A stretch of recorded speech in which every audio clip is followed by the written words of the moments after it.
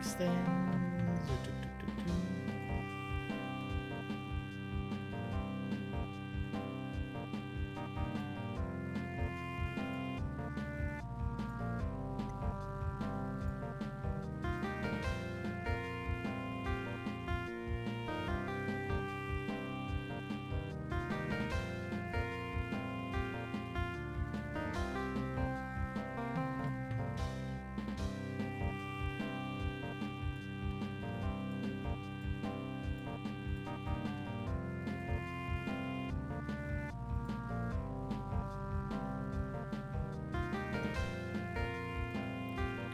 Alright, we're officially back after doing a whole bunch of tinkering.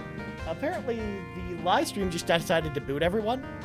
I don't know why, but everything should be working now, it looks like.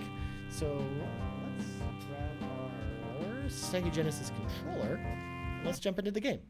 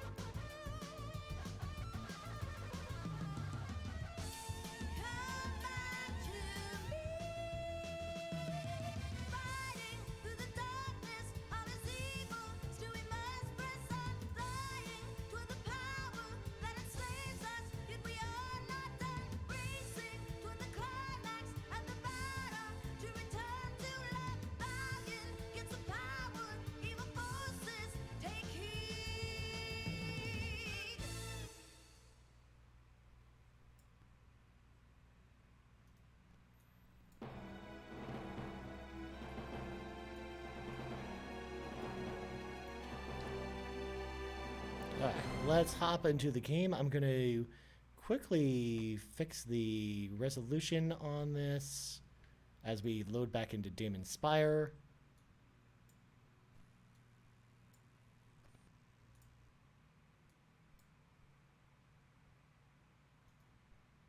And there went the game. Hello? What's going on, Elgato? There we go. So let's do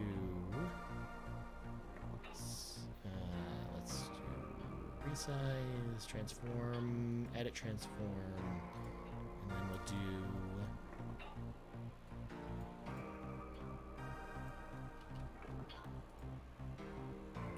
do 1600 by 1200. There. And let's move this up here. It's gonna get cut off a little bit.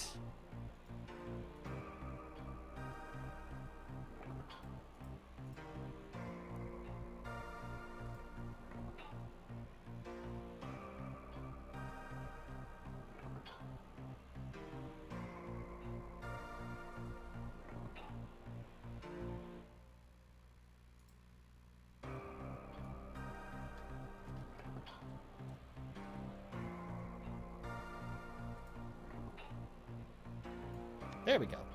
Everything looks all perfectly square, which is the way it should be. So we should be good to go. So let me pull this back up. Okay. So where last we left off, we actually are trying to go to the cave of the Red Dragon, but before we do that, we need to take a little trip to Damon's Spire, which is like this giant, you know, circular building, a spire, if you will. And we're essentially going there to basically find a way into the Red Dragon Cave, which is this big volcano, essentially. So let's begin.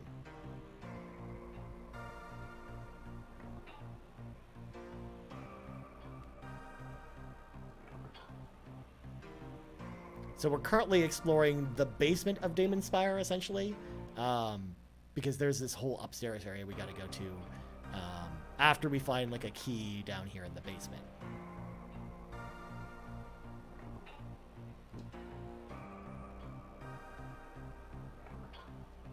Holy smoke.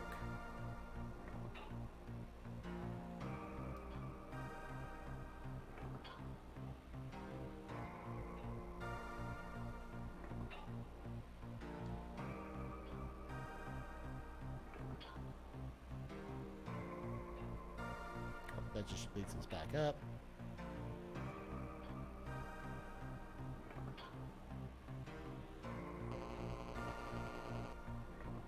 So that just knocks back the front entrance.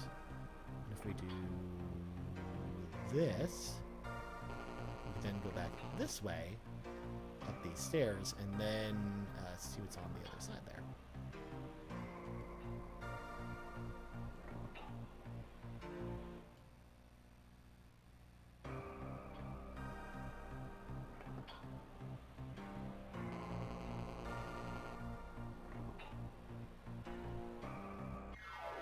Finally, I was amazed we actually didn't run into enemies while we were just running around like that. So these ghosts can only be hurt by magic, and these other guys can only be... They're only really weak to normal attacks.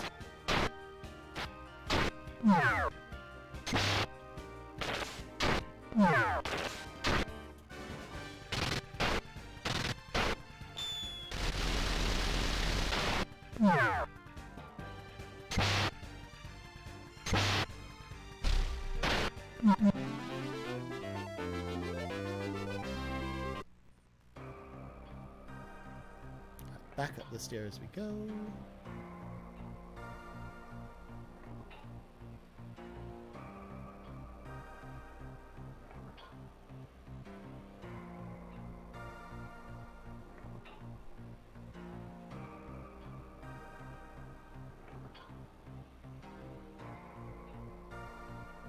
So we've got to find a way to basically be on the side with the top door being closed, but that entranceway closed too. We'll flee.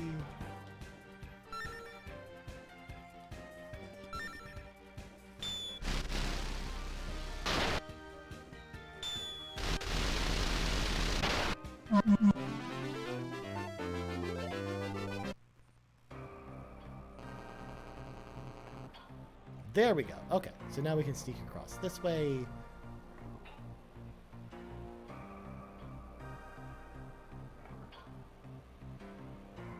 Because if memory serves, I'm pretty sure the key that we need is in one of these random treasure chests.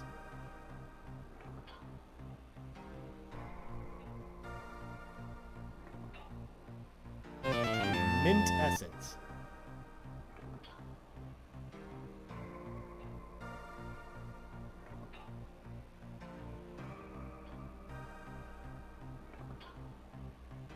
I don't think they're there.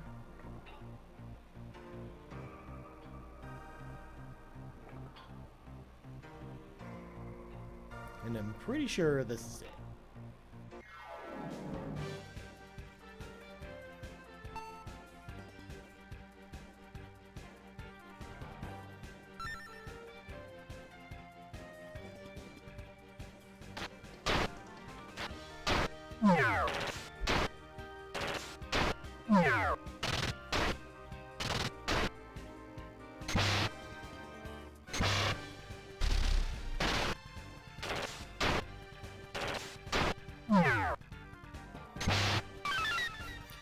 Again, that big guy hits really hard. It like almost kills Kyle in one hit, which is kind of crazy.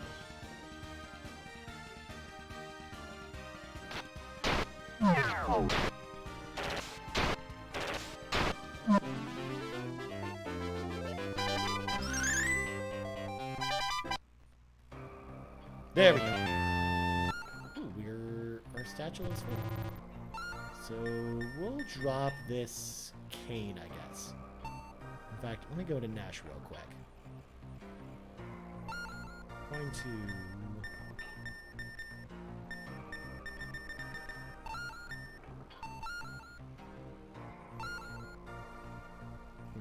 Okay, let's use some Calm Litany, and then restore some of her MP a bit, just so I can free up some space in our inventory, because we're going to need it.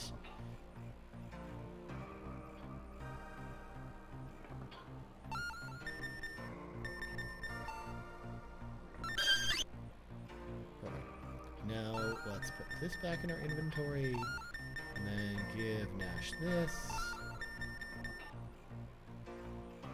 And then we should probably be good for now.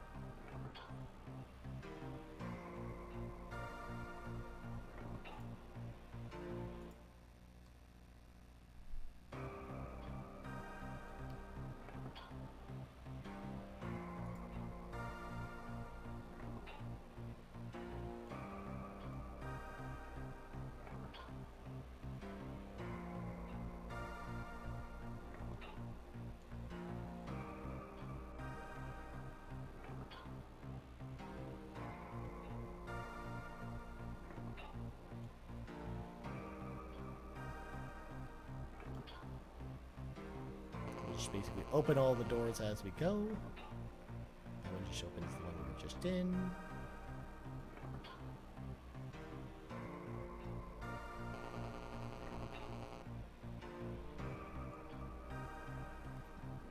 And let me just re-throw out there the new link real quick.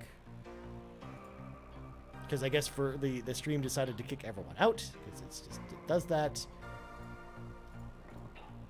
Let's go to YouTube. Let's grab this link.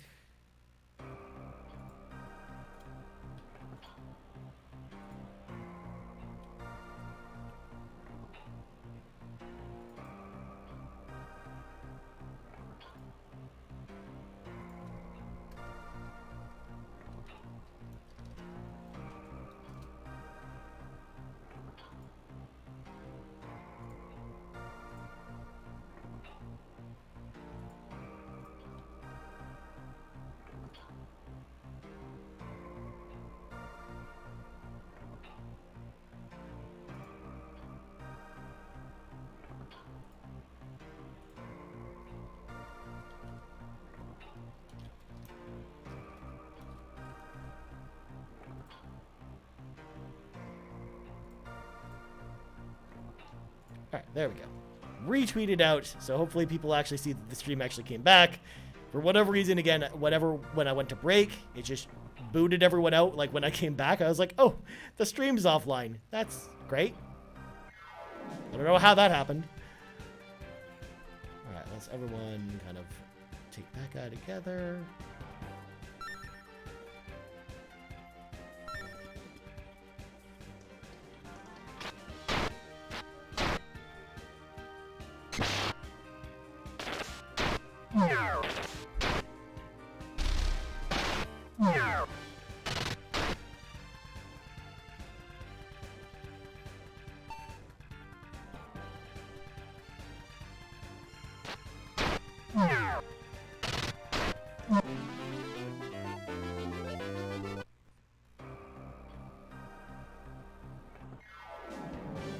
And this is a fight, fraught with trouble. Let's just wait.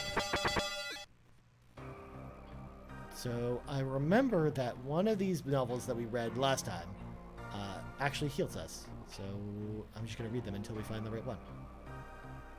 There we go. So now we're back to full health, but not full magic.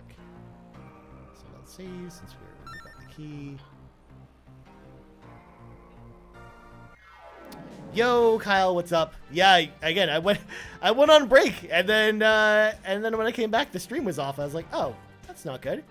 So, there we go. We're back. I hope you were having a wonderful, wonderful day today, dude. Although it's like, you know, normal Thursday, so probably a normal work day.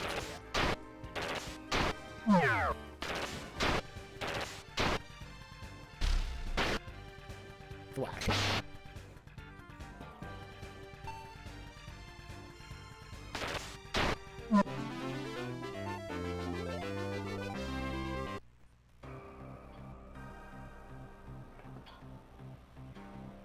Alright, so we can finally unlock this door.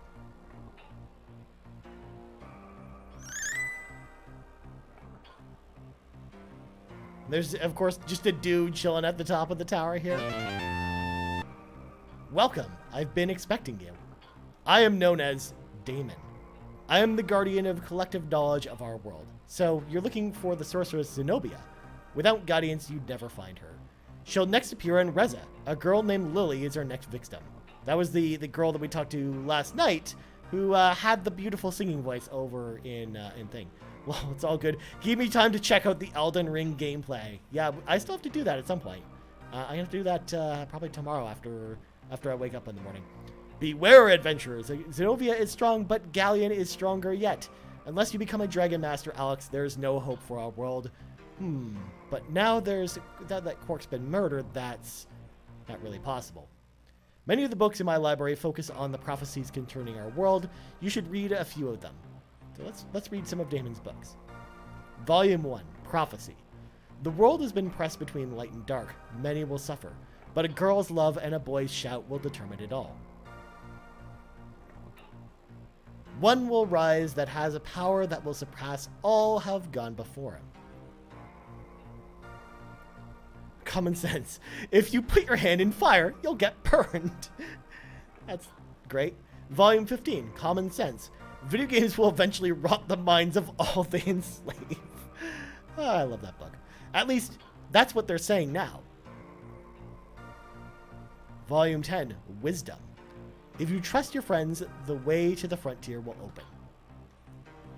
Volume 9, Errata. In a shimmering fountain, the lovely maidens play like dazzling fish. We'll get to that later. Volume 5, Lineage. I, Damon, keeper of collected knowledge, have no heir to leave it to. That's it? That's what he wrote in a book? Volume 7, Power. The power of the lost dragons is power of justice. It can be found in tiny things.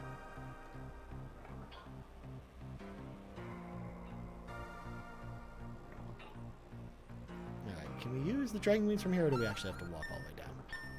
Oh, we can. Oh, we can even teleport right back here if we want to. So let's head to Reza next.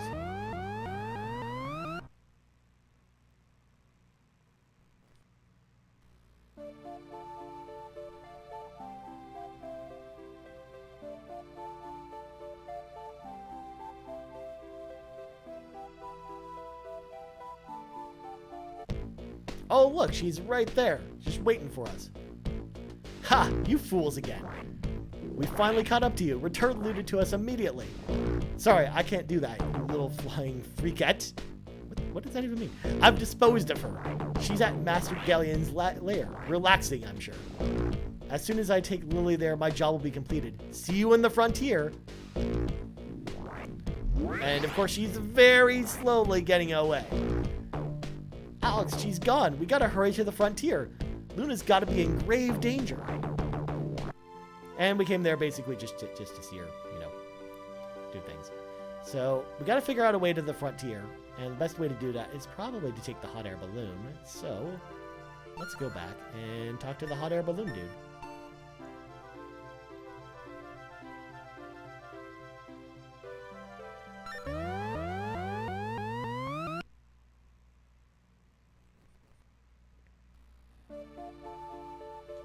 Also, how are we doing for money? I think we've had enough for some upgrades. So we can sell the essences. We don't really use them for anything. So with the music box, the holy flute,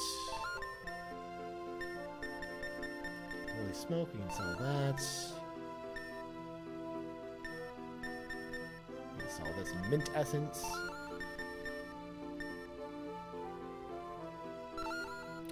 So we should buy the scimitar and the mace.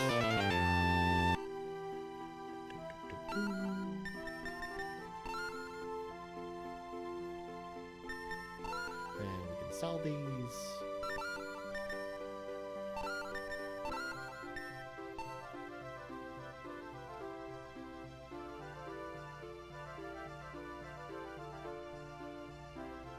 Oh, I'm sorry. It's just as I feared. The balloon crashed, didn't it? I can't tell you how really sorry I am. Yeah, but and we can't fully express how sore we all are. Thanks a lot. You guys are tough. I'm amazed you didn't get hurt worse in the crash. I guess I'm just not as skilled enough to make complicated machines yet. If you really want to fly, you'd better go see Master Mike, my mentor. Alright, so next thing we should do is... Oh, we should get out of this house first. Alright, so we teleport to Damon Spire, and I think we can walk to the Red Dragon Cave from there.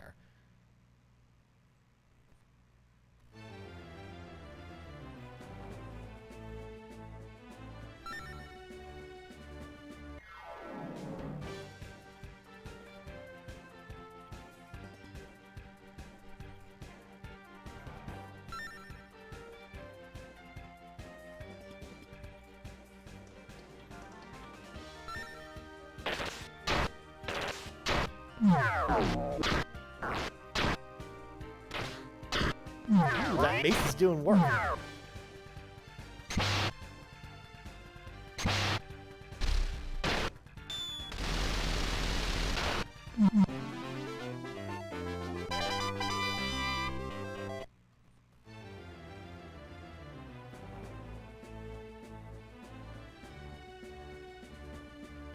Let's heal up.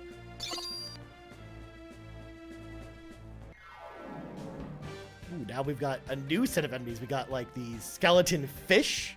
We've got these weird scorpion things.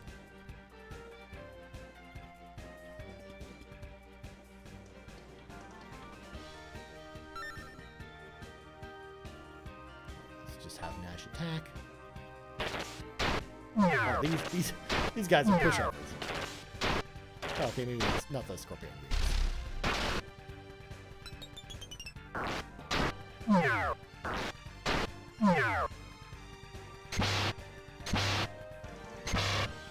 Jesus, 3 attacks? Have to watch out for these fish dudes.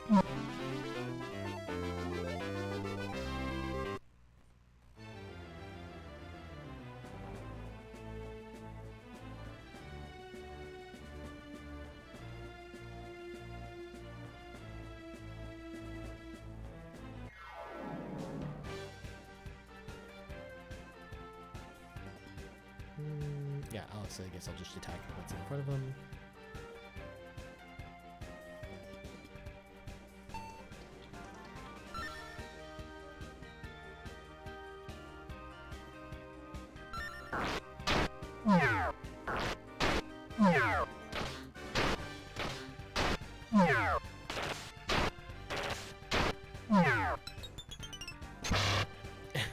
And there goes Jessica.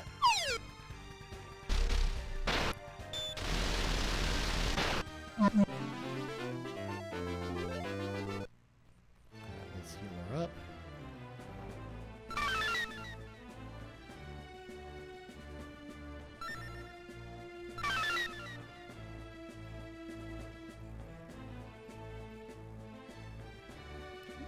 Let's go to this magic shrine. Let's do a couple more of these. There we go. Magic restored. And now we can go to the Red Dragon's Cave.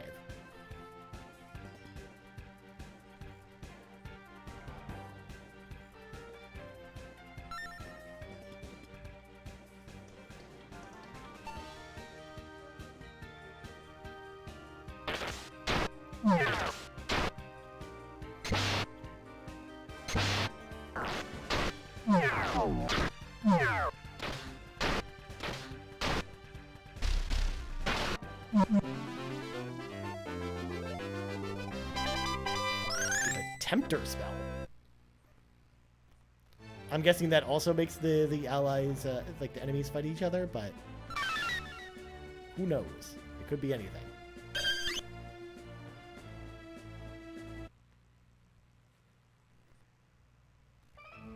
Alright, time for the Red Dragon Kid. Use the spirit of the rain cloud. Alex, look! Woo! That made it cool in here. I mean, it still looks like it's, you know, pretty much on fire, but, you know, at least it's probably at least somewhat cooler in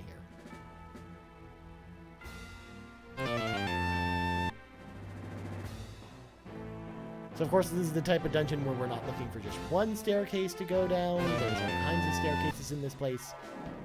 So it's going to be a bit of a walk.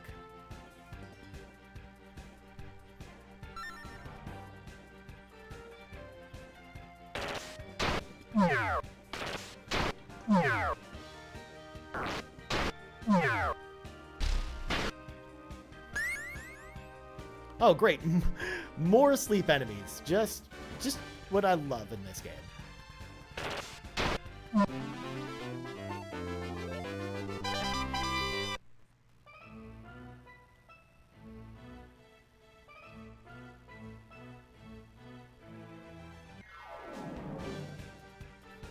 We just got a weird face that's going to start attacking us.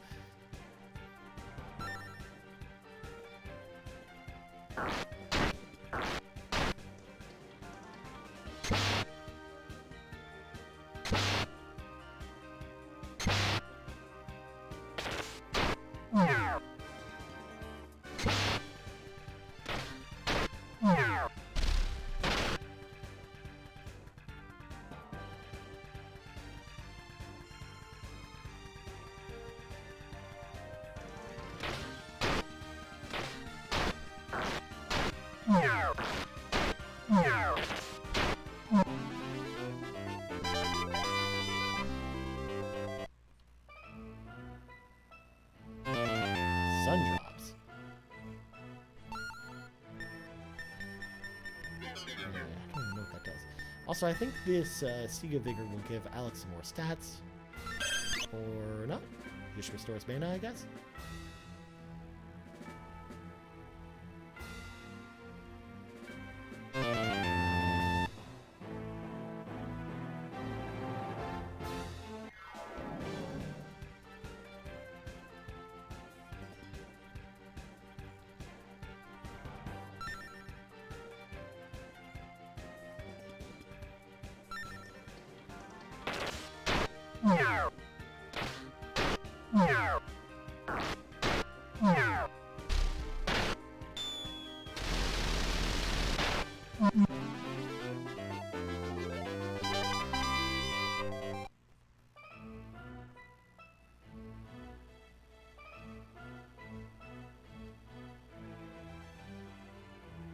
So we've got two entrances here. Which one's the right one?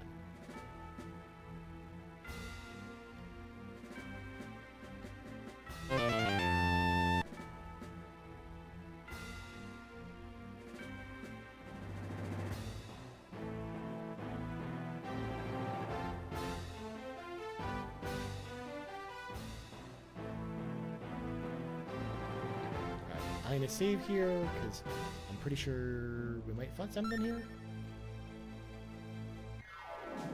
Well, okay, normal battle, but let's do this.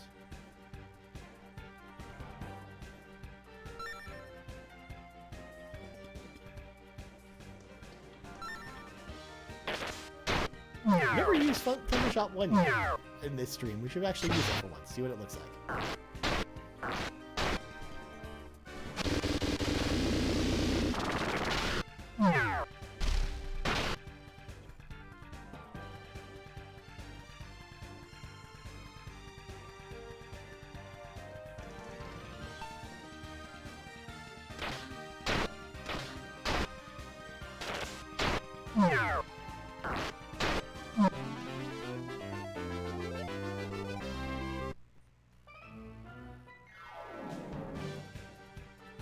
Again with the stupid sleeping enemies. I don't love these guys. Let's just use Mia's magic.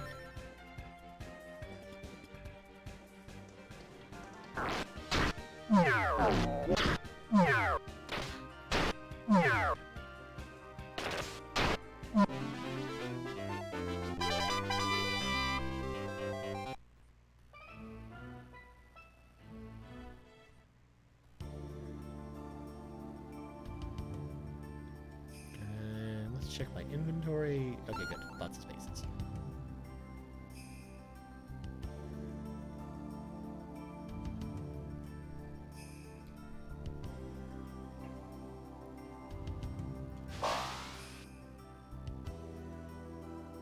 Oh, young adventurers, I am the Red Dragon. My spirit is fading, but never here. Take my power. Never here. Never fear, but you know, whatever. Close enough.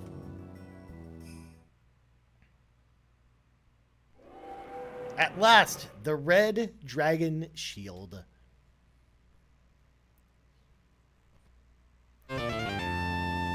Alex, look, it has to be the shield of the Red Dragon.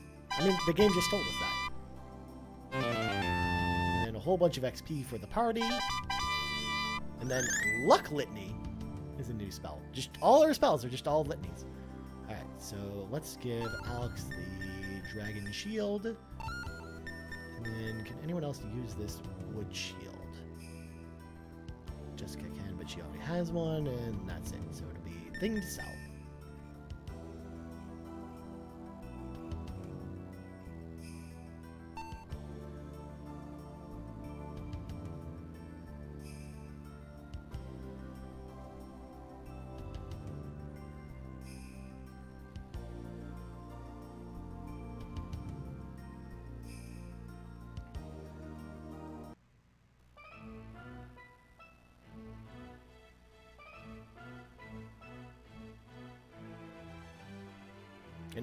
And now to find our way out of this crazy maze, essentially.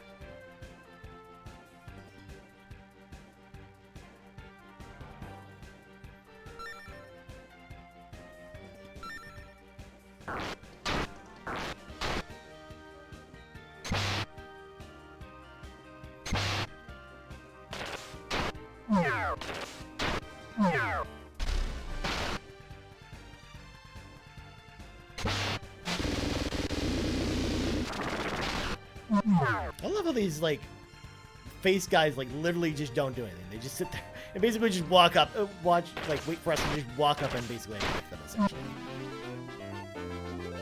So, I mean, they don't have any legs, so, I mean, they probably can't move or anything, because they're just a big face that exists.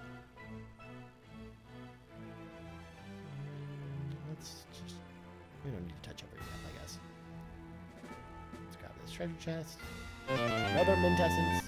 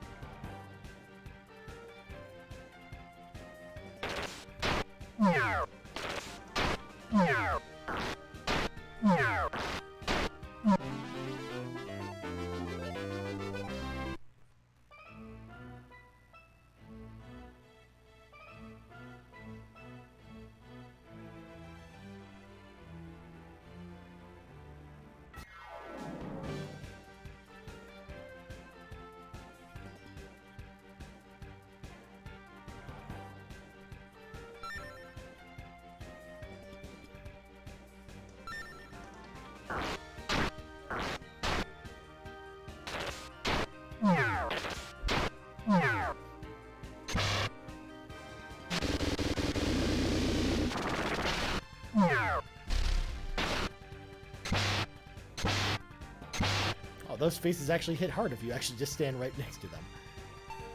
Apparently, I guess they, like, chew on you or something? Spit on you? I don't really know what kind of attack just a giant head does.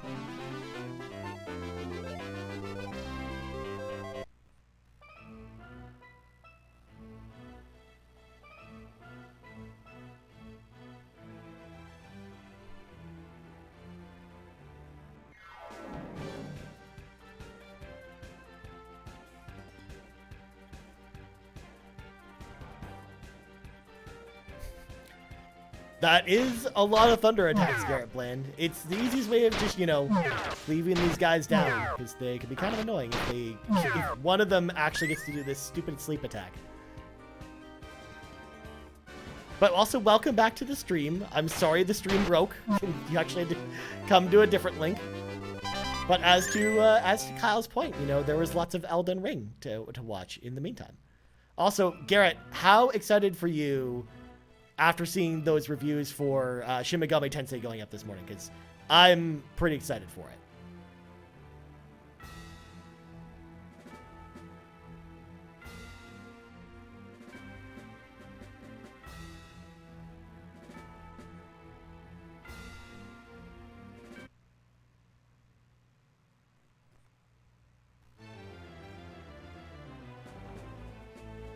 All right, let's heal up the party.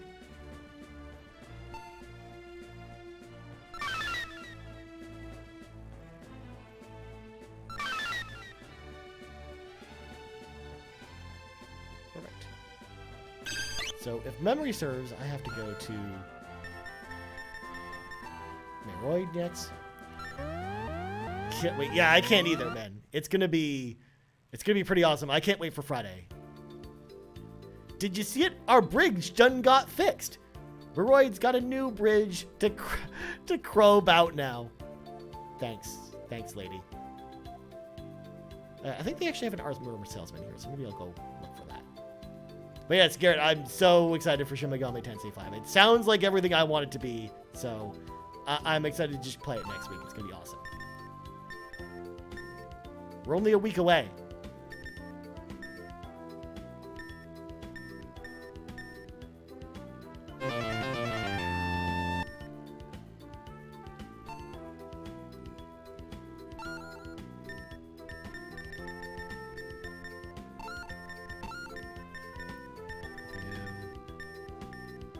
Sell some stuff first.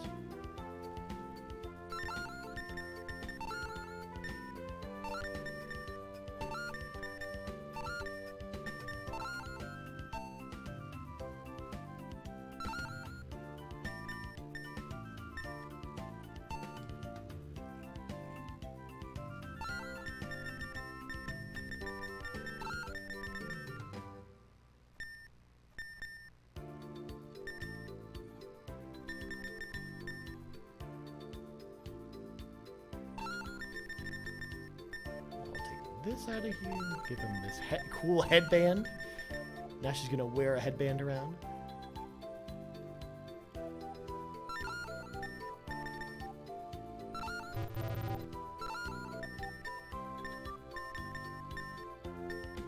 Yeah, that's it for now.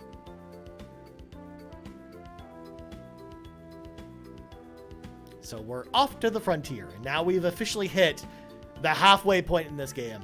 And it's only 1:30, so we still got 12 hours to go to finish this game. Also, there's a new weapon shop over here. Let's see what they got.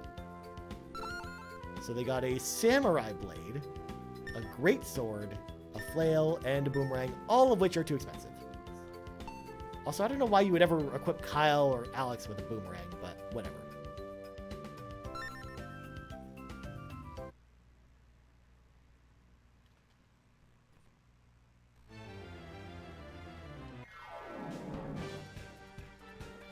So we got some, like, troll dude with a big piece of wood, and then some, like, cackling wizard-looking guys.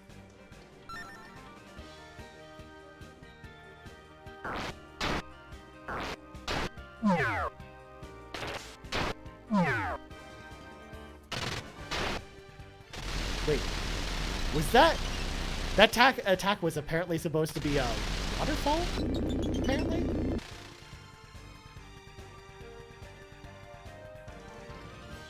Yo, Mitch Power, how are you doing, my friend? I hope you're having a wonderful, wonderful Thursday afternoon, assuming it's the afternoon where you are. I mean, currently it's afternoon here, but either way, I hope your Thursday is going well, my friend. We are playing some Sega CD. We are playing Lunar the Silver Star on the Sega CD. Because, you know, every good Extra Life stream needs a good Sega CD game, let me tell you why.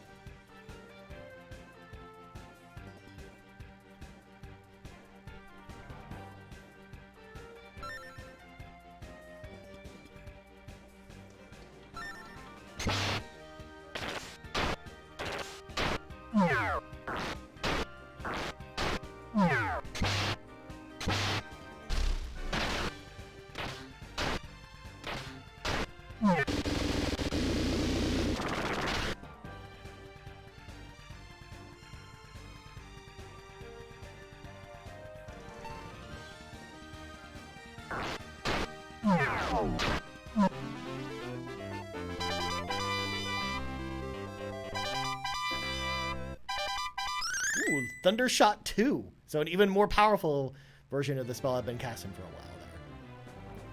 This place is known as the Transmission Spring, but it hasn't been used in over 10 years. No one around here knows how to operate this spring anymore, so leave me alone. Apparently he does not like people talking to him.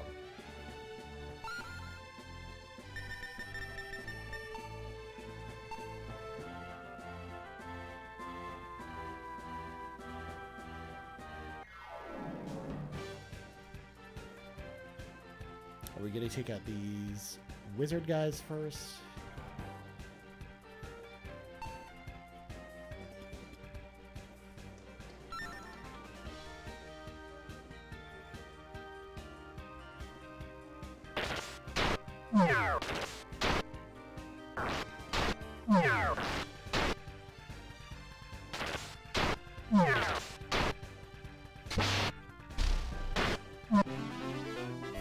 Well, I guess he was only missing like, he only had like 16 health left after being attacked once. Let's heal. Oh man, that's a whole bunch of those things. Okay, let's do this.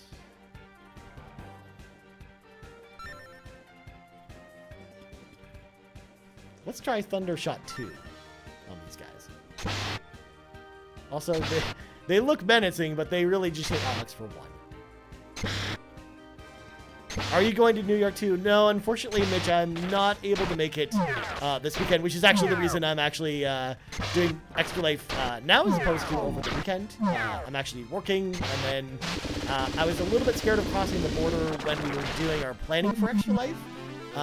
So I wasn't really able to, you know, change course too quickly, unfortunately. So I'm not able to make it this year, but I will be there for sure next year, 110%. Like that's the goal for next year, is to be there in person for the first time, because I still haven't been in person before. So I'm excited about it, but unfortunately I'm not going to be there this weekend.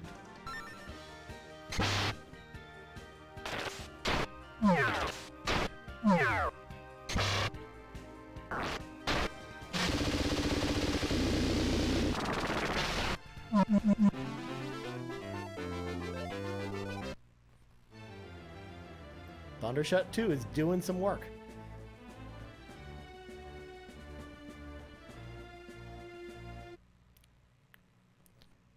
Do we have dates for next year? So they always do next year's game day, like every year's game day, on the very first weekend of November. So looking at my calendar, it looks like it's going to be the 5th and 6th of next year. So even though we haven't got the official confirmation that that's what's going to happen, I mean, I can pretty much guarantee you it'll be those dates. Because especially like Phoenix Overdrive always does the event on game day, and game day is always the first week of November. So yeah, I would say pencil in on your calendar or your whiteboard November 5th and 6th for those dates.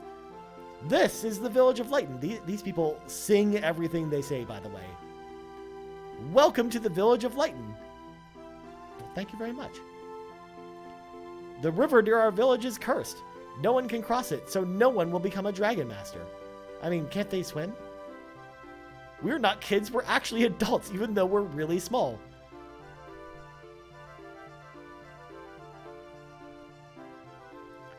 Long, long ago, a boy named Dime came to this village free. A mage came along and broke the curse so the river could recede. The way was then opened to get to the Dragon Blue. Couldn't go this year because I got a request to go with no PTO available. Yeah, because I was going to be probably in the same situation, so I was just like, yeah, this year is not going to work out. But next year, I think with a lot more planning and knowing that like everything should be, safe for the event, I think I'll feel much more comfortable making the plans to go next year versus this year ahead of time. Good afternoon, my friend. Good afternoon, Court Lalonde. I hope you're having a wonderful, wonderful Thursday afternoon up in Toronto. We're currently back at it with the Sega CD trade. I'm a magician here. I had a dream about a boy that would become a dragon master.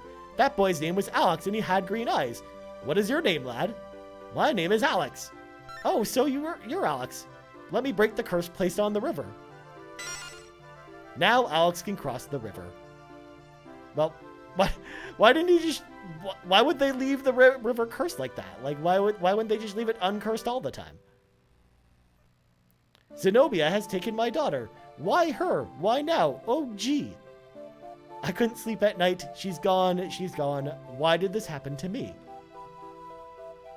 I mean, all these people in this village sing, so, like, they're basically kidnapping a bunch of singers for some kind of evil plot, but, like, in theory, they could capture, like, all the people from this village that sing. Let's sell this mint essence. We'll keep those vigor peaches.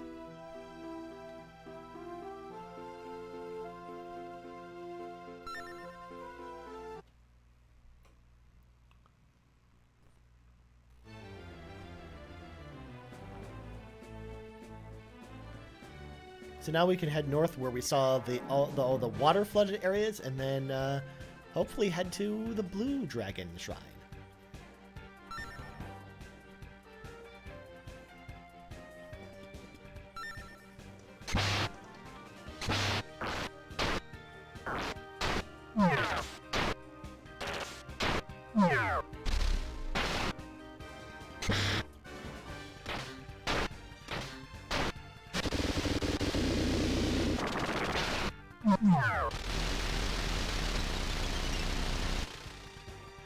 Oh god, more freezing stuff. Alright, everyone just attack this fool.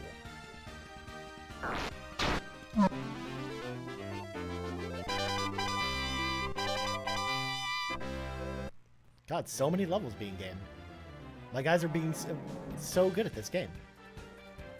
Okay, let's attack that one. Attack that one. Do that. Attack here and do this.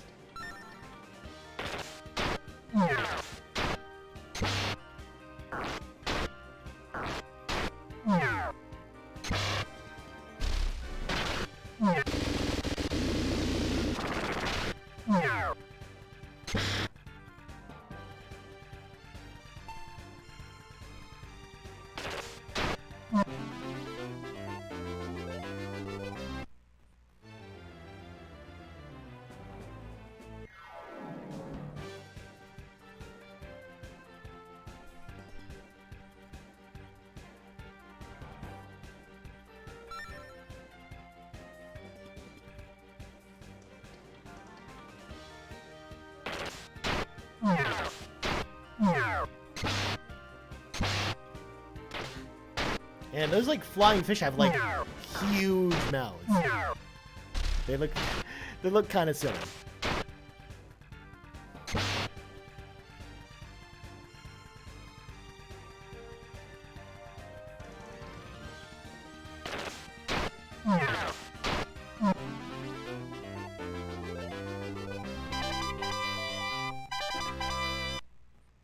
Also, apparently the curse of the river is that they didn't have rocks to help people across the river. Apparently that's a thing. We can get all of our magic back.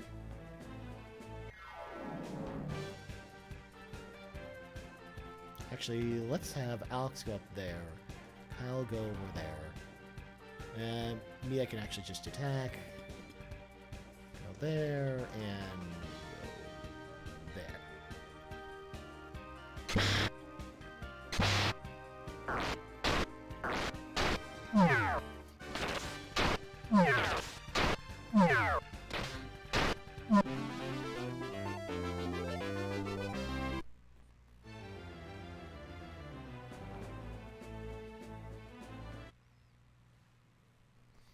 All right, here we are, the Blue Dragon Cave. So we're trying to collect all of the pieces of the dragon armor so that Alex can become a dragon master and essentially save the day.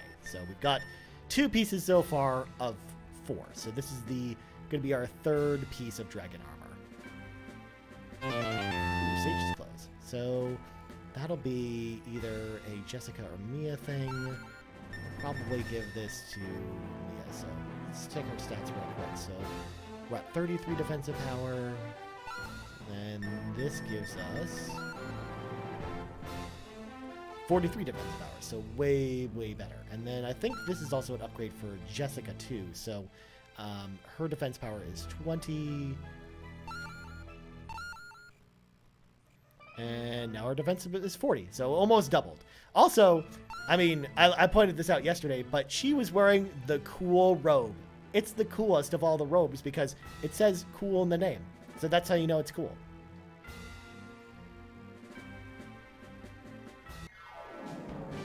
Ooh, we got like liquid dragon heads essentially that we're fighting.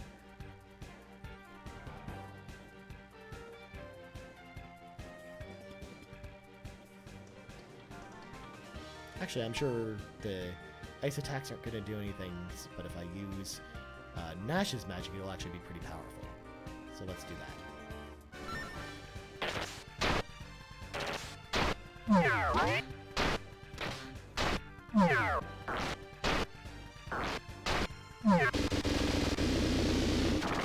Or it does nothing. So I guess we're attacking these things all the way, I guess.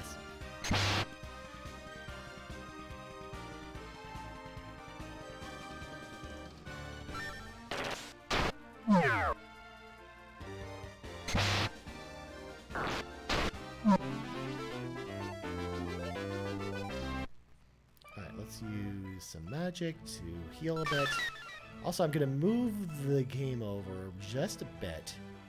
There. So even though it's not centered and looking all fancy, you'll actually be able to see everything on the screen now, which will be nice.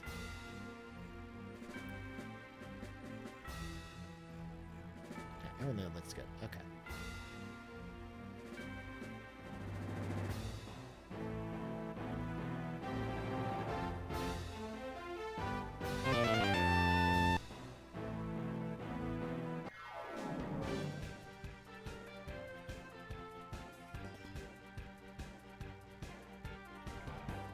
Yo, Bowser, good afternoon. I hope you're having a wonderful, wonderful Thursday morning or afternoon or evening, depending on where you are in the world. We are back playing Sega CD once again with Lunar the Silver Star. We're going to finish this gosh darn game today. It's going to be great.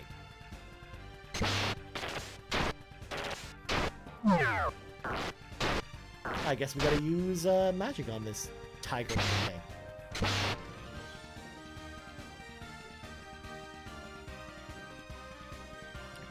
Use Flame Bomb, attack that one, and then we'll use Thunder Bomb.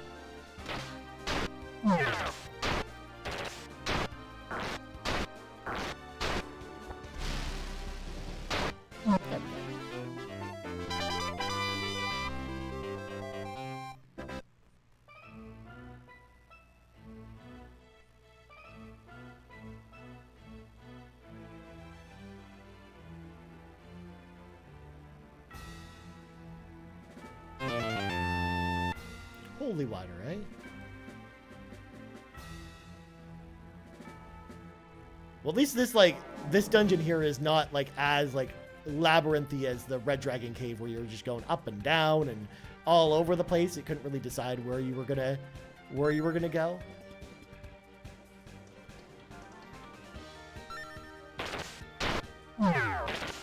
Excellent. Oh, Alex, if only you attacked the right enemy.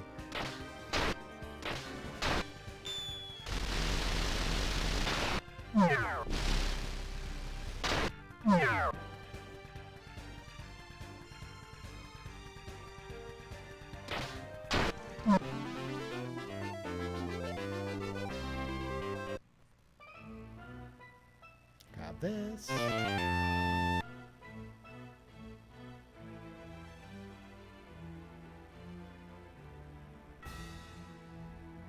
Let's see if there's anything useful over here first. Light barrier.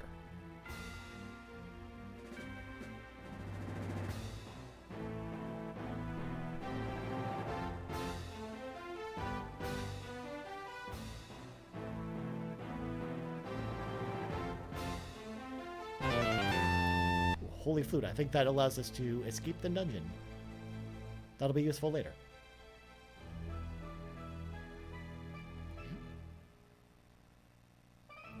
Also, I like it, like how different the look of this cave is versus a lot of the other caves we saw in the earlier game. U.S. East Coast. It's currently post-lunch sleepy time. I wish I could just curl up and take a nap. I understand that feeling, my friend. It is almost like 2 in the afternoon, which is nice. I can't believe we've been live for 3 hours now. That's pretty awesome. But yes, like this is the I can imagine it's just like, oh, just gonna curl up in bed, especially with like it being like 5 degrees outside here in Canada. I don't know if it's actually cold for you there, but that's like perfect time to take like an afternoon nap essentially.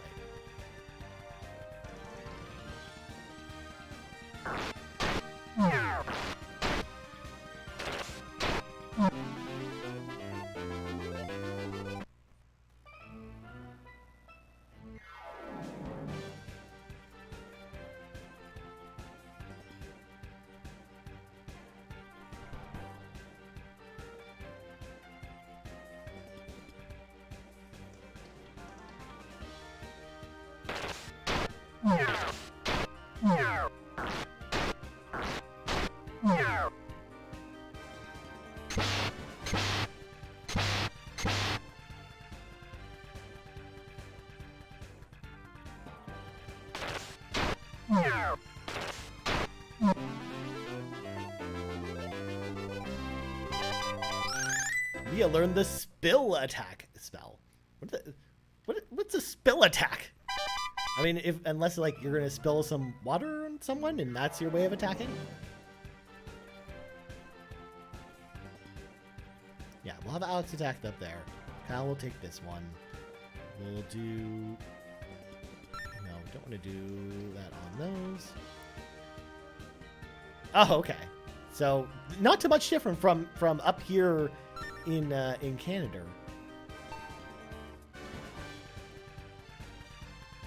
Because I'm up here in beautiful London, Ontario, Canada, where it's, you know, just finally getting ready for winter. It's finally, we're finally almost here before it starts snowing again.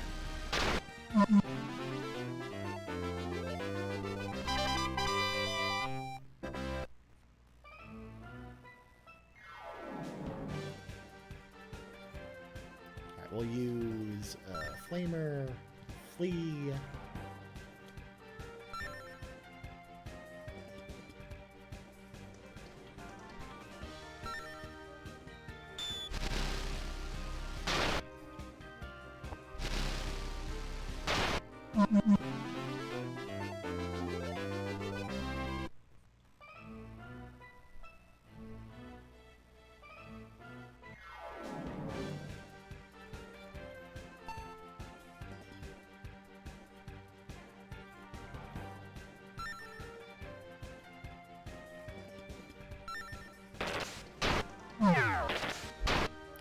They attacked the right enemies for once.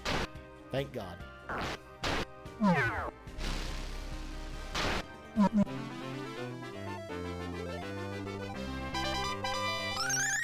Holy Defender spell. We're getting some good XP in this dungeon.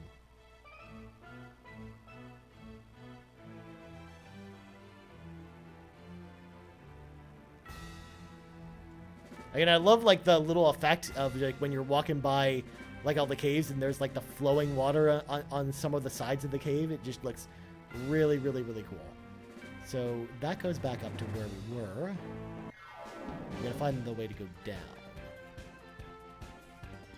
I'm in the greater Pittsburgh area, so not too far. Yeah, I mean, you guys probably actually get pretty similar weather to us up here. Not too different.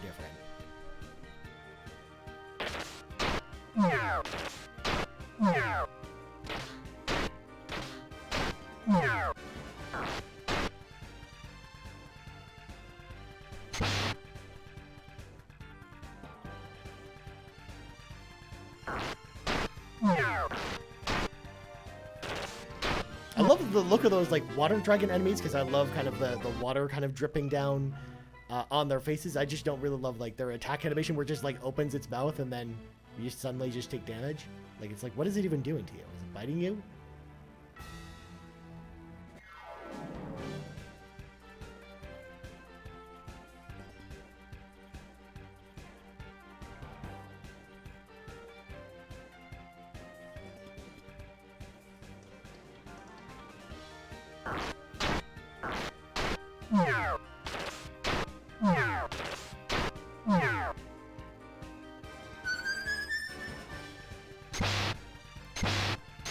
Red status effect. I think that's actually confuse.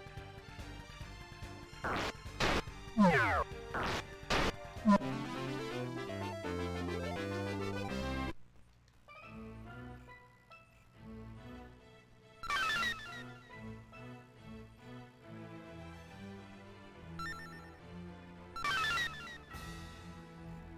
everyone should be close to full again. Right, there it is down there. Holy shield. Let's discard.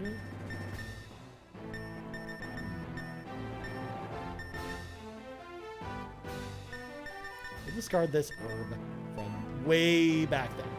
So the holy shield, I think, actually does a lot of defense. And yeah, I guess we'll give it to Jessica.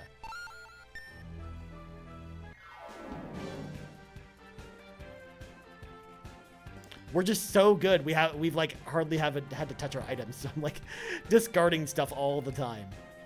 We're just too good at games, you guys. Too good at games.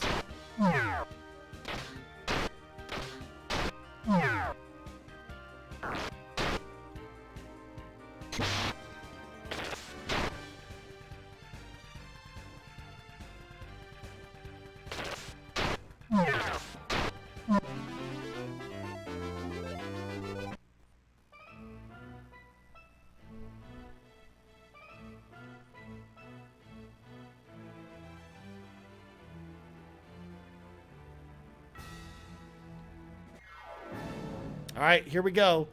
Uh-oh, we're in for it now. It's the Brainiac. What is that? Again, what does that even mean? How did they even know that's the Brainiac, that that's even a thing that exists? All right, let's try it. Let's do some Dragon Fire here.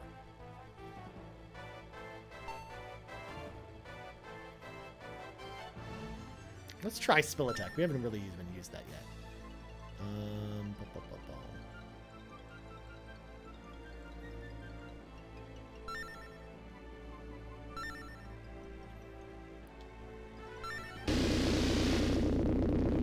Oh, look at that fiery dragon and the fire just coming across the screen. It's very fancy.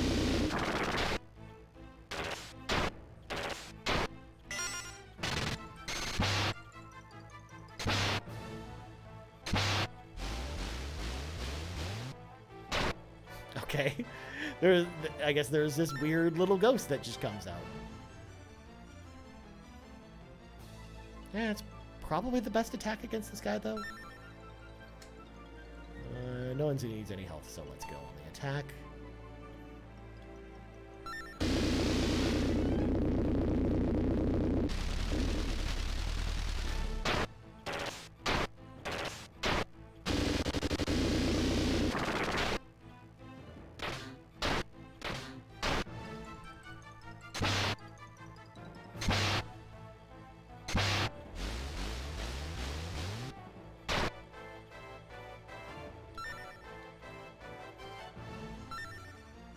about a calm litany?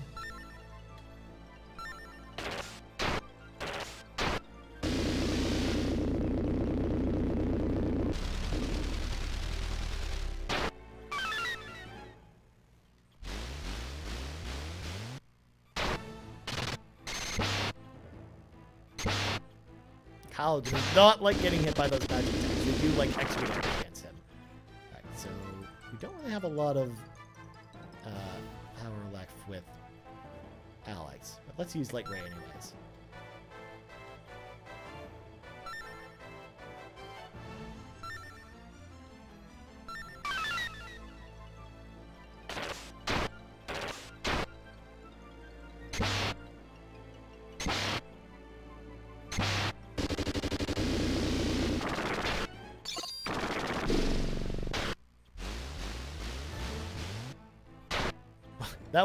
That wasn't very epic. It just I was expecting Light Ray to be like this cool little thing, but it's just like this little little tiny like flame attack essentially. All right, let's just attack with Jessica. Oh, there we go. Alex's party has won the battle. We beat the Brainiac. Ooh, Bright Blast. I'm guessing that's just the Light Ray spell, but just attacking multiple enemies. And then we learned Ice Wall with Mia, which I think is another more powerful ice spell.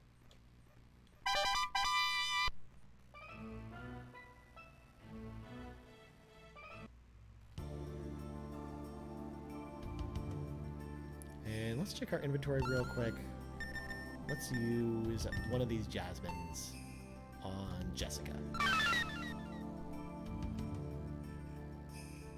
Perfect.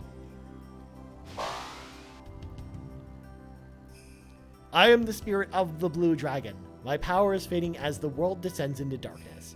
Take my helmet and remember this. Evil cannot stand before the one who remains true to their heart.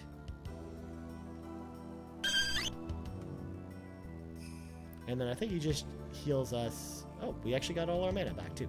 Nice. Look, it's the blue dragon's helmet. So there we go. We got one more piece left of the Dragon Master's equipment, and then we've got everything. Alex, this is the third piece of dragon gear we've collected. We've learned Dragon Tier, so another dragon spell, and then a whole bunch of XP. Alright, so let's give Alex this helmet. And then we'll give this helmet to Kyle, and then I don't think anyone else can use helmets, so we'll actually sell this.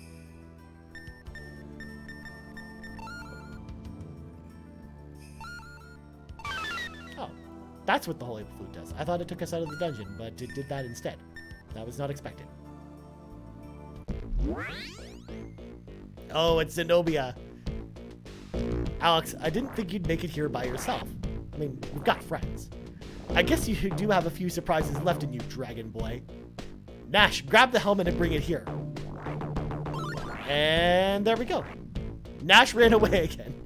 Yes, Mistress Zenobia, as you wish.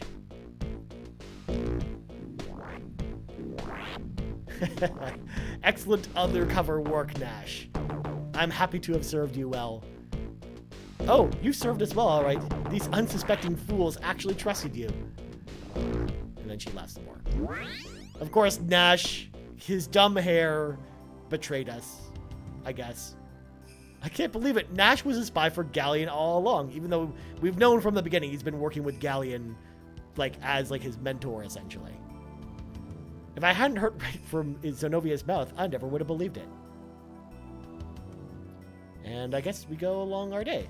That's, so let me go back and give Alex the summon instead for now.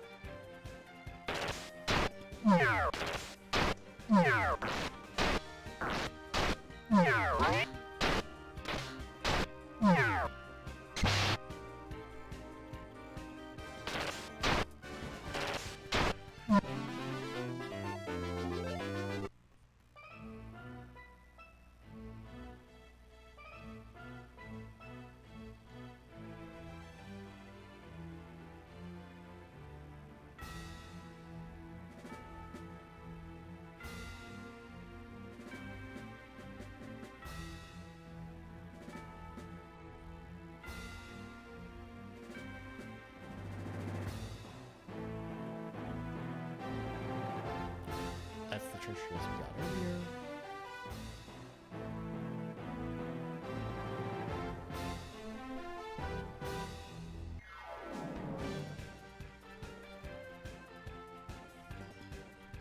Of course, it's going to be kind of more annoying to kill these magic-only enemies because we don't have Nash anymore.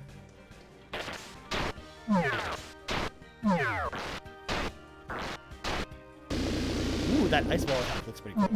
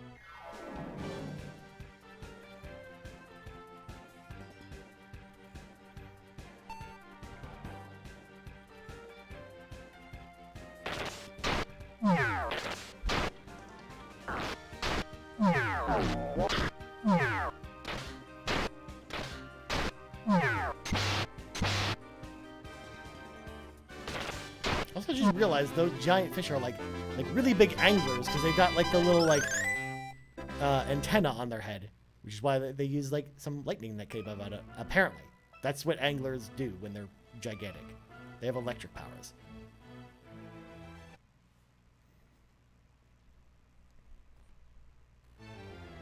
Alright, so we should be able to just take the dragon wings from here back to town.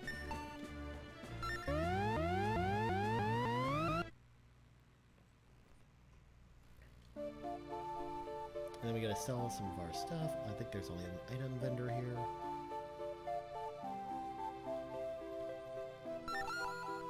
So we can sell that. Sell that. The light berry is actually worth something. Let's not sell it right away. Sell that. I still wish we could just, like, get rid of this prison key or, like, do something else with it rather than it having, like, cluttering up our inventory here.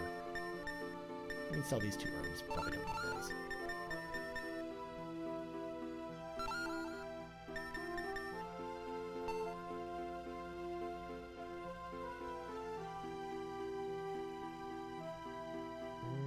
So we're not going to go for magic, so let's go take this to the shrine, heal up, and then we'll head head back and then start heading towards the frontier.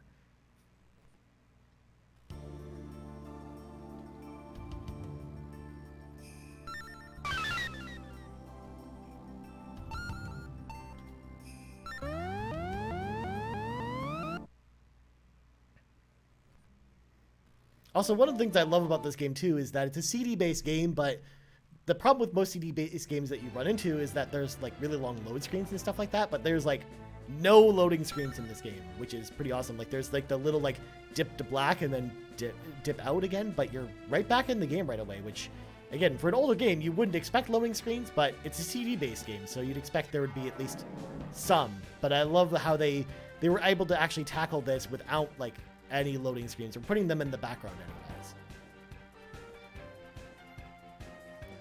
We use Blizzard on these guys. See how what that does.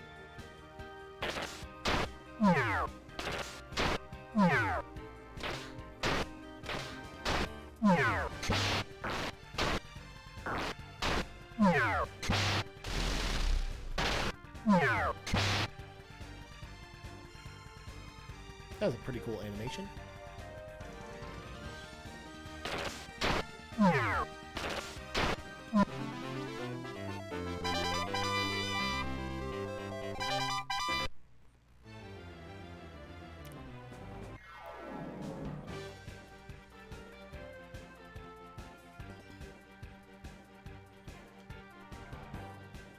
Let's use Ice Wall and then attack there.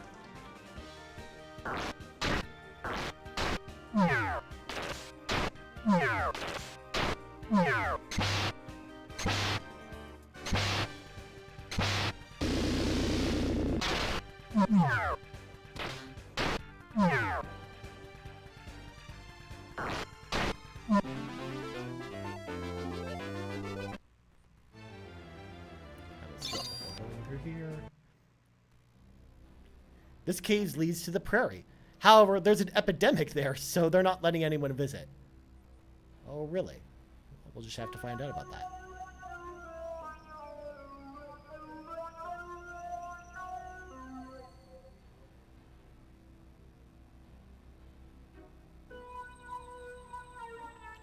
This fissure is a snap for me to cross, but I guess it's a little harder for you.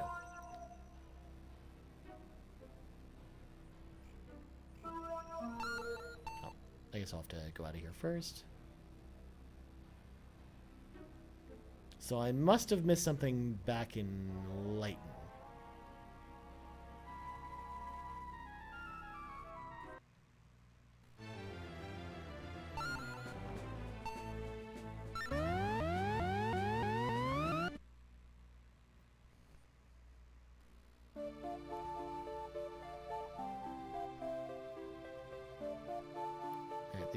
That's the same dialogue we saw earlier. I'm trying to remember which house it was. I think it's this one or this one up here.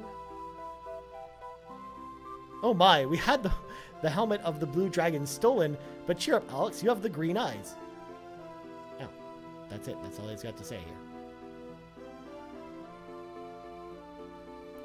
The Vile tribe lives to oppose us, all that is good in the world. There's a spring called the Fountain of Transfer between Lighton and Moroid, but we can't use it because its waters have dried up. But like, it's like really easy to walk there.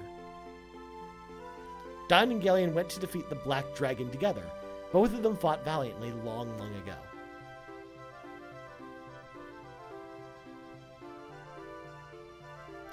And this is just the same dialogue as before. Same with that. Maybe if we go back to the fountain, it might actually work this time.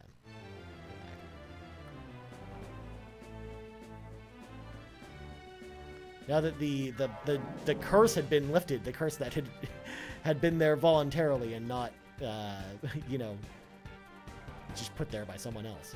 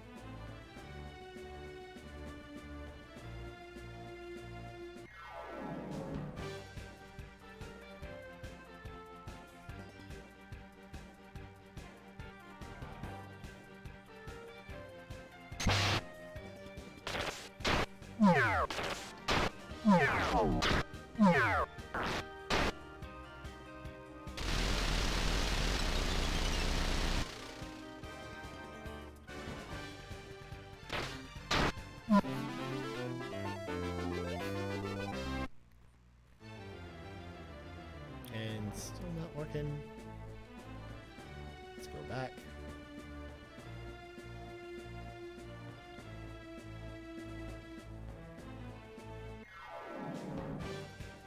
Now, I would normally go by the spring and go use the soap there, but I don't want to.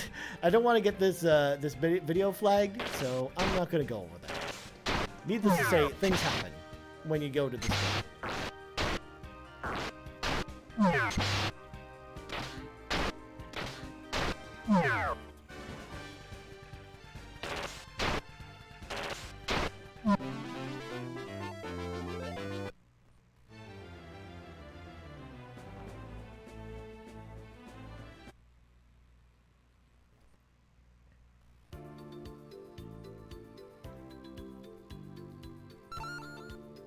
We could actually probably buy the samurai blade if I sell something.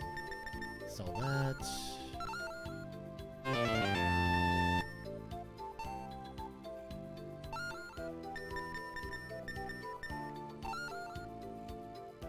Samurai blade even is in the first place. Like, how would they know even to make that?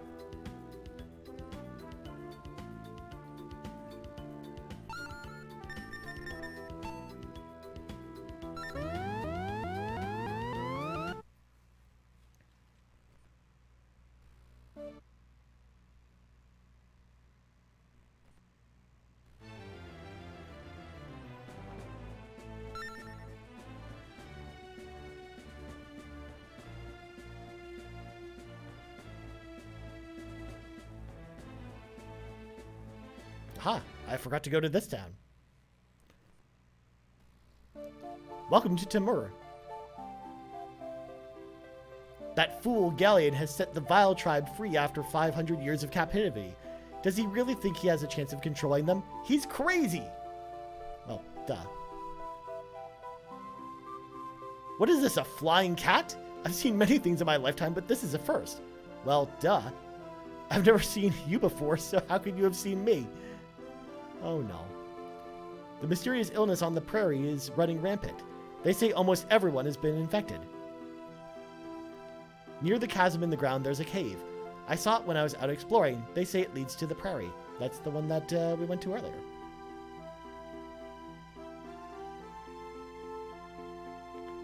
If I remember correctly, I think we walk around enough and we meet one of our new characters. I was just married, but my husband was kidnapped by Tabin soldiers. Oh, you poor girl. I can sit here and console you in this time of... You get smacked in the face. Do you ever turn that thing off? Jeez.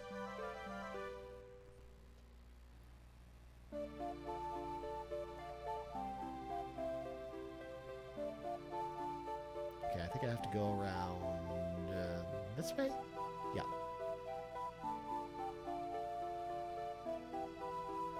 Head out here to the old ranch. We got another cutscene. My name is Tempest, and this is Fresca. We're from the Plains tribe.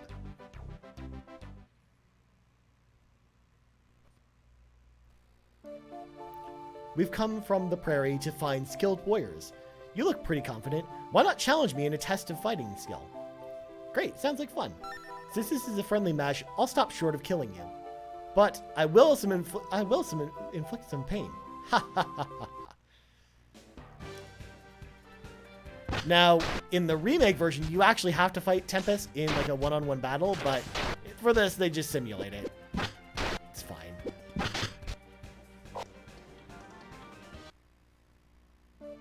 Hey, you're pretty good. Out of all the men I fought, you're the second strongest. The strongest guy I ever fought was this weird fellow who went by the name of Lake. Say, I may have use for your skills later, Alex. That's, setting up for something. We need strong warriors to protect the people of the prairie from the illness. Tempest and I have come from the prairie to search for such ones. If you plan on going to the prairie, please help us finding a cure for this disease.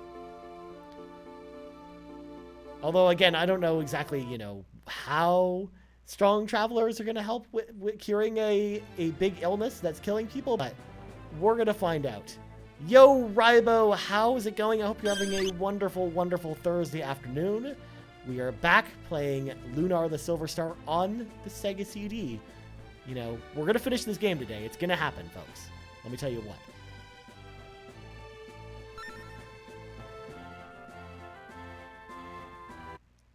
Now we'll go to this weird castle with a bunch of pipes. Hello, and a big unwelcome to Mite's laboratory retreat. Master Mite is a recluse who shuns all social contact. He wouldn't meet with strangers, so you should go away. It's important to grab this place with the wings now, though, because it'll be useful later.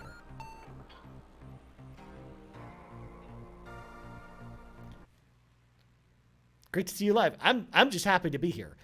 I mean, I'm amazed, you know, the stream is held together this long over the last couple days, because usually the reason I don't stream is just my internet connection is not very good. So the upload gets bottlenecked, and a lot of times it just goes offline. So I'm actually glad that it's been working, even though we did have an issue earlier today where it just disconnected the stream out of nowhere.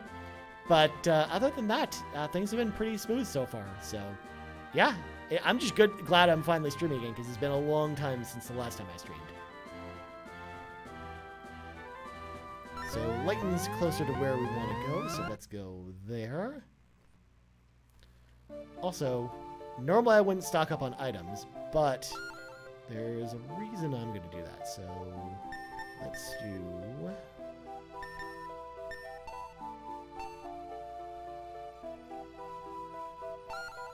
put a couple of these back. And let's buy a bunch of commerce.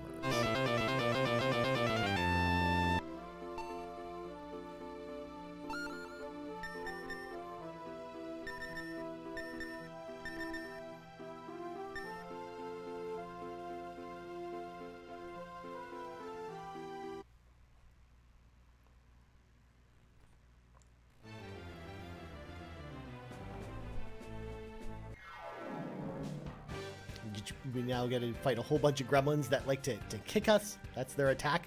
They just like jump up off their feet and kick us in the face.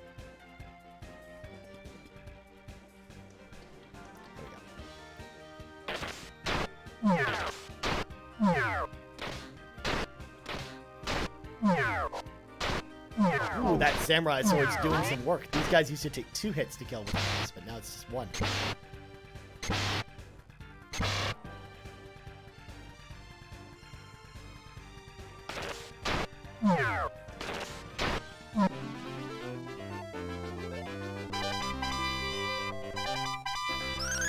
Mia has learned the Spilter spell.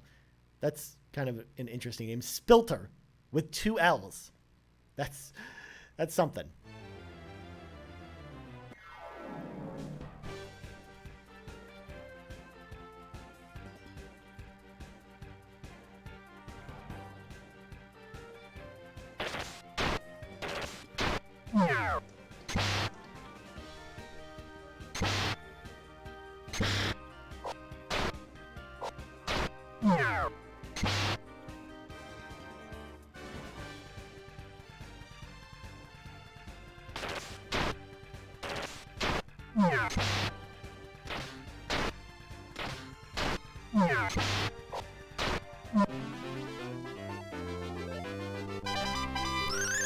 Rest litany spell. I'm pretty sure that's actually finally we got like the more powerful litany spell above Little Litany. So let's see if they'll let us visit.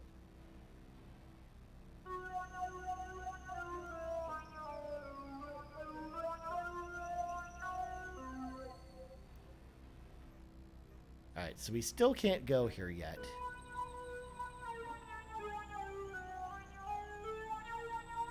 So there must be something in town that I missed.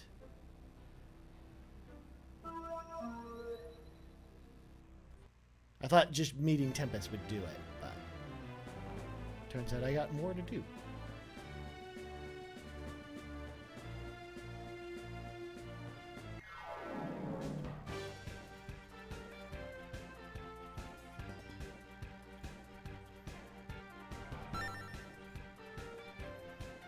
Yeah, let's see what this filter spell does. I can't even remember. It's been so long since I played this game that I don't remember, like, what half of, like, these weird spell names actually even do. Oh, it summons a little ghost that hits him.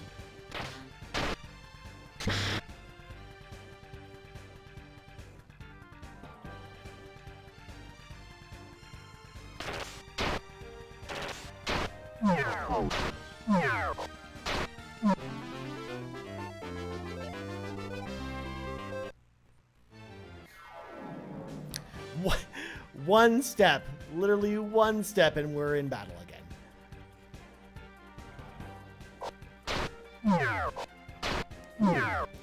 Alex is now killing these guys in one hit. He's actually more powerful than Kyle for once.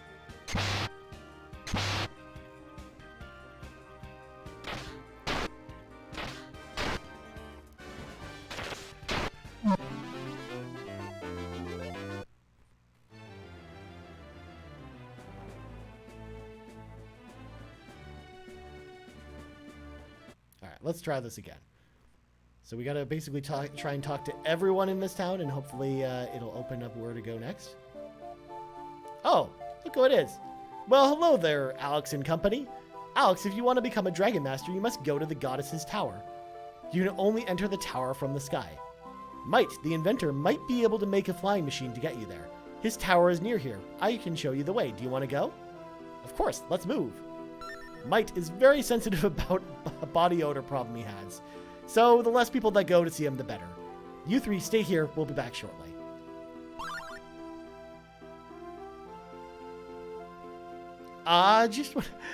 Just the thought of getting away from this rodent is lifting my spirits. I could say the same thing about you, you little flea-bitten no-brain rogue. Jesus, he's so mean to poor Null. We'll be waiting right here for you guys to come back. Null, keep an eye on Alex, okay? Please be careful. We'll be waiting for you. All right, let's go to Might's Tower. And now that we got Lake in our party, which for some reason, so they name him Lake with an E in all of the text, like whenever he's talking, but then here in his character screen, he's just Lack or Lake without an E at the end, which is bizarre. It's like, which one is it? He's also level 95, and he destroys things. So this is going to be fun.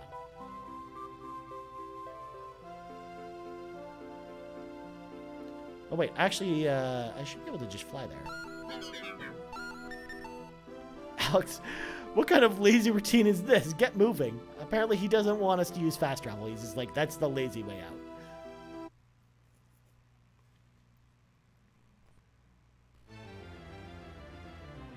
I think it's over here. I saw it. Nope. There we go.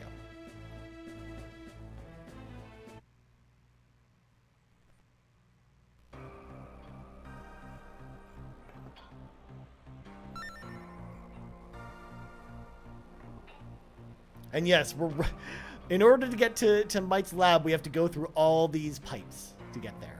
And it's kind of confusing, so this is going to be fun. Hopefully I don't get too lost.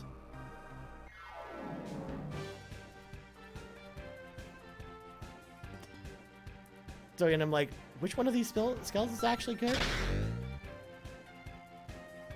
Oh, Lake doesn't even have a level 1 either.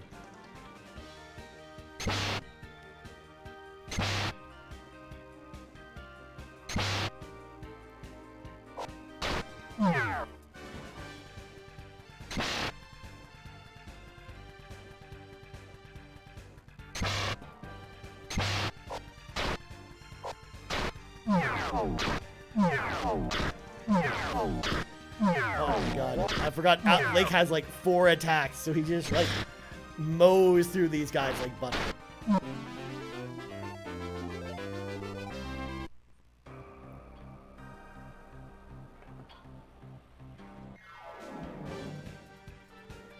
And just attack everything.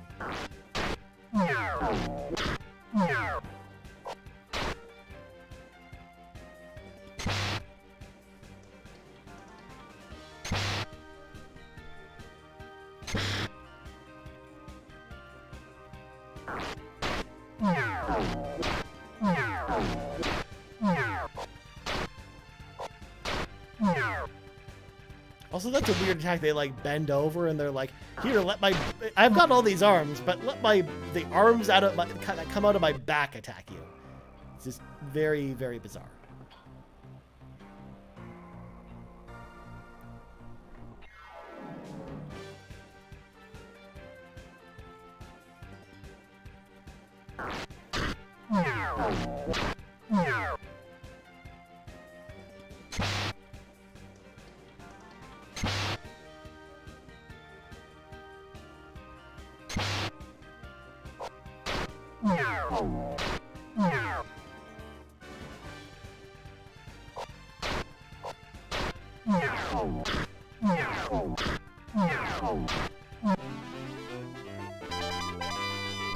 The dashing flame spell. That could literally be anything. All right, we're gonna fall down this hole on purpose and end up back at the beginning. So there's a hole we gotta go in sooner.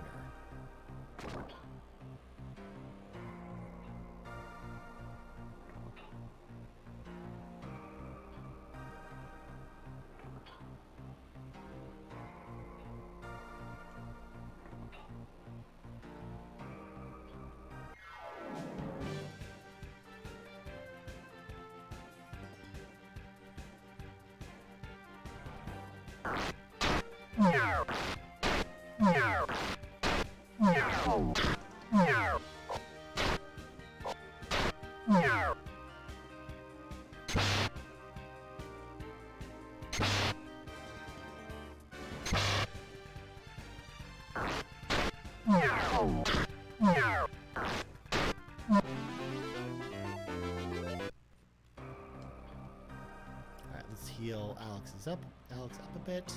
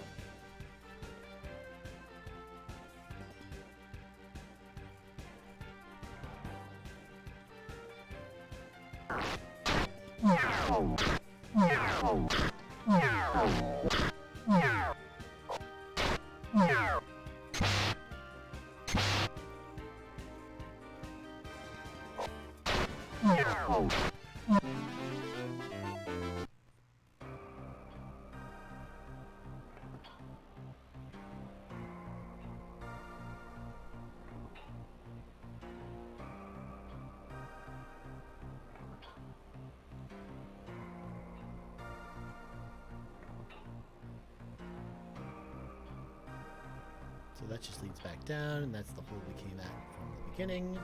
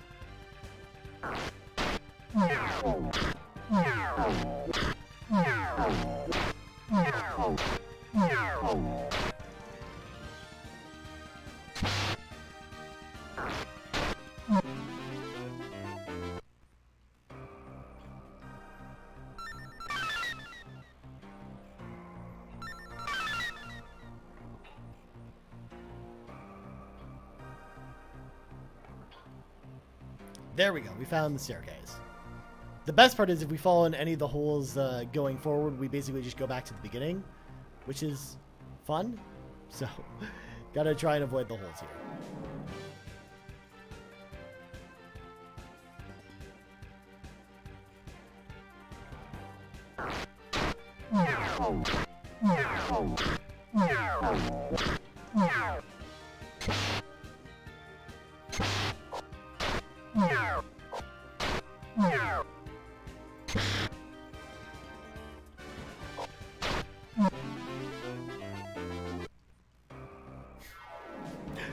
Again, one step. That's lovely.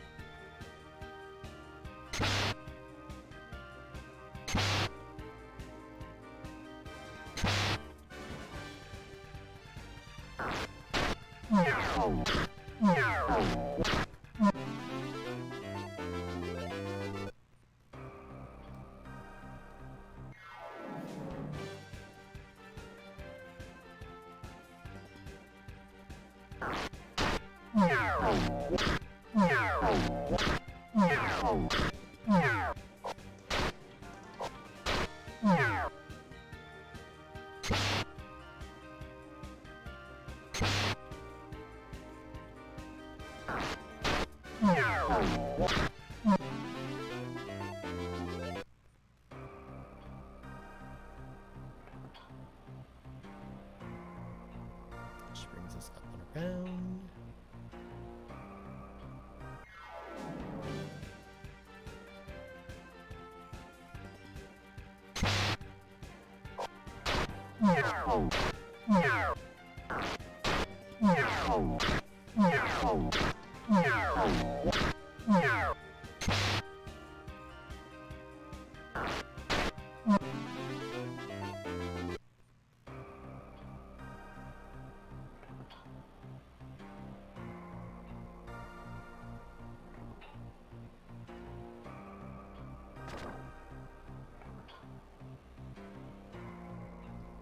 And of course, that brings us back to the entrance.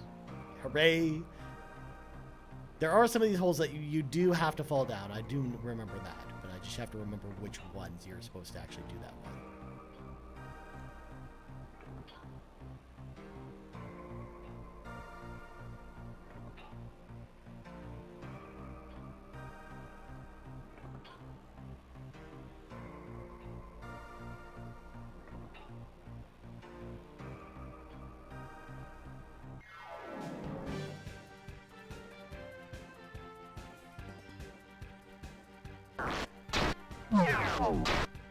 Well, at least when this is all over, Alex will just have a boatload of experience just coming out of this.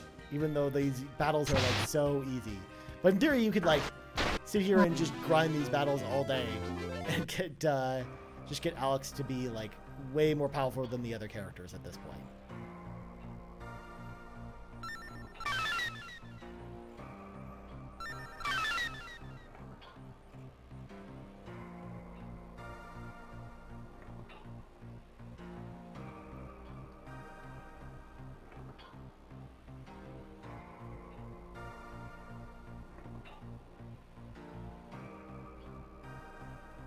So that one up there is the one we took before.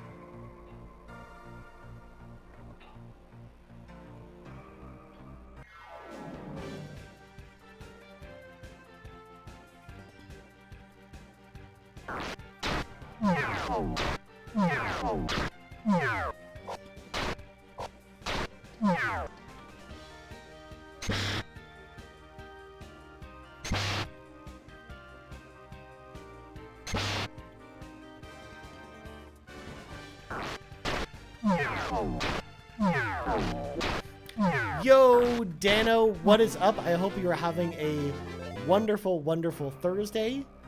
We're back. We're doing some more Lunar. We're going to finish this game. We're running around some pipes. Surprisingly, not DDR this time around. Okay, one of these... Let me save real quick. One of these leads back to the beginning, and then one of them leads to where we're supposed to go. I'm going to save there, and then we can just reload. Nope. Nope. That's not what I wanted to do. I'm just going to reload. Okay. And no, this is not DDR. This is, in fact, more role-playing games. It's like when you left last night, we just didn't stop playing. We just kept playing all night. So, here we are. We're going to finish this game today, though. That's the goal. We're going to finish Lunar today. It's going to be great. If I can get out of this this maze of pipes, we're going to be able to get through this.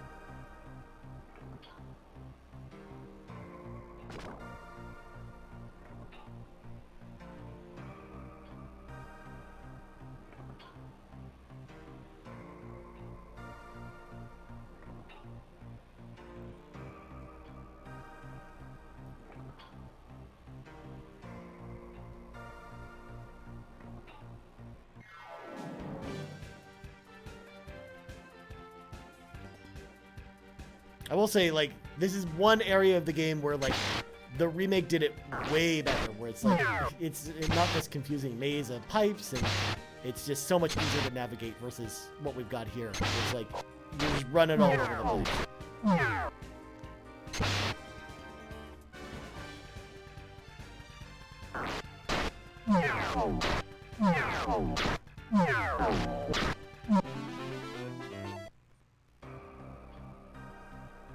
Excellent. We finally made it to the top. So we can go talk to Mite, who apparently doesn't like people. He's not a people person. I'm Mite, and you're not. I don't entertain visitors. Scram, get out of here. But your guard let us in. Hey, who let you in here? If it was that worthless security patrol officer, I'll wring his neck. I don't like visitors, so beat it. Hey, Mite, you old fart. It's me, old buddy. What do you want now? Don't tell me you want me to build you another balloon. Man, you just read me like a book, you old dog. Do you know how hard the last one was to make? I'll try, but no guarantees.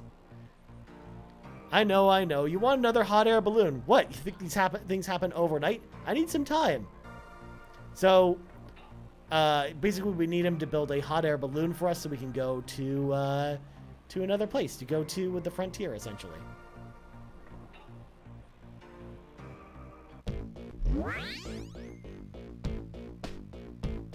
Alex, it's been a while, and Lake, soon I will have the goddess, and indeed the entire world in the palm of my hand. Join me again, Lake, using the goddess's power. The magic power you lost can even be restored. Power gained by those means is worthless. Can't you understand that, Galleon? Ah, yes, but once the world is mine, I'll define what has meaning and what doesn't. Yes, but a hearthless life is still empty and worthless, is it not? No, Galleon, I've cast my lot in with Alex. I will help him become a Dragon Master, and he will stop your wicked rule. Bet on it. Alex, to defeat me, you must become stronger. Study hard, Dragon Boy. You're gonna need a lot more than just a few cheap parlor trips to challenge me. The next time we meet, you will die. Bet on it, Dragon Boy. He kind of reminds me of, like, Pegasus from Yu-Gi-Oh! Because, like, back in like, Season 1 of Yu-Gi-Oh!, like, Pegasus would always call Yugi Boy. So it's kind of like that, but with calling him Dragon Boy instead. Okay, okay, Alex. It's up to us. We've got to make you strong enough to beat Galleon. You have much to learn and little time to learn it. But if you want to rescue Luna and save the world, you must succeed. I believe in you, Alex. So now that we've come to the roof, we should be able to use the wings. Oh, I guess we actually do. He just really, really, really wants us to walk back, I guess.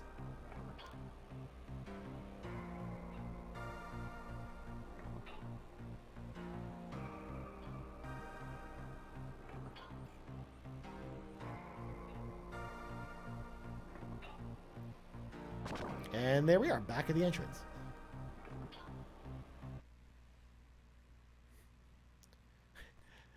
I was gonna say, he needs to call him Alex Boy.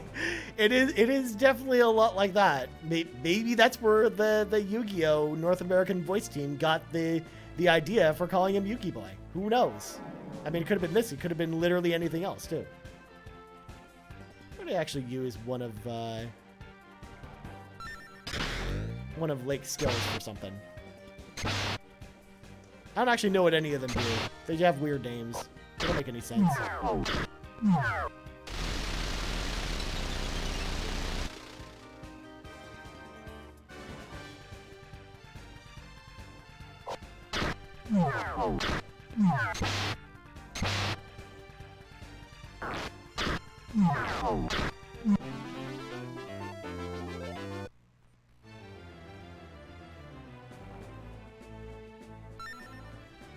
Alright, let's go back to town and get our friends back.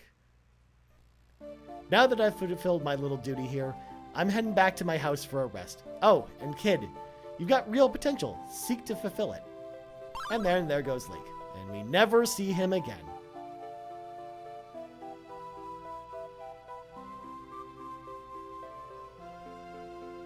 Everyone, to Matt's point from yesterday, everyone in this game just leaves you, just all the time. The second you think that you've got like a party of people that want to hang out with you, they just leave, man. They just leave. I'd rather not travel with that sharp-tongued mongrel, but it seems I have no choice. I'd watch what you say, or you'd better sleep with one eye open, you arrogant jerk. Him and Null do not like each other very much. Oh, you've returned earlier than I've expected. So Mighty's gonna make a flying machine for us. Great, I can't wait. And let's get Mia back. Oh, Alex, Null, you came back in one piece. But I wonder how Nash is doing. Oh, look who it is. The traitor himself. Oh, so you're back. Guess what? We've discovered the fastest way to the frontier. We have to use the fountain of transfer between Meroid and Layton. But to use the fountain, we need to use the water of Mirage. And the Prairie Tribe apparently has that, who apparently is under this kind of like epidemic at the moment.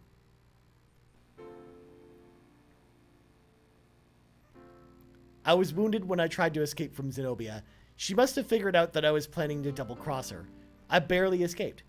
I'm sorry, I had to keep you guys in the dark about my plan, though. I pretended to return home and ask one of Galleon's henchmen about the fountain. Why do you think he'd tell you the truth? I believe that some still think I'm on their side. Really, I'm not lying. Don't you believe me? Yeah, you're such a liar. Great. Okay, fine. Don't believe me. I don't care. Oh, Nash, I still trust you. I know you'd never betray us. Thanks for the sentiment, Mia, but it's not enough. Yeah, we'll just say, yep. Thank you for the vote of confidence, Alex. Oh, Nash, I've always trusted you. I knew you'd never betray us. Here's the helmet of the Blue Dragon back. Let's get moving. We have to get to the water of Mirage. Hurry, with exclamation points. We're going to have to drop... We're going to drop the soap.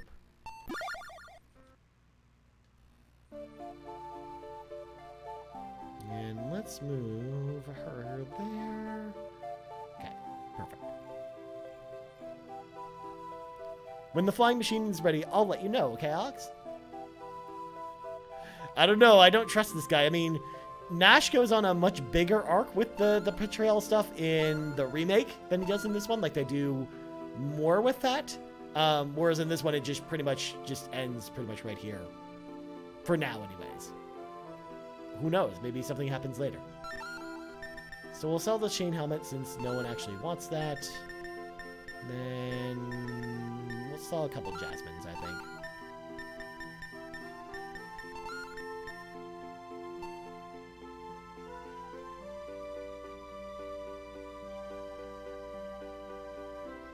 And then let's go to talk to Tempest before we go. Or they've already gone, which is perfect.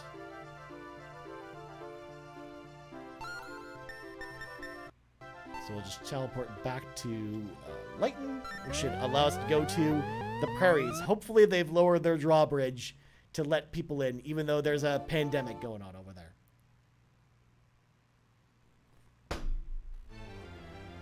And yes, I totally just banged my table with my glass.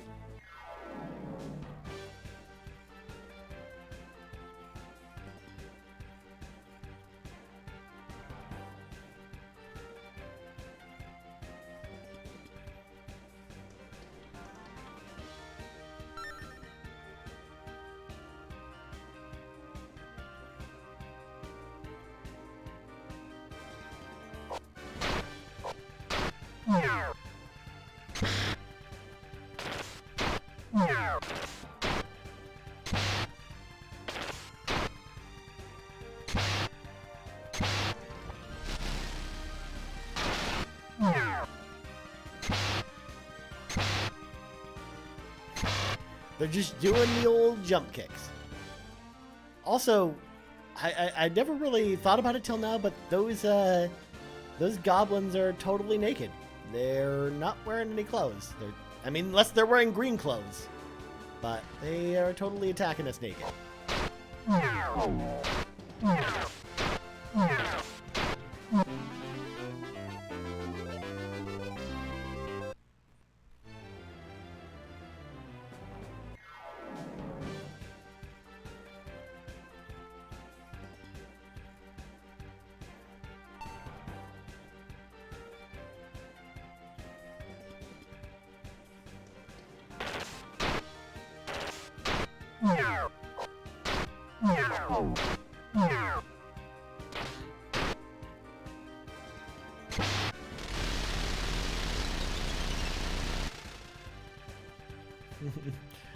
Well, they are beasts, but they're goblins. Like, what was the... Like, these goblins are wearing clothes, but the other ones can't? Like, I get it. These are wizards, but, like, a dragon doesn't wear clothes. Good point. But, like, a dragon's not really humanoid, though, Dano. Like, they're, like, humanoids. They should be wearing clothes. Even if they're wearing just a little loincloth or something like that. 2 inhabitants from the prairie just passed by. The girl looked like she was in pretty bad shape. The boy just looked plain worried. Well, because he's heading to the prairies, which is where we're going. And maybe it's not their style, and they wouldn't be able to pull off that look without it looking weird. Yeah, good point. So here we go. The bridge is finally lowered. We've assigned a guard to this bridge. We're under orders not to let anyone cross until the disease has been cured. But Tempest said that you might be able to help us find a cure, so you can cross. It's so sad. Fresca has the disease now. Since there's no cure, she's certain to die. Please, you have to help us find a cure.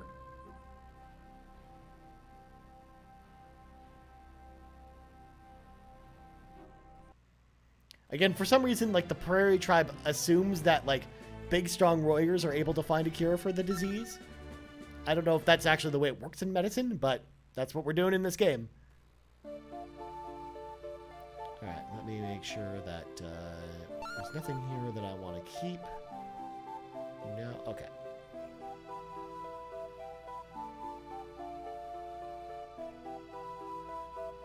Ooh, I'm in such pain. What? The water of mirage it's in. Ah! I am the maiden of the village shrine. To cure this terrible disease, we need the seal of the goddess. It is contained within the cave of darkness. However, to touch it is to break the law of our ancestors. So, our dear girl, are you feeling okay? I just feel a little woozy. I don't feel so hot either. And there we go. I'm so sorry I've caused so much trouble. Don't worry about me. I'll be okay. Just go. We've got to get to the seal of the goddess soon. I'm going to stay here with Mia. The rest of you hurry and retrieve the seal. For Mia's sake. So we just lost like our main magic user and our main healer. Because they both got a disease that might kill them. Tempest, is that you? Oh, you're not Tempest. Where is he?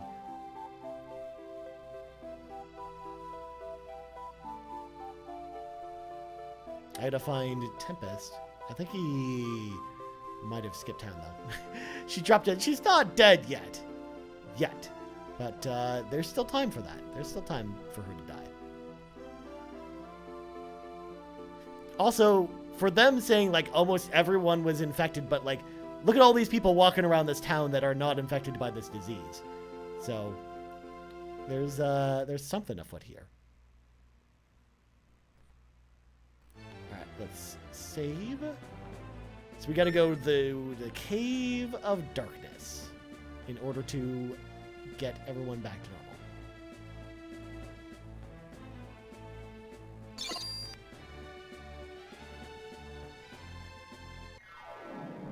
I'm just gonna run for now. Or Nash is just gonna get kicked a whole bunch.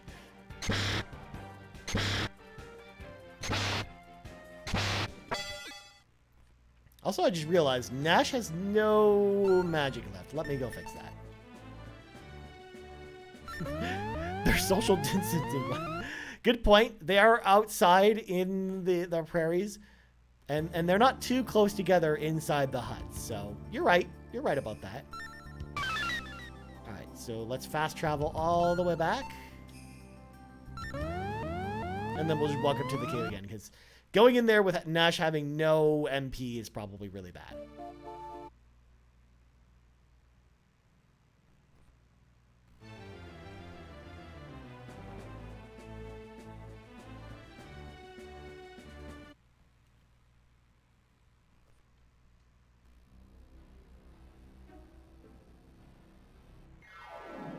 here we go. We've got like kind of like a smoke cloud and then a face with a bunch of faces on it.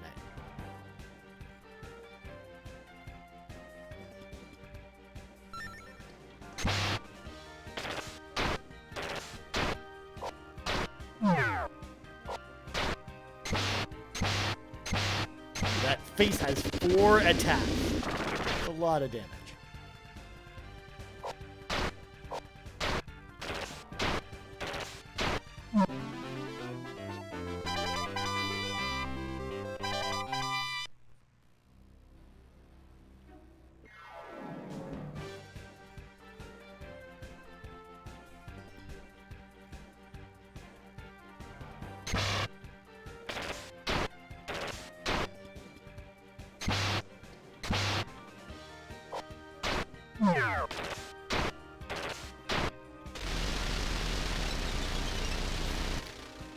They are kind of creepy.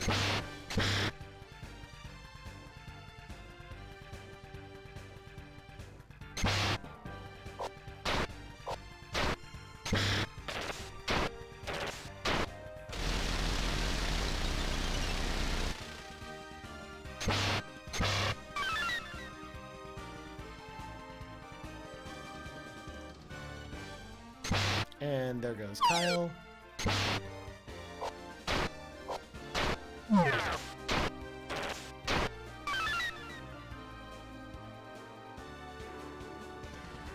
And there goes Alex.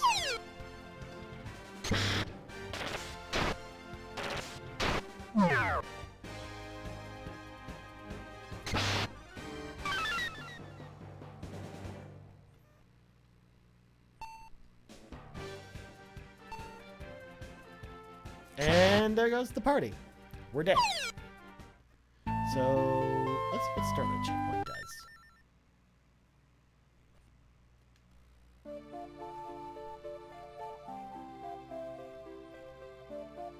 Alright, that must have been when we teleported back there. That's probably fine.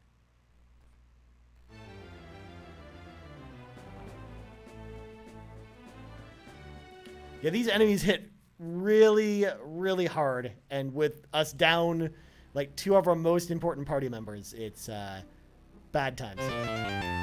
But we can give Nash this pixie, though. So his attack power is 65. Let's try the pixie bow. And it's 150 attack power, so massive, massive increase. Also, the levels are pretty different between the characters. I've got Alex at level 40, Kyle at 39, and then Nash at 35. So this is gonna be a rough one, I think.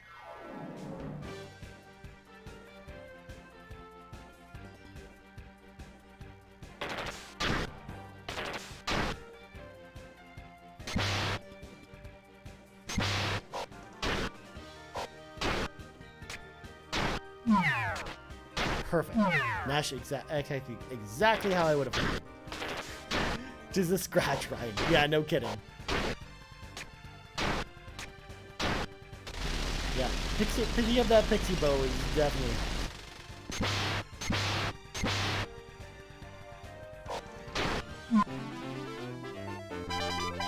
It sucks because like Alex is like probably my best attacker, but like he's also the only one that could actually heal anyone in this dungeon. So it's gonna be interesting. This is also like one of the hardest dungeons in the game, because for that reason, because it's like you're just down like most of your party's key pieces essentially.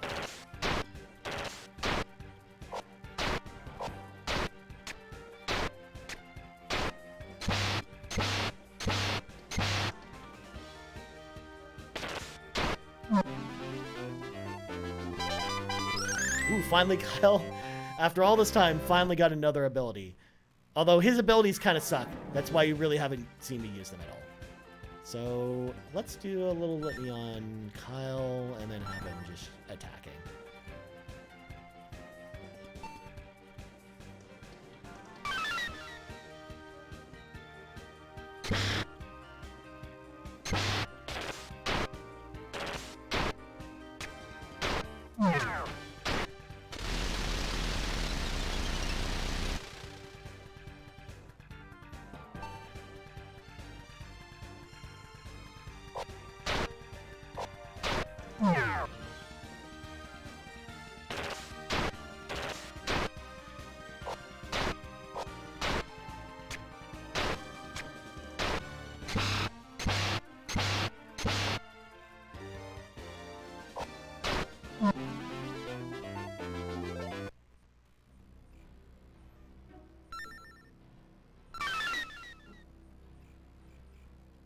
Kyle's only at like half health. I should probably heal him once more. I saw someone playing the game Echo Generations. It's also a turn-based game. Yeah, I've heard people talking about that game. I should probably check it out at some point. It's just the fall season's been very busy for games, and I just haven't had time to check out a lot of other stuff yet. Like especially a lot of the Game Pass stuff that's come out for the last little while. It kind of made me want to give it a try due to the Stranger Things vibe it gave off. Yeah, again, tonally it looks cool. Like you've got some like teenagers basically fighting some monsters that's turn-based. It looks cool. But with like Shin Megami Tensei coming out really soon and some other stuff, it's like I don't know if I want to jump into it at this point because I'm waiting for those games at this point. Plus it's on Game Pass. Like no one really likes Game Pass anyways.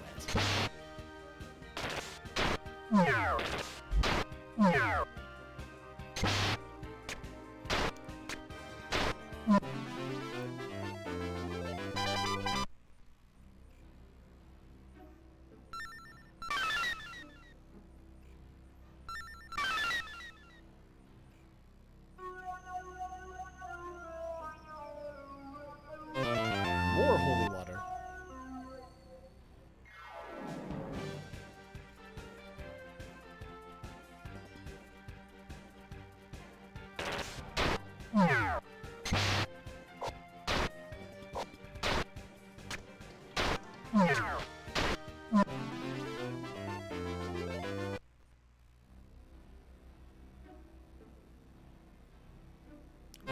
Pixies rep. And I dropped it. I did not mean to do that. That's... Oh, that's gonna be bad. That's gonna be bad. If I wasn't so invested in the dungeon already, if I would have been saving, I probably would have reloaded my save there. But it's gonna be fine. We'll get through this.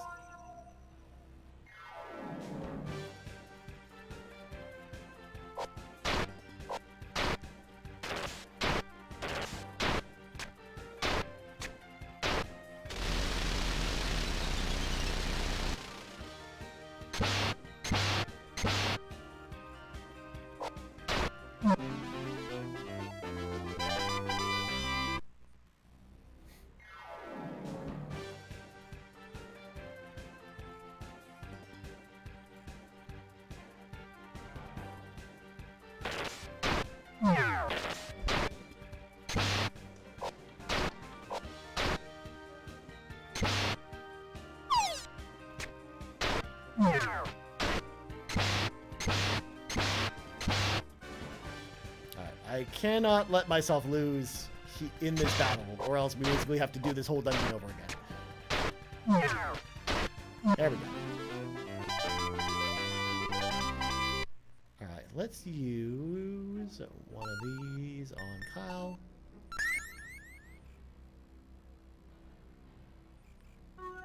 And we'll use some on Whitney. We'll use 2 of those. And that should get to everyone back to normal.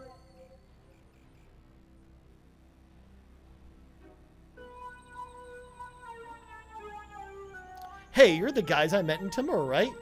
You'd better stay out of this cave. It's extremely dangerous. But, Tempest, you're the one who asked for help.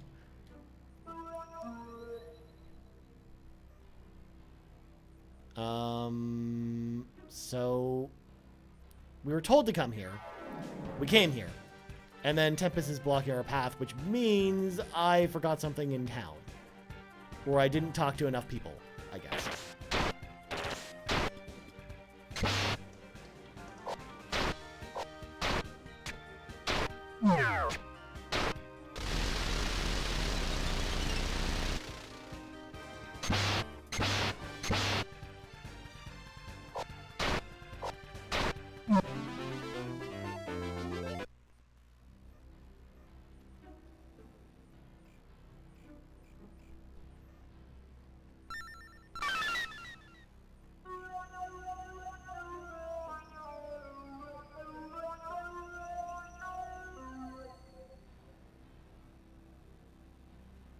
Actually, what are we doing for cash?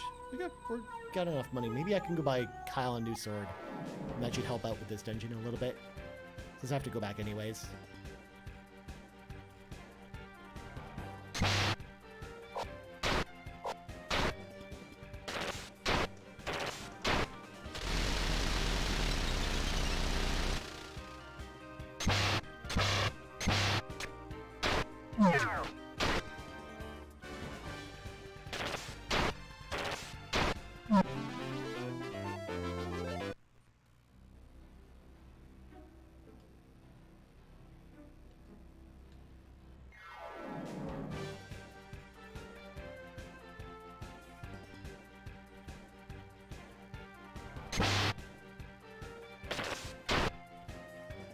And Kyle's dead again.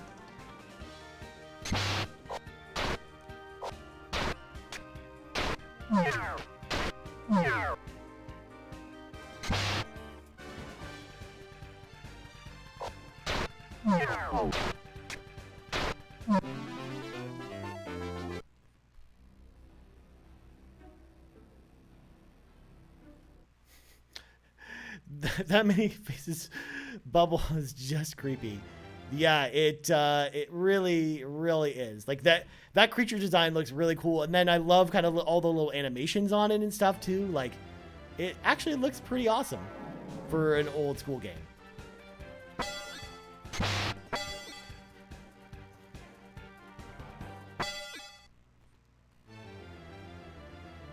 There, everyone's back to full. Alright, let me go back to town, because obviously I missed something. I didn't talk to enough people here. So, let's just go house by house. The water mirage? The elder told me of that long ago. So we went and talked to the elder, and the elder's already in pain, because, you know, the disease is killing him. A bad disease is spreading in Pau. You should go now. Many years ago, a disease-spreading monster was sealed in the cave. The goddess Althena provided a seal to the cave. My dad fought with a bad woman, and was killed by her. That's probably Zenobia. She killed that poor kid's parents.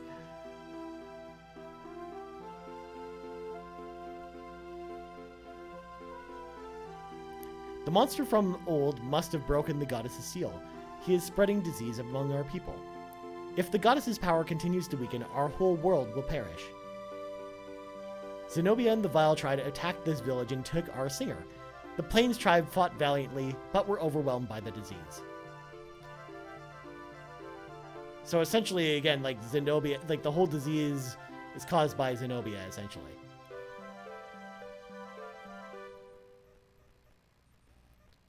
The man over there is the elder of our village. He has gotten so weak, we are afraid of his life. As I suspected, they have fallen victim to the disease also. Since you are outsiders, we cannot enforce our law that forbids us to touch the goddess seal. If you want to see them live, your only hope is to get the seal from the cave. If you get the seal of the goddess, bring it to me. I can use it to heal the entire village.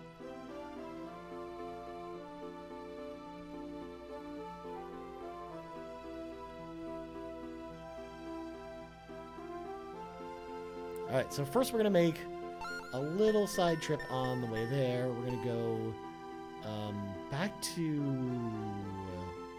Mayroyd, because they have a weapon shop there.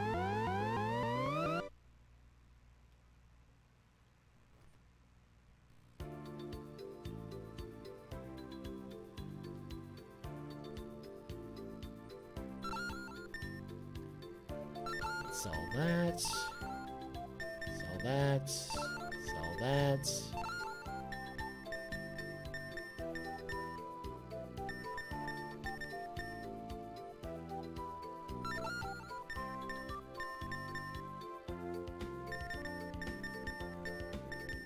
We can sell these Vigor Peaches. We don't really need those. Sell a couple of these. Oh, we still need to sell a little bit more.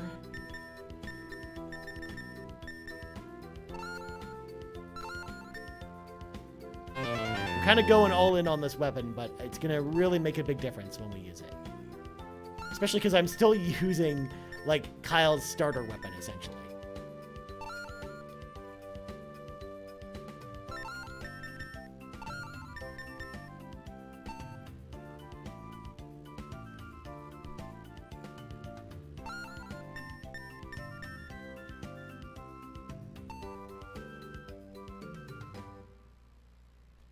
And then let's go back and heal ourselves. So again, I just didn't talk to the elder lady for a second time after everyone got sick, which, after I talked to Fresca, which meant that it didn't unlock Tempest to basically let us go by, but now that should be fixed.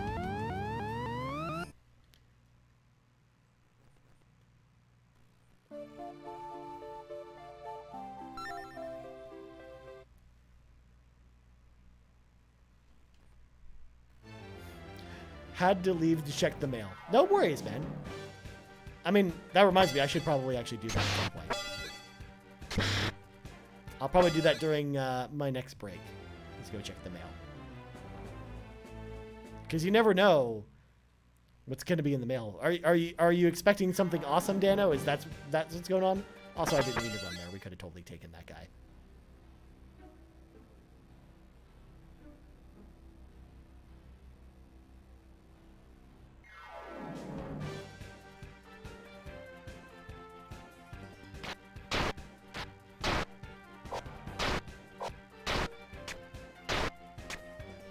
And getting that weapon made all the difference, because now we can basically kill those floating heads by just combining together.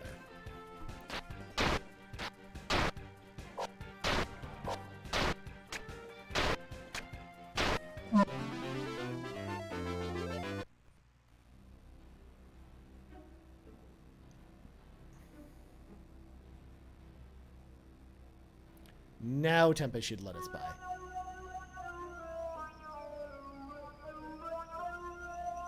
Hey, boy, am I ever glad you showed up. I've been trying to get the goddess Cecile, but I'm having trouble getting to it alone. Let's join forces. Of course, Tempest, I came by earlier and you wouldn't let me by, and now you're like, oh my god, I'm pretending like this is the first time you showed up. A buddy sent me a package that is expected to arrive today, but also because it's raining and the mailman never closes my lid. Oh, that's not good. That doesn't sound like fun.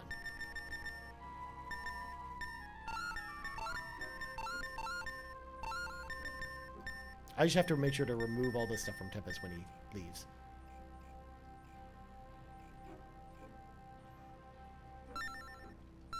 Yeah, that seems very annoying. At least your mailman actually, you know, tries to deliver your packages, whereas with me, they just don't even bother trying. They just are like, I instantly get the like email notification saying, oh, here's the notification that we tried to deliver your mail, but we couldn't at like 9 in the morning, like even before the mail person usually shows up, which is just always fun when you're waiting for packages. So I always got to go to the post office and collect them anyways.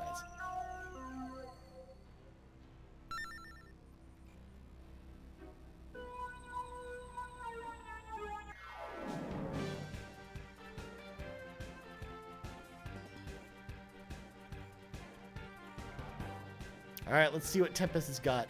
For the most part, Tempest uses a whip to whip people. And he does, like, no damage against these guys. But he gets 3 attacks. So that at least is something.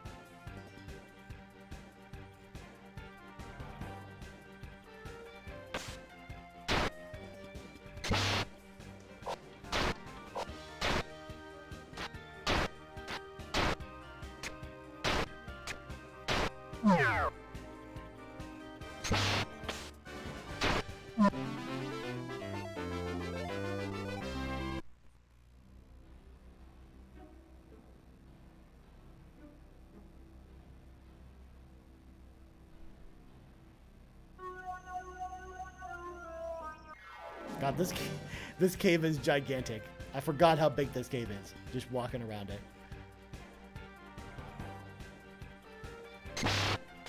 Also, Tempest is totally a fast character, but he's like, kind of useless. I think he's more useful than Ramus, I guess, but that's just a bit of a stretch, I think.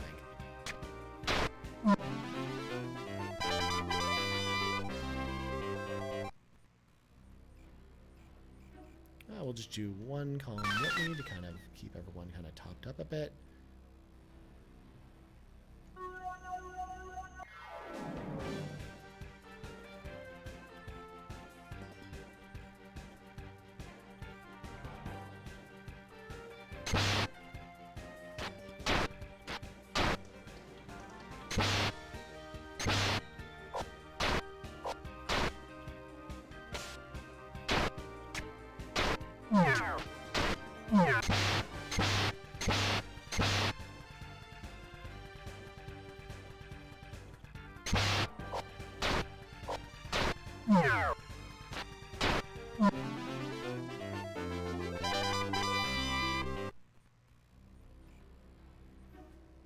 And 2 more calm litanies.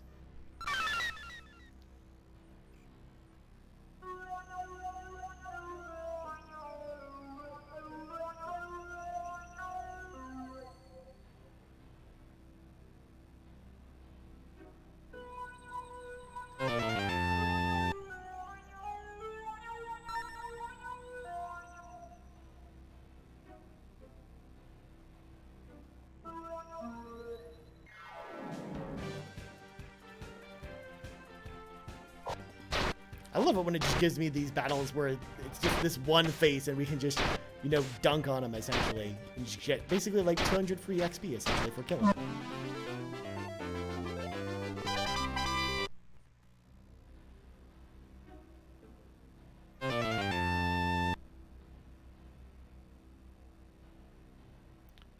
So who's the big bat you gotta fight in this game? Is it that Pegasus guy? Yes. So Galeon is the big wizard that you basically have to fight. That's essentially who you gotta fight in this game. He goes by the name Magic Emperor. Because, I mean, you know, that's just his thing. Because he's a magician, but he's also trying to take over the world, essentially. So, he's basically, like, banded together with the the Vile tribe, which is this tribe of, like these ancient beings, essentially, that were basically sealed away by the goddess long ago because they were basically trying to blow up the world and be evil and stuff. So they basically teamed up together, and you have to basically beat them while becoming a dragon master, because basically Alex can harness the power of the world's dragons with these pieces of armor that'll basically allow him to save the world, essentially.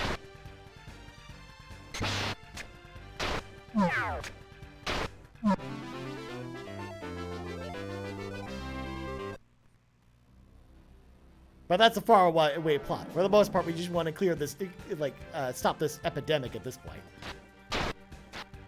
Which is a very relatable story to us in the real world, I guess. Also, that head still creeps me out every time I see it.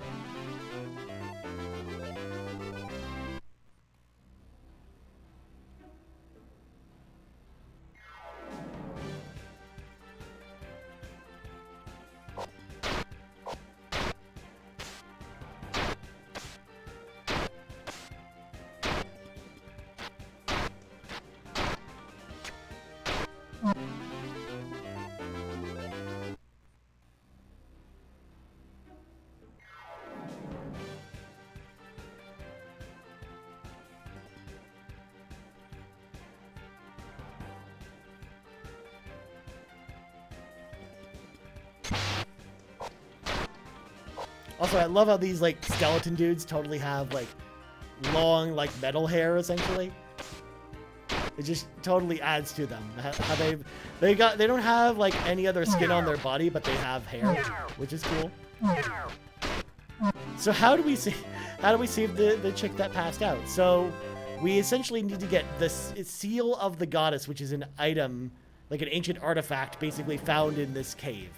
And apparently it's against the law for the people of the Prairie Tribe, like Tempest, to actually remove it. So they need to have outsiders like us come in and actually remove it. So, because apparently the seal of the goddess can help remove the disease, essentially. Because it's bathed in the goddess's power.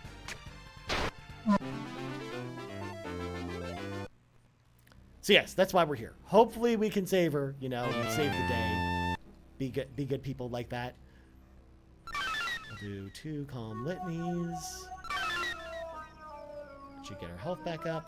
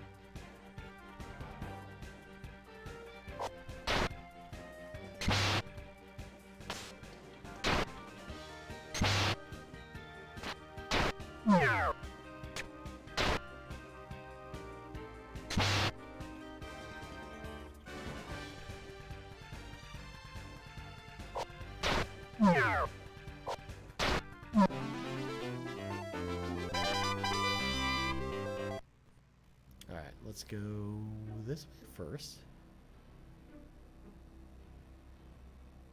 Again, this cave is gigantic. And that's why I'm like, this cave, besides like one of the earlier encounters I talked about yesterday, like this has got to be like one of the places where like when I played this game for the first time, I totally got tripped up not knowing where to go.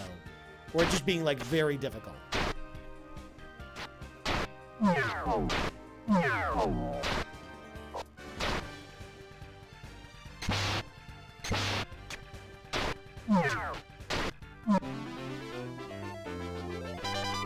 Ooh, Thunder Thrust is the next spell for Nash.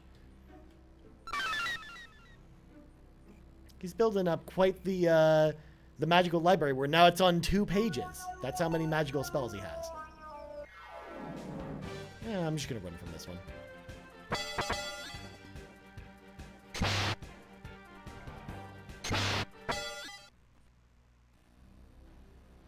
Okay, Silver Light's gonna come in handy. Also, let's heal again.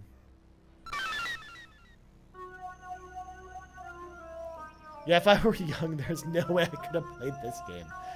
I mean, when I played it when it came out, though, there were just that's just the way the games were back then, though.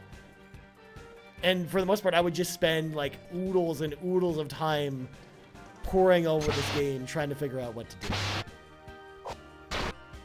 I had a hard enough time playing some games that included a lot of written dialogue. Yeah, that makes a lot of sense, especially like if you're not used to them or you're not really sure where to go. Like the game isn't really good at telling you what to do. Like you've noticed a couple times where I got kind of locked in the story because I didn't know where to go, or sorry, didn't trigger a conversation specifically that allowed me to progress to the next area.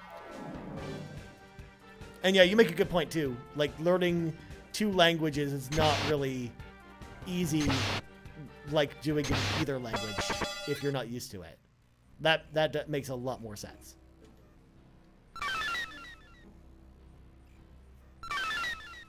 I'm just gonna sit here and spam this button for a couple minutes. There. Everyone should be close enough now.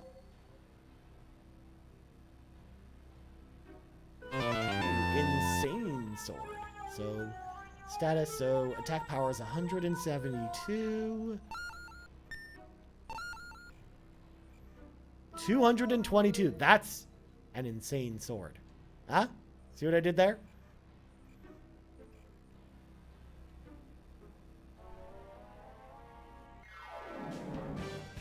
Oh, I did not mean to run from this battle, but we'll run anyways, I guess.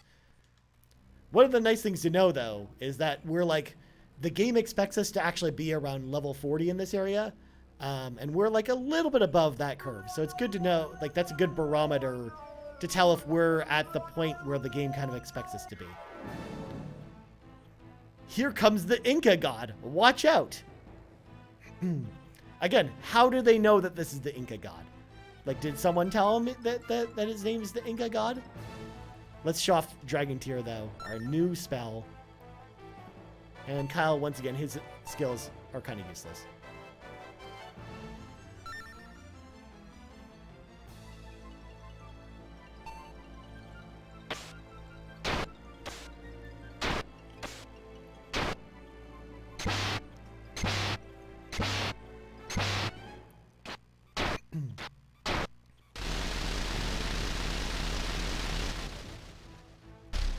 Well, that was very epic. The dragon came down and like one little ice pellet came out.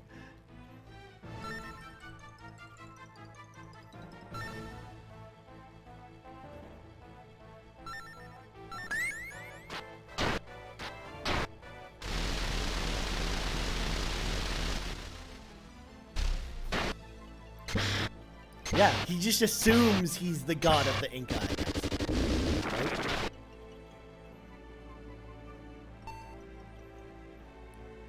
Alright, let's use a... What does the samurai blade do? It actually does something?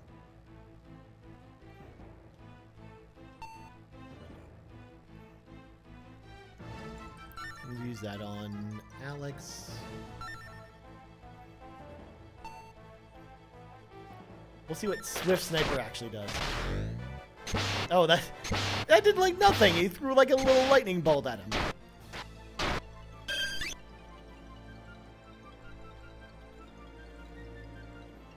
At least we can use Dragon Bolt here.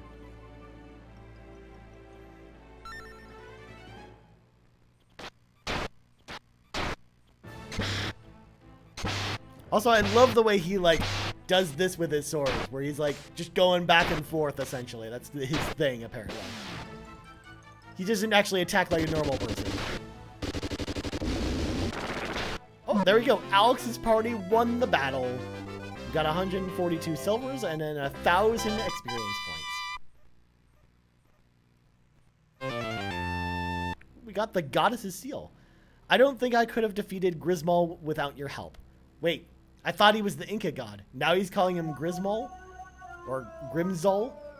Let's get the seal back to the prairie.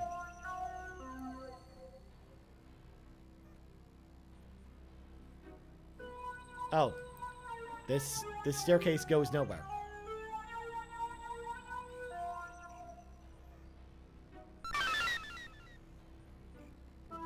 So Alex is out of MP. Let's do something about that.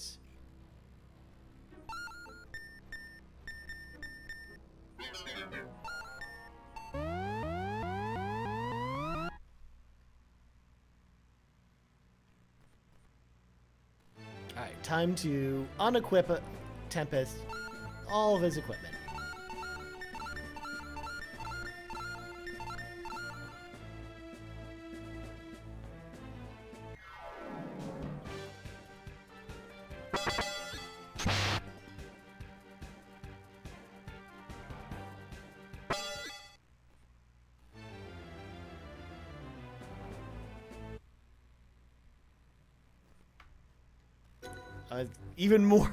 Even more plagued people. So we just got to go back to the maiden. Oh, now Jessica's down for the count.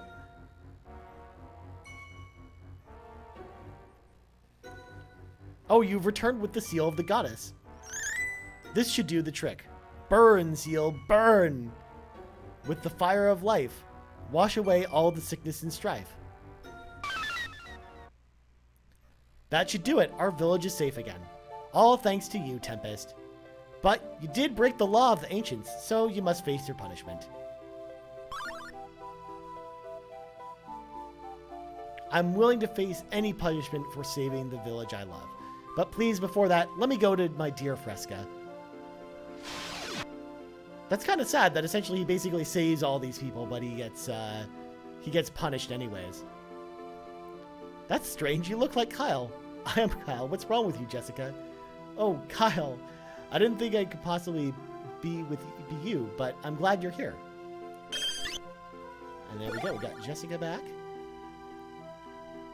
Papa, is that you, Papa? Make the pain stop. Mia, the maiden of the shrine, said you'd pull out of this. Come on, try. Oh, wait. You're not Papa. Why, Nash, it's you. I was having the strangest dream.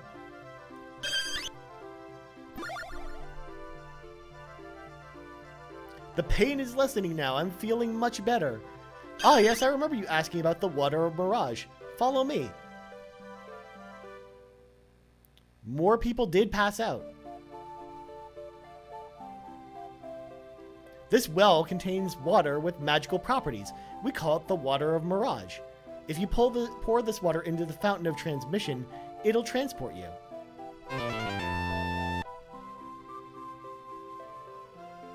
Let's go check in on Tempest one more time before we go. Oh, Fresca, I'm so sorry that I've left you all alone for so long. Tempest, you did it! I'm so relieved. Now that I'm better and you're back, I'll never leave your side again. Except for the fact that he's about to get punished, apparently, for something, for removing the seal and saving everyone's butts.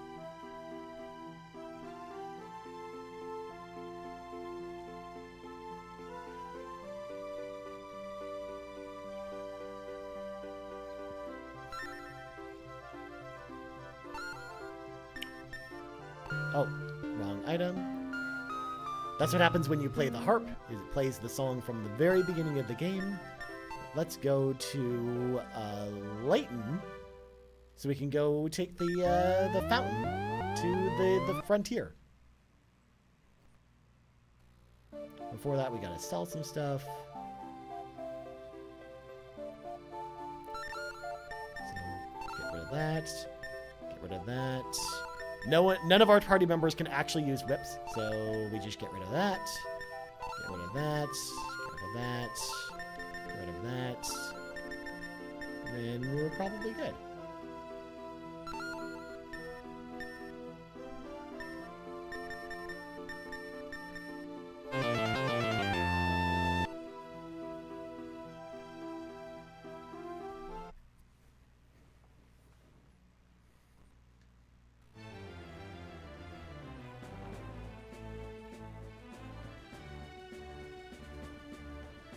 Alright, we are off to the Fountain of Transmission.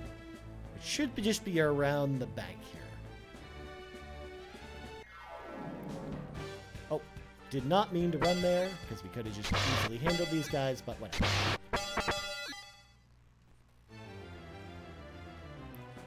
Also, Mia and Jessica's levels haven't gone anywhere, so they are like way behind on leveling versus the rest of our party. They shouldn't have passed out. Now what are you trying to do? You're gonna activate the spring again? Great, now I lose my favorite sleeping spot.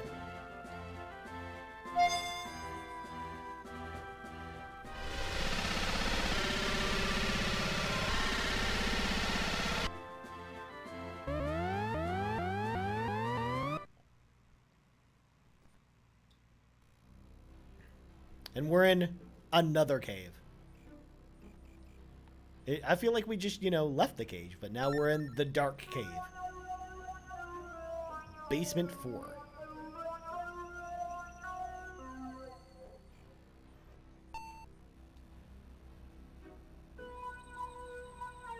Got some holy smoke. These are some weird looking things. They're like kind of like bug things with like multiple legs.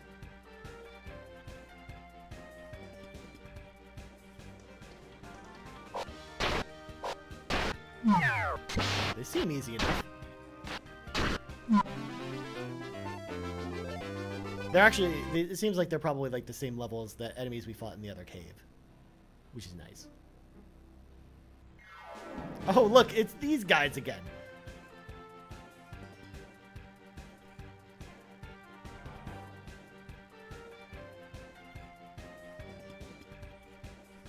All right, let's see what magic from Mia works on these guys.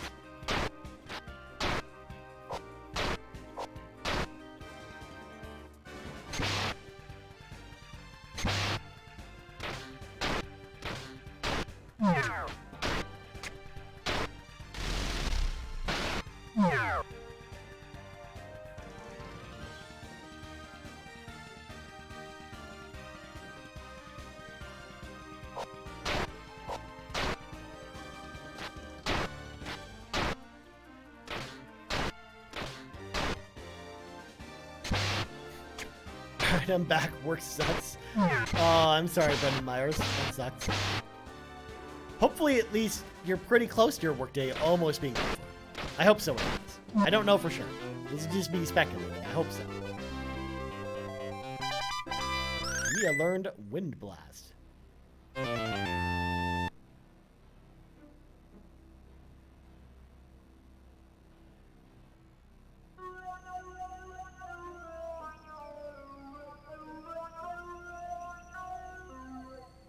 I feel like when Brendan Myers left, we were in a cave, and we went and did some other stuff, and then when he came back, we were in a cave again. Like a different cave, not the same cave.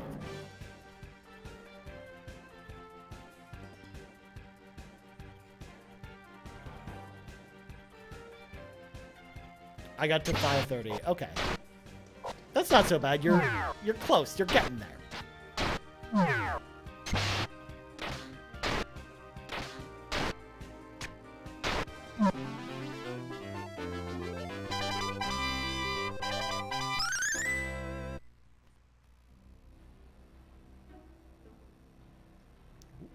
Don't want to miss that treasure chest. Could be something good.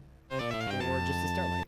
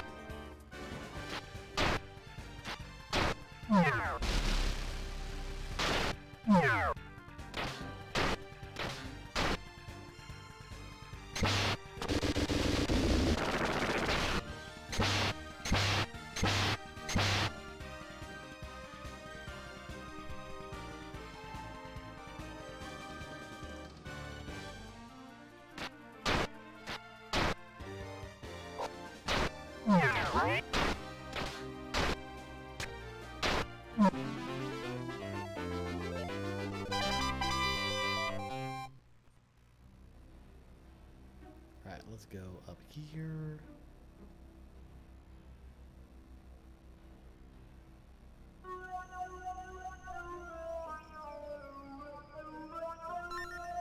Okay, so we're on floor 3 of the Dark Cave.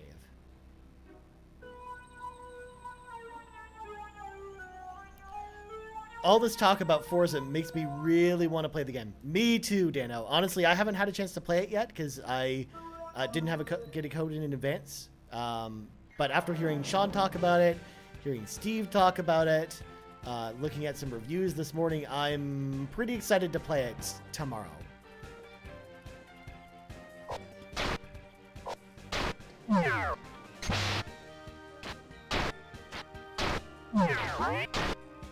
Although seeing the Warthog is a legendary drop, I don't know if it's something you have to pay for, or in the previous games to get. I think Steve was mentioning, because he was telling me on the Xbox Drive that he got the Warthog, and he didn't pay for it. So I imagine you can earn it in the game somehow.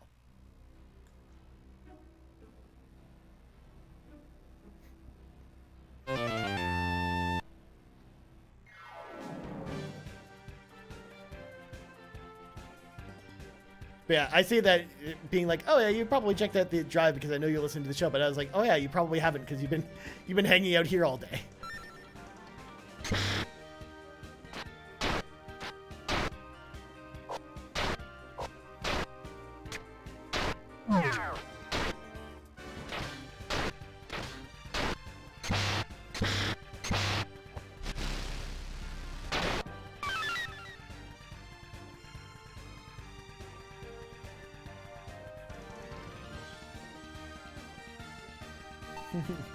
I need that Warthog ride. I need it. I'm the same way. Like, I love having the Warthog in the previous Forza games. Like in Horizon 3, I remember using it all the time. So I'm with you. I totally want to go get it at some point. All right, so when my baby comes, I plan on bringing my Series S to my dad and set him up with a flight stick and Thrustmaster so that he can play Flight Simulator and Forza Horizon 5. That's awesome. That sounds pretty cool. That sounds like a cool setup. I know, like, that's kind of the setup that Sean was kind of dreaming about for a while, and being like getting a flight stick and then playing Flight Simulator that way, and playing Forza with like a racing wheel. I've never actually owned a racing wheel before, so I've never actually experienced that in my own home, besides, you know, going to an arcade or something like that. So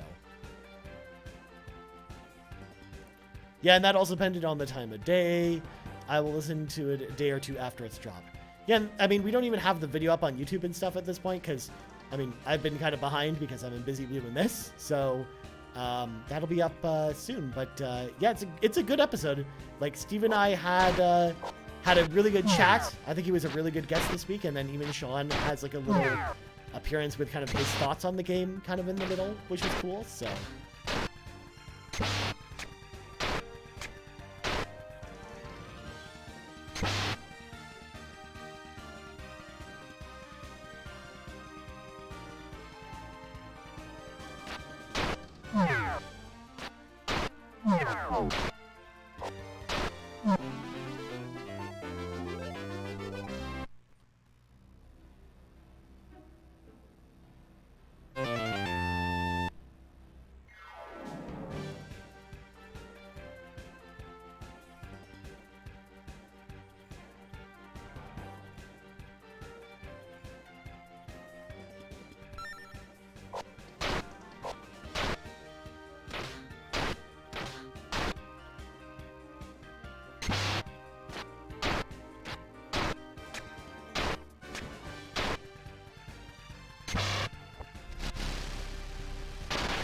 Oh man, that one face just had like 1 health left on it. That's awesome.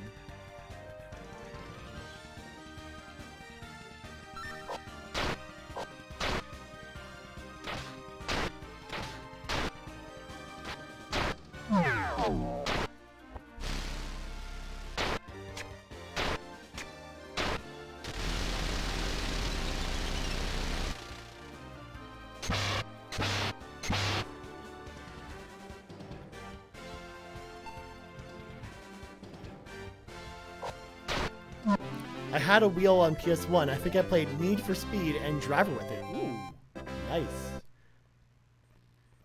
Yeah, like I've always loved playing like arcade games, like in the arcade with a racing wheel, but like I've never actually owned one in real life for just whatever reason. The only one that I've gotten close to buying was the Steel Battalion controller for Steel Battalion, but I didn't buy it at the time, and I regret it because now it's like stupidly expensive, and it's one of the things that I need to kind of like finish out my original Xbox collection. Man, I love controllers like that in the arcade. Although I do have a Star Wars Atari arcade machine in my living room, which does use like the flight stick almost. So it's kind of like having a flight stick. I just can't really use it with every game. It just works with that one machine essentially.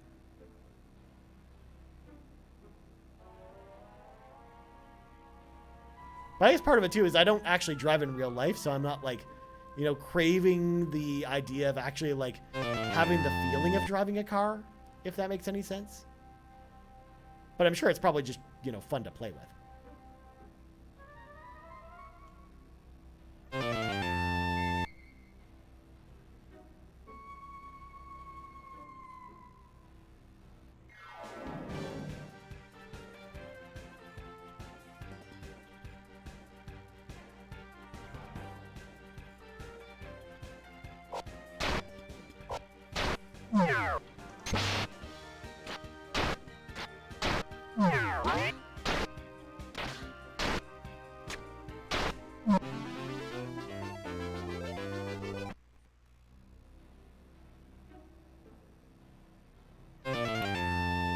Snake ring. We can get rid of the mint essence. It's worth like no money. Okay, who wants the snake ring?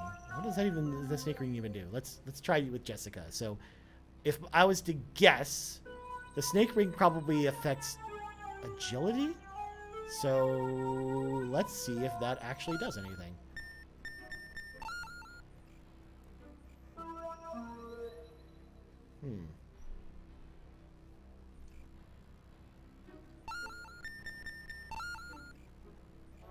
No, it doesn't really adjust any of that. It doesn't really do anything. What is the point of the snake ring? What does it even do? Who knows? Let's do a calm litany.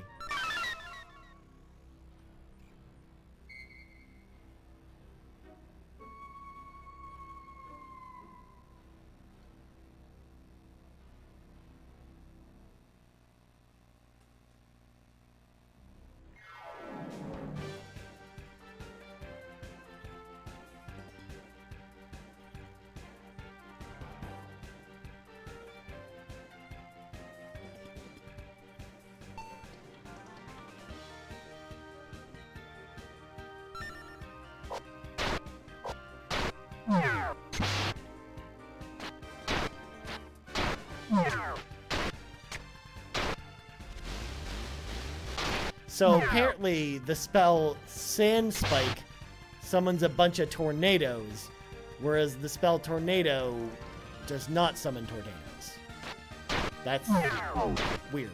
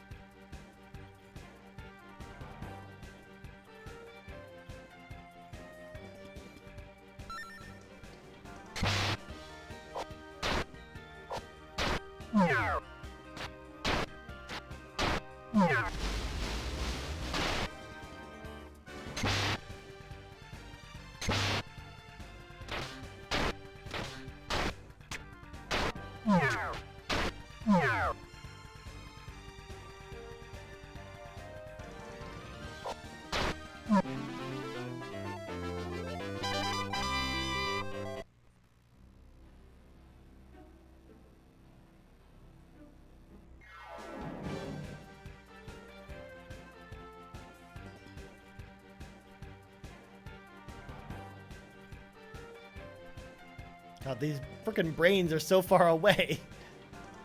It's gonna take forever to get to them.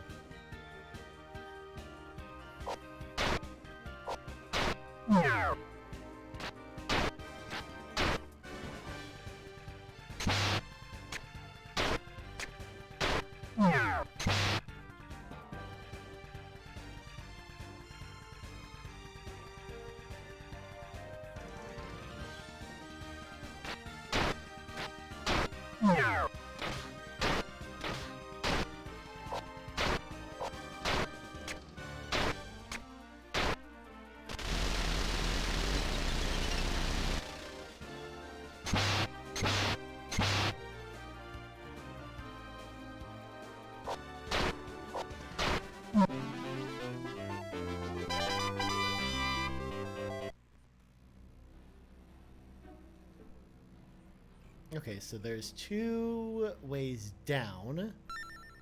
We want to go up. We'll try going this way.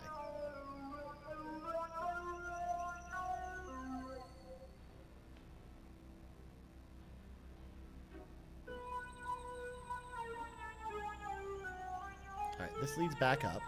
So now we're back on floor 2. I'm just gonna run from this battle.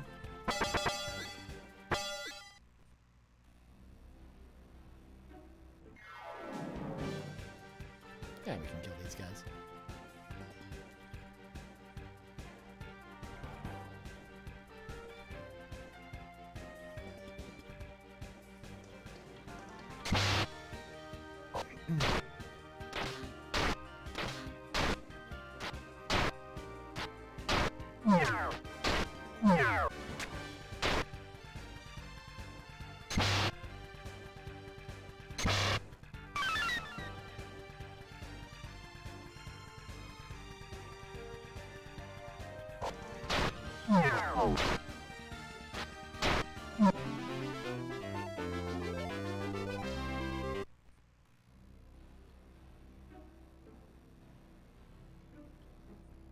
Alright, we need to heal Kyle. Let's do that.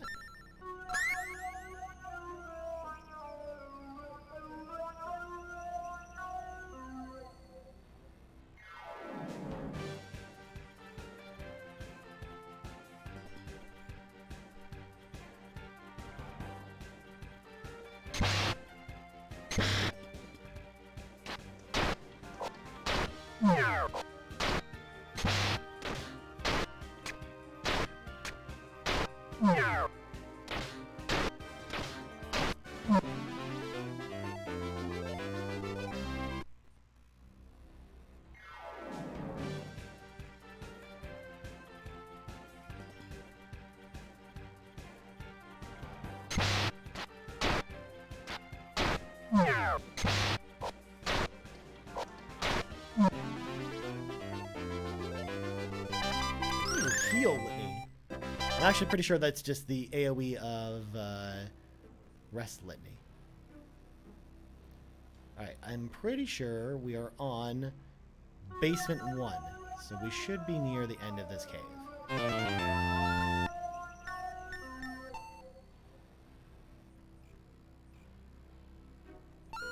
Also, God, I need to start using the stuff in my inventory. I'm just going to keep throwing stuff out.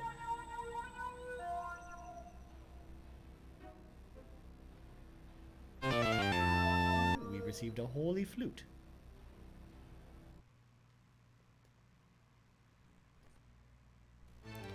Ooh, got the mail. Was everything okay? Did it get soaking wet or anything?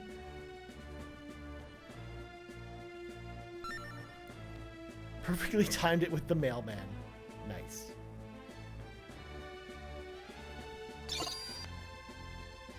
So here we go. We've made it to the lair of the bad guys, the frontier. We're making good time. It's only 4 o'clock, or close to 4 o'clock my time. And so we got another, like, 10 hours left of the stream. And we're maybe 70% of the way through the game. So we're definitely getting there. We're going to finish this.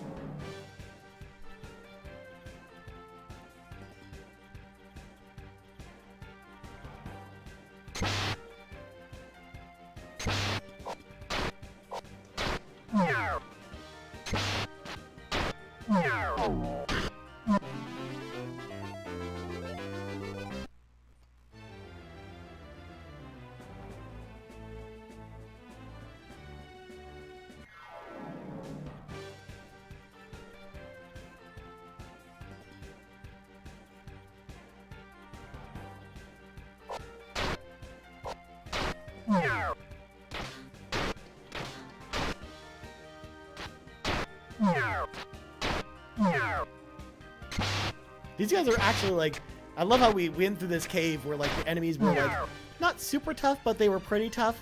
And these enemies on the surface that happen in the next area are like weaker than the enemies we were just going through the cave and fighting.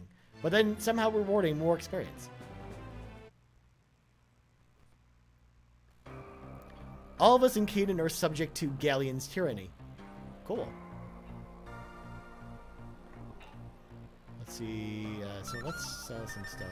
Sell that, sell that, sell that, that. Gotta look around to eat. I haven't eaten today. Oh, you gotta eat something, Dano. Sounds good.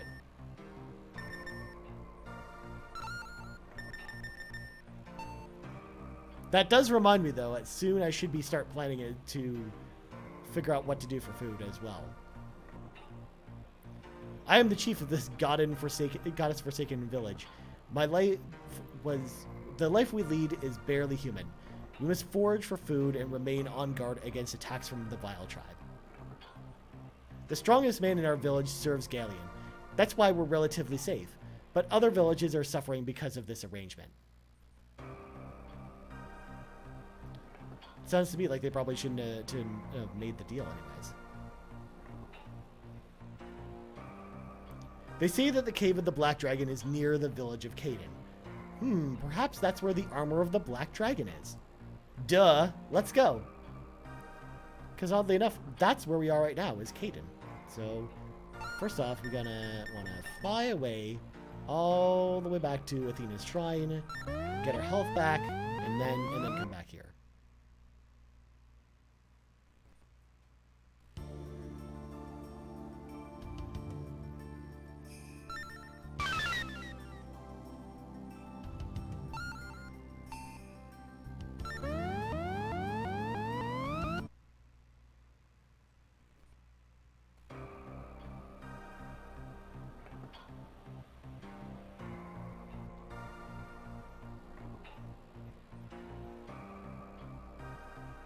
I wish they would have given me a direction and been like, oh yeah, it's that way.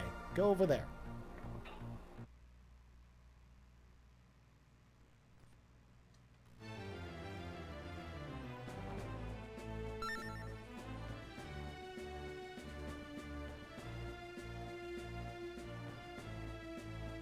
Ooh.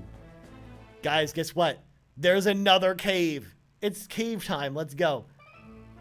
But this is the Black Dragon Cave, and what's cool about this one is like instead of having like the water or the lava kind of running down, there's like little crags here where there's light coming out of it. It looks really cool. I love the look of this cave, especially with like the purple floor. It just looks really cool.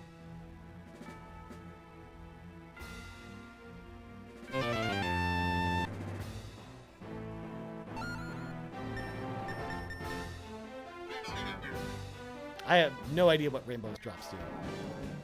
But you know what? I'm gonna attack, and then we're gonna find out what Rainbow drops do. Or I guess I didn't equip it with anyone, so never mind. Forget I said anything.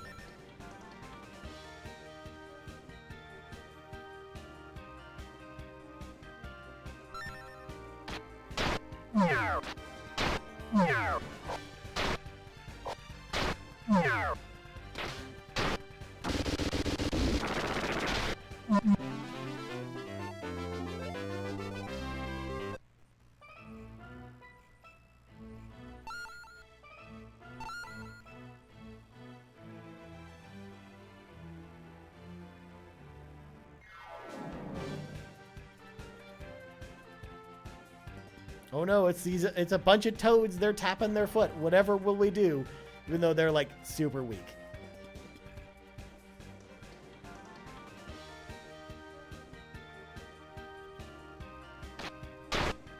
Oh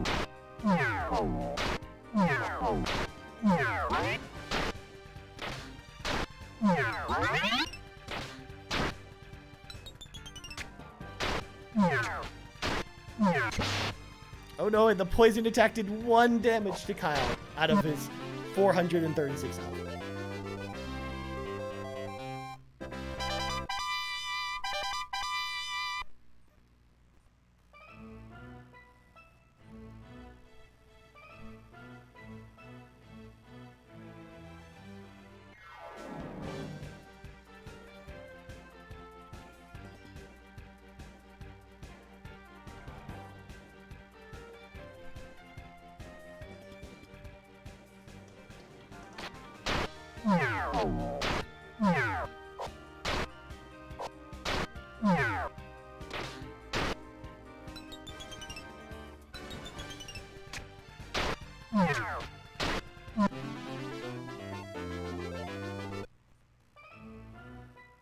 Oh, let's go get that treasure chest. More starlights.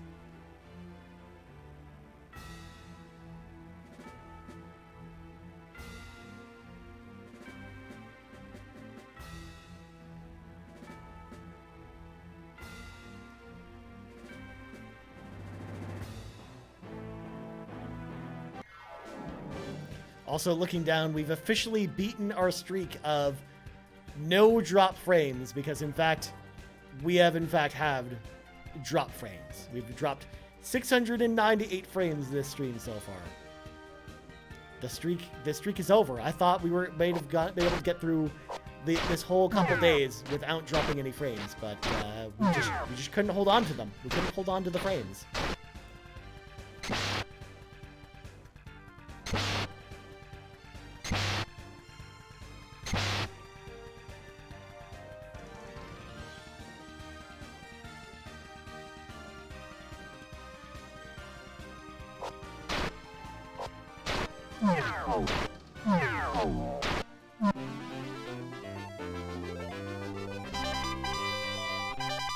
Ooh, Trouble Bubble.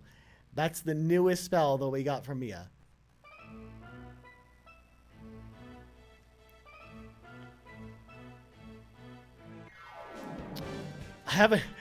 I haven't literally noticed any drop frames, if that helps. Boo, literally unwatchable. Yeah, I mean, you know, it's been so horrible, you guys. Let me throw that there. No, I always say, I'm saying that because, like, my and I mentioned this yesterday, but like my internet connection here, the upload speed gets throttled all the time, and it's usually pretty terrible, which is why I usually don't stream that often. So, if anything, if it was like this all the time, I would actually stream like all the time. But so maybe we'll see one day. When I move from this apartment, I think it'll definitely make a big difference.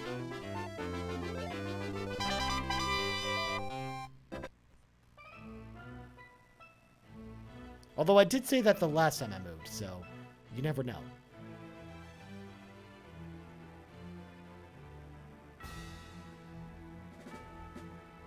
Oh, I should get that chest.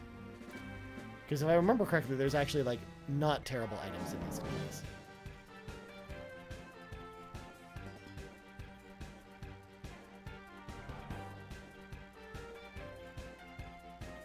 Yeah, let's use some magic. We're gonna use Trouble Bubble. What's up, Dano?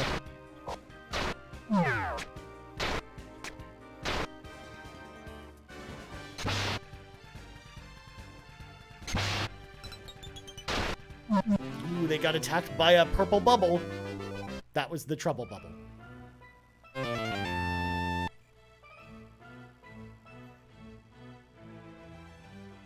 Ooh, the apartment my buddy and I are applying to, they allow us to get fiber. That's awesome. Yeah, we don't have it here in London. There are some apartments that have fiber, but it's like there are very few. And that's the thing. I actually have like really good download speed here. Like my download speed here in my apartment is like 1 gig down, so it's pretty dang good. It's just the upload is the problem, because that's where they get you, because they don't really, like in my building, they don't offer any plans with above 10 megs per second upload speed. So that's all I got to work with. So I literally went with the maximum option of what I could possibly get where I live. And then even then, most of the time it's not even running at the 10 that it's supposed to be running at. Most of the time it's running at like 1 or 2. So, also these guys must probably look familiar. We fought them as a boss earlier in the game. It negates me ever having to buy more storage for my consoles or PC. I'm just deleting and reinstalling everything on a whim now. Lol, that or just xCloud. That's actually what I do with my PlayStation in particular, because when you, I don't know what they did with the PlayStation 5, but the network speeds, if you're plugged in with Ethernet, are like ridiculously fast versus Xbox. Like that Xbox is pretty good, but I don't think it's as good as the PS5's hardwired connection for whatever reason. Like I'm downloading games at like 700 megs a second on PS5, whereas I've never been able to do that on Xbox.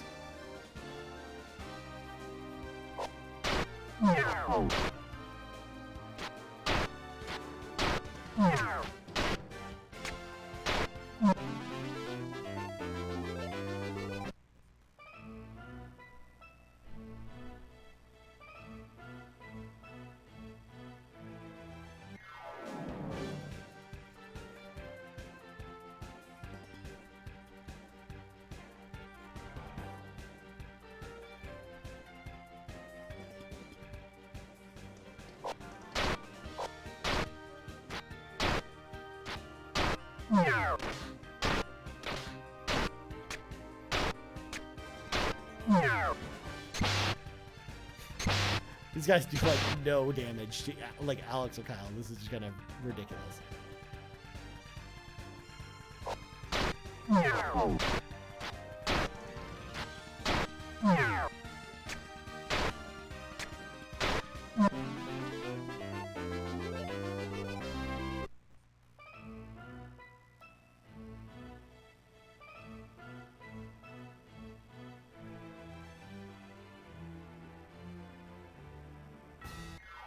There's just this old man just hanging out in this cave with a treasure chest.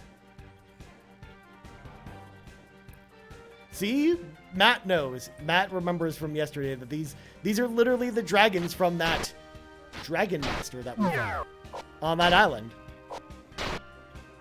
This is also the first time that we've actually gotten reusing boss enemies as normal enemies, whereas like a lot of RPGs you see that a lot, but this one in particular we don't really see that. Dope Dragons Revivals, otherwise known as DDR. You're just Matt, you're just obsessed with DDR. I don't know what it is. Dine's sword received. Ah, you're the first ones brave enough to venture into this cave in a long while. Are you seeking perchance to become a Dragon Master? No, why'd you say that? Well then, why'd you bother coming here? Lousy stinking brat, beat it. Scram. Obviously I'm gonna talk to him correctly, but I'm just messing with him. Alright, so I'm just curious how much of an advantage that is. So 154 versus the Samurai Blade. 194. That's pretty good. Not as good as Kyle's 224 attack power, but good enough. Also, I just loved how I was running around with Nash having more attack power than Alex, which is just funny to see. I see. Well, here, take this hero's crest. Show it to the village elder in Mark. It should open some doors for you.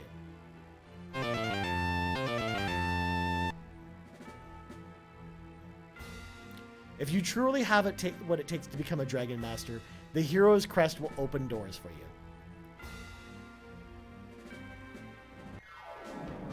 Ooh, there's like this, like, dark wizard dude with like a cattle head on. Like a cattle skull. That looks really cool.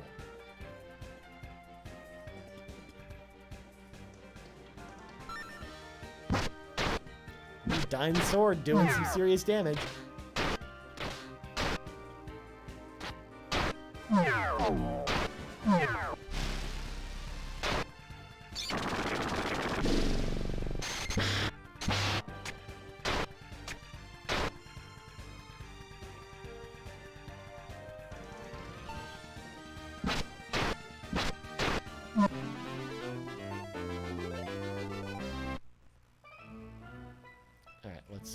use some litany on Kyle.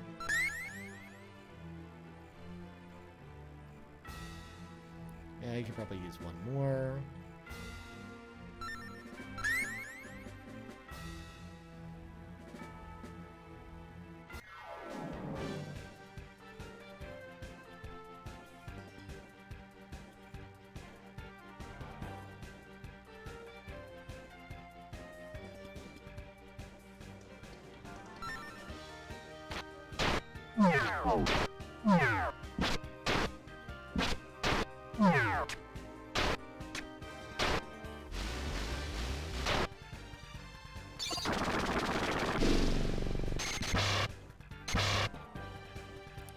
Man, I don't know why he even bothered using that fire attack when he can just attack for, like, more damage and kind of focus down one of our party members, but, you know.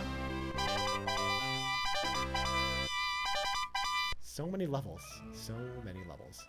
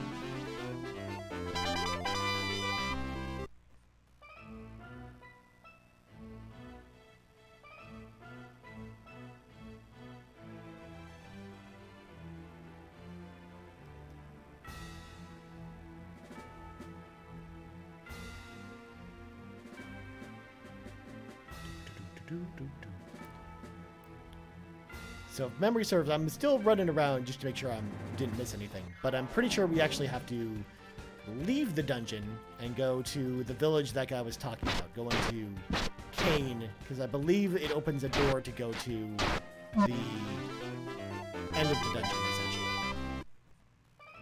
Because I think it leads over there where that staircase is. And do we have a wind essence? We do. Excellent.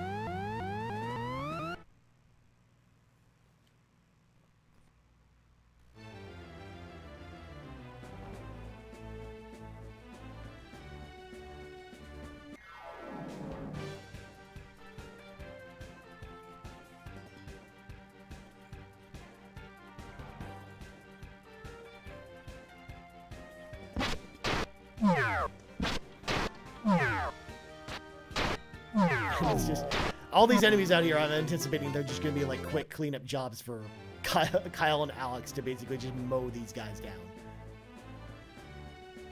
So we heal up here. And then I know I have to get around there to that village. There should be a path that gets down there. Maybe. Unless I'm misremembering things.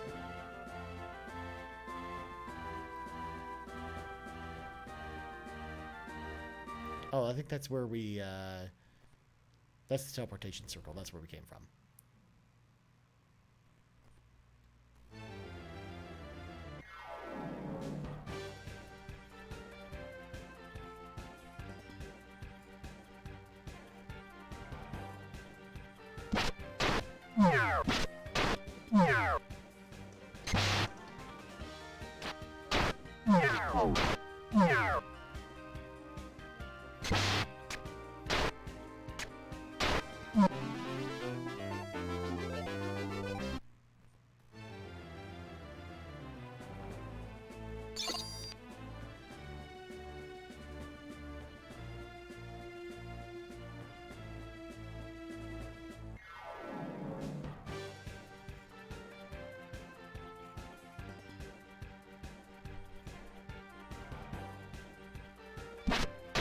Let's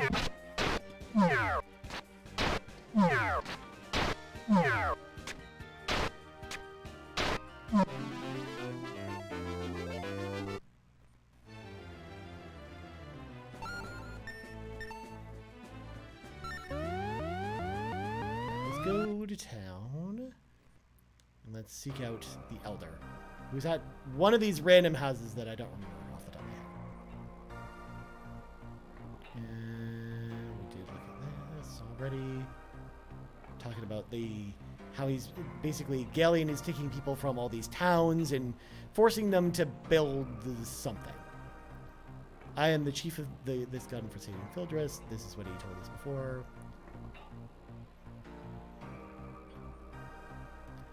I'm going to have to take off for a while, Ryan. Dano, thank you so much again for coming out. I don't know if you're coming back later, but I just want to say thank you again for donating yesterday, for hanging out today, and I hope you have a good rest of your day, my friend, if I don't see you.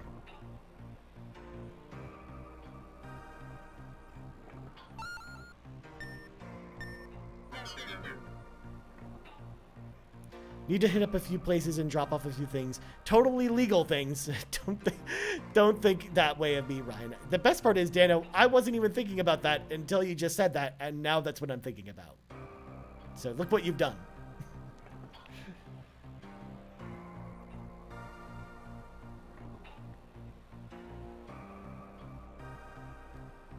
My husband is serving as a soldier for Galleon to protect our village. If he does what Galleon says, Caden will be spared of Galleon's wrath. Hi, I'm Bao. My father is the strongest soldier in the town mine. That's good, I guess.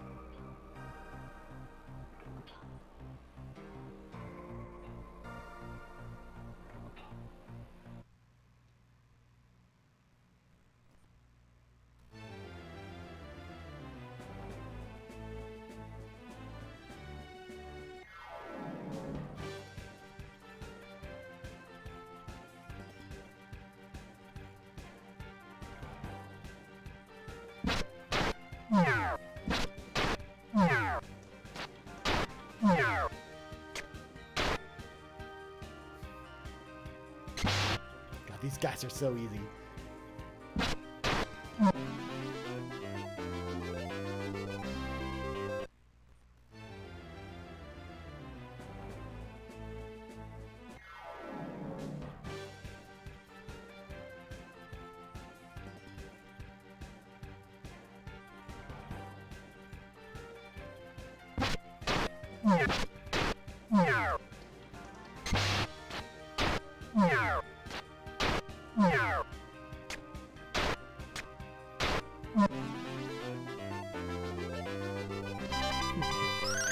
Silly these are people. Yeah, definitely, Matt. I mean, they're kind of just pushovers at this point. Ooh, Flame Maria spell. They're trying to look all tough and imposing, but we just walk up and, you know, hit them twice and they're pretty much dead.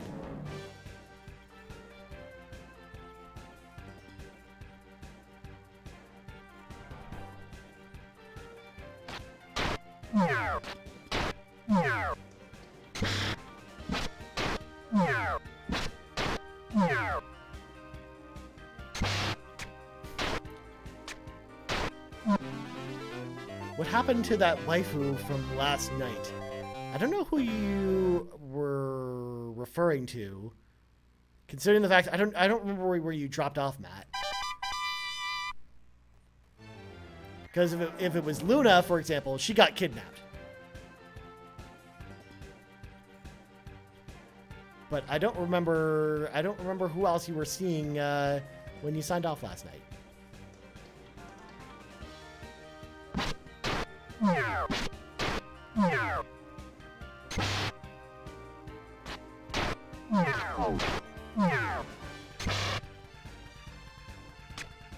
Oh, Zenobia. So that's who we're hunting right now. Because Zenobia lives here in the frontier. This is where the Vile tribe is actually from. But we're trying to find them. That's kind of where we're trying to get to at this point.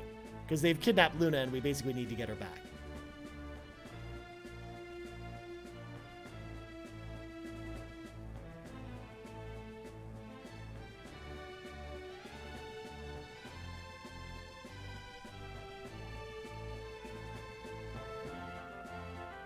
But yes, Team Vile's kind of like Team Rocket, but not really. They're like more evil Team Rocket, I guess. I'm just gonna literally just tell them to attack and just call it a day. You did show up at the right time. I mean, I don't know how soon I'm gonna be getting to her, but we'll see. This is the town of Talon. This town was created by Master Galleon to mine the surrounding mountains. Wow, you went into the Black Dragon's cave. I'm very impressed. The iron ore mined here is transported to Ruid. What could they possibly be doing with that amount of ore that we're shipping to them? Tabin is the inventor that is pushing us night and day to produce more ore. Many of my friends have died from overwork. What can Tabin be building that requires so much iron ore? What indeed? I was captured by Zenobia and her terrorists. They brought me here to work. Don't worry, miss. We'll get you out of here, right, Alex? I mean, that's not really what we're here to do, but, you know. Say, you're new here. They call me Scruff. The Vile tribe got me when I was hunting. Now then, where did they capture you? And we actually just walked in. There was, like, no guards or anything. The commander of the mine is supposedly from Caden. He's stronger than an ox. To escape the mines, you have to best him in a one-on-one battle. The sad thing is, it's impossible to beat him. So essentially, he's like, if you want to have your freedom, you can fight for it, but I'm going to basically murder you. Once you exit Talon Mine, on the other side, you can get to the other cities. Mark is over there, as well as the city of Ruid, where all this ore is being sent.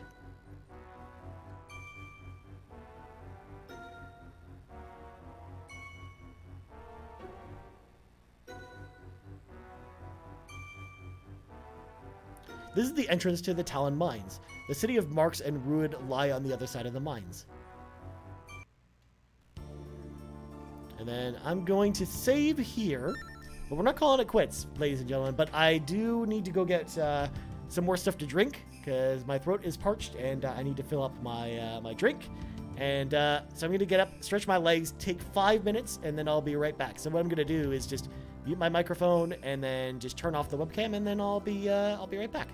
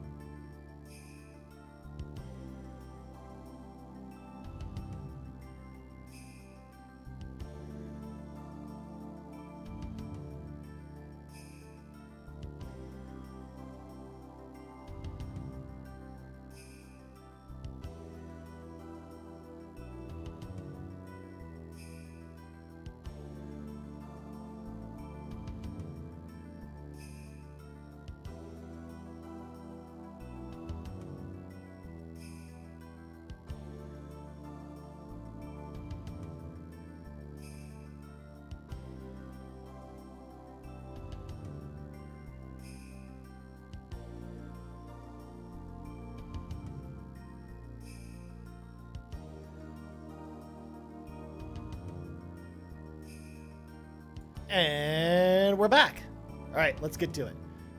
All right, let me just save again because I'm overly paranoid with saving in this game. I'm very much like that, overly paranoid with saves in this game because the last time I did a live stream of this game, there was a problem with the disc that around this part, it would basically, like the game would stop working. So I would lose all kinds of data until I cleaned it. So I wanted to make sure to be on top of saves today so we don't lose anything or don't have to go all the way back. Even though this game actually has a nice checkpoint system in it, which I do appreciate.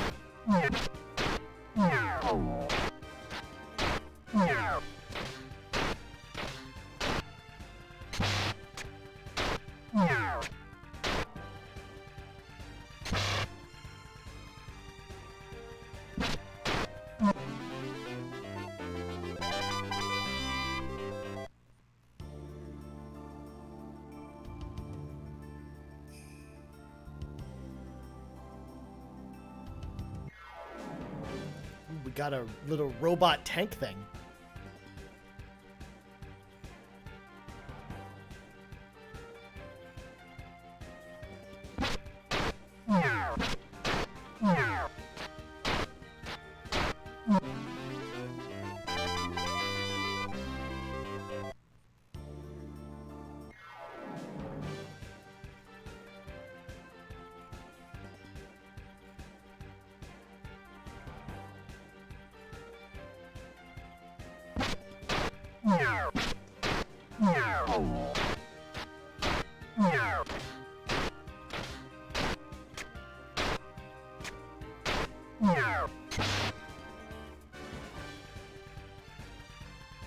God, even these new lizard guys are kind of pushovers too.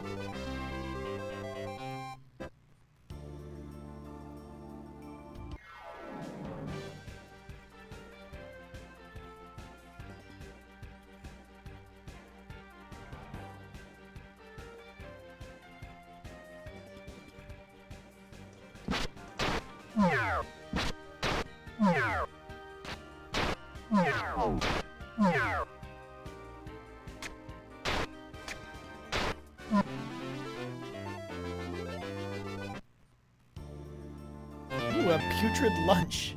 Just everyone's favorite. You know, it's fine. It's the only item in the game that makes you feel worse whenever you eat it.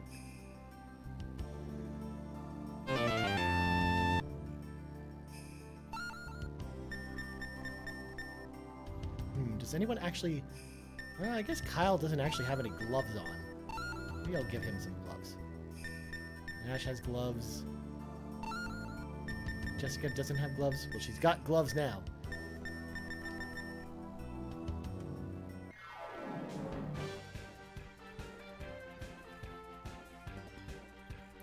Oh yeah, I equipped this item with Nash, and I'm like, oh, what does this even do?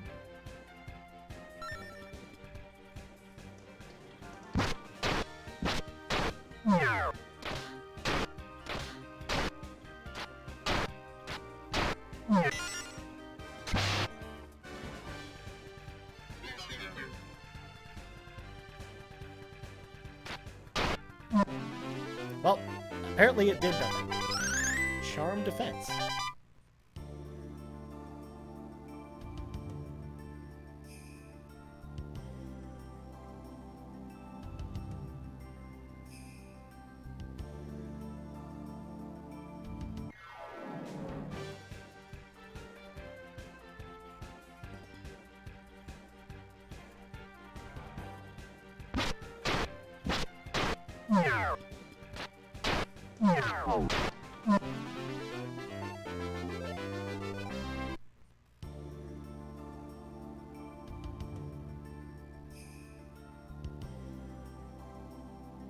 Yo ho, Ego. Hail Master Galleon. Wow, he's just singing to himself while he just, you know, picking away at some medals.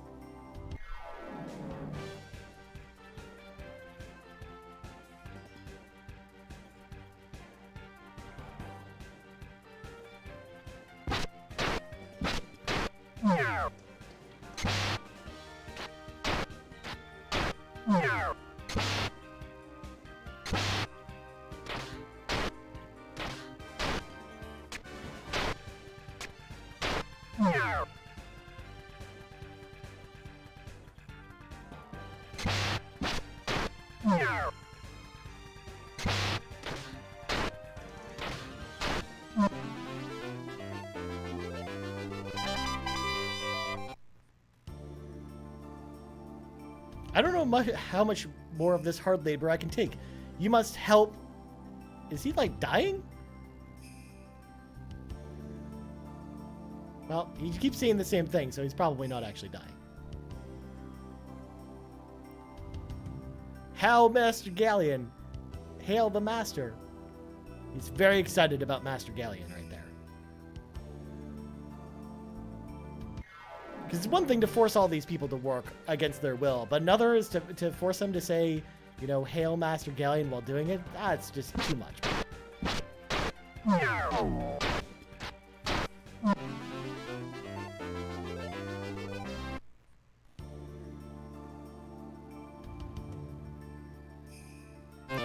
Meal rations. A new shipment of slaves just came in from this place called Berg. I think they're working deeper in the mine. That's a good tip-off to know what happened with all the people from our town.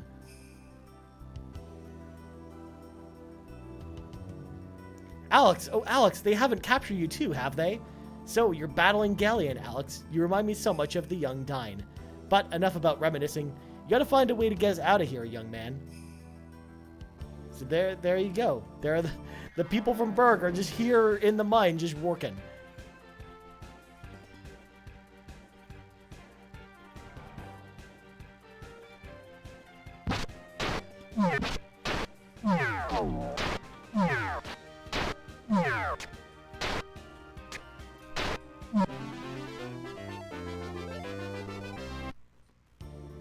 Also, for someone like Nash, who's like all about how powerful his magic is, I like never to like never use him for his magical stuff. I just love it. I love the fact that he's just like he's so much more useful as like a non-magic person, as like the guy the party's archer essentially.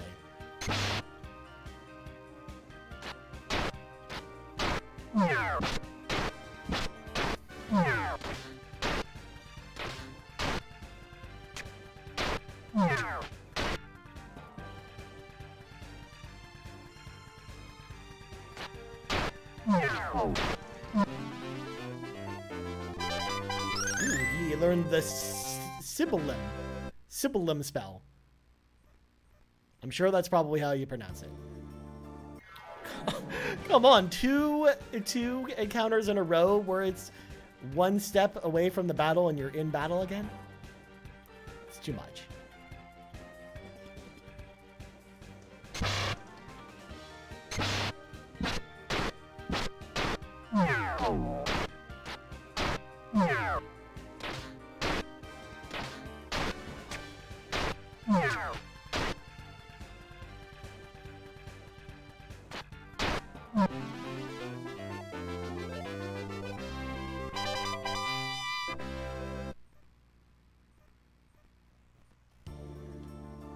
Whew, it finally let me walk away without triggering another battle.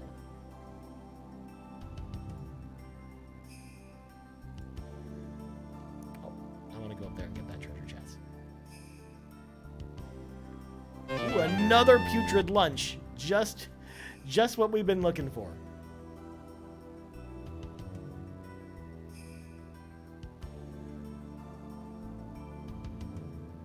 And more gloves.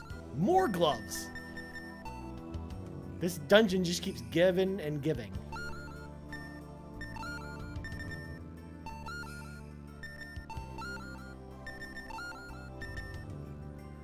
Well, at least Mia's got a nice pair of gloves now to go along with her outfit. Alright, time to take stock. Let's do comp litany.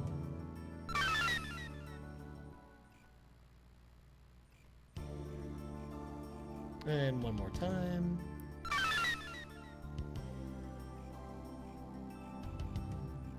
That should be close enough. Let's save. Special rations received. Alex, I can't believe it's really you, son. I'm so glad to see that you and Null are safe. How did you know we were taken here? Luna's been kidnapped. Oh, dear. Alex, I have to tell you about a secret I've kept for a long time. Many years ago, Master Diane came to me with a baby and a strange pet. He asked me to care for them, no questions asked. So, of course I did. Alex, you know them as Luna and Null. Alex, don't worry about your mother and me. You must find Luna before it's too late. Diane must have had his reasons for hiding her with us all these years ago. We can't let him down. Oh, Alex, Null, I wasn't sure I'd ever see you again. But where's Luna? Oh, how terrible. Luna's been kidnapped. Alex, you must find her before she gives up all hope of being rescued. I know she's probably crying in the dark somewhere right now. You must find her. Oh, Alex, we can take care of ourselves. We must try harder to find Luna before it's too late. So there we go. We found Alex's parents just hanging out in the Talon mines. And of course, there's like a bajillion entrances to go through. So hopefully we find the right one. Ooh, tattered clothes. Again, just all the best items from this dungeon.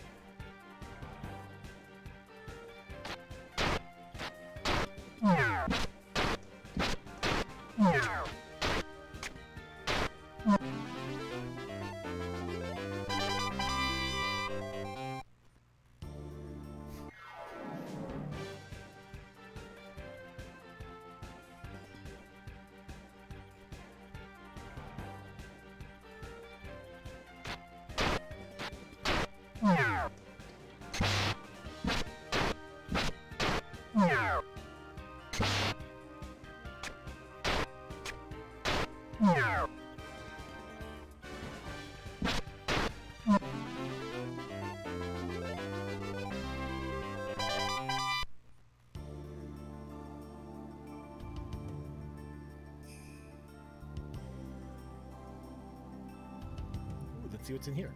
More tattered clothes. Excellent. We're gonna just not even bother picking those up because they're worth like $1. Oh, Alex, have you heard any news about the other villagers? Oh, that's good. We've got to find a way out of this place.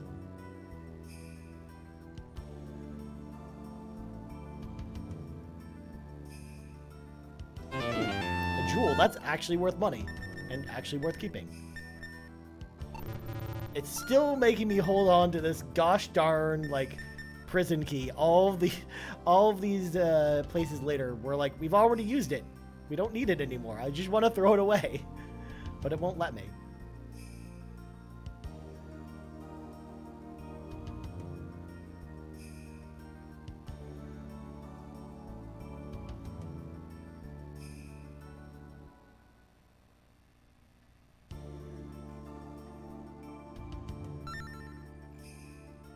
All right, here we go.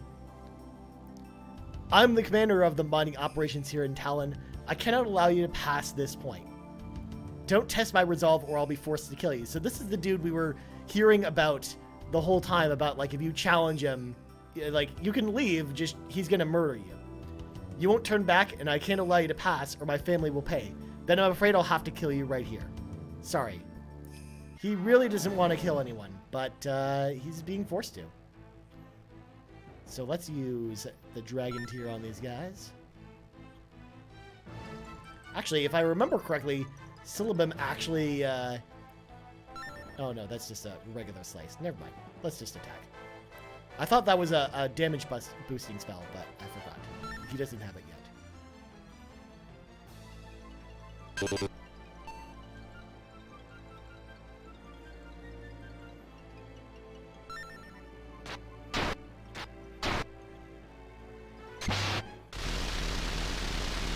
So once again, we've got this epic dragon ability that basically throws this little, like, ice patch at people, essentially.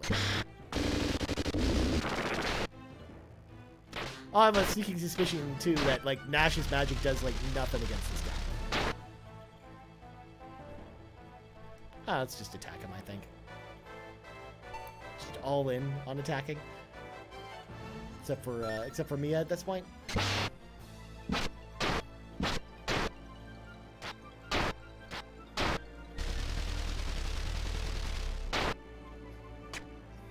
And there you go. Man, he went down fast. Everyone was like, man, this guy's too powerful. We can't beat him. We beat him in like 2 minutes. And that's a butt ton of experience. You're quite a lot. You're quite a strong little bugger. Let's see how you fare against Tabin's dragon tanks. And here's where the real battle begins.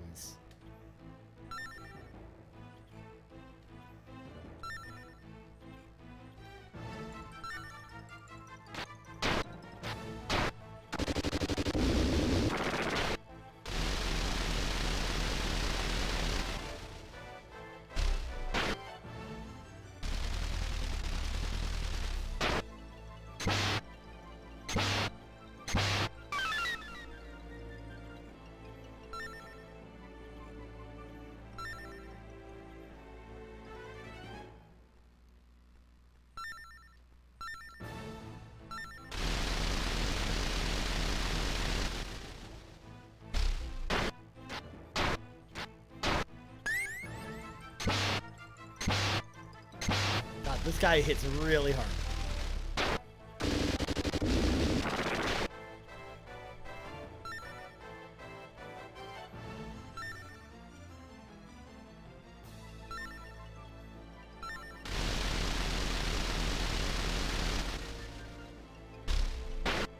But doesn't matter. We totally beat him. By Althena herself, you might even be strong enough to beat Galleon. Probably not. We're not that good yet. You bested me. You may pass. See, he's not so bad after all. Alex, listen.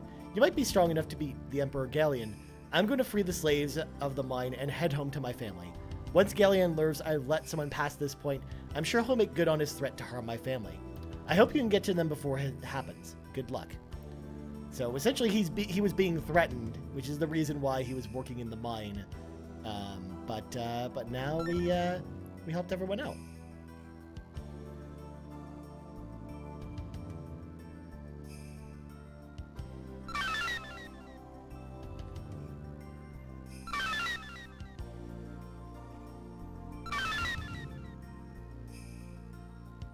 I think everyone should be pretty much good except for Kyle, of course, because he's Kyle and he just takes so much damage. And let's quickly save.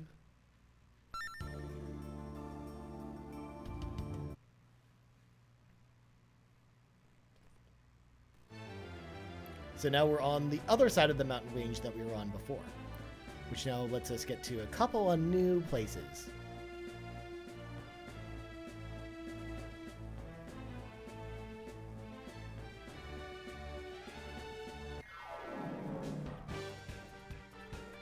Also, it's weird because we're fighting these guys in the open world, but it kind of looks like we're in a cave, essentially, with, like, the background and whatnot.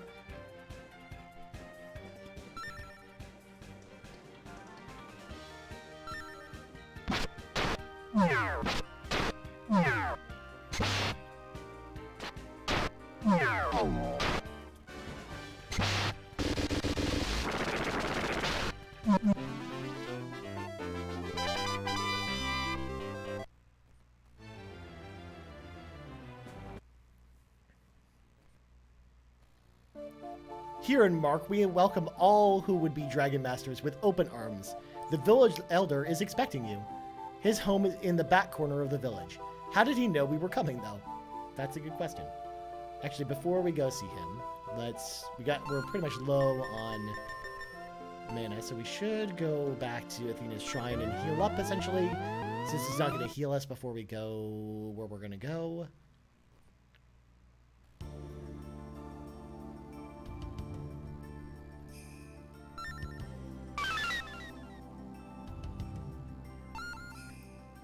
And then I kind of want to go sell some stuff. I think there might be some shops in Mark, so we'll go there first.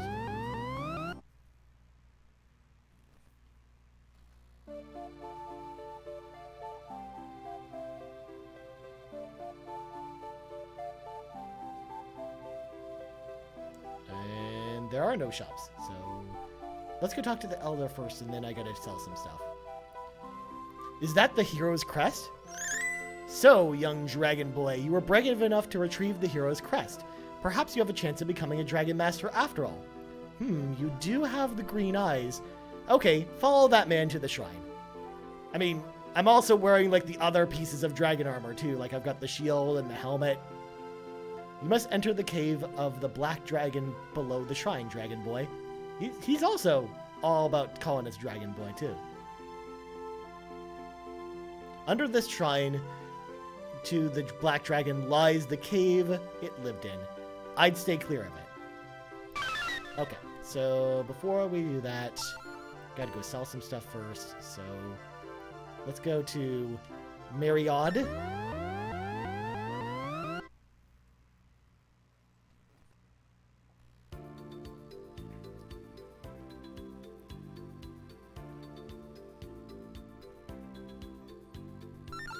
We can sell the samurai sword and the jewel, and then we can sell this lunch. We can probably sell a couple of these because we're going to be getting a whole bunch of stuff in our inventory, and we're going to need the space. So we'll get the flail, and then the boomerang is worse than the pixie bow, so we'll just leave it like that.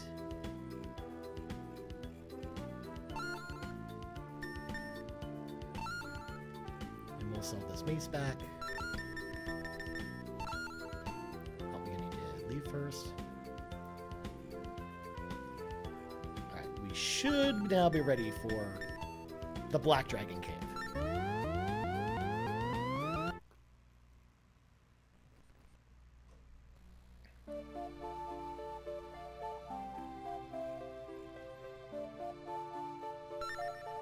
Alright, here we go. Saint clothes and a silver claw. I almost didn't even need to go buy this flail. So let me do this. So attack power 115. 150. Alright, that's a lot better. And then equipment. So she's got the magic robe. She's got the sage clothes.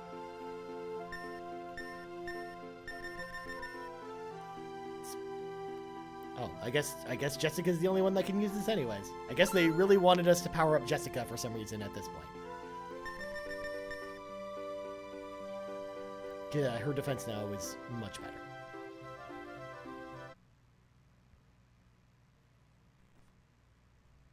And of course, this should look familiar. This is essentially the other side of where we came to get the hero's crest, essentially.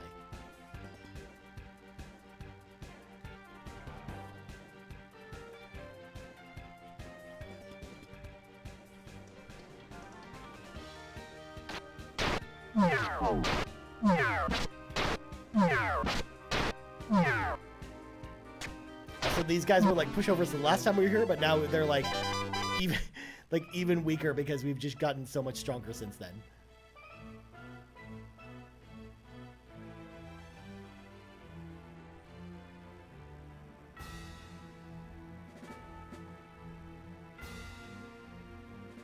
Let's make sure we get this item first. Another cascade ring.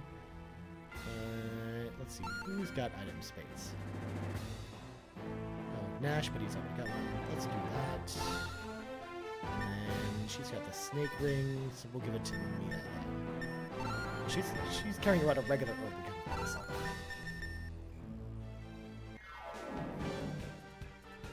Oh my god, so many frogs. So many frogs.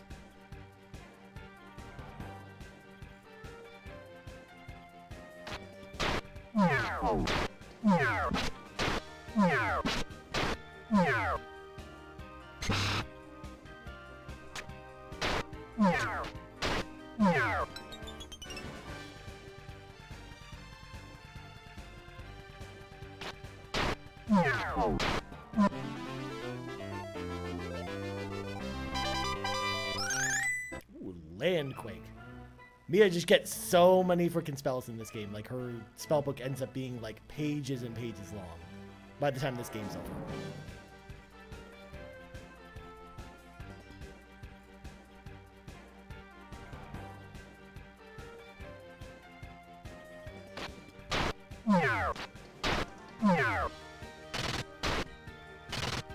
Putting those iron claws to work.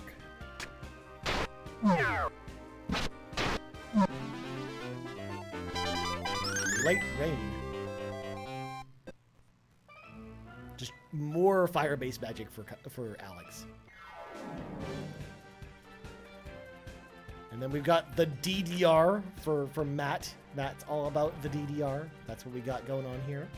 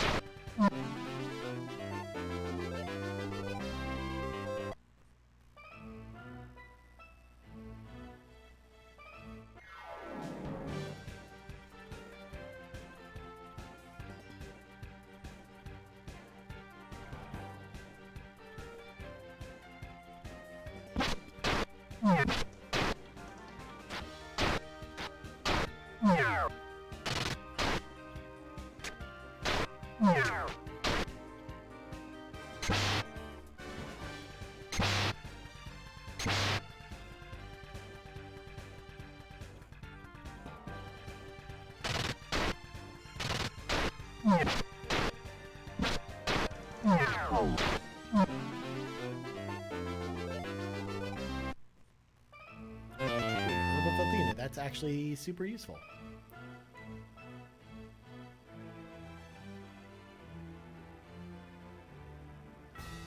Ice Canyon.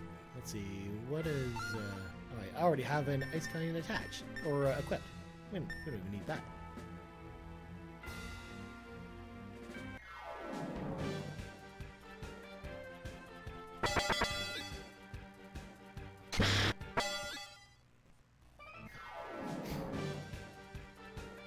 guess it really wanted me to fight that badly. I was like, oh, I'll just skip this battle. We don't really need to fight these dudes. And nope, they were just like, they were really excited to fight.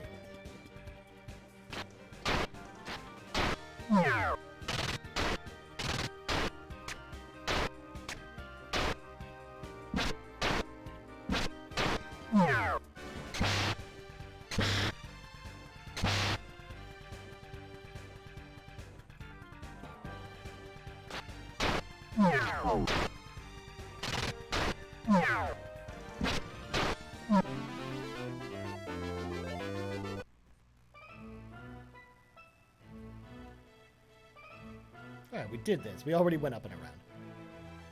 I totally got lost there for a second.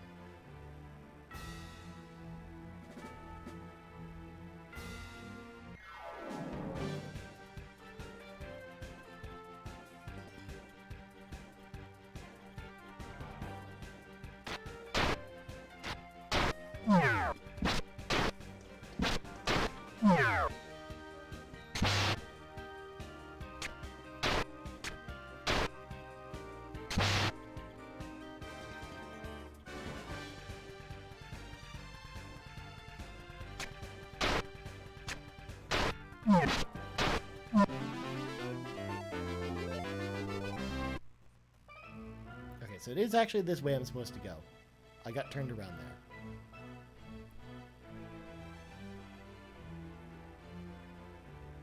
Okay. Yeah, I think we're supposed to go up and around. So, yeah. We're in basement 3, so we're actually trying to go down rather than up.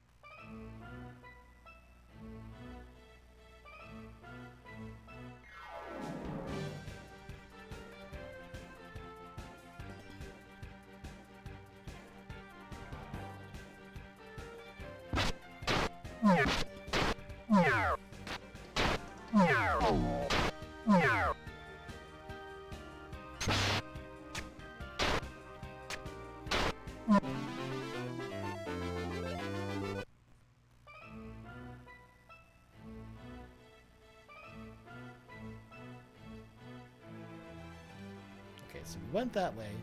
First of all, let me heal Kyle a bit.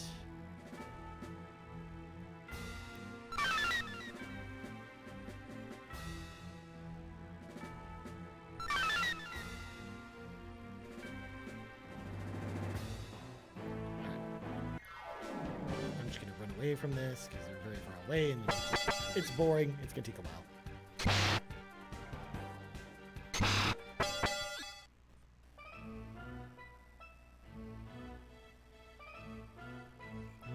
Just use this one more time on...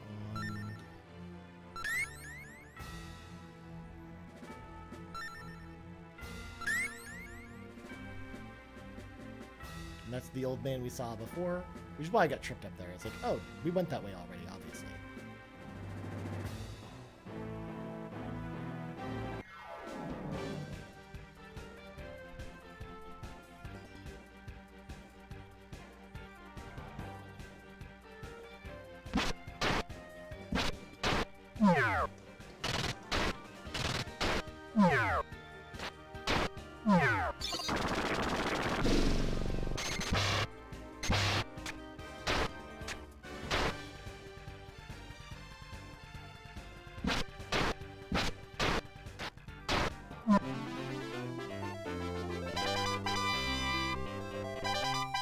Healing litany.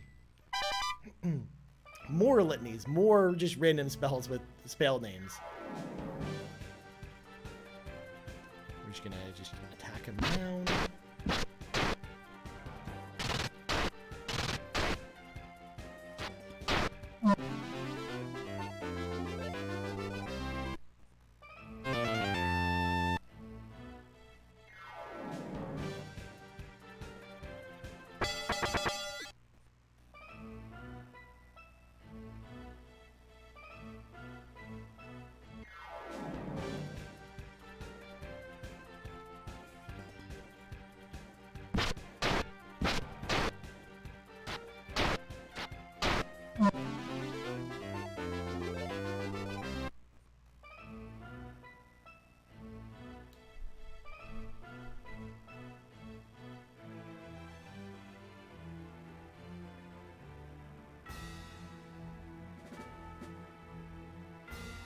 Just more and more starlights.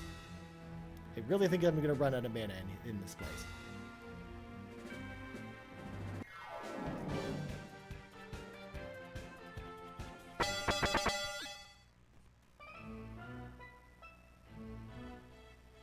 Also, gotta love that running away chime every time I run away.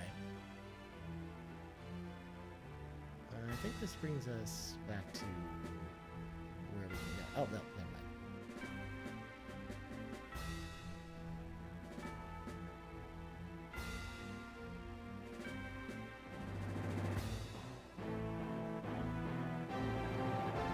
God, this freaking cave is so big. There's so much room in this cave.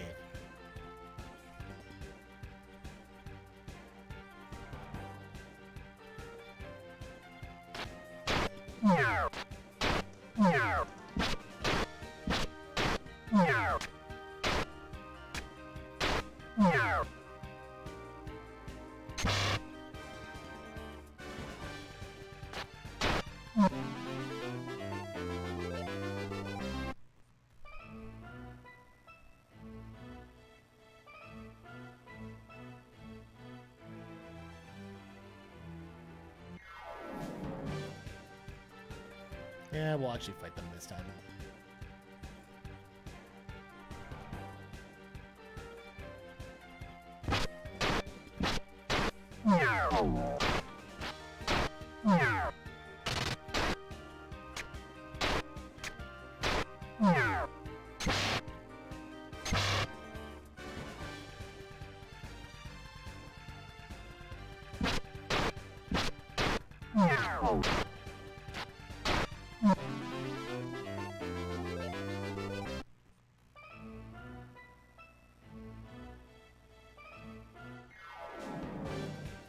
Yeah, I'm just gonna run away from these guys.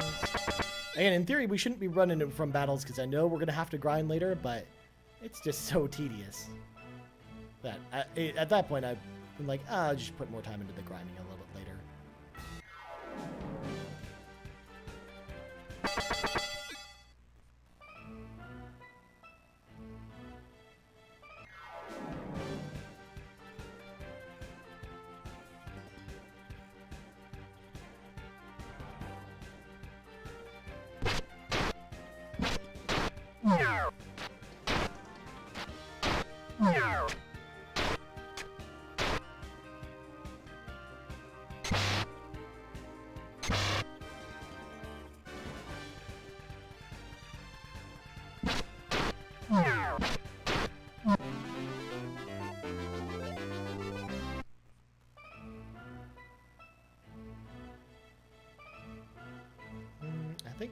I think I remember seeing the staircase being up here when we walked by.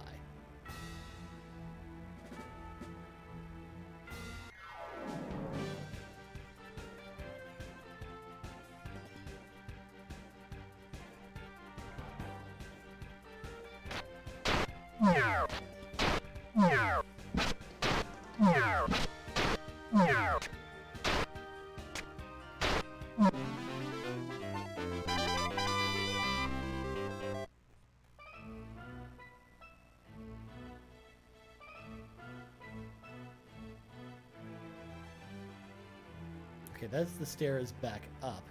So we just went in a giant circle. Okay.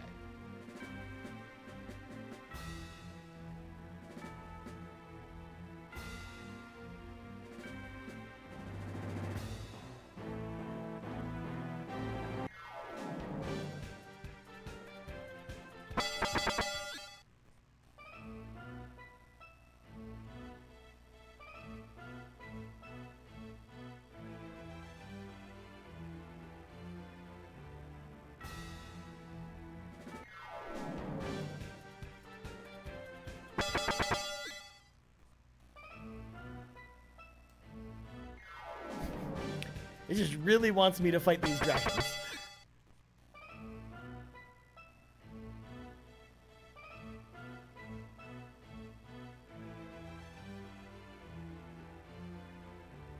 So I know that down there leads to a dead end. And then there's the staircase there that I have to get to. So it's kind of in the middle of this room. Thanks, Null. I had forgotten that like Null even had a command in this game. And he tells you whether or not the enemies are actually too tough for you or not.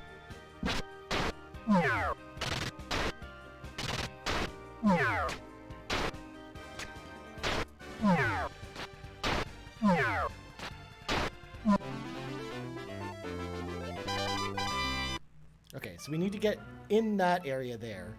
And then I guess we go up and around this way. Screen lessons, because that'll be useful later. Okay, whew. Figured it out. And now I think we're getting to the end here. So it's better to conserve my health. How is everyone health doing? Kyle could use a top up.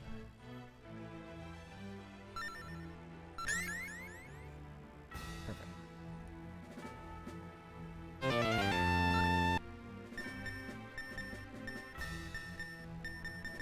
Just drop this herb. Yeah, why not? Let's fight these guys.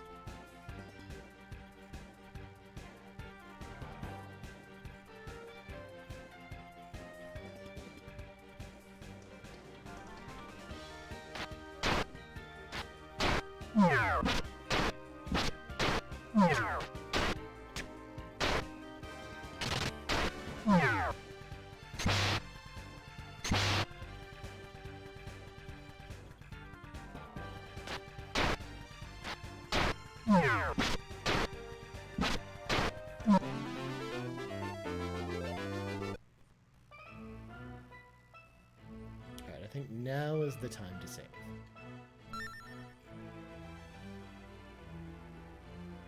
Because it's go time. Oh my gosh! Look at that, Alex!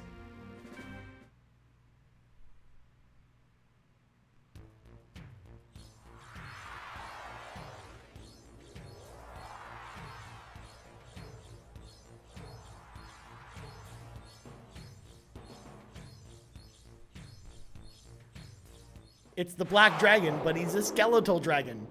And he apparently wants us to fight him so we can get his armor. And of course, like, you can definitely tell, like, it's one of the top tier bosses because you've got the new boss music going along with it.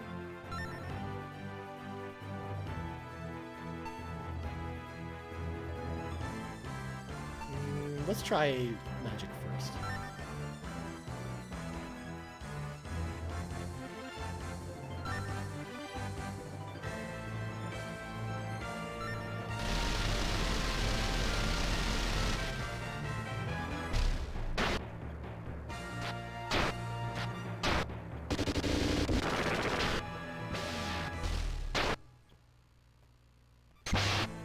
Well, it's a good thing I used that defense spell, or else Kyle would have taken a ton of damage there.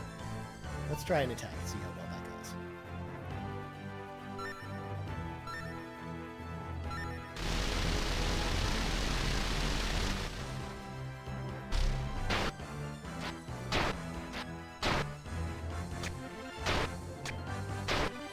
Okay, so the average is about 150 damage.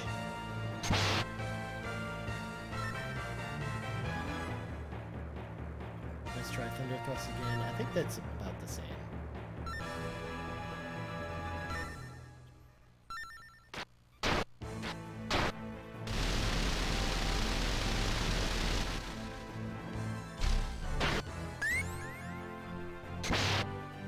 Ooh, now he went for 2 attacks that time.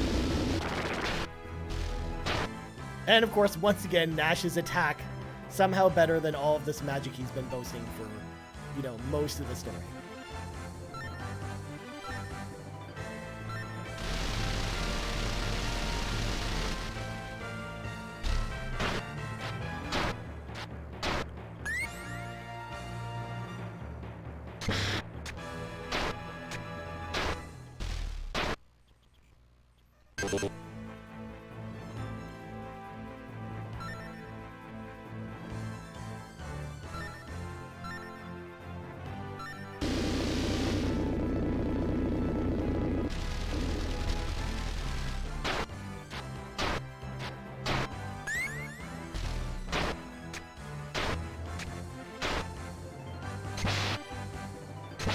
Well, there goes Kyle.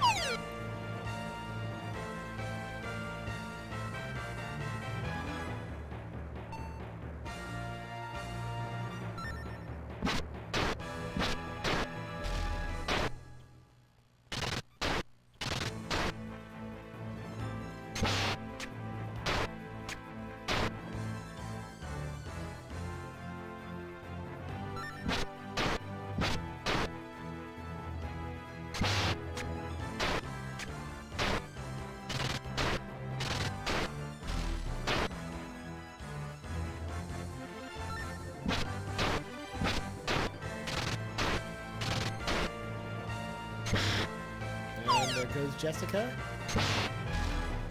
But doesn't matter because we won. That boss is actually pretty difficult. Bye-bye air is the spell we learned. Very impressive, Alex. You just killed the only remaining means of becoming a Dragon Master. You're making this way too easy. Now the goddess is completely unprotected. She's mine to control. The world is my oyster!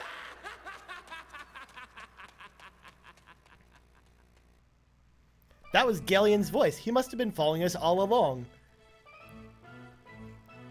So yeah, essentially if there are no dragons, there can be no Dragon Master. It's kind of the deal here. Which means that, you know, Galleon can just go, take the goddess for himself.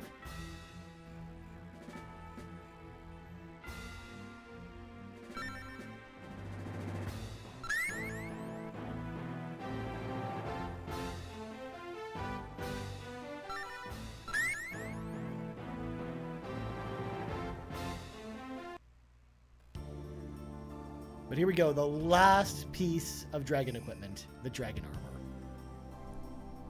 Also, do I have enough inventory space for this? No. Let me do this.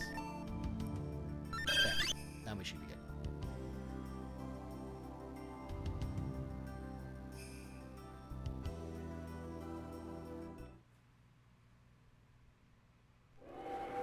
Finally, the armor of the Black Dragon.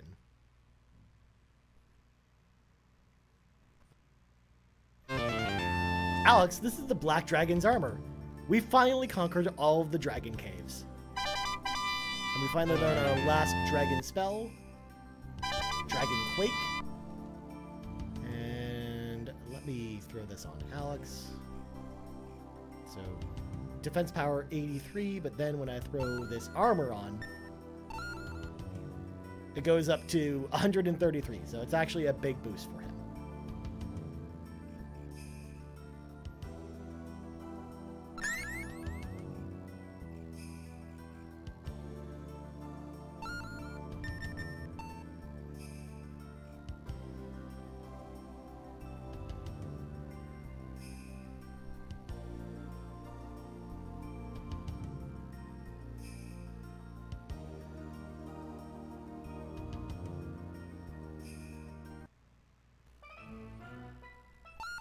Alright, so we should be able to use this wind essence I found earlier to get out of here.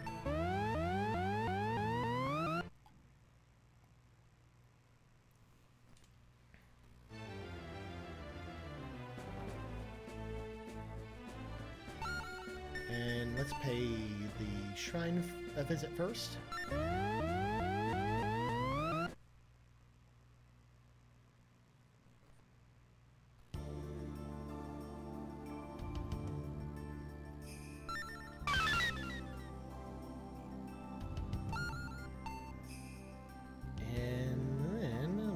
All the way back to Mark.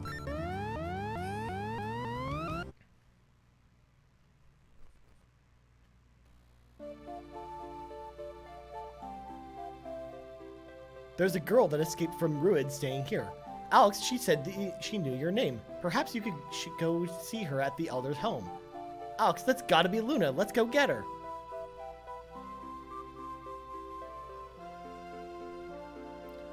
Hello, I'm from the Plains Tribe. I escaped from the town of Ruid. Wait, you have the green eyes. You must be Alex. Luna is the one that helped me escape from Ruid. Here, we copied the key to the gate. Take it. Got the key to Ruid. So Ruid is like a fortress town that's a bit farther south, but apparently the door's locked. Gaza Llama, you got the armor of the Black Dragon. That's wonderful. You've almost got everything a Dragon Master needs. But Galleon said what? Oh, this is serious indeed.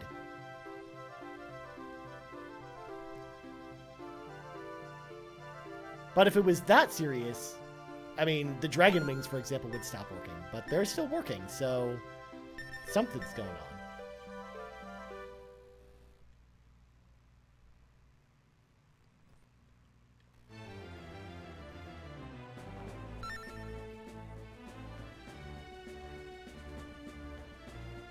Alright, we are off to Ruid. And we're gonna fight more of these clowns.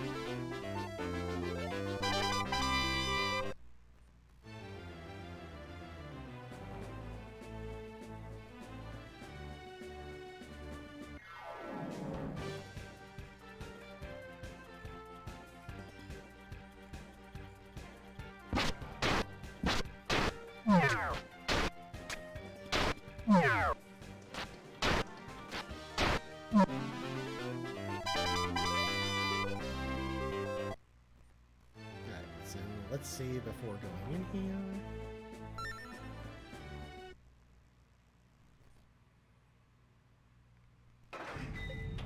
So we're at a big castle town. Wonder if this is where the Vile tribe is hanging out.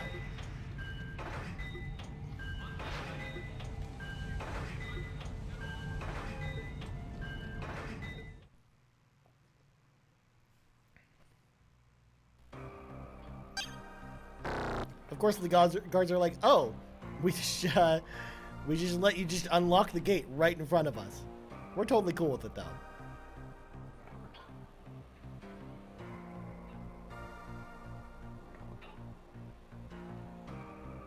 All right, so now that we're here, it's time to start offloading some of the stuff that's in this inventory.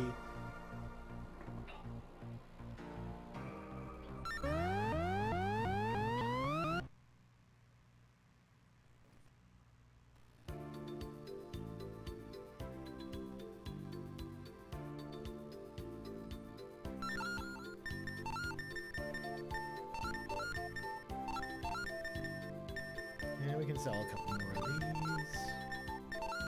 And then we're good for now.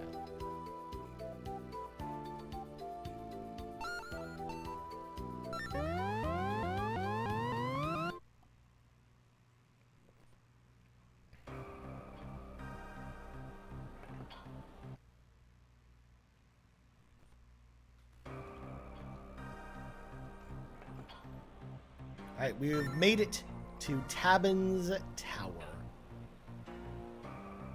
This is the thing that basically, like, all of the people in town were basically, like, mining all that ore for, essentially. They're trying to build this giant tower in the middle of Ruid.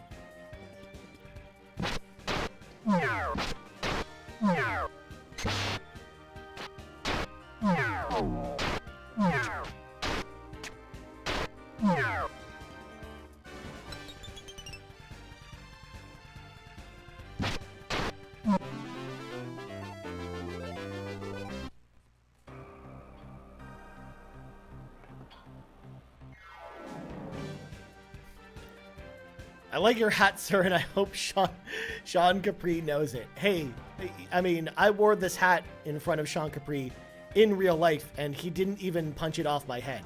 I'd call that a win. I feel like we're making some progress here.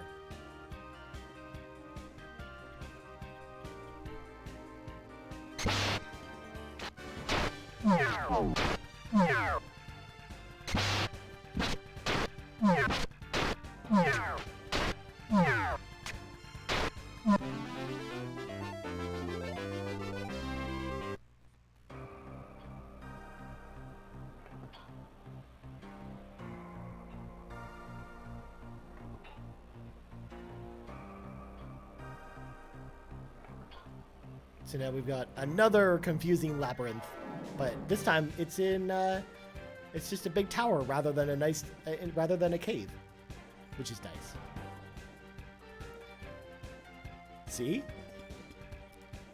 Maybe one day, well, okay, I'm not even gonna say it. I mean, one day maybe we get him to admit the flames aren't terrible. Maybe.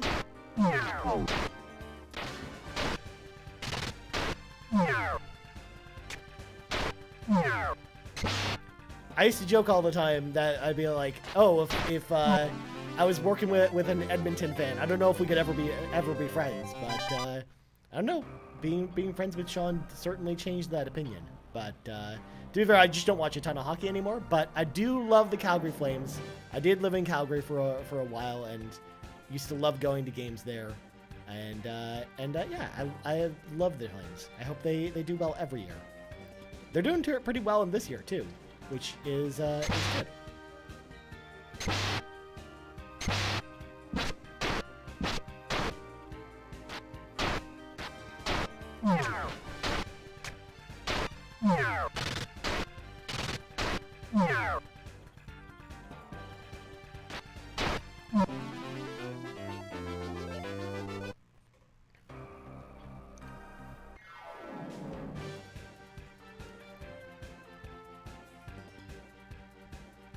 Just so many random battles.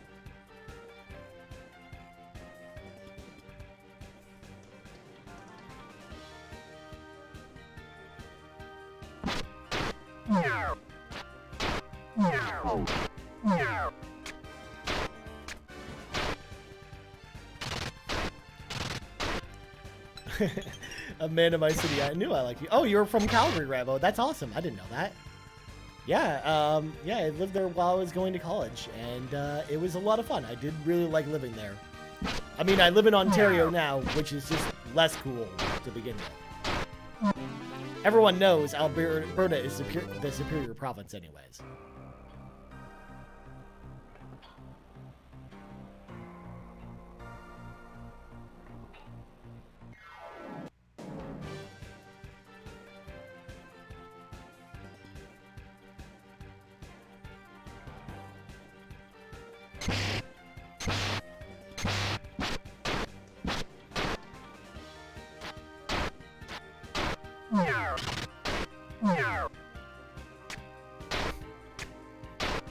I love how Nash's bow literally does nothing against that guy. Oh, that's bad.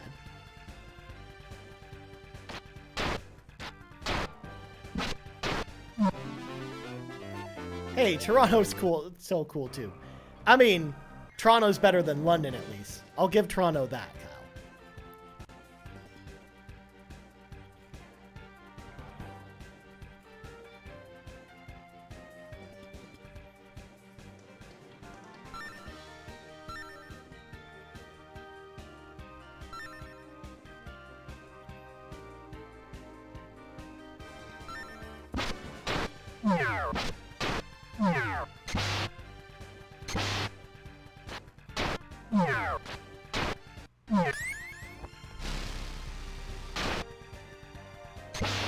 Man, it's been a while since like any of these enemies were like weak against magic in any way. So like, there's like no point in using most of these spells. Like it may as well just have Mia just attack all the time.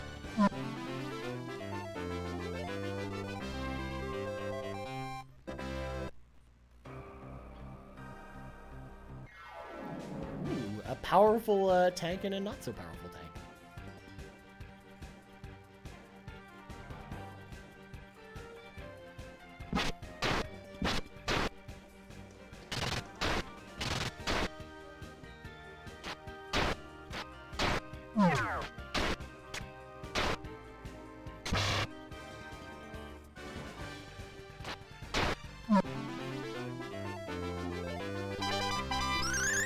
The magic box spell.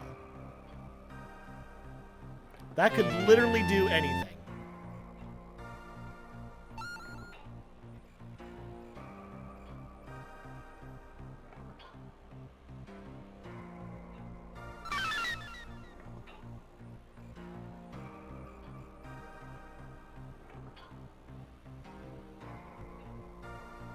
At least one thing I have to appreciate about Tabin's Tower, one, I actually really like the visual design of it and how like the gears are turning, but two, it's like it's pretty straightforward where you kind of have to go here versus like some of the other caves and stuff that are just like kind of confusing to navigate. Like here, for the most part, you're kind of going in a straight line for the most part, which is nice. So I think these are Jessica only. Oh, no, never mind. It's Mia and Nash, huh? Well, I'm gonna give these to Mia, and then give these to Nash, and then we'll just continue to upgrade like that.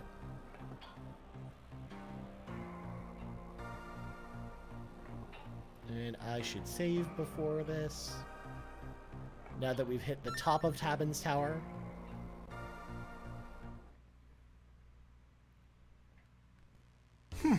I'm Tabin, Galeon's chief inventor. Look at that, like, armor he's got on his, like, ears and stuff like that. He's a cool-looking character.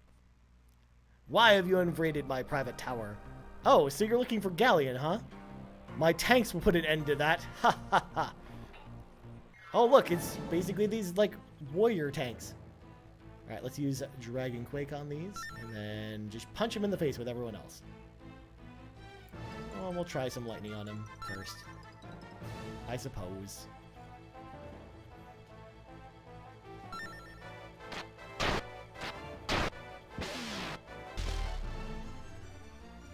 I love how the dragon goes, like, into all the dudes and is, like, burrowing into them. Oh, Jessica's attack does nothing, so she's gonna be healing and flee.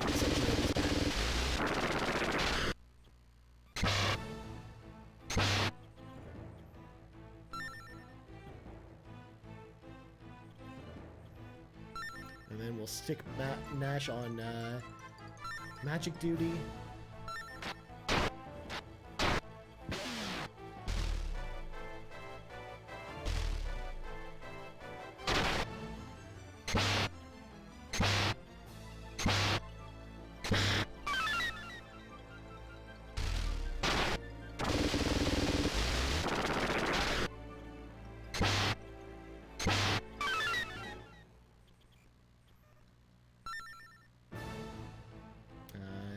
Just attack, and we'll have him use an item on Kyle, and then do Calm Litany that way. Right. Killed one of the three of them. That's two.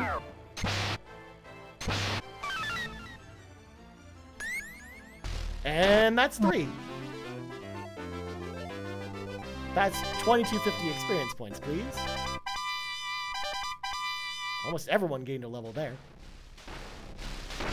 You've defeated them. That's impossible. But that doesn't matter. My masterwork, the Grindery, is now operational. No one can stop it now. Emperor Galleon now has the goddess under his power and the Grindery at his disposal. He's invincible.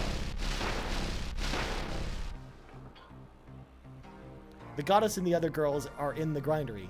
If you want to save them, you better get cracking. But it's no use. Emperor Galleon is now destined to rule the whole world. Alright, off to the Grindery we go.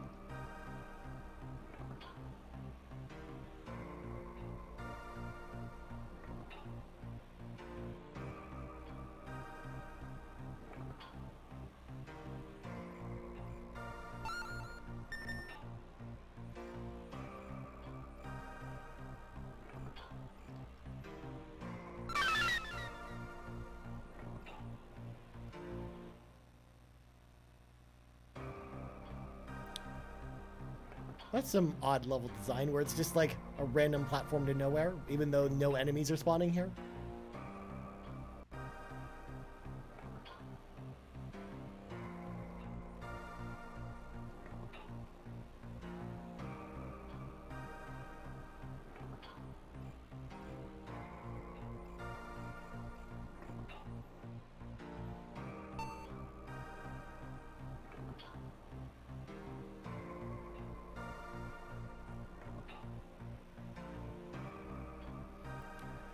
The Grindery sounds like a hipster coffee shop.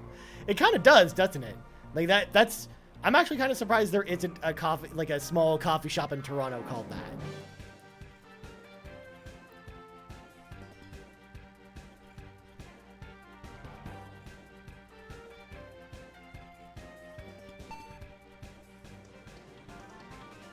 But this does mean, though, now that we've found the Grindery, that we're pretty much starting to enter the end game of this game.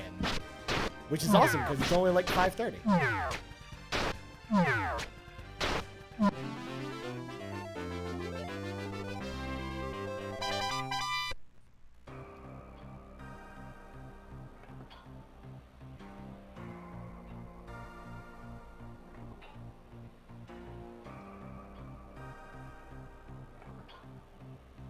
Oh yeah, that just leads to nowhere.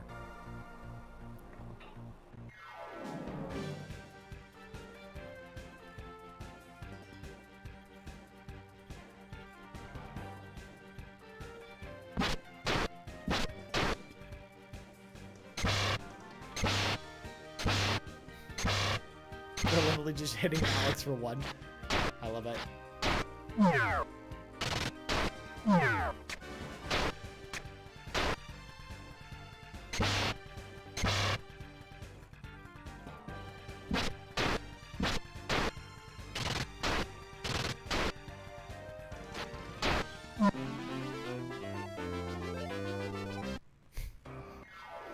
Come on! One step, and we're just back in battle again.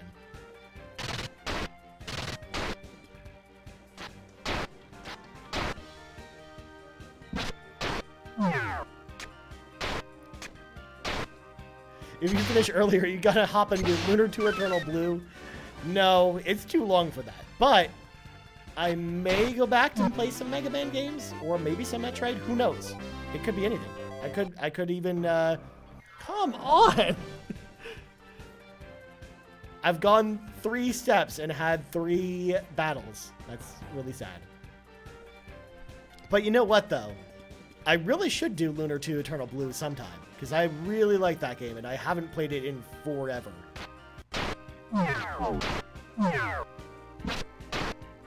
It just sits on my shelf, just waiting to be played at this point.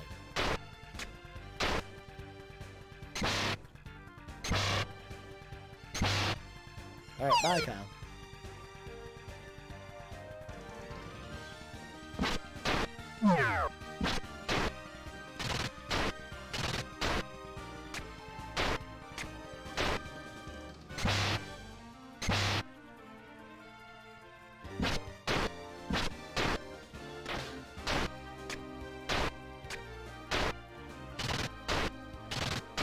It took forever to heal that tank. Alright, let's heal Kyle up. So we'll do one of those, and then the rest on those on Kyle. One more.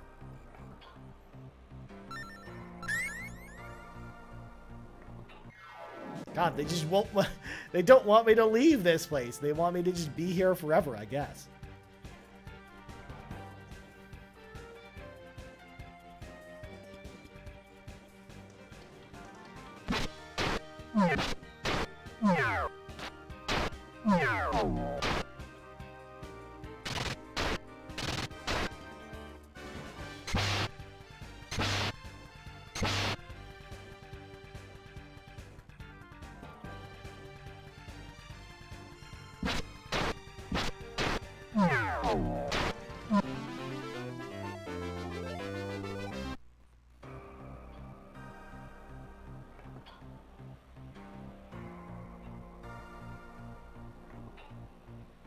Whew. Finally got out of there. Thank God. But now we gotta go find the grindery, which no longer seems to be attached there. So actually, let's go back to the goddess shrine.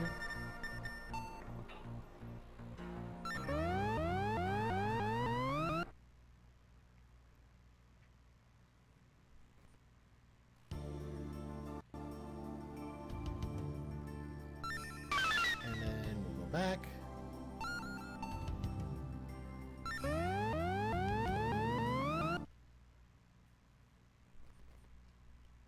Also, I would be very surprised if I actually ended early, Kyle, because I remember them, like, I remember looking at how long to beat and being like, oh, how long is it going to take me to probably finish this game? And it's like, oh, it's going to take you maybe 19 hours to finish it. And we're not even close to streaming 19 hours yet, let alone playing 19 hours of this. So, but at the same time, I'm actually feel like we're pretty close to, like, the second last place of the game, essentially. Alex, there's no sign of Galleon's castle around here. It could be just about anywhere by now. Yeah, its tracks basically just stop here, essentially. Like, I don't even know how it got through, like, all of these forests and whatnot. Although, I already kind of know where it is. So, let me do this.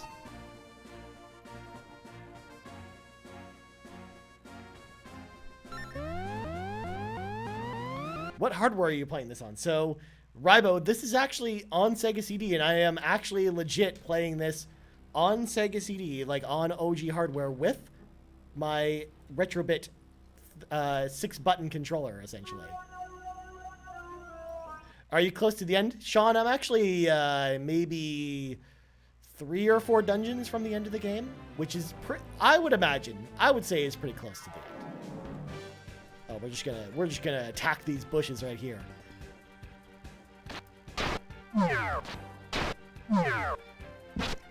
So yes, so Rybo, I am actually playing on a Sega CD right now with the disc spinning right over there. Whatever.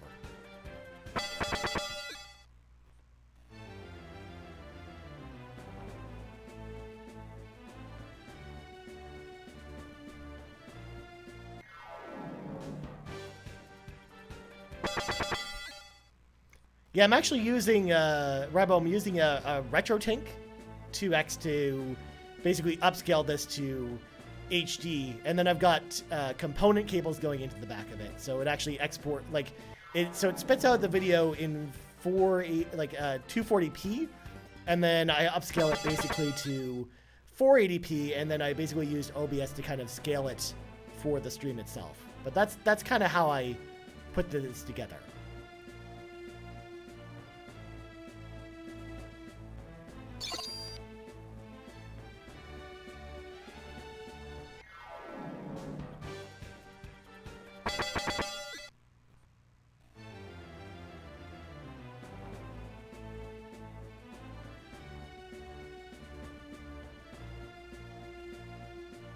So there's the goddess shrine. So then I know, because I know that it's by the goddess tower. That's where I'm supposed to be. So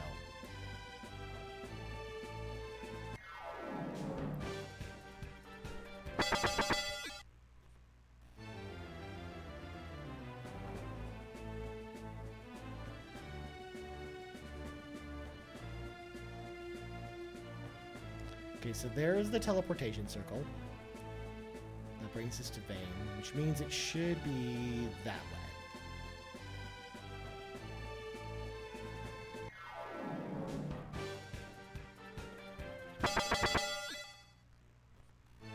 Oh yeah, for sure. I know you would at least appreciate that, Rabo. But no, it's actually really hard playing like older games like this on modern TVs. But I mean, I did enough research to figure out like really good ways of doing it with the hardware that I have. Okay, so let me.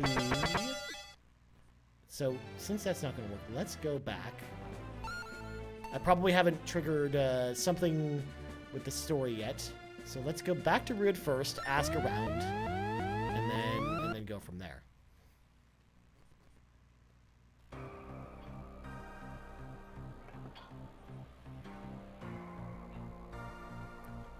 Galleon is heading towards the coast. Let's head towards the coast then and go look for it.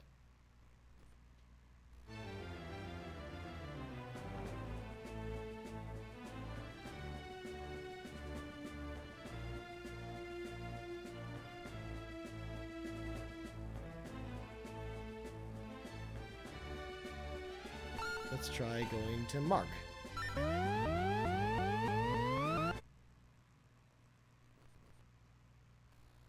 You won't believe what I just saw. There was a big castle and it was moving, you know? Well, not floating, but like moving. It was huge and it made the ground shake and it was heading towards Talon. What's going on?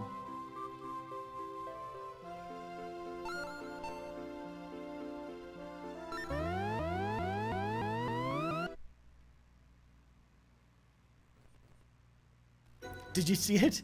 This huge castle Tabin made just started moving. And here's the tracks. Galleon's castle just rolled through here a little while ago. It was heading in the direction of coast, but it should still be near.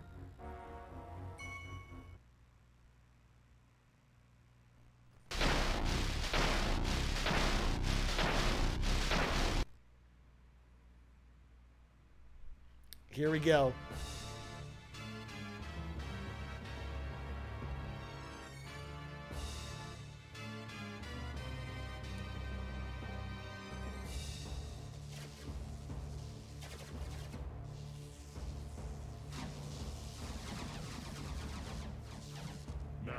Athena, heed my command. Turn your pure light to blazing fire and decimate all who oppose me. That's a big castle.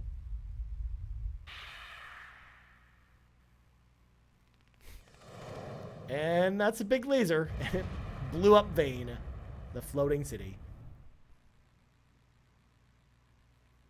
I remember just like the first cutscene where you see Galleon betray you, where he basically kills Quark. Like between that and then the cutscene that we just watched, like I remember watching those for the first time, playing this, and it just blew my mind. It's like, whoa, man, that was awesome.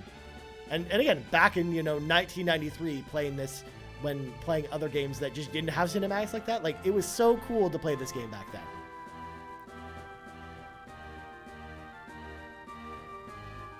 If we're gonna rescue Luna, we have no choice but to go in. Haha, stupid fools. No one can even get close to the grindery. It's protected by the power of the goddess Athena herself. Nothing can stop me from ruling the world.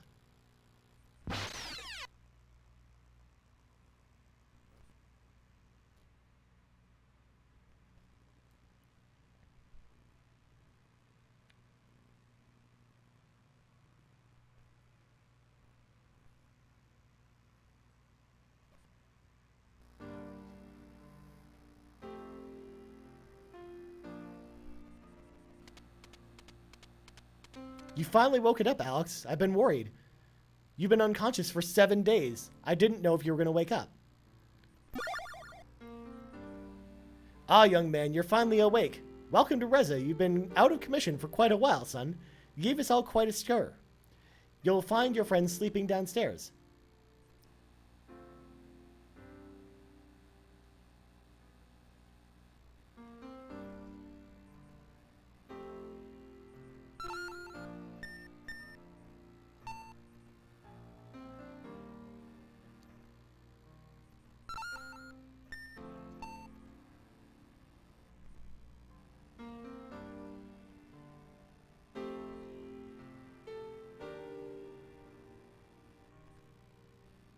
Alex, it's good to see you.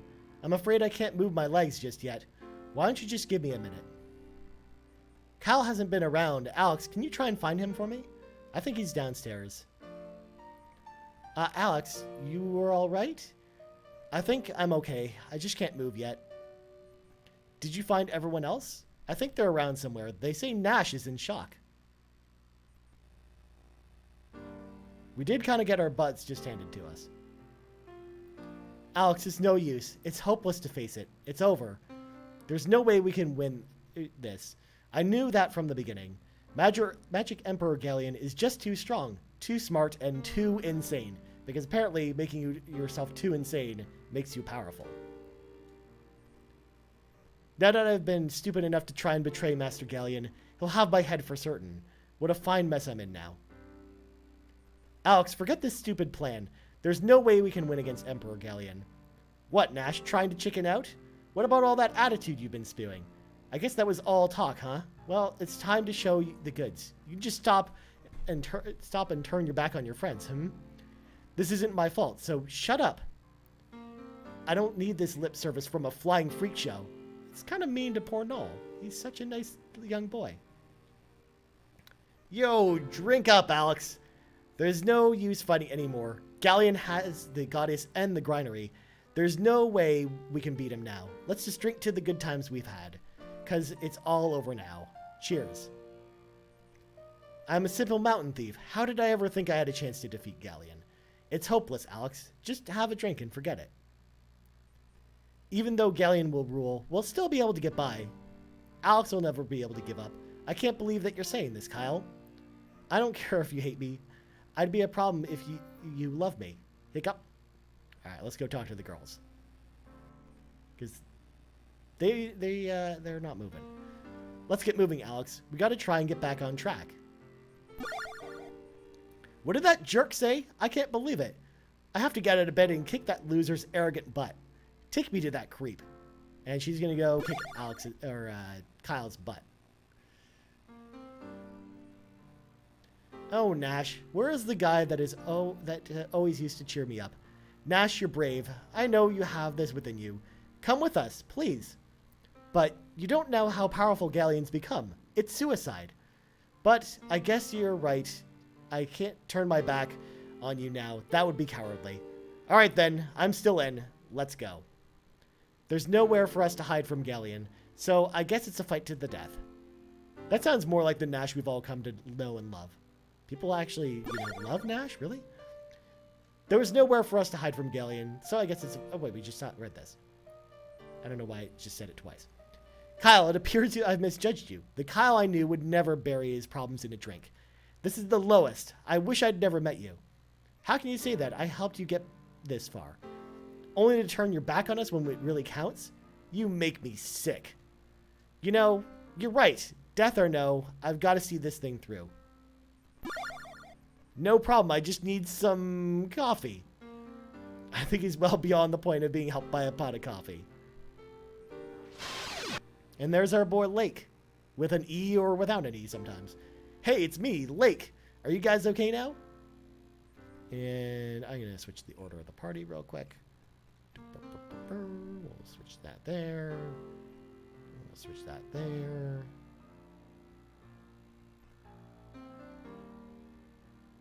Nope.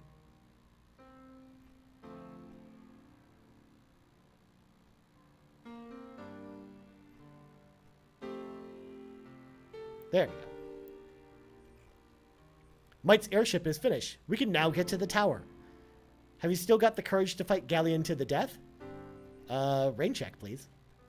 Of course, then. In the Goddess Towers, there's Athena's sword. It's the last piece of the Dragon Master's armor. Alex, take my praise and become the Dragon Master. I'm sorry I couldn't bring myself to tell you sooner, but my real name is Dine, so it's not Lake after all. It's actually a dead guy. He's a dead guy. Holy buffalo wings! Talk about a plot twist! I lost all my magic power when I sealed it off the Black Dragon. I barely survived it all, and now all of my ability as a Dragon Master has been lost. But I love my new life as Lake, easygoing guy. I just can't stand to see Galleon ruin everything I love about this world. A Dragon Master is just a servant to the goddess Althena.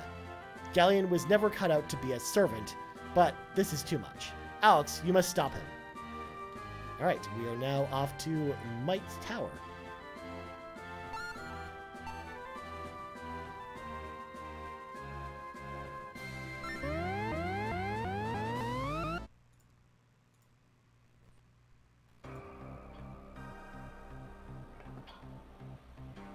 Ah, Alex, from the looks of it, you've had a long talk with my buddy, Dine. I think you're ready to fly the balloon. It's waiting upstairs.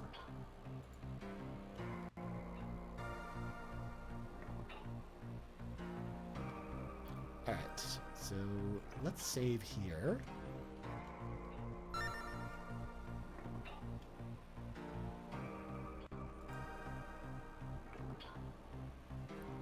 Alex, you will be mine. There you go. Matt, your girlfriend's back.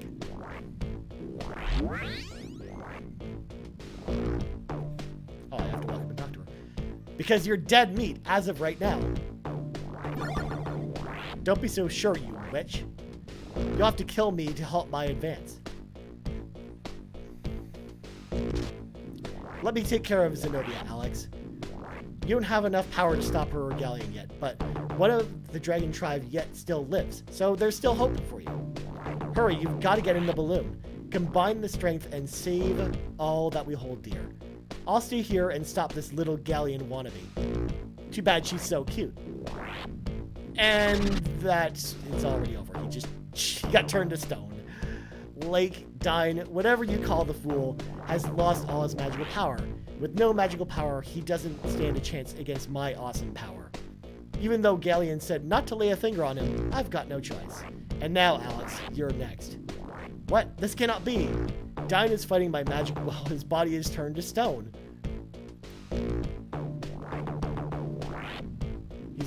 Apparently he's fighting back as a statue. Okay, I'll take the controls and guide us to the goddess's tower. Don't worry, leave everything to me. We left everything to Jessica before with the balloon, and she totally crashed it.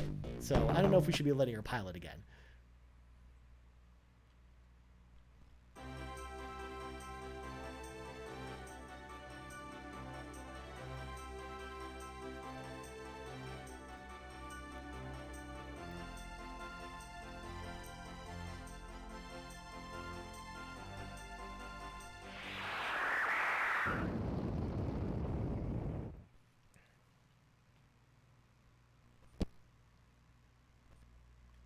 The light I just saw was some kind of thing that hit Vane.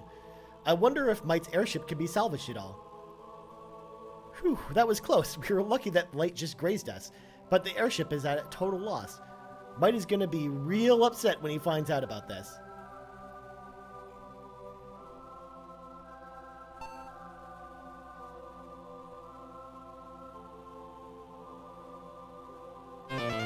Got some holy smoke.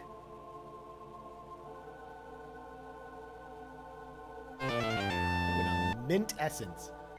And then we got some golden heads with beards. Again, just all kinds of weird enemies in this game.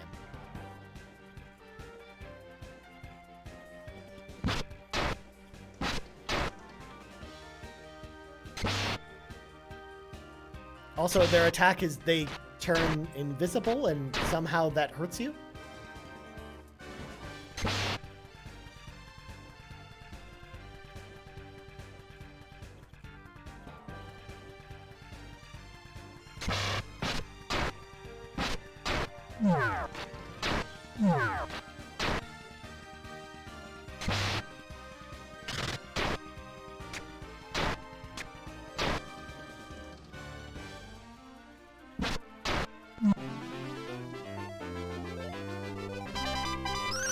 Magic camp. That could literally mean anything.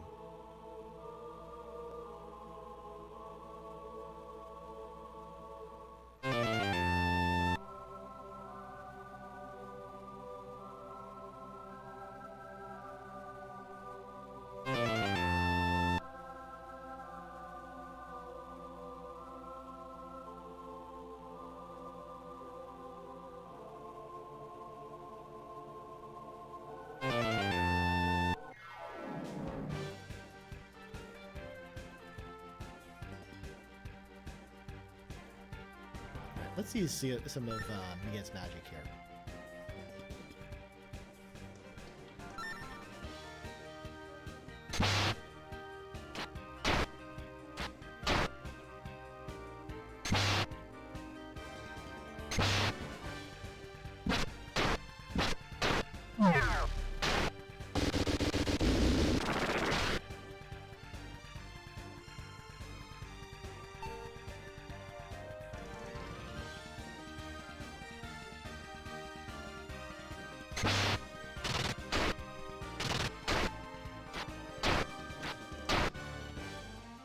And there goes Kyle.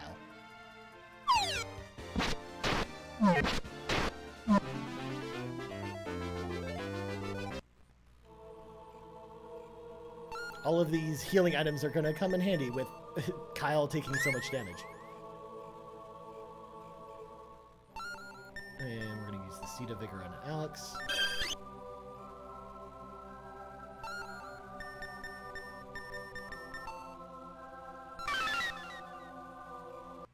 Yeah, good enough.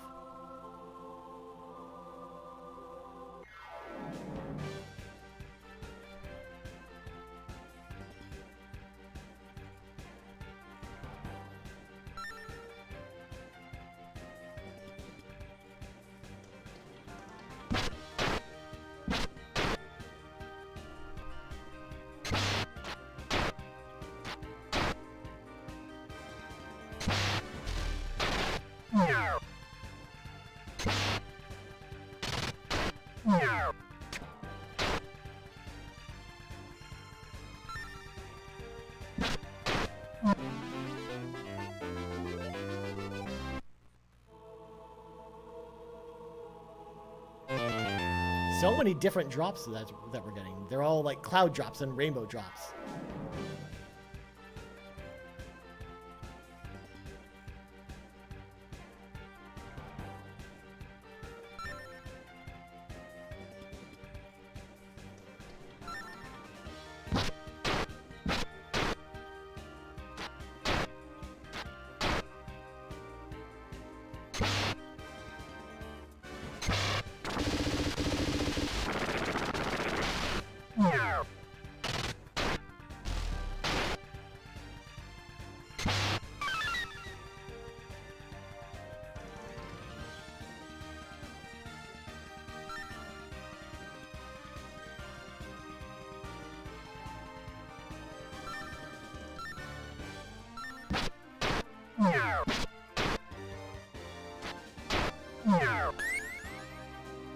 Whack.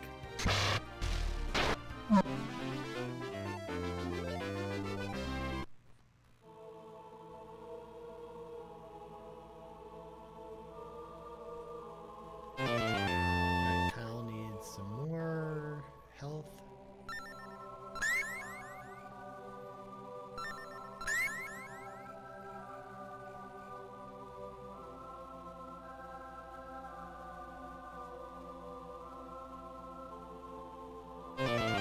Sage's Cane. That'll go straight to Mia.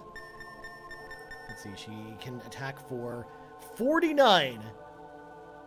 But let's see how much that skyrockets. From 49 to 58, so not all that much. How exactly does that giant mask attack with no limbs? That's the thing. It doesn't make any sense, because like you'd be like, okay, what's the attack animation for this thing? But then it just turns invisible, and then it turns uninvisible again, and then somehow that hurts you. So, I don't know. Magic, I guess? Who knows?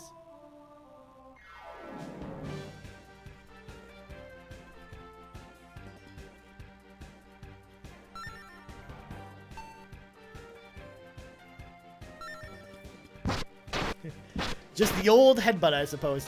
It's kind of like that, but then again, why does it turn invisible? And again, it's not even really moving.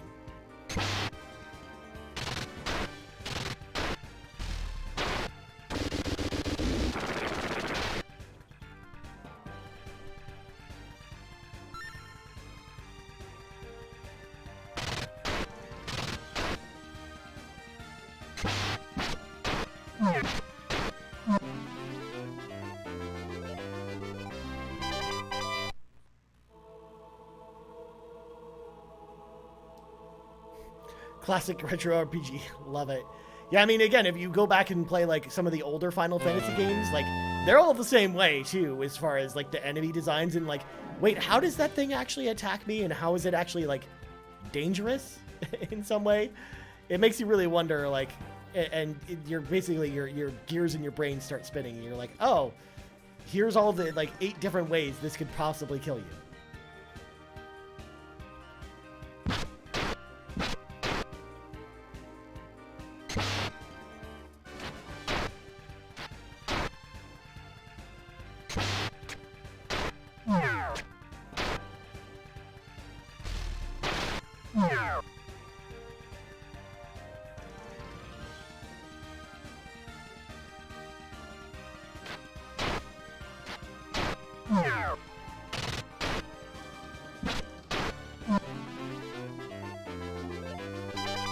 Ooh, Kyle learned the sleigh ride spell. For once, Kyle got another ability, and you know, now that I think about it, we've been playing this game now for a long time, and I still haven't used any of Kyle's abilities, not once since we started playing. That's funny just to think about. I mean, they're so actually useless that there's literally no reason even to show them off at this point.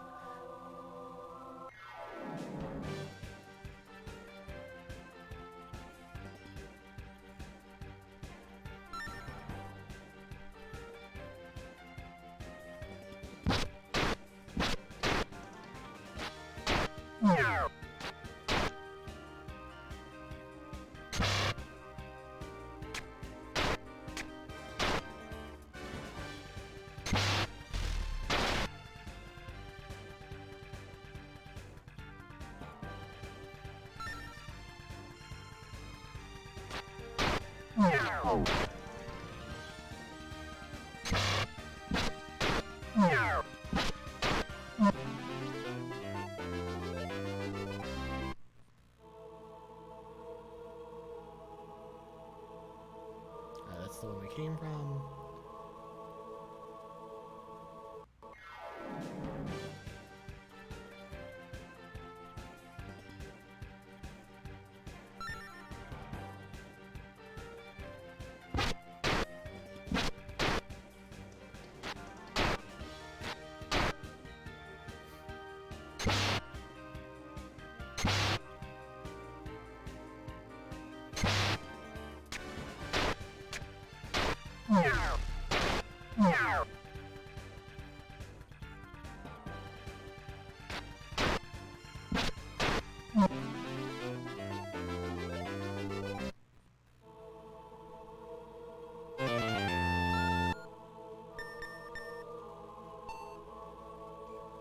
We should actually probably use some of these items.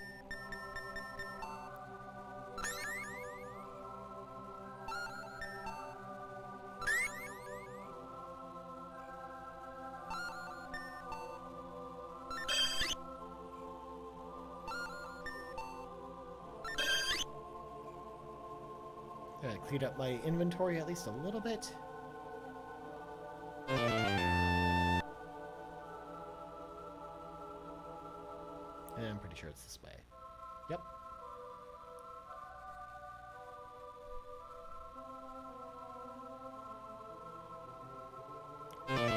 Silver light, that's actually useful.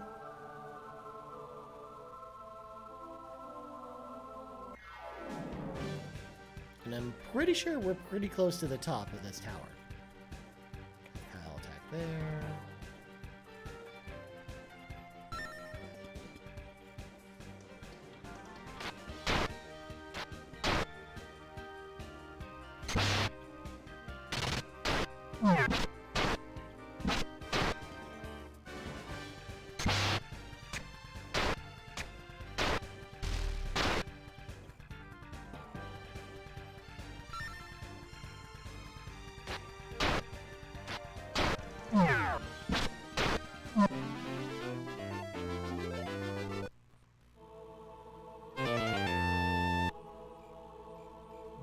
Don't need to use that flute just yet.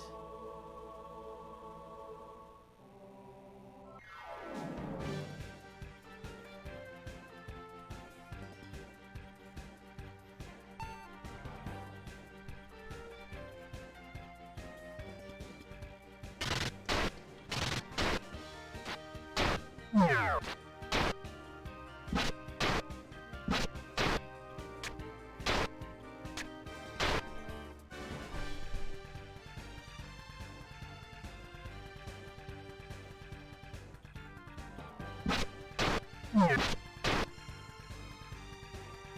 like how when the statues actually attack you, they like they poke you as opposed to, you know, looking like they hit you with like any type of force. Alright, let's use that holy flute.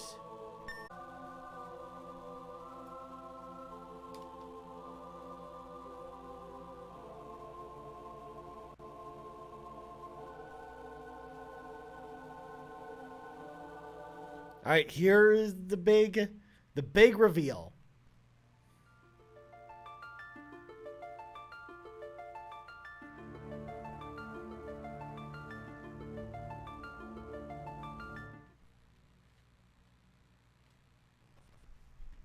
That picture looks just like Luna, Alex. I can't believe how uncanny the resemblance is. Also, I was like, oh, maybe there's more dialogue, so I'll click the button again. Not realizing, oh yeah, I forgot that it was supposed to, it's just gonna replay the cinematic again.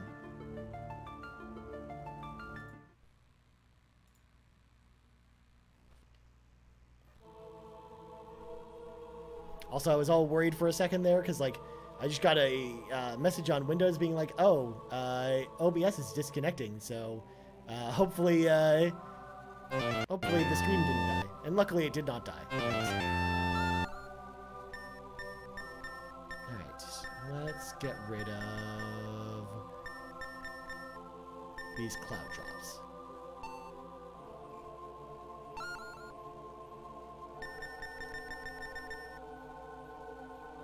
Okay, so we'll give her that.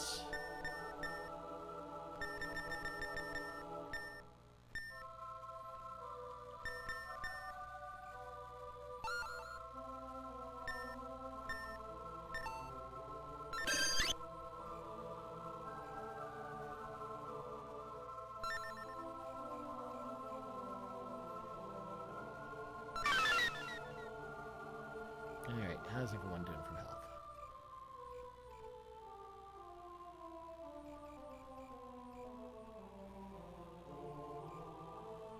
Are you the one searching? Are you the one hoping? Are you the savior of the goddess and our world? You possess the powers of wisdom, courage, and truth. Now prove yourself worthy of the title Dragon Master. And there we go. We got a battle where Alex has to fight two dudes by himself. So we're gonna flee, make them come to us.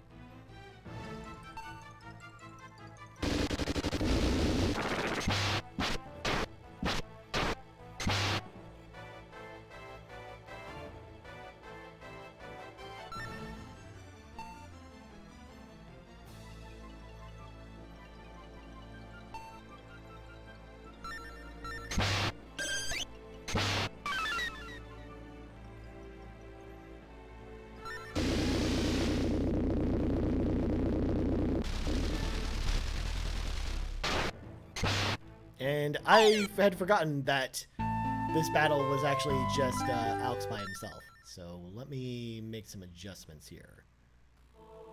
Right, first off, let's top Alex off so he's not at like half health going into this.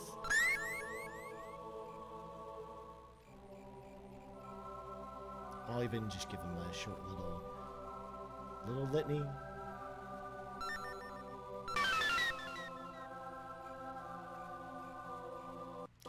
So what we want to do... Oh, want to keep that.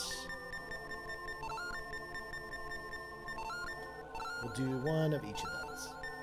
And that should be okay.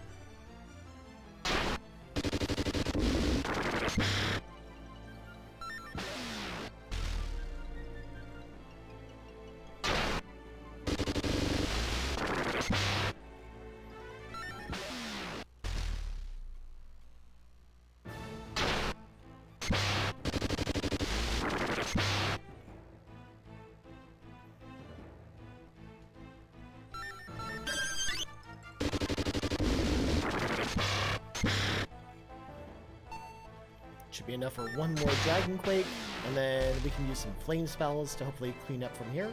But there we go. We beat the Dragon Guards, which can be kind of annoying if you're not like fully leveled in this area. You do possess the secret power of the ages. Now take Athena's sword for your own and face your destiny, Dragon Master Alex. But all the dragons are dead, so how can he become a Dragon Master? Ah, dear child, you still can't see the truth, can you? You are the way to Dragon Master, for you are the offspring of a dragon.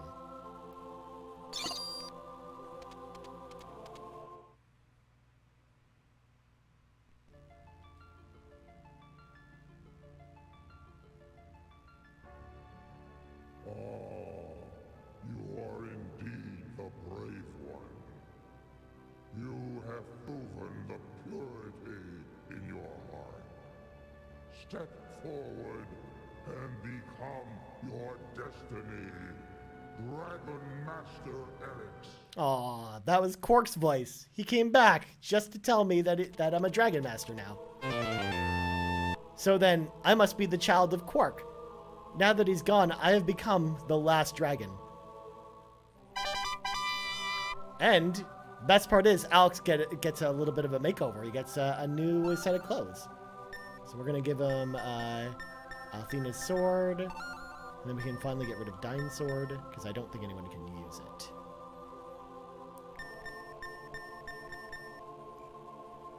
Dragon Master Alex, our world is ruled by the magic of song. If Athena keeps singing songs of death, darkness will cover all the world. Soon, all that will be good will be swept away and the evil will reign supreme. Dragon Master Alex, the girl that you have come to love as Luna is actually the goddess Athena. She was born into our world as a baby, and Dine left her with your father. Your father was told to take her in and raise her as his own. But now, Galleon is trying to swallow her in his heart of darkness.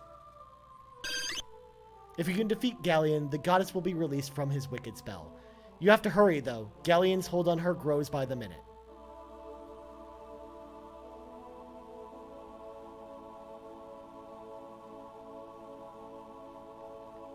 And luckily, we're all healed up, so we can probably just zoom past a lot of the enemies here.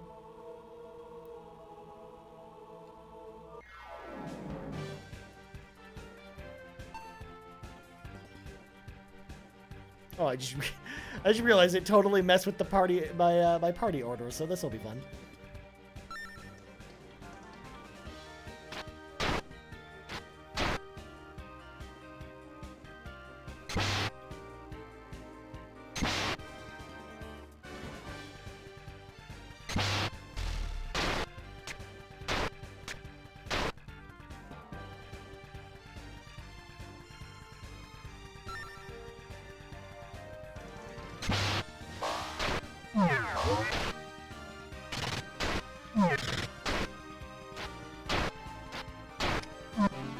And the Sword of Athena does work. It's pretty powerful.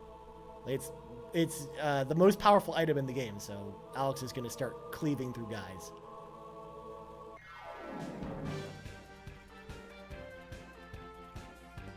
And I forgot to set the party again, but that's okay.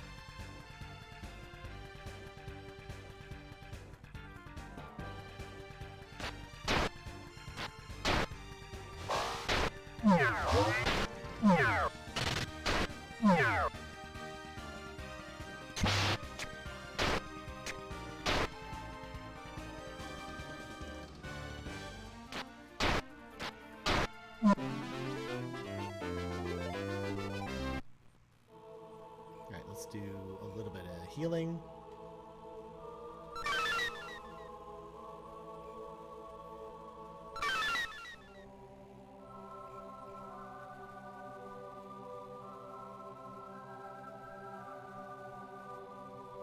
There we go. Oh, I didn't press up soon enough, so I triggered another battle.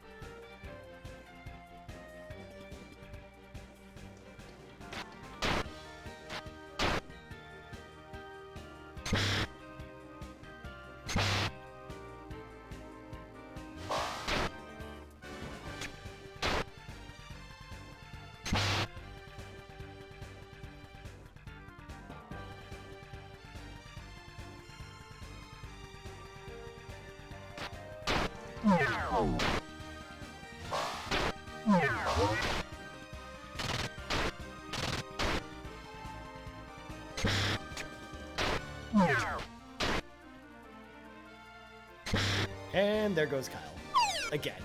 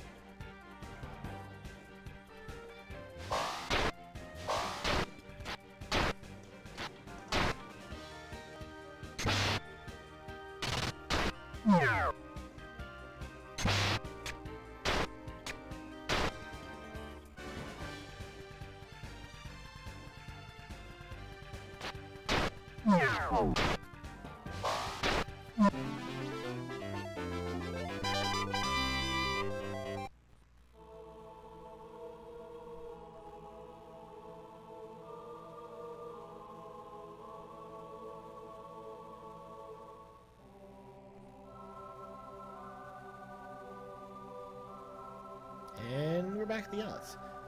Alex, let's use the white dragon's wings to get out of here. Fast.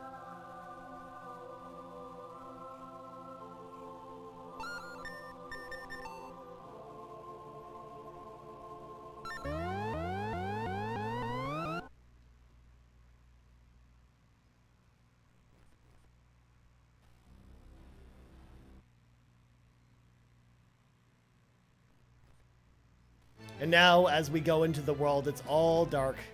And there's the granary right there, just hanging out.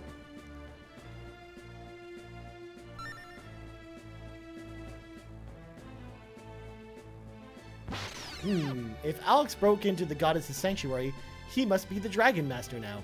This will have to be dealt with in the most unpleasant manner for him. Huh? Huh?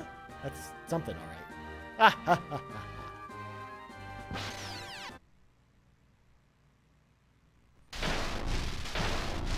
Okay, so we're not actually going to the granary yet, because the granary is actually the end of the game is actually when we go there. So we want to make sure we're well prepared for that. And this is where some of the grinding comes in, because we are currently level 55, and we're about mid 50, like early 50s across the board. So we're gonna have to grind a little bit. But first, one of the coolest things that happens that the game doesn't tell you about, you'll only know it if you go back to this shop, which oddly enough is the shop that Dross ran, the guy who we sold the diamond to at the very beginning of the game. But essentially it's our boy Ramus running the shop. Alex, you've finally become a Dragon Master like Dine. Congratulations, buddy. Now the task of disarming Galeon's war machine is at hand. You can do it, Alex. Feel free to take anything that will help you from my store for free. I'll do anything I can to help you win this, Master Alex. Alex, I knew you could do it, now that you're a Dragon Master. You must save Luna and the whole world before it's too late. You're our last hope. The boss gave me instructions to give you anything you need free of charge. So, if you have anything weighing you down, we'll buy it from you. So now, what can we do for you? So essentially, I can basically buy all kinds of supplies here for free, which means basically clearing all of this stuff out of my inventory. Basically anything I don't need.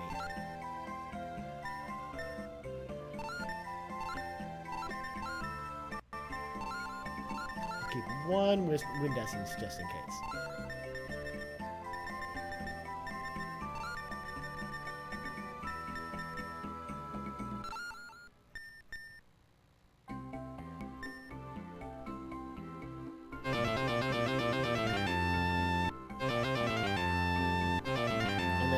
Basically buy unlimited herbs of Athena and silver lights. Let's check out our inventory. Ooh, it's fully stocked. Okay. Well, I think Alex can wear this.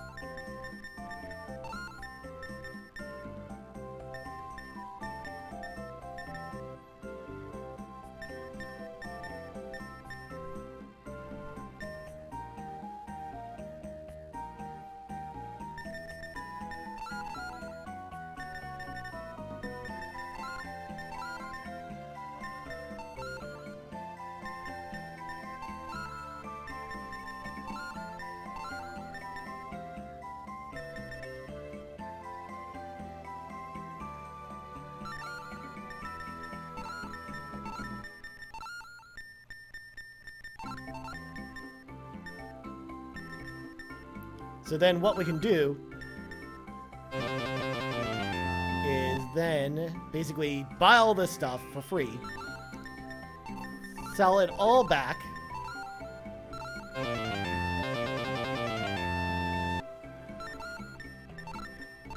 and at this point, we have an infinite money loop. If we actually need to go buy anything we want in the game, we can actually basically sell all the items that we buy from the store for free, and then basically just have infinite money essentially churn out. So let me make sure no one is equipped with anything that is not an Herb of Athena or a Starlight.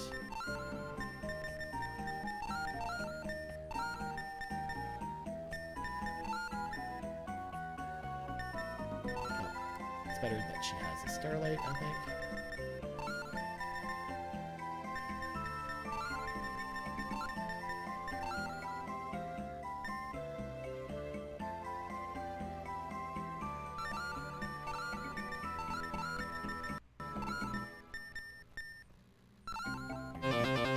Yes, Ribo. All the money.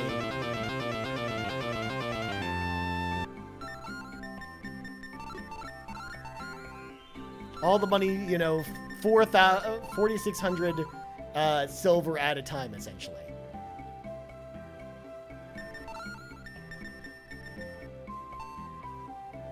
Oh, you're all friends, personal friends of my boss? Then let me assure you, I'll show you anything you want to see in this store. So there we go. Even though we could get more money, I don't know what else we need to buy. But I'll check out the armor stores here, because if I'm not mistaken, I think they get updated. Because, I mean, where else are you going to buy weapons at this point? We haven't seen a weapon store in forever. No, it didn't get updated. So, I guess the best weapon and armor stores are obviously not in the grindery. Or Mark or Caden. They're probably in Timur or Leighton.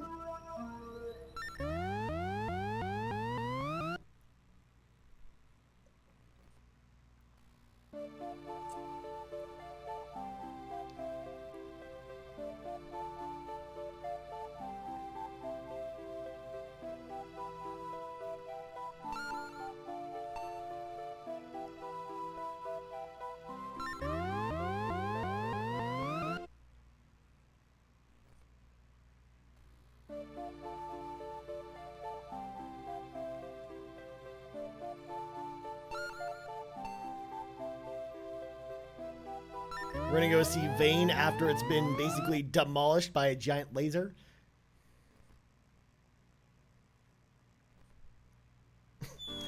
I love how you just like fall down. What the? Oh no. What happened? Mother, where's my mother?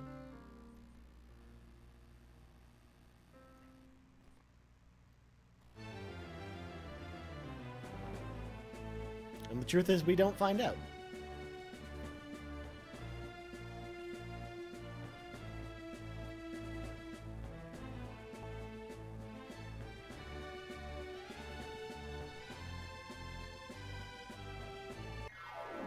And now the enemies on the overworld are like these monsters here. According to Null, they're easy pickings, which is good because we're going to need to kill a lot of these things.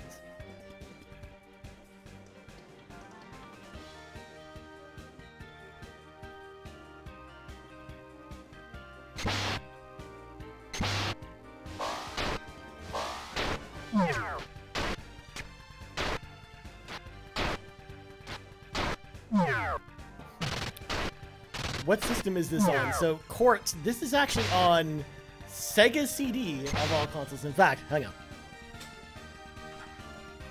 I got the box right here. It's this game right here. It's Lunar the Silver Star on Sega CD. They actually did not one but two remakes of this game. So they actually remade it on PlayStation 1. It's also on Sega Saturn in Japan only. And then they did another remake on the PSP, which is also on the PSP digital store, so you can play it on Vita. And it's also on iOS and Android as well, so you can play it there as well. So this game is here, but it's on all the things, so you can check it out there. But it's one of those games where like it's made by the same company that did Grandia, and they when they did the Grandia re-release on Switch, I was like all excited because I was like, okay, they did this for Grandia. Hopefully they do this for Lunar because Gung Ho Entertainment owns both properties at this point. But no, they haven't done a re-release of this game since the since the PSP, with the exception of the mobile phone version, essentially. Which is too bad because this game's really good. And the remakes themselves, actually, one of the nice things about them is that they clean up a lot of the dungeon stuff that you saw me kind of figuring out. For example, like some of the like times I got lost and stuff like that. So it's a much smoother experience, I think. Yo, Jonathan Brown, what is going on, my friend? I hope you're having a lovely, lovely Thursday night. Court, I mean, I could do that. Like, I've actually thought about doing like kind of like a gaming history show, but that's kind of what we do on the RPG Cave and on the Crossroads. Like, that's why I do those shows, is because those are my ways of talking about the history. Because on the RPG Cave, that's pretty much all we talk about, is like his like the history of RPGs essentially. And then on the Crossroads, which is coming to an end in the next 2 weeks, I'm basically just doing that with like all of the original Xbox games and kind of talking about like the short history of those games and then why they're awesome and still playable today. So I do a little bit of that stuff, but yeah, because it's served on a lot of other shows, that's why I don't do like a specific gaming history show that's just on its own thing, if that makes any sense.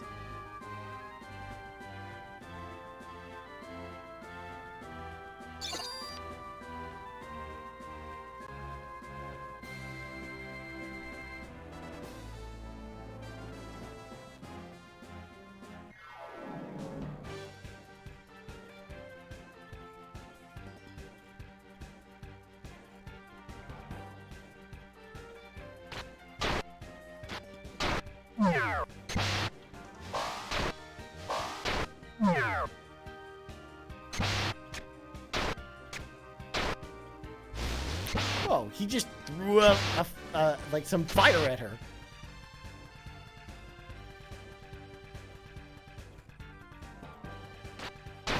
I imagine you sitting in front of a fire in a houndstooth jacket talking about retro games. I mean, I kind of leave that up to the gaming historian, who does a pretty good job of doing video game history. But, I don't know, I could do something like that eventually. We'll see. We'll see. I mean, I do enough shows already, Court. You're trying to kill me here.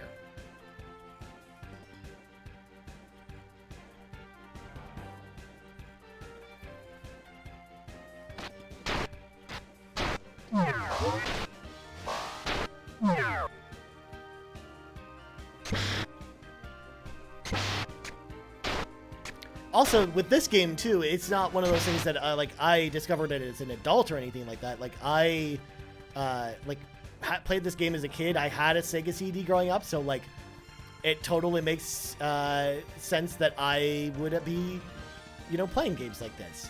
Like, this is one of the RPGs that really got me into RPGs. So, that's one of the reasons I wanted to play this game. Is I really, really enjoyed this game. It's a lot of fun, and, yeah, it's one of my all-time favorite games.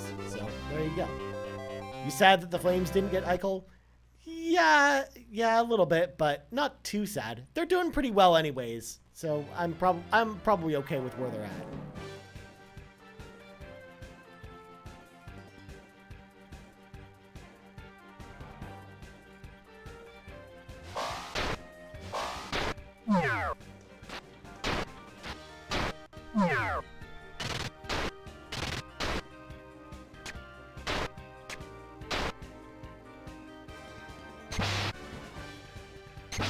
And there goes Kyle.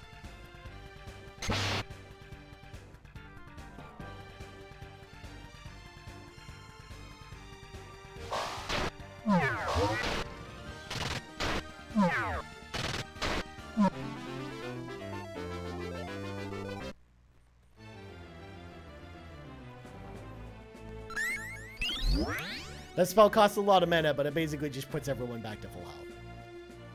Okay. Time to grind some more. I think what we want to do is we want to kind of hit, like, get closer to level 60, and then we're probably ready to take on the rest of the game. Or basically at least get everyone up to Alex's level, essentially.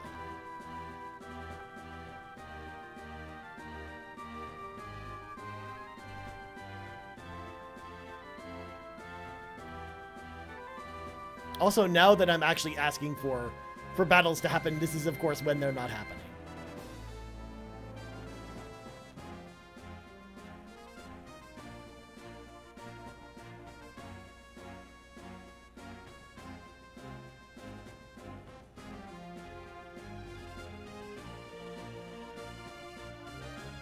Am I old enough to remember the Flames' last cup? Yeah, I'm actually old enough to remember it. I mean, I wasn't really following hockey back then, so I can't really say that I remember it all that well. But I'm definitely old enough that if I was paying attention to hockey back then, I would have been able to remember it. I mean, I really didn't start getting into hockey until I was a teenager. Like, my older brother Kyle and I, we would have like hockey jerseys and stuff like that when we were younger, or we were both like defaulted into liking the Montreal Canadiens because Patrick Waugh played for them. But realistically, those weren't really our favorite teams growing up because we weren't really super exposed to hockey as it is. Like, the family on my mom's side is like really into sports, but the family on my dad's side is not. So for the most part, when we'd go visit relatives, a lot of times I wouldn't be sitting with my relatives watching, hockey games or anything like that. I'd be, off doing my own thing, essentially. So I never really got too much exposed to hockey, or just never really got into it as a child. But it wasn't really until I was like a teenager, pretty much towards when I was like graduating high school, that I really got into hockey. I'm kind of a late bloomer when it comes to hockey.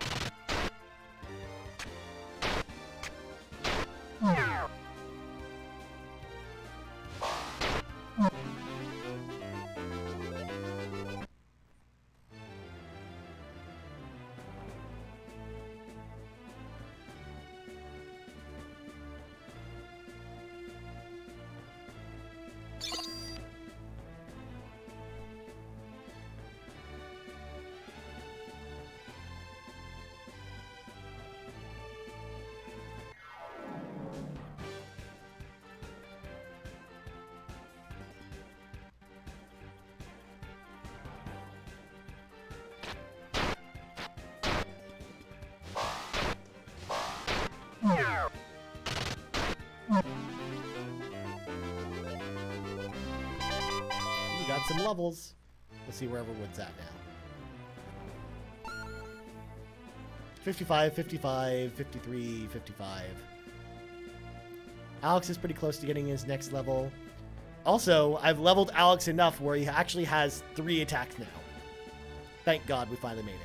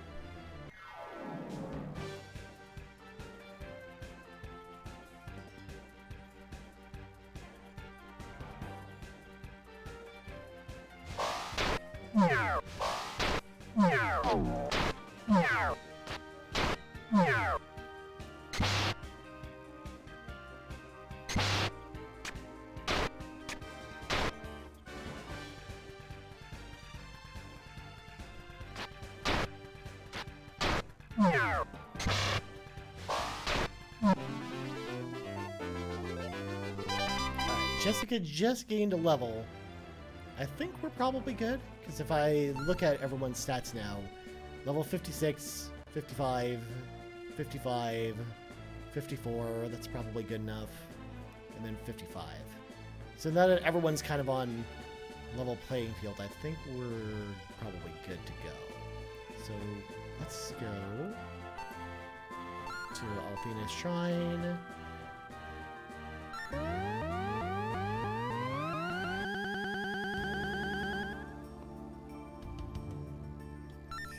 Everything, and then let's see, do we have all the equipment I think we're gonna need?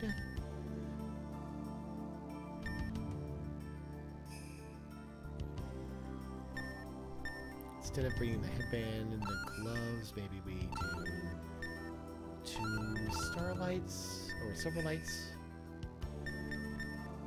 Same with these. Probably don't need these.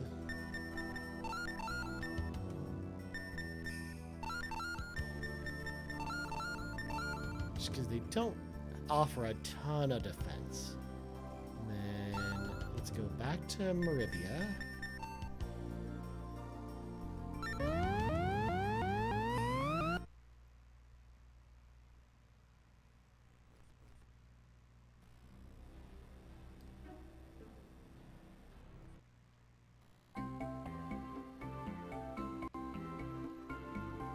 And sell these. And we're gonna buy. Let's see, we have 1, 2, 3, 4, 5, 6, 7, 8, 9, 10, 11 spots in our inventory. So let's buy 5 of each. So now we should have a couple, 3 spaces left. Let's sell these gloves. Maybe buy 1, 2 more of those. And then we should be good because we're going to need a couple spots open for some items we might pick up in the final area. But then I think we've got everything good to go at that point. And if we die too quickly, we'll just come out and farm some more.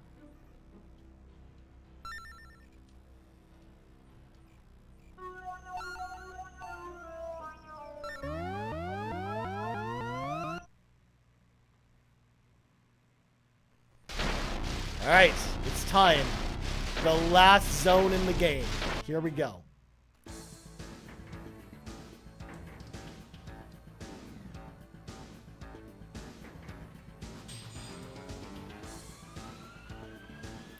Also, there's totally a jam here, which is awesome. Also, we literally just fought these as bosses, like, not too long ago.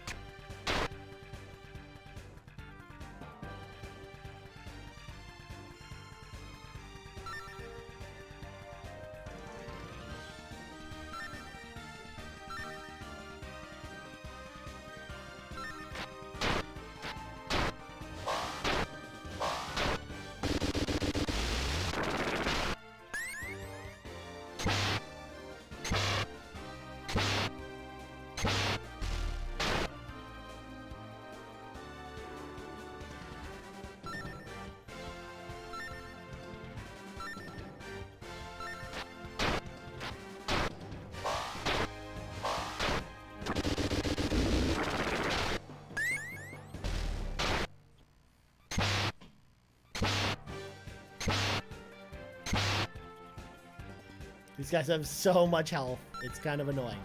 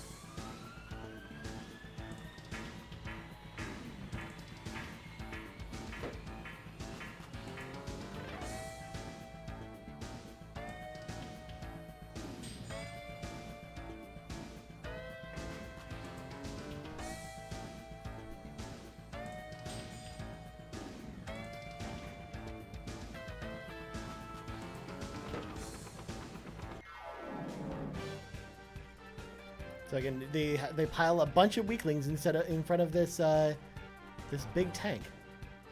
try Holy Light, because we haven't used it yet.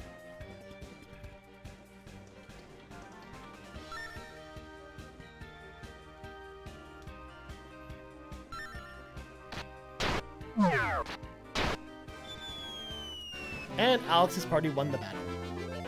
Oh, it doesn't give us any experience. I forgot about that.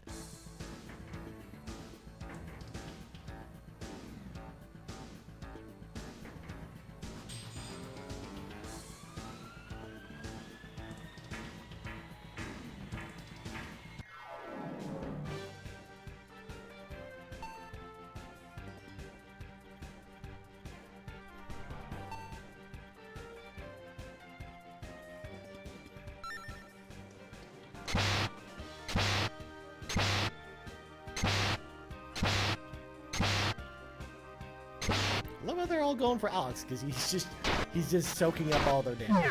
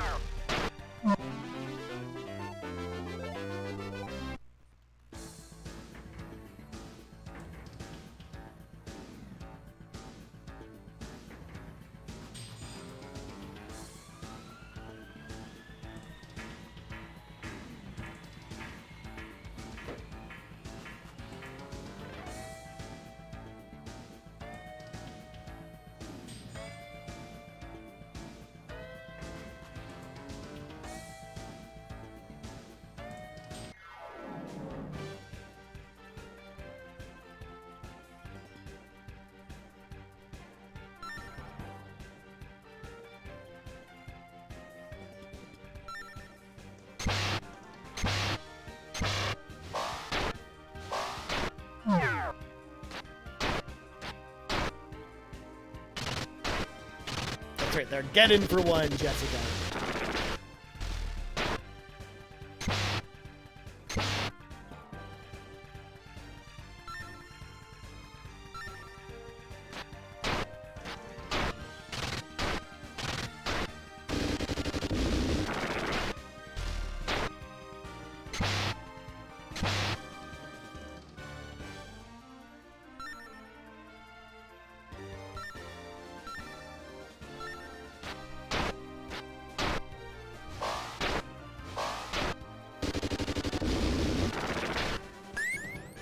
It's so nice of the builders to place those platforms strategically over the pipes. Well, I mean, the builders got to get around somehow in this place. Otherwise, like, they're just going to be stuck wherever they go.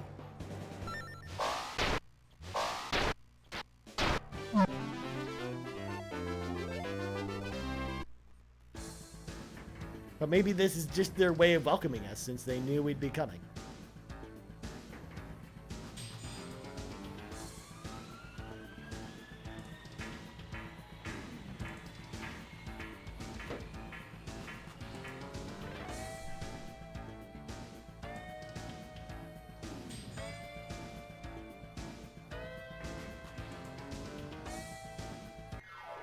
It doesn't matter. I mean, the nice thing is it gives me more time to just jam to this jam that's playing while we're going through here. Because it's got all this like machinery sounds in it, but it's also got this like cool like guitar line. It's really good.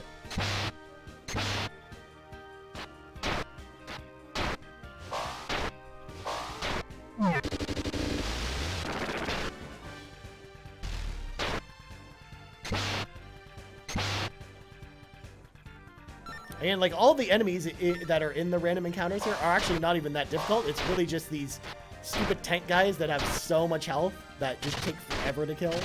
That makes it just a bit of a slog. Which is why usually like grinding is usually a good option here, rather than just going in here when you can first get here.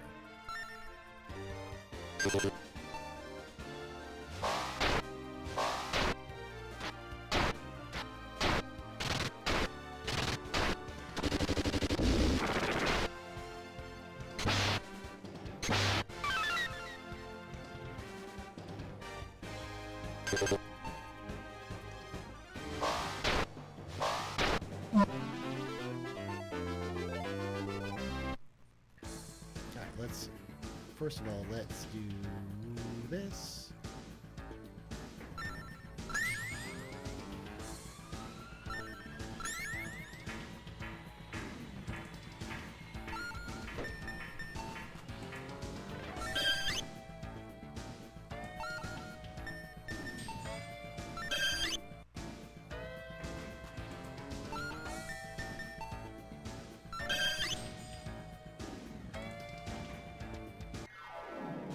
It's just gonna be straight attacks with these guys.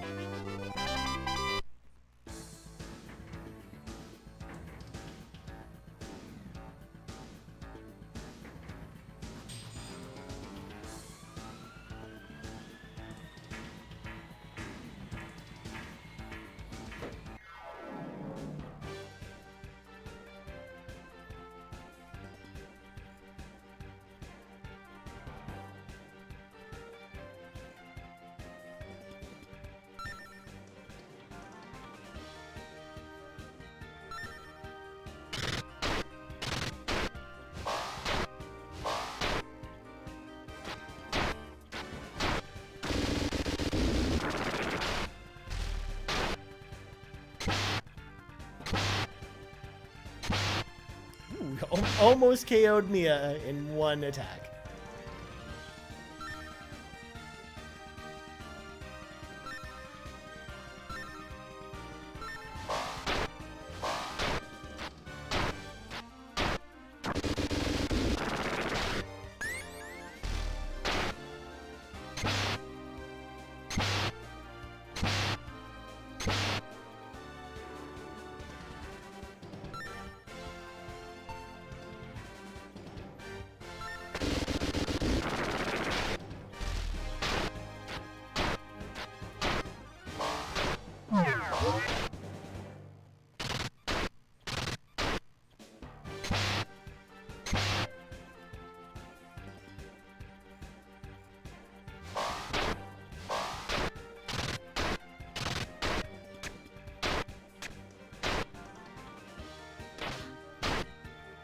That's right, just keep attacking Alex.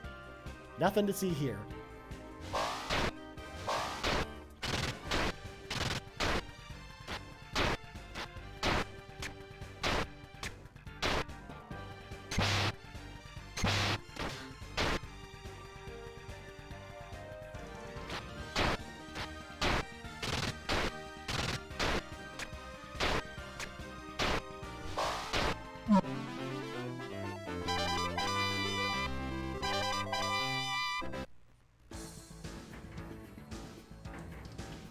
I think Alex is the only one that needs a lot of health, so let's just do this.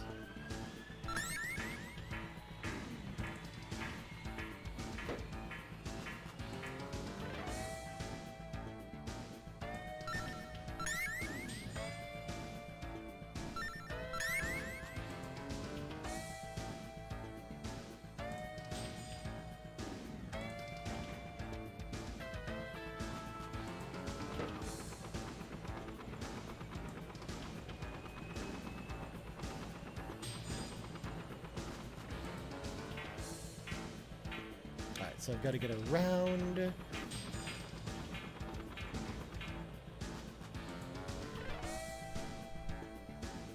That set of pipes there.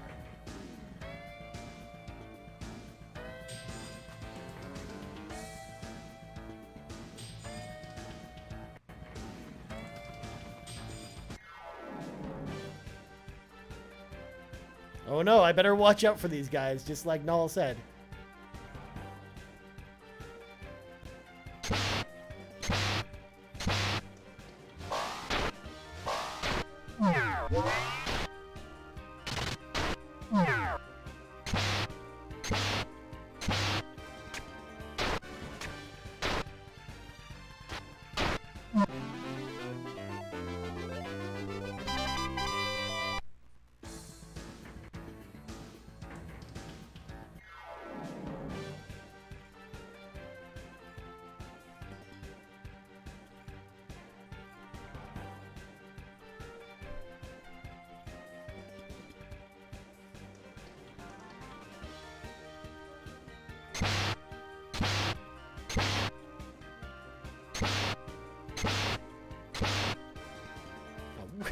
Where the heck is Kyle going over there? Jesus.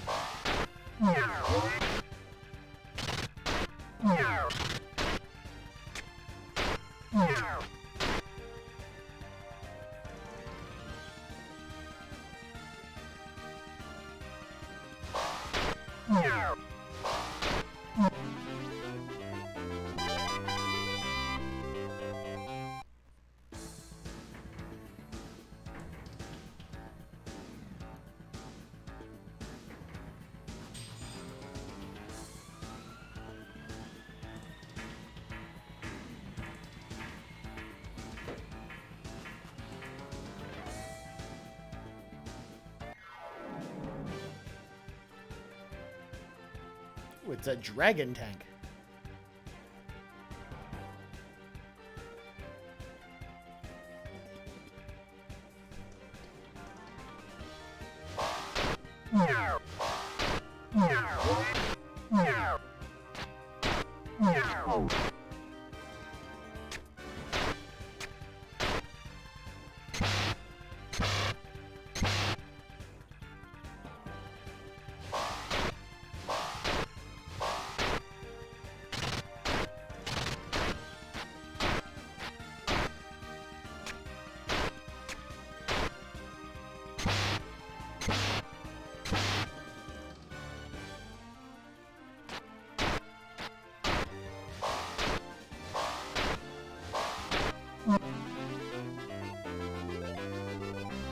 God, that's a lot of XP. I wish we get that medal more often.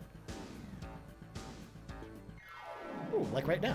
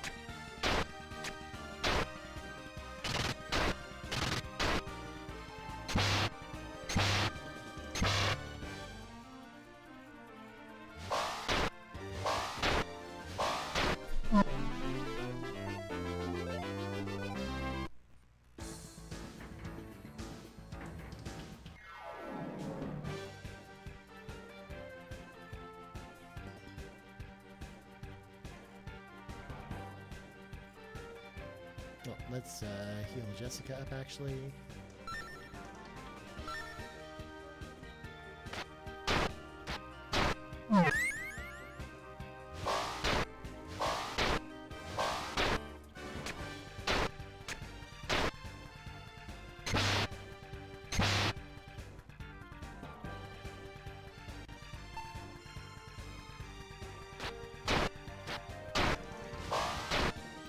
Yeah, now that Alex has got 3 attacks, I don't even need to bother with magic with these guys unless there's like 3 of them.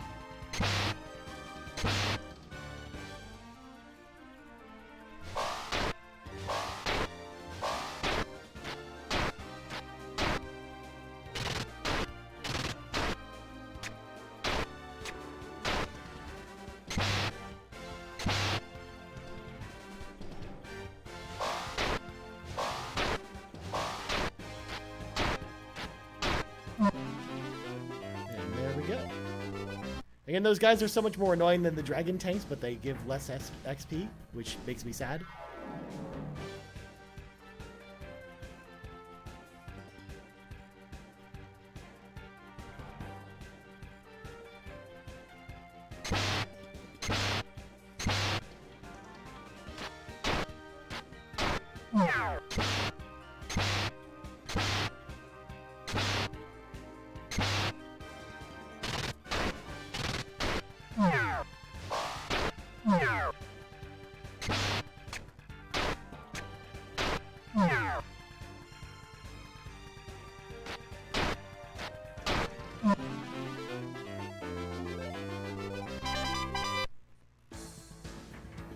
Now that I've been wandering around this floor for a while and got some leveling in, I'm pretty sure I'm gonna go up here.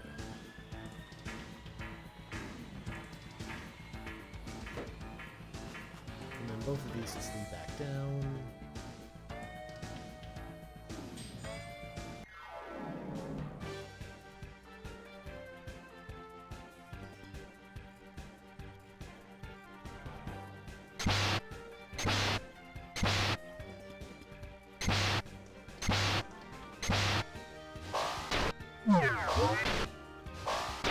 Oh,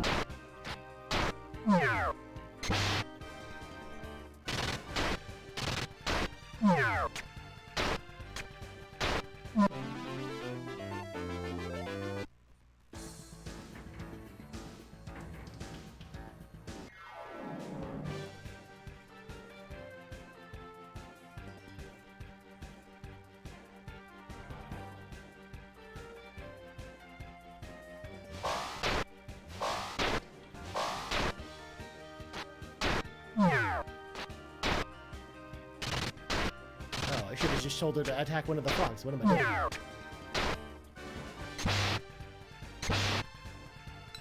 Oh no, the poison! It's gonna take down and deal 1 damage to me. Only 256 turns to survive.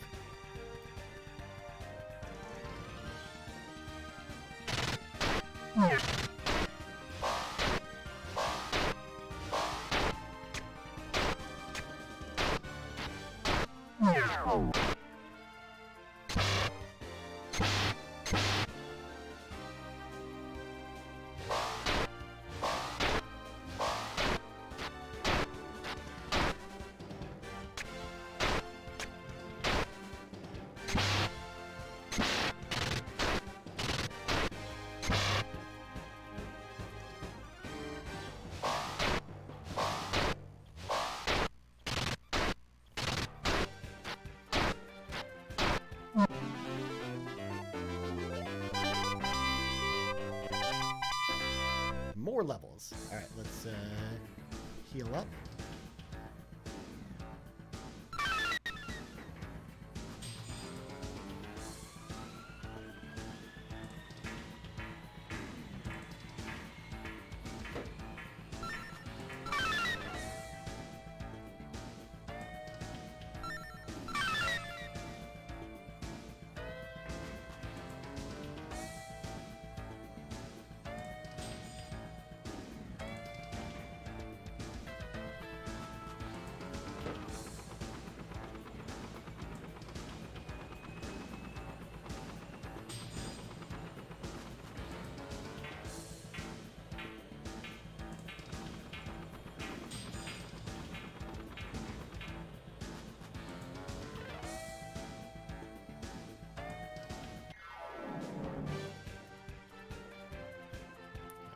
Just charge in there.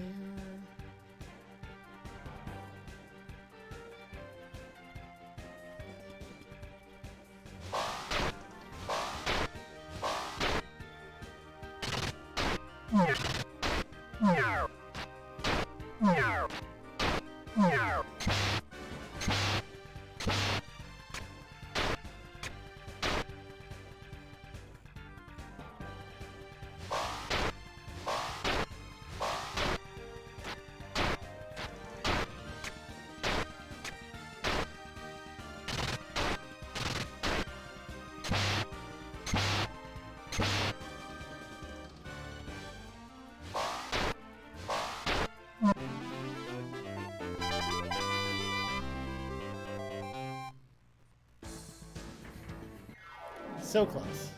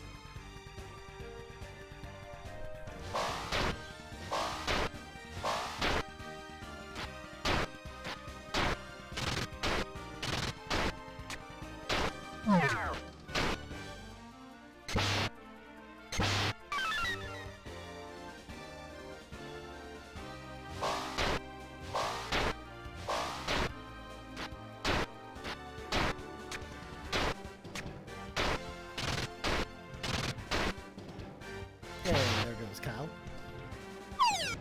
God, he takes so much damage.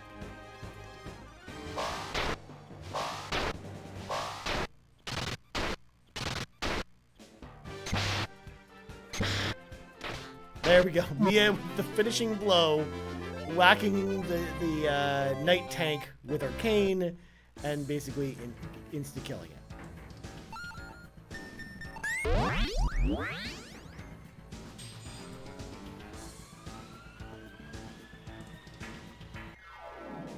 Ah, that's okay. These guys are easy.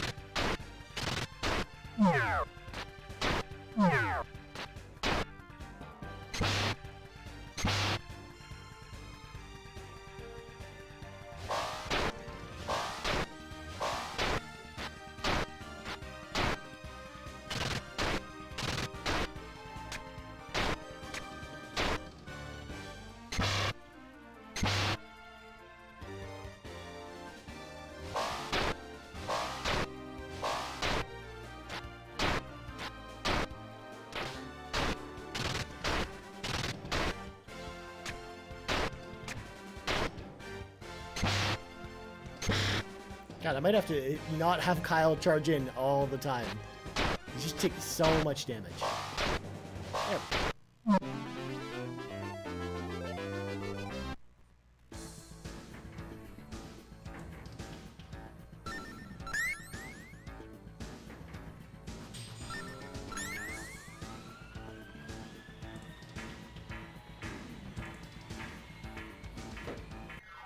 And I'm just gonna straight run from this one, because it's too annoying to deal with. Oh, come on.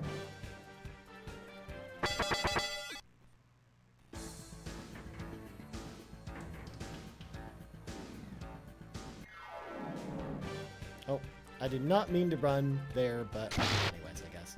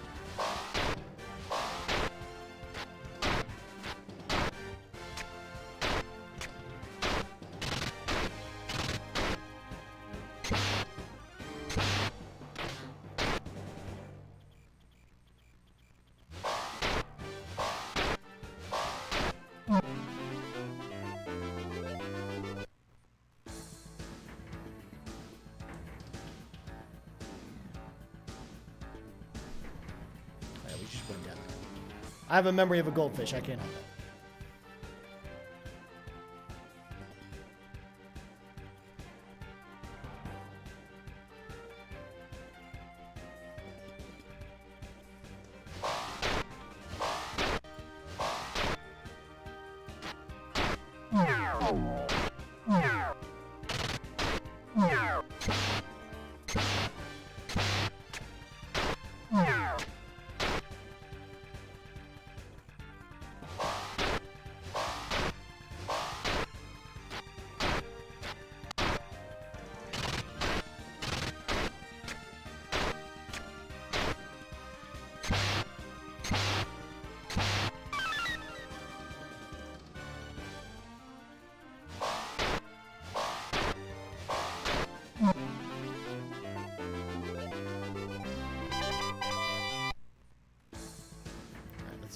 Another Herb of Althena. That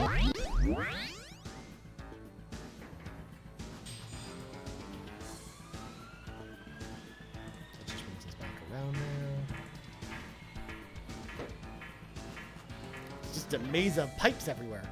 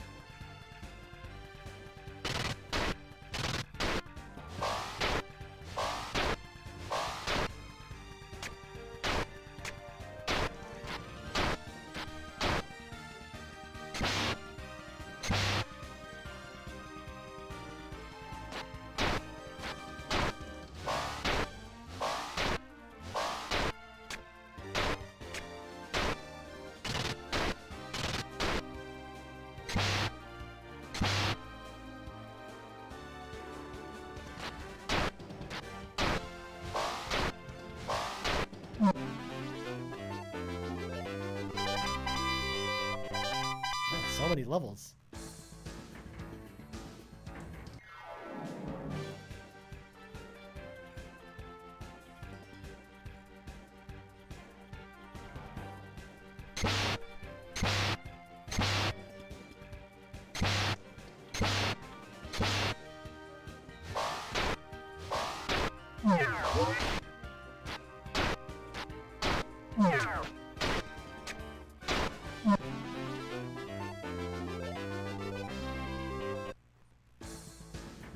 Up and around this way.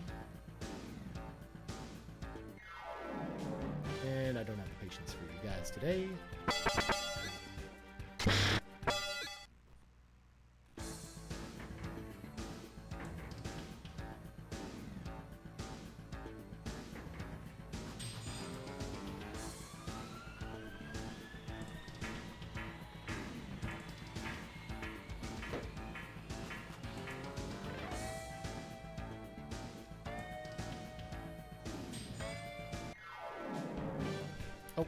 I did not mean to run there, but that's what we're doing.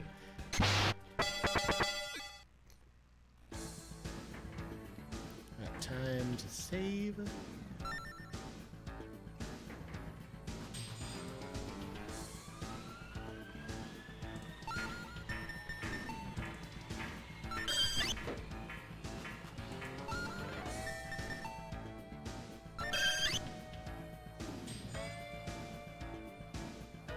Whoa, look at the size of these flames, Alex. Are they using this huge kettle to generate steam? And we're fighting a bunch of flames.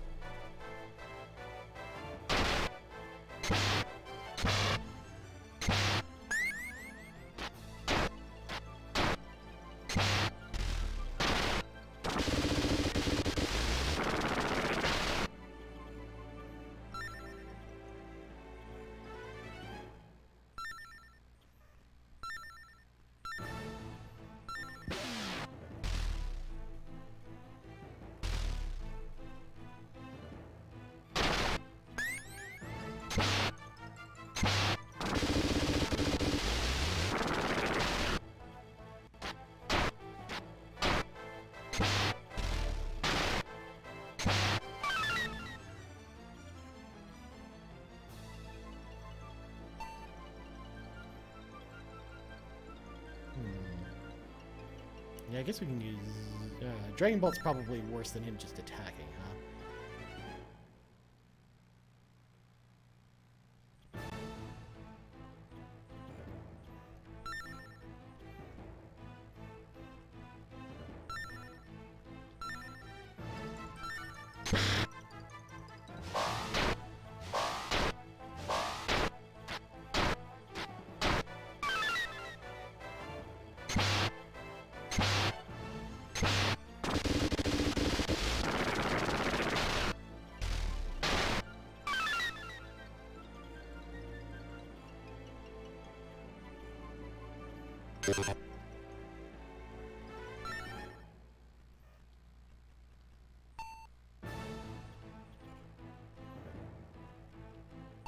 Alright, who's got an Herb of Elpine on them? There, okay. Nash does. Perfect.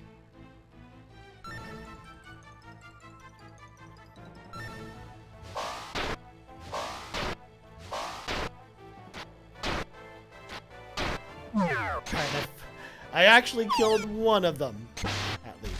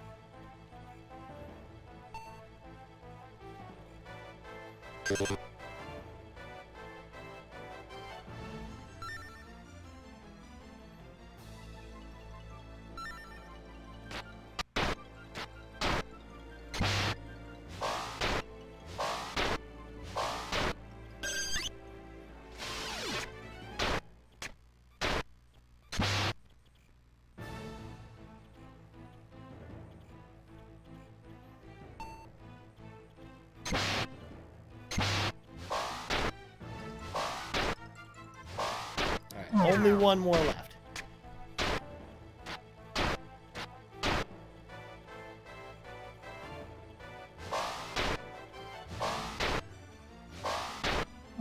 Woohoo, we did it!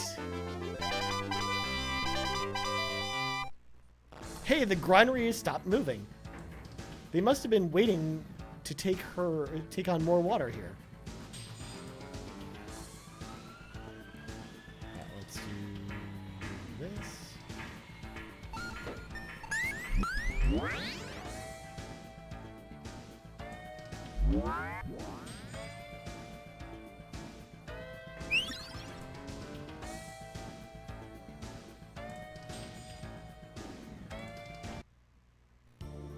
Alex, let's move. Galleon's forces are hot on our trail. Oh, look, it's a bunch of frogs. Jiminy Jillikers, Batman. How are we going to get into this one?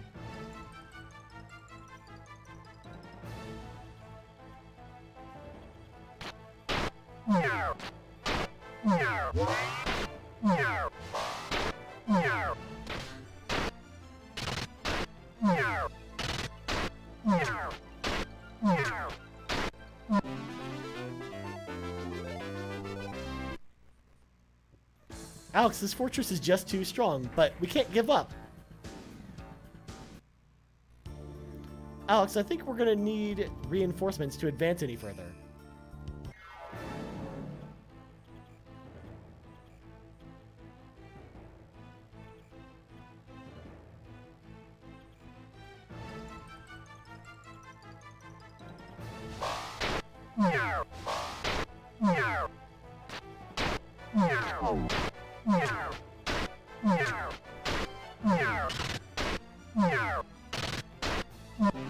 I was gonna say, we can just keep taking out these guys all day. There are a lot of soldiers in there. We must try harder this time. I mean, we killed them pretty dang good. Alex, let's get out of here quick. Here comes Galleon's thugs.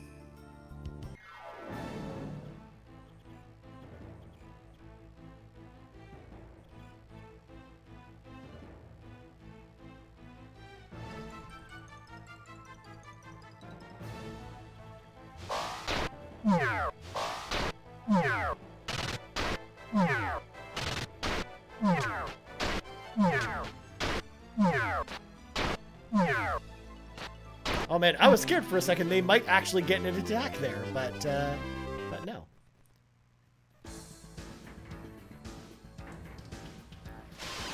Well, look who's here to help. It's Tempest. Whew, I finally caught up with you guys. We'll take care of the soldiers and cover you so you can get through. Since you have your hands full going after Galleon, Tempest and I will defend this position for you. Good luck!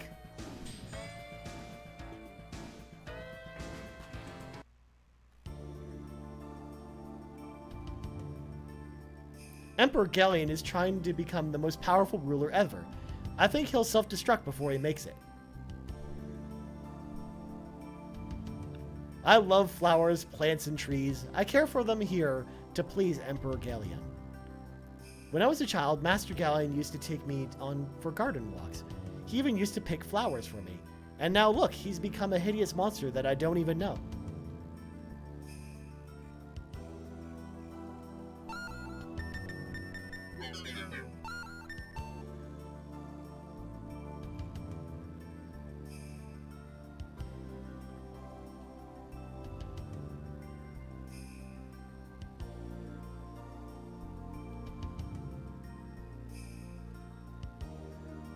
Oh, Luna, huh? Yes, there's a very nice girl called Luna being held in the palace. Alex, it's all my fault Luna was kidnapped in the first place. Let's hurry and get her out of here. There's a girl in the palace who's supposed to really be the goddess Althena. I heard that Emperor Galleon has enslaved her with a spell, so that she'd serve him. Alex, that sounds like Luna. We better get into the palace fast. I didn't miss the end of the game, did I? No, we actually basically got out of like the grindery area, which is like the base level of the place. Now we're kind of in the intermediate section. Emperor Galleon is entertaining girls from all across the land. Did he invite you to join him also? What are you, a Stepford wife? Can't you see what's going on here? Yeah, so Emperor Galleon essentially, like in his like big like evil castle, he basically built this like garden.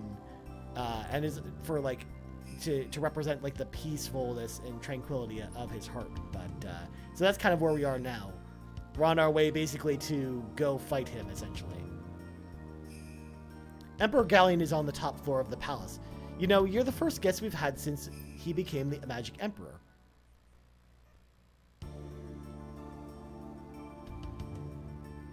I keep out of Emperor Galleon's private business, so I don't know what's going on inside the garden. But the Magic Emperor seems to be under a huge amount of stress lately. I think his lust for power has enslaved his soul.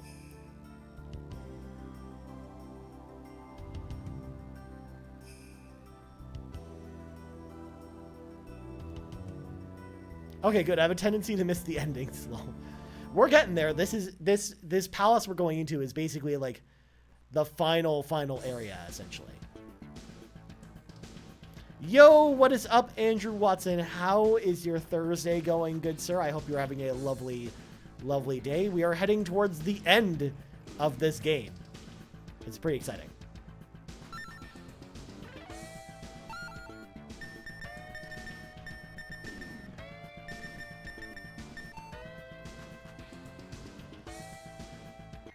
Oh, look, it's these devils we fought outside.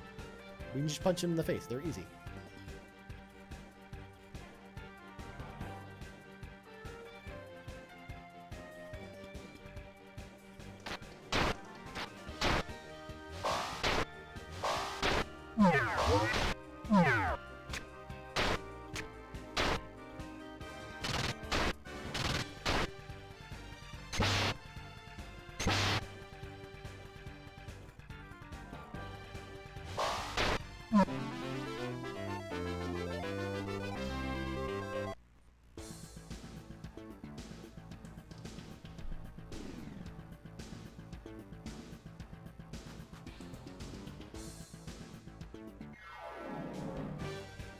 We got some weird like manticore or chimera, I guess, and then some like weird like snake demon dude.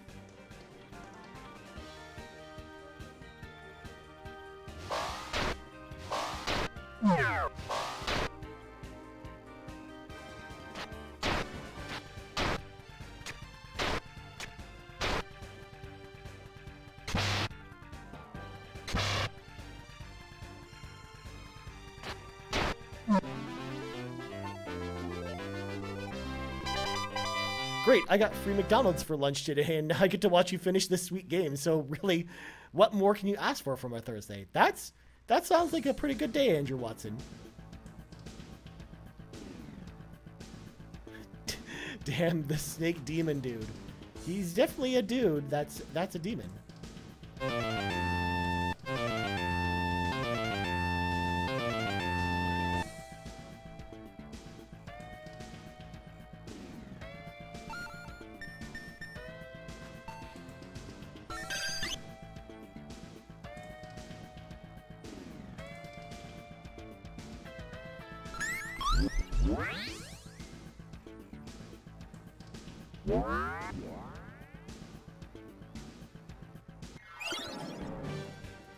They're called Ultra Fiends, apparently. That's their name, according to Null. And he would know. He knows all the names.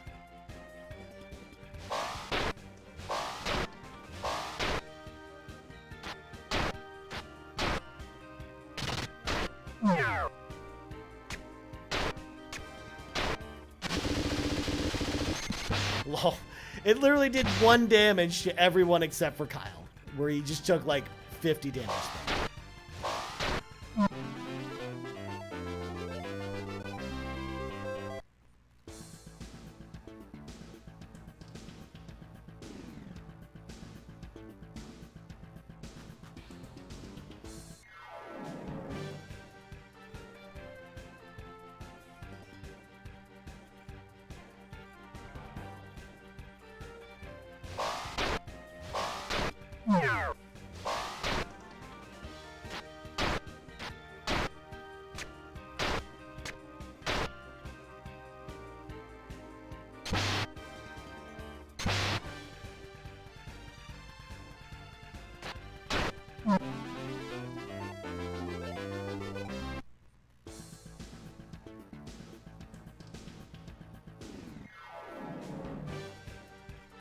It's Archfiend and Minotaurs.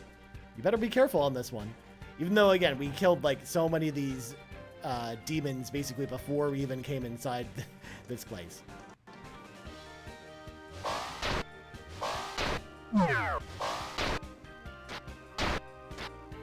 Like, I actually think the enemies in the other area were actually harder than these guys.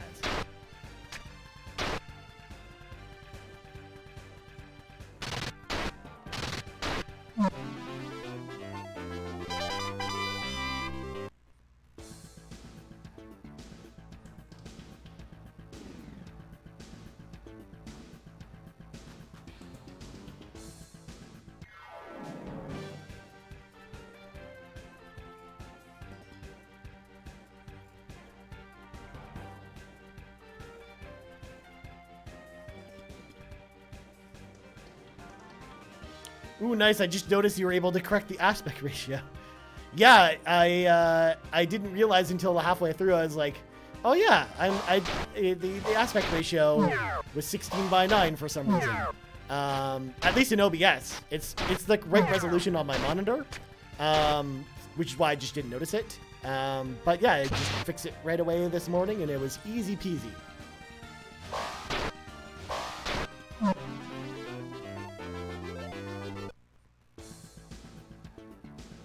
But yeah, like I always play my games at 4:3, like my old games, so I was actually kind of surprised that it decided to stretch it out, but there you go. That's what happens when you're a noob streamer like I am. Also, I need to switch off Null so he doesn't talk every time I start a battle.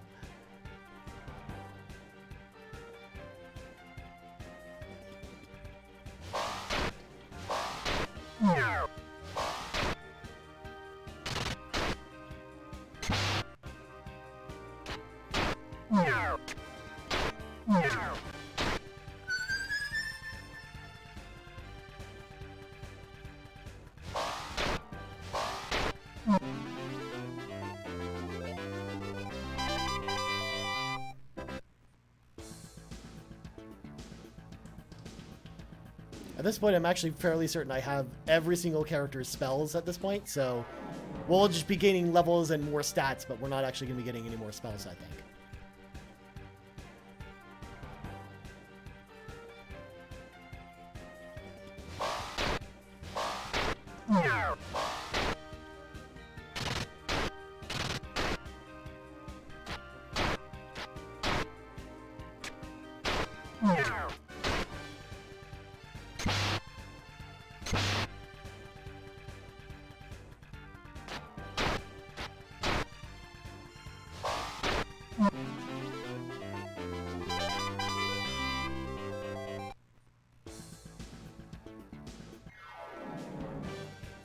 Just so many minotaurs. So many minotaurs.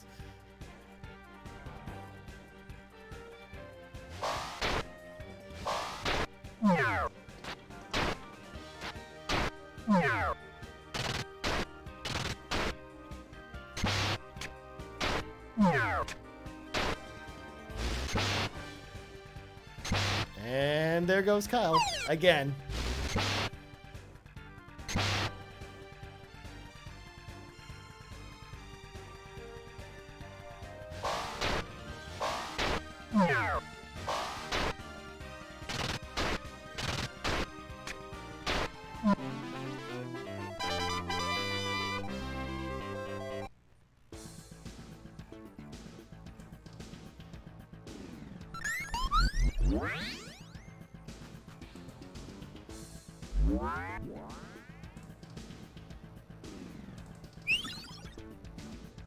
That spell that I use is so powerful that the audio just, you know, reverberates all over the place whenever you use it.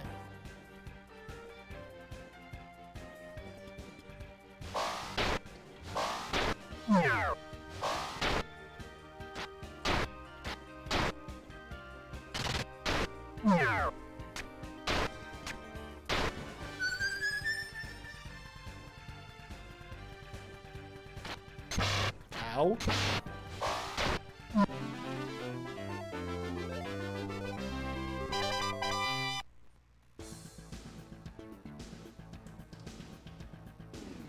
Hi, I'm Lily. I was kidnapped from the town of Reza. I've been trying my best to find a way out of this place, but to no avail. I've got to get home. Grandpa must be worried sick about me.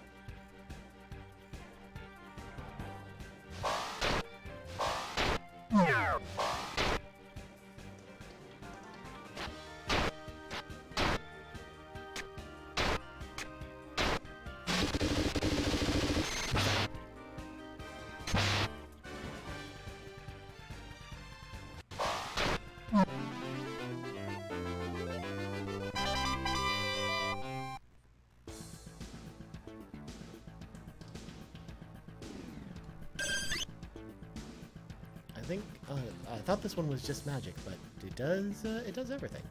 Awesome. Let's do a save, because I haven't saved in a while. We're on the 8th floor of the palace already. It's good to remember to come back here whenever we fight some stuff.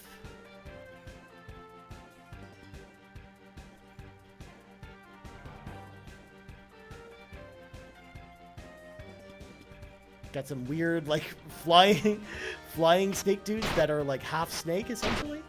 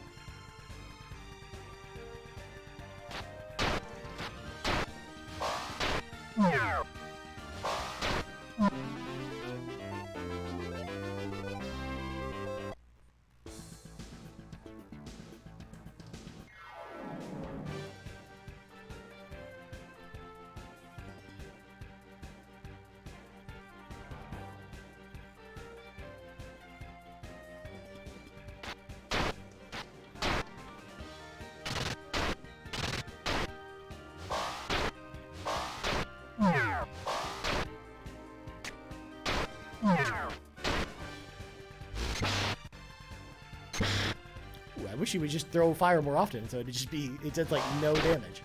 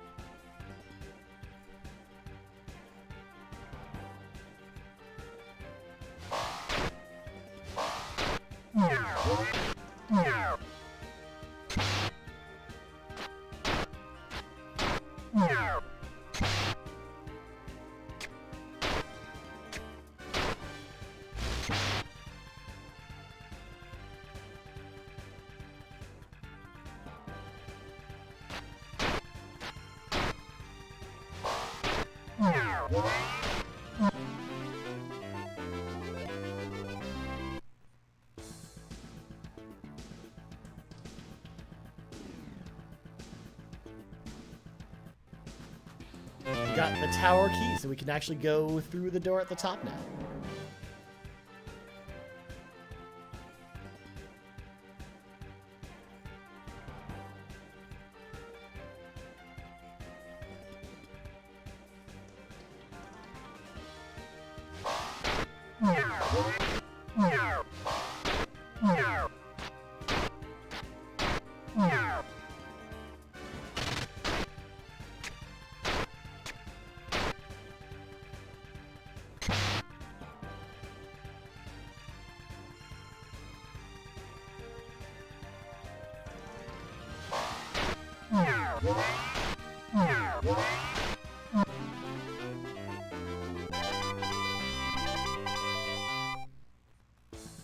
Kyle's almost down. Let me use Rest Let Me on him.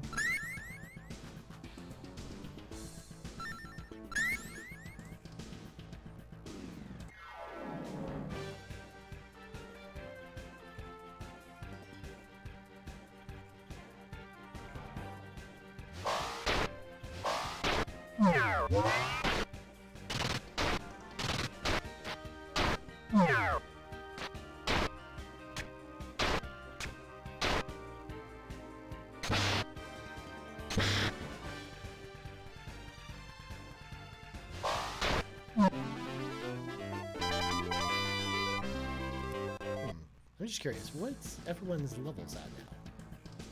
59, 60, 61, 61. So we're around the place where I would normally grind to before coming in here.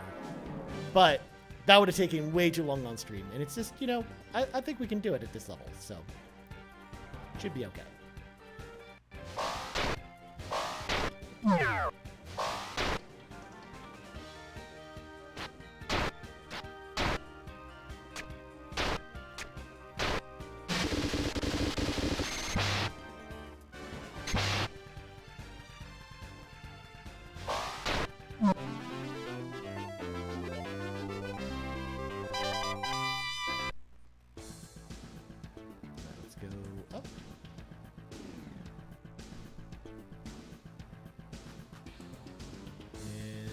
Go out this way. So I know we have to go on the other side.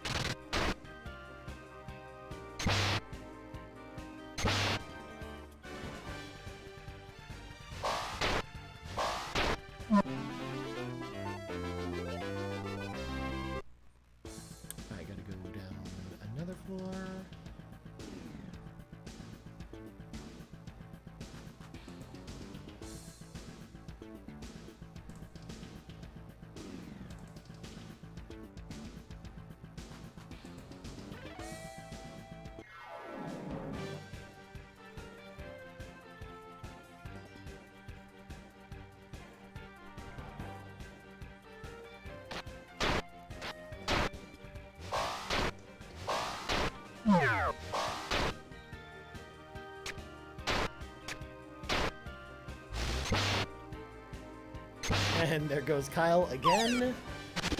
Just is a big punching bag.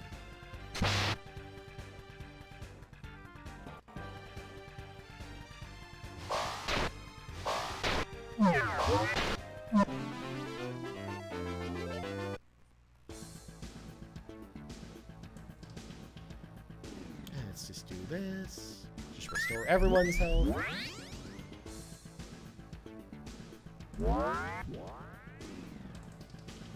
I am a girl from the village of Lighton, and yes, she's singing it. I'm not singing it. My looks, my voice did seal my fate. So here I was brought. I'm so scared. It's so strange. Please take me home.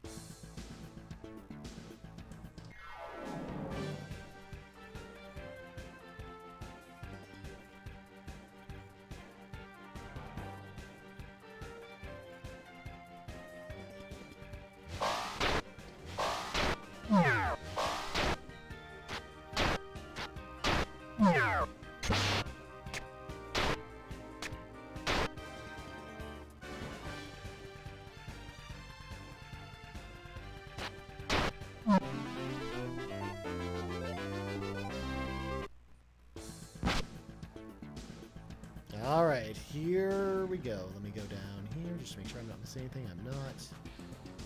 Let's make sure we've got everyone well equipped.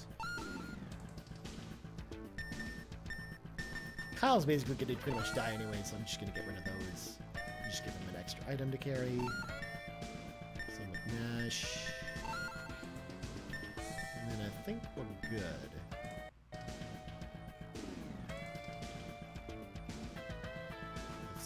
Top up Jessica. Alright, everyone looks like they're good. Let's save. Alright, it's go time. It's Luna. Oh, Alex, you finally come to rescue me. But it's too late. My heart and soul already belong to Magic Emperor Galleon. Alex, why do you persist? I told you it's too late. Just go home. This is mankind's fate. Just resign yourself to it. Liar. Luna would never give up. You're an imposter. The game's up. Show yourself. Oh no, it was Zenobia all along. Shocker.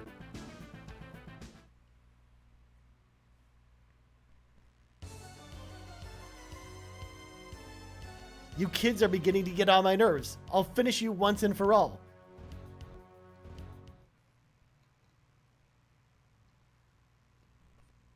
Ha! Time to take out the trash. You'll never see your precious Luna again, my foolish challenger. The only way to her is past me, and you don't have a prayer. Say bye-bye to everything you love in this world. I'm sending you on a one-way express train to obliteration, boy. Oh my god, she just keeps saying she's gonna beat us. I get it. But this is her true form, I guess. Is some, like, crazy monster with swords and stuff.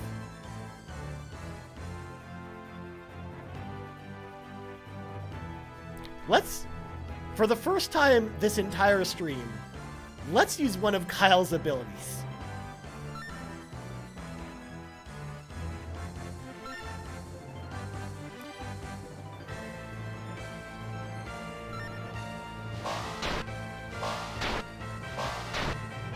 There we go. You got to see Kyle's abilities in action of dealing 150 damage when, in truth, he kind of just walked up and hit her for that amount of damage.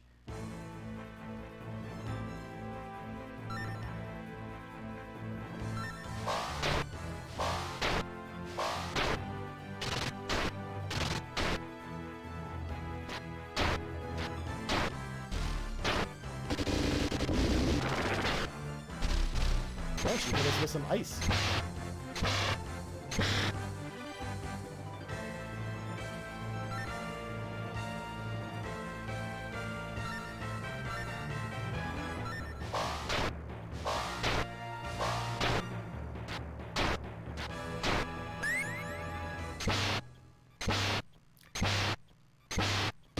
Jesus, Kyle takes so much damage. Just so much it hurts. But he's so good at this game that I don't want him to die.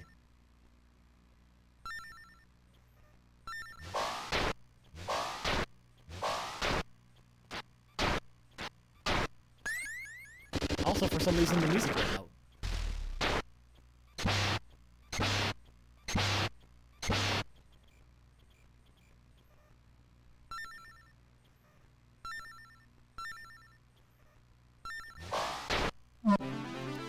No!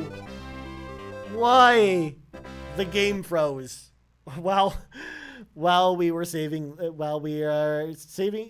Zenobia. Why couldn't that happen during any other battle? Oh my god. Okay. Let's restart the console.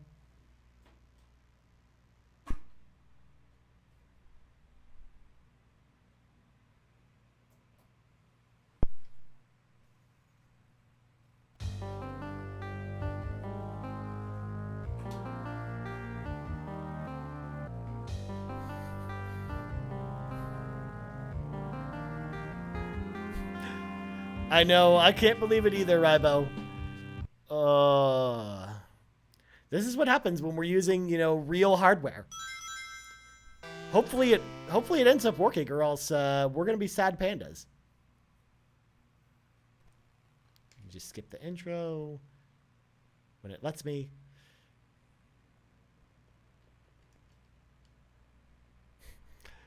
I know, I can't believe it, Andrew. After all that.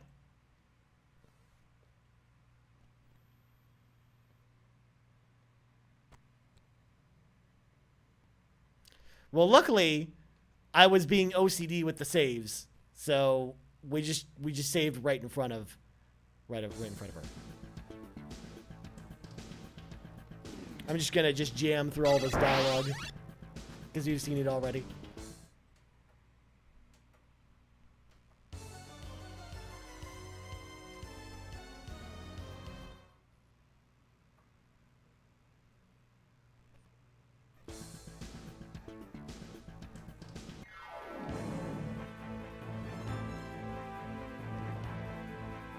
All right, here we go. We're not even going to make the mistake of using one of Kyle's abilities. We're just going to go for it.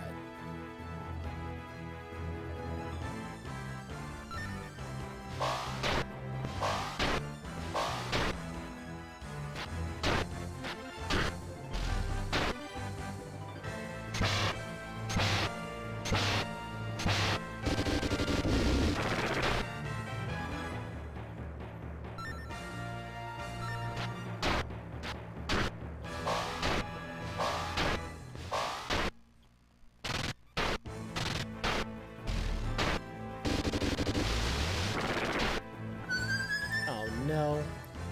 Oh, thank God she didn't confuse anyone. That would have been real bad.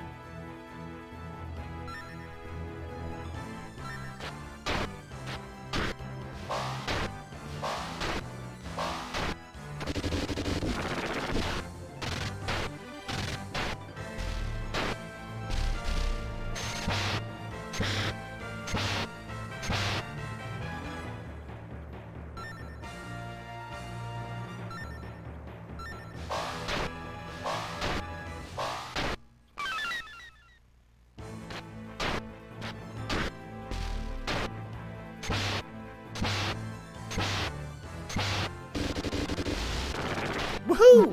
We did it! That went way smoother than the first time I did it, because I was like, oh yeah, I shouldn't use any of Kyle's abilities, that's dumb. But this is impossible. I am invincible! Ah! She dead. She dead. And we very awkwardly walk up to the teleporter.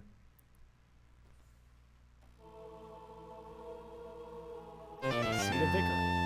That's a really good item. Herbal Athena. It's almost like it's trying to set me up for something. Herb of Athena. Another Herb of Athena. I wonder what's going to happen next. In fact, we'll just use one of these bad boys. Just get it out of the way. Get it out of the inventory.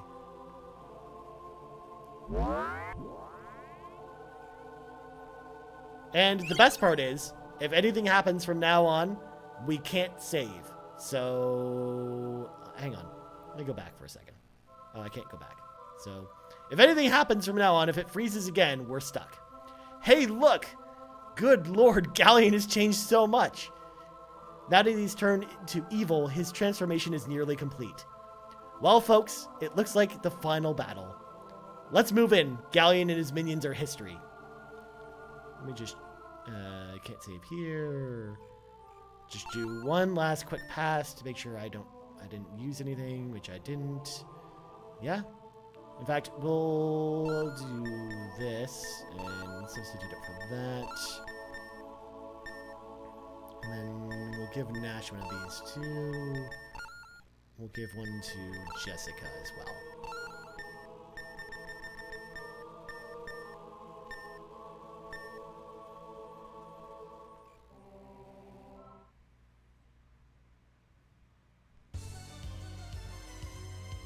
So, little Alex became The voice acting's back, folks. Let's go.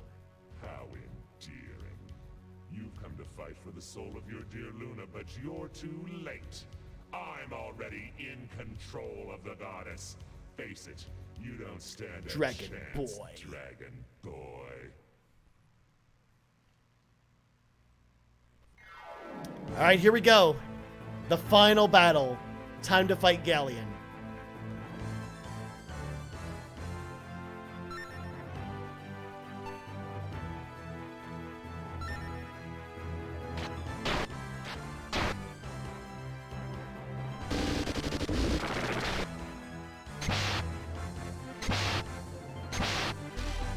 Oh yeah, he does hit really, really, really hard, so this is gonna be fun.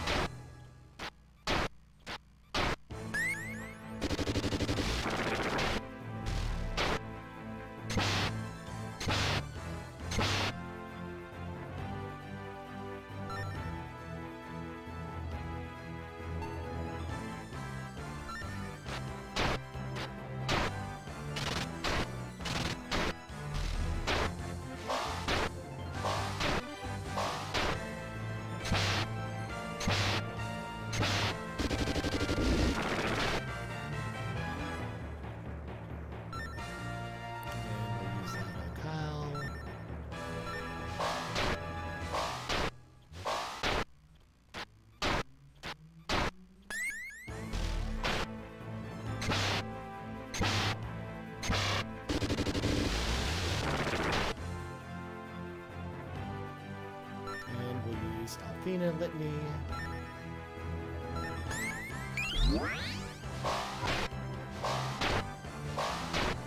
Oh, we're pushing him back.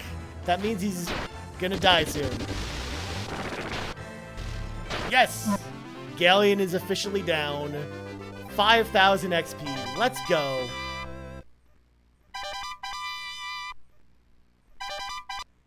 Urgh, Dragon Master, not yet. Look at him. Look at him in his pool of blood. Like, good lord, that's brutal. It's okay, Alex. It's over. Magic Emperor Galleon is dead.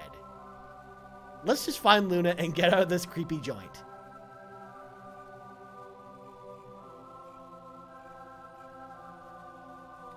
Let's do this.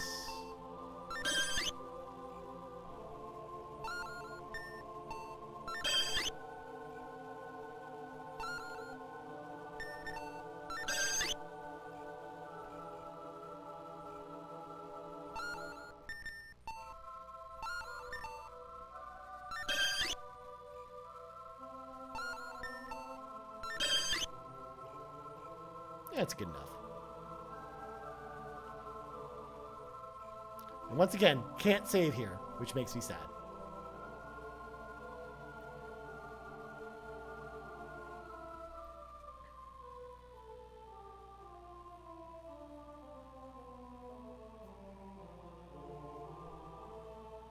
And there she is.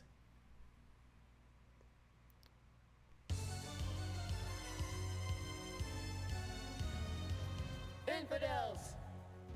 How dare you inner sanctum. Prepare to die.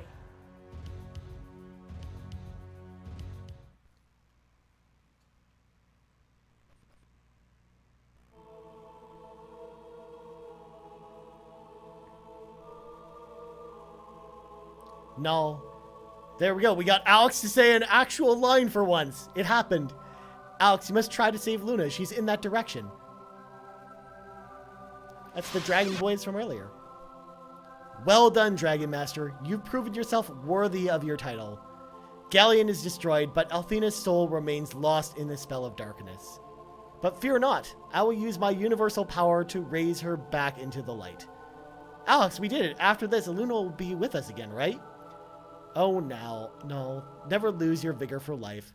But I'm afraid you don't fully understand yet. Luna is merely a temporary human form for the goddess Althena. Once we awaken Althena from the spell of darkness, her memory of her life of your world as Luna will cease to exist. I wish there was some other way for your sake. Now, Athena, wake from... this can't be. It's too strong. It's too evil. Galleon is... Yeah, you can pretty much say that. The Dragon Angel was with one hit. I've never seen such power. I'm scared. Jeez, he's such a stubborn son of a...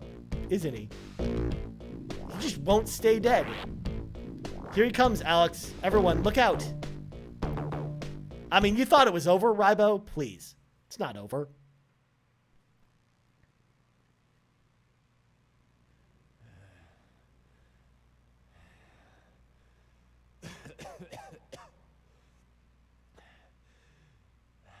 I'm not finished with you yet. You'll never make it out of here alive, Dragon Boy. Cower in fear as I demonstrate my true power. Yep, pink, like purple goo is coming from his eyes. It's probably not supposed to happen.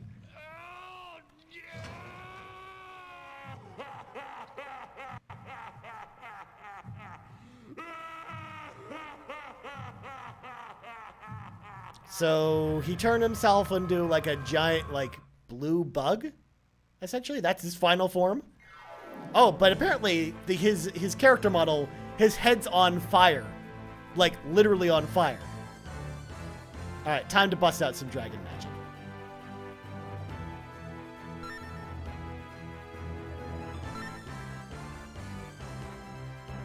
Well, let's use. Can't defend her.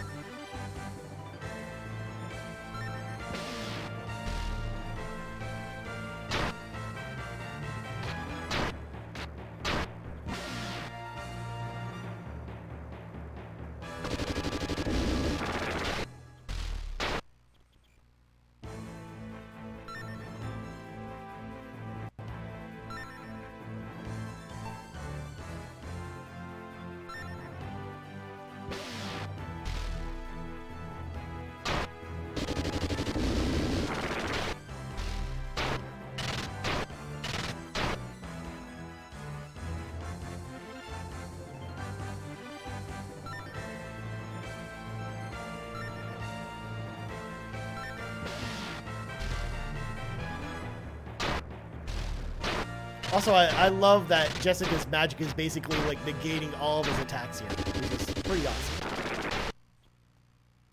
Well, let's see if he can actually hit Alex. He can't do it.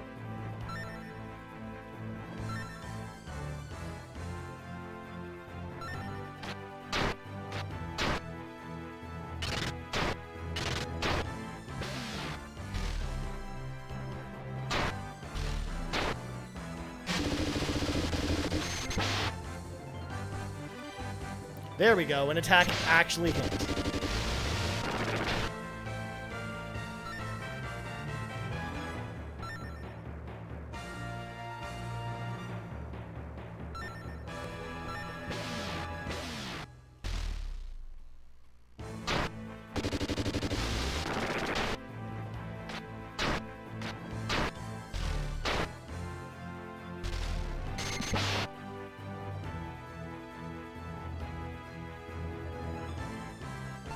Alright, time for Alex to start attacking.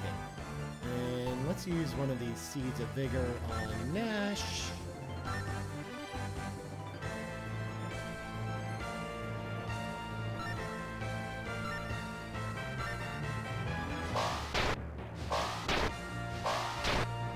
From bleeding blue eyes to a flaming head, totally checks out. Yeah, absolutely. Oh, I lost Kyle. I was not expecting that to happen.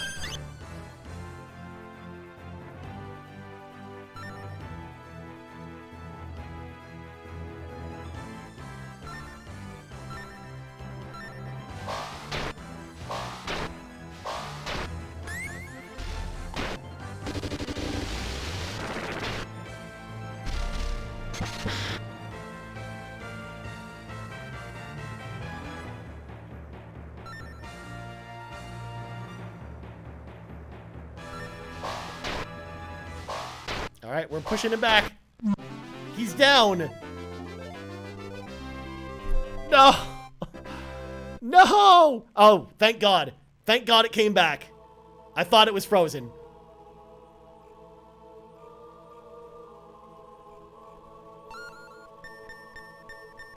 All right, it's time. Remove this.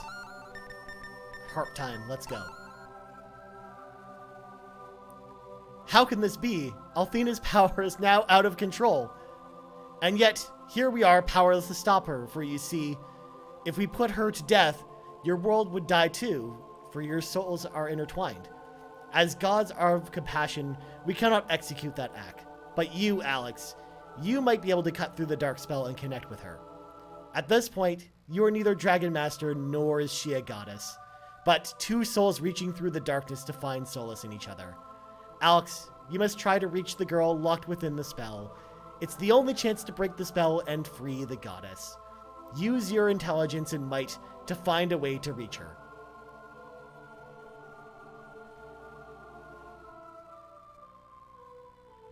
Here we go. Final boss. Luna has lost all memory of us, Alex. You're the only one she has a chance of remembering because you two were close. You must try to use your memory of the times you shared with each other. It's the only chance we've got of saving her, Alex. Alex, Jessica and I know that you are in love with Luna, even though you won't admit it. You must reach deep into your soul to find the key that will free Luna. Alex, I'm powerless to help you any further. The only way we'll get Luna back is if you appeal to her deepest memories. Only then can she have a chance of breaking the spell of darkness from within. Alex, this is our final test of our adventure together. But I didn't think the stakes would be so personal, so terribly high. You must find a way to jog Luna's memory of your times together. Good luck. Alex, she's just a woman like any other. Well, okay, not like any other. She's a little more deadly. But the point I'm trying to make is that you can reach each other with her love. At least that's what I'm scripted to say at this point. A good spanking is more along the lines of what I'd really try first. To jog those memories of good times. But hey, that's my style, not yours. Good Lord, Kyle. Good luck, kid. Alright, here we go. What's this? Where am I?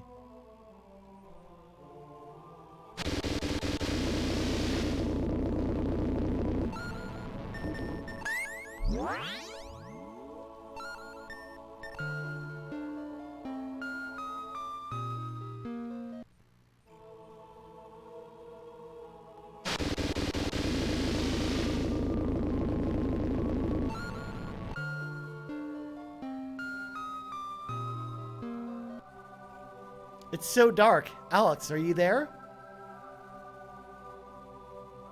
I'm so frightened. Is there anybody out there? Alex? Alex, please, I'm so scared. Where am I?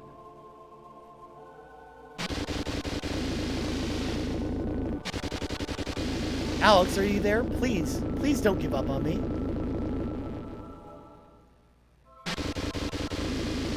Alex, help me remember. Why can't I remember? I'm so frightened. Well, let me help with that.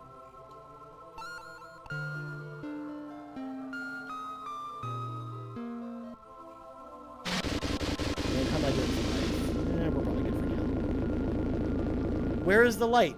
Lead me to the light, Alex.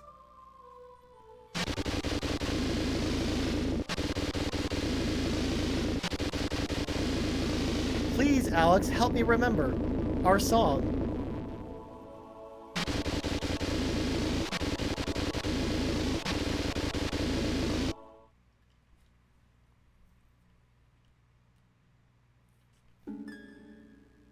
Who are you?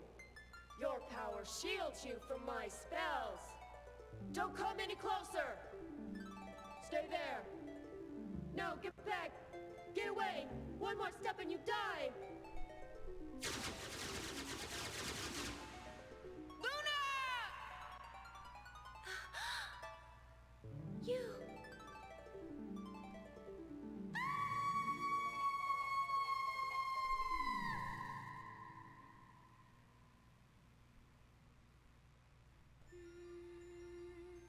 Alex? It's really you. I was trapped in a terrible nightmare. It was dark and I was so cold and alone. But I never doubted that you would come and rescue me. Not even for a minute. Oh, Alex. Alex. Aw, there they are with all their friends, and for some reason Tempest is laughing at them.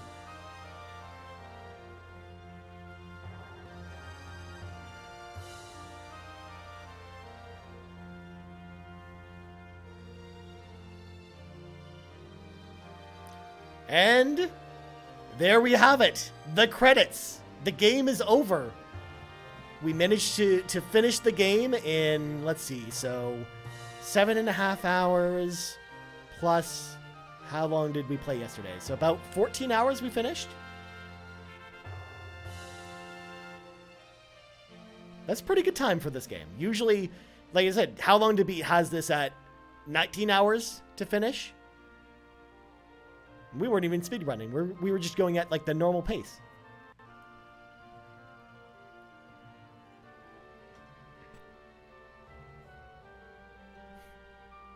She sewed a null on the back of Kyle's shirt. I love that because he hates null so much.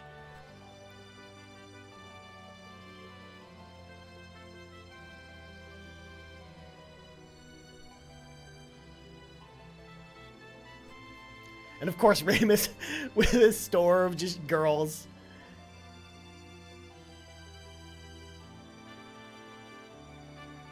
Oops, we almost forgot Wheaties is a registered trademark of General Mills, used with permission.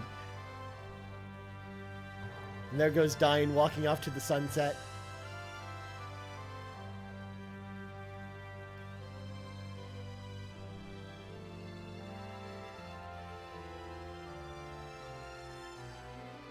There's Alex and Luna staring off into space to see the planet that's out there, which is our planet.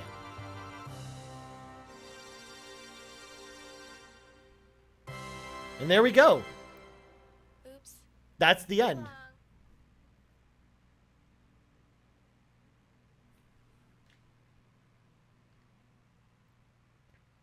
Well, folks, I didn't actually think we were actually going to finish it in time, or at least finish it with so much time, because we've still got 6 hours left in the stream. So I'm going to go ahead and actually get things ready for dinner, because I have not eaten anything in a while. So I'm actually going to be ordering pizza on stream. I'm very excited about this. So I'm actually going to order pizza to my house. It's going to be great. And then we're going to play some more games. So the real question, chat, would you prefer that maybe I go back to something like Final Fantasy? Would you like to see me knock out a couple more Mega Man games?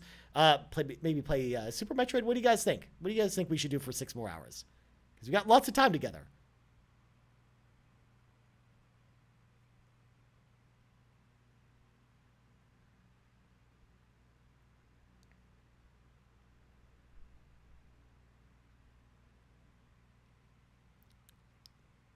Also, I'm letting chat catch up a little bit because I'm putting in my order for pizza.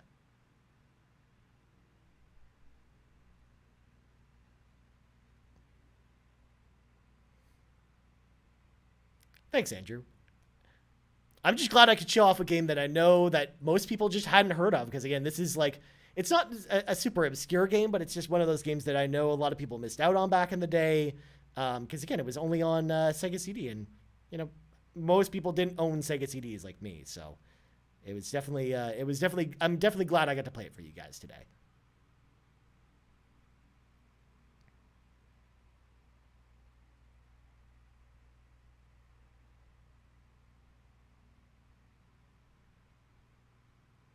Let's see, we'll do this. I still need to beat all those games, so that's a tough one. That's true. It's a lot of games. It's a lot of games, Rabo. What is on Ryan's pizza of choice? So I'm actually just keeping it simple today. I'm probably just going to do like pepperoni bacon. Typically, I'm like a pepperoni bacon mushroom kind of person. Typical Canadian pizza of all things. Because I don't love like an overly topped pizza with like a bajillion toppings on it. I'm kind of like that with like burgers and stuff too. So like I like kind of to keep things simple. So that's what I'm going to do with this pizza.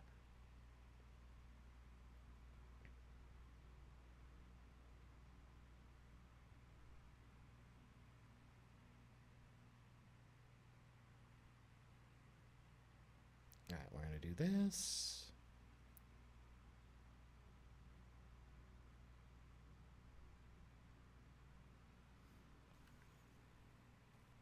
Also, I didn't realize that it would actually eventually go back to the Sega CD menu. We could actually just chill and listen to the Sega CD menu music.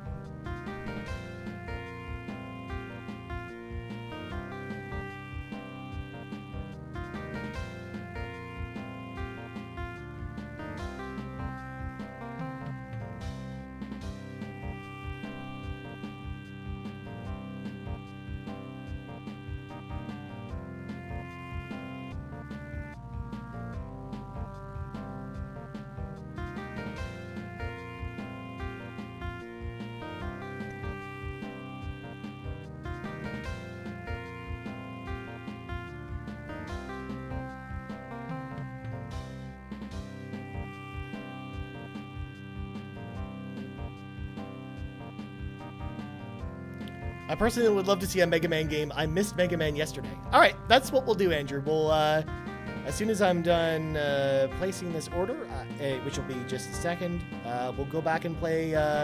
We played Mega Man 1 yesterday, so maybe we'll play Mega Man 2. Did you do your roulettes already today in Final Fantasy? So I did main scenario quest, but I haven't done any of the other ones yet. In fact, what we'll do, like the best thing to do is probably, as I'm putting in my phone number, best thing for us to do would be to start with Mega Man. Maybe knock out a couple of those games like Mega Man 2 and 3, because we should have lots of time for that. And then we'll play Final Fantasy 14 to kind of round out the night, do my dailies that way.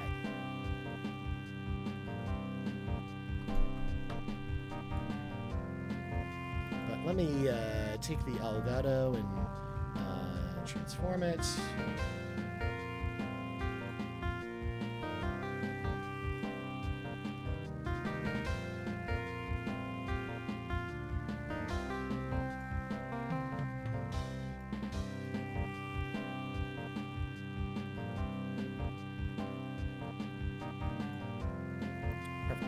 All right, so I'm gonna have to, let me just do this. I'm gonna have to get up and do stuff, so let me turn the webcam off and mute my mic. I'll be right back.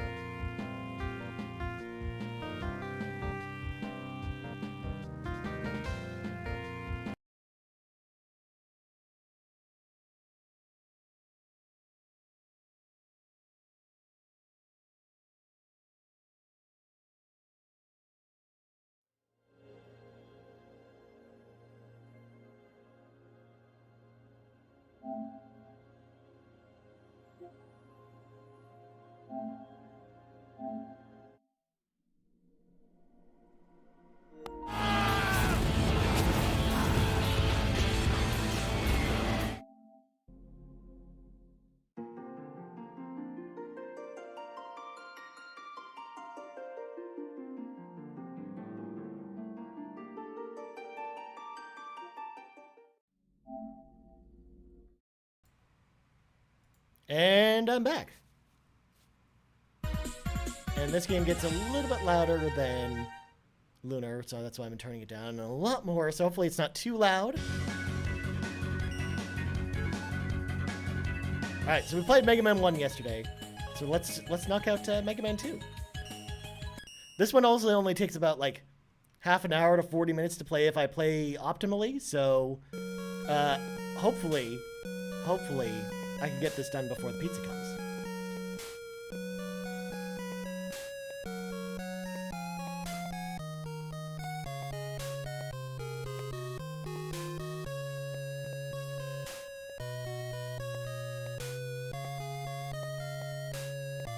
$34 to 44 minutes. Okay, cool. So in the last game, essentially, Dr. Wily basically took all the robots that Dr. Light built and basically took them for himself. But this time around, Dr. Wily built all of his own robots. So we got to fight him that way. All right, we're gonna play on difficult, by the way. No easy mode for us.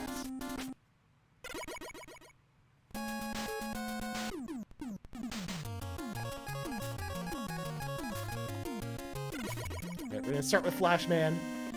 This game's interesting because you can start in like 5 or 6 different directions with it. But I usually always start with Flashman when playing on difficult.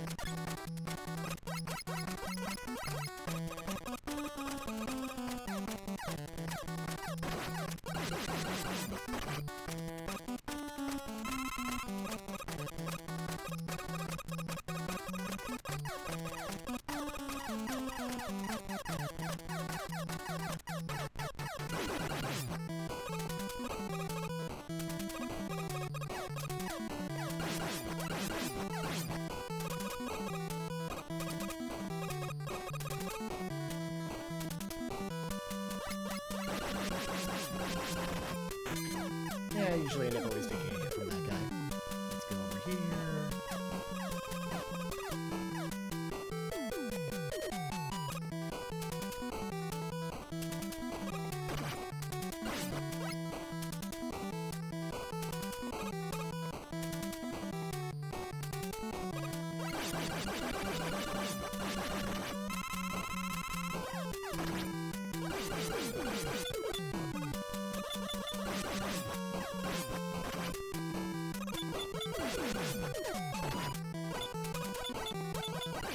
There we go.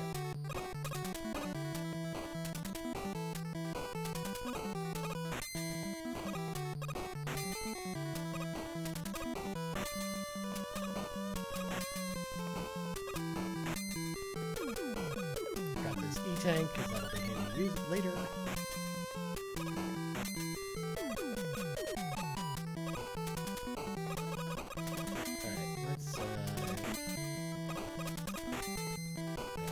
Scrolled him off the screen, so he doesn't exist anymore. Going across this platform's kind of annoying. There we go.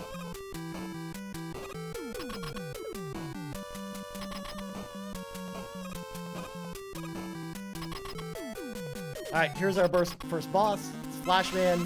He basically just runs towards you, freezes you with time, but the Mega Buster is actually his weakness, so you just shoot him with it.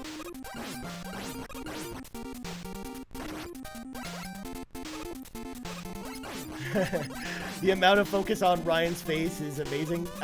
You really have to focus when playing Mega Man. You can't be talking to chat too much, because you gotta be in the zone, or else you just die a lot. That was actually what was happening yesterday when playing Mega Man 1. We were in Dr. Wily's castle, and I was just not like paying attention enough because I was talking to chat too much, and we just kept dying over and over again. So I gotta stay on the ball, Jonathan. This is how this works. You got Time Stopper. Message from Dr. Light. Item 3 completed. Get your weapons ready.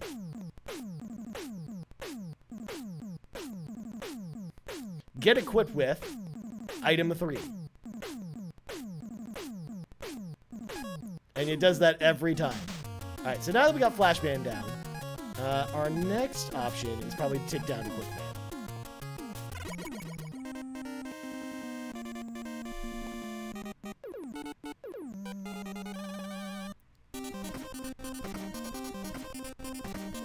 And we can get that 3 life thanks to item 3.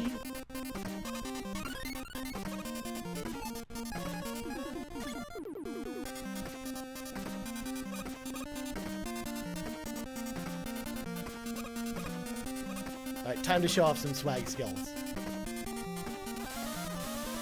If you touch those yellow bars, by the way, you die instantly.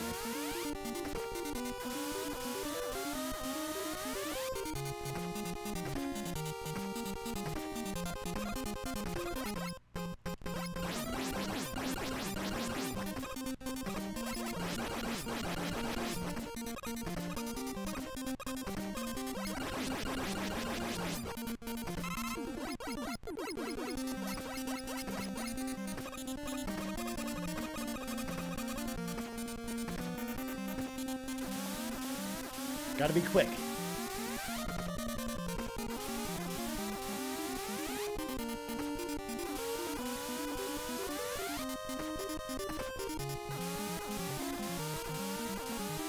That is true. I can confirm that Rybo did in fact beat Lunar tonight.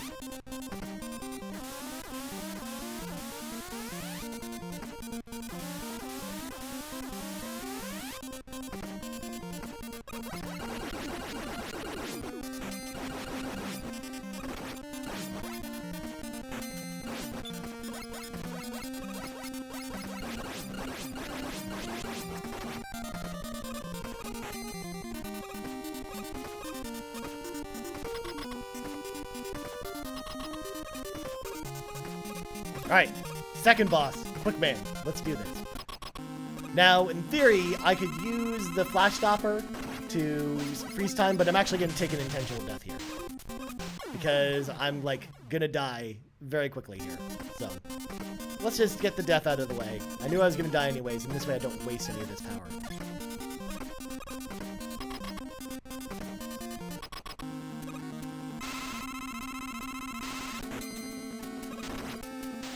I can just walk by him as he's gonna actually just unfreeze over there.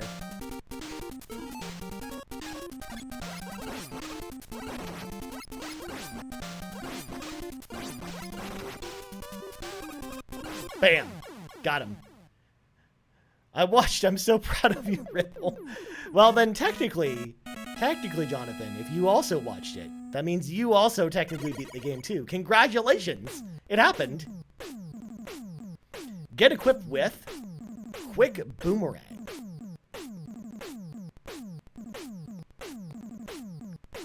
Alright, so next stage, we're gonna go to Metal Man and get what is quite possibly the most overpowered weapon in the entire game.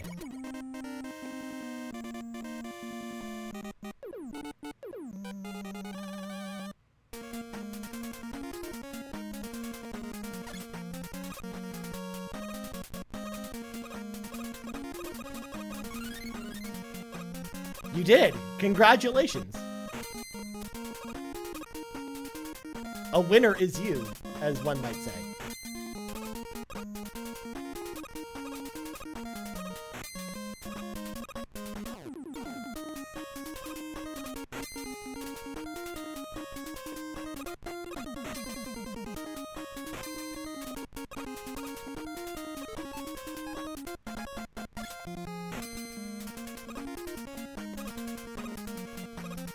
There's a bunch of, like, screws that come through here, so it's just easier just to freeze time, just walk through there.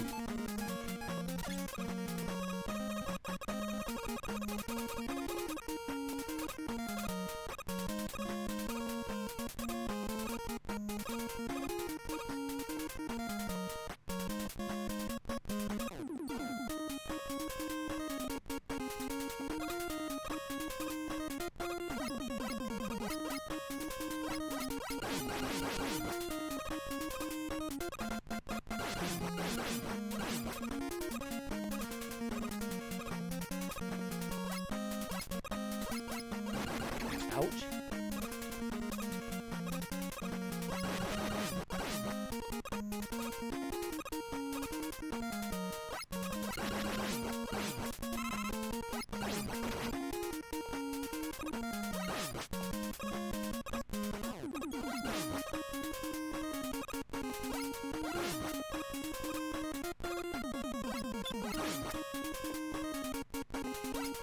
I mean, we're a team here over at Yumi Capri. Let me tell you what. When we beat a game, we beat it together. I think this just means, Rybo, that I need to go play a whole bunch of old RPGs on stream, so then you can beat all those games too. Alright, so we're going to use the quick boomerangs against Metal Man. Because apparently he's not very quick. Also, he doesn't attack until you attack him.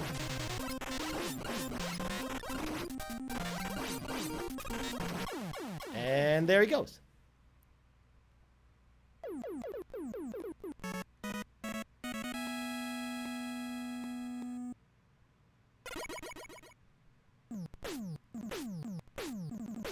Get equipped with Metal Blade. Okay, so now that we got the Metal Blade, we can go in like any direction we want to go. We can go to Bubble Man, we could go to Wood Man, we could go to Air Man, but we're gonna start with Wood Man.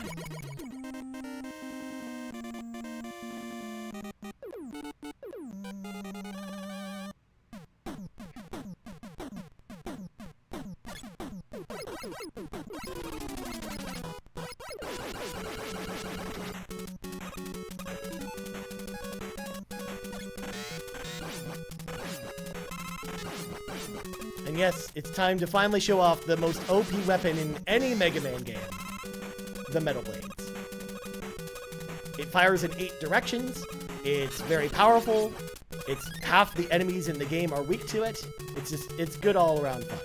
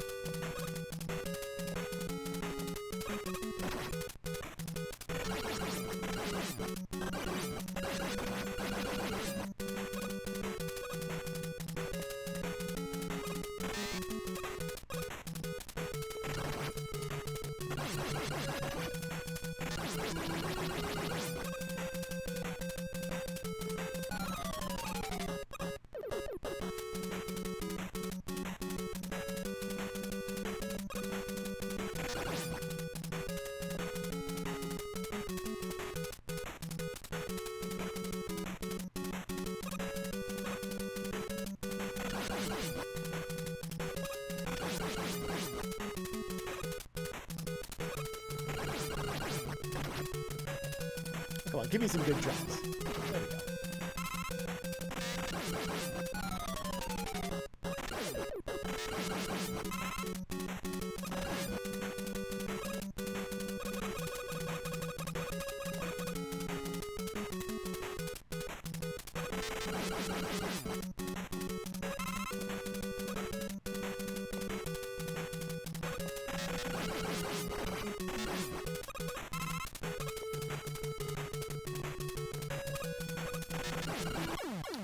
Well, I went for the swag strats, and that was bad. But it's all good.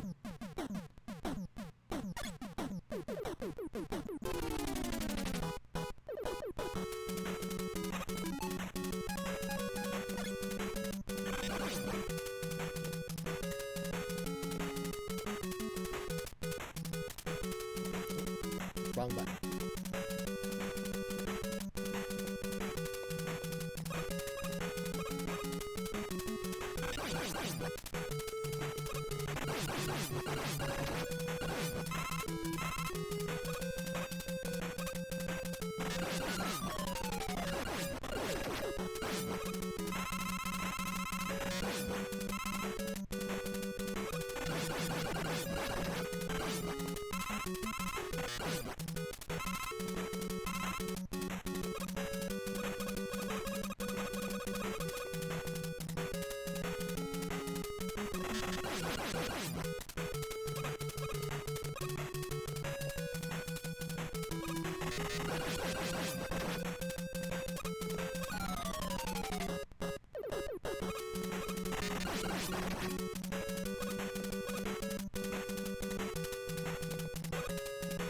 These chickens are great. You just walk up to them, you walk backwards, and they just jump over your head.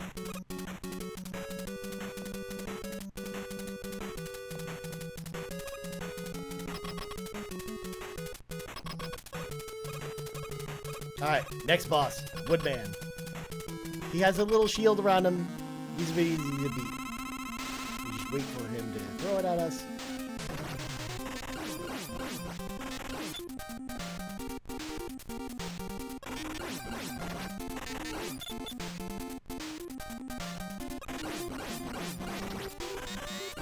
Got him. Also, his shield's just spinning there. That's a nice effect. I just killed him while his shield was up. He's like just spinning infinitely.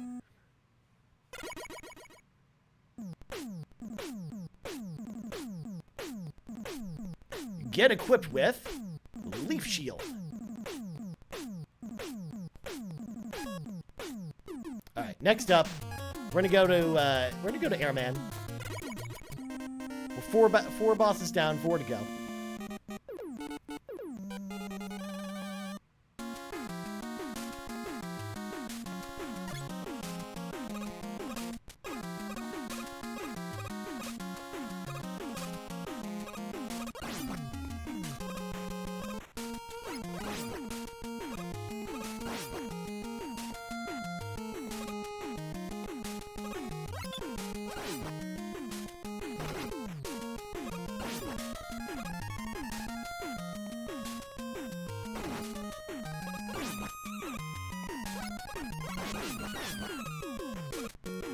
Switch to blades.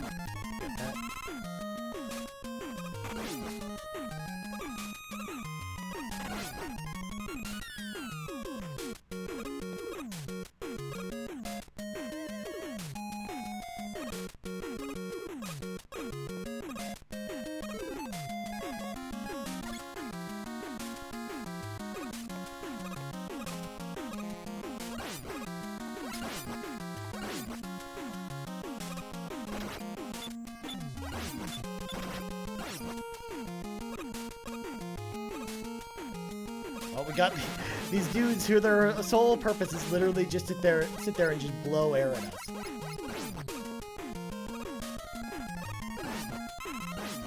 We even scrolled him off the screen. He kind of killed himself there.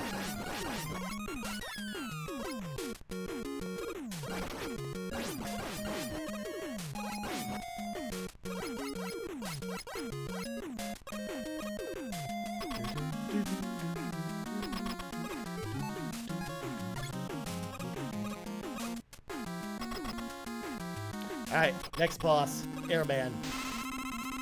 Actually, let me just get him with the pea shooter with it.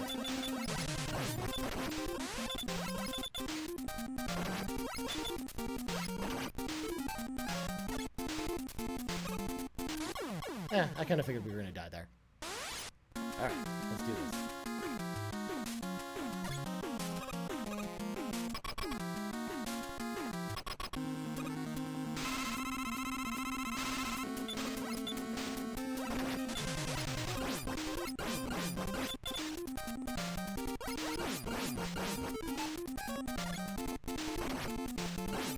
And he's dead.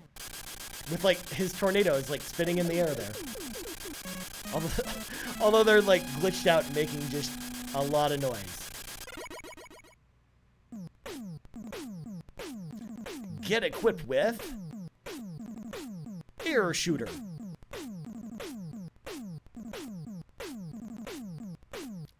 Message from Dr. Light.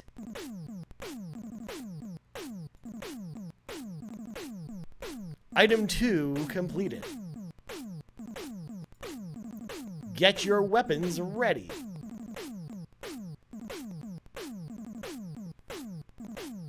Get equipped with Item 2. Alright, next up, Crashman.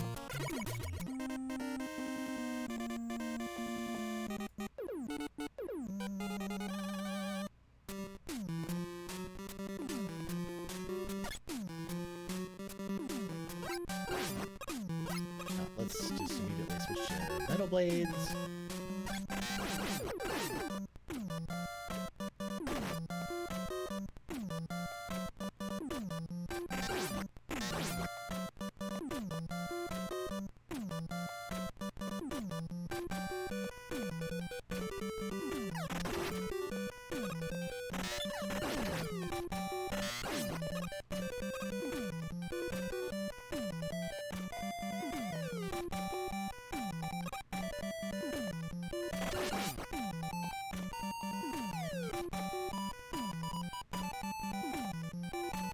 God, the music in this game is just so good. I could totally jam out to this all day.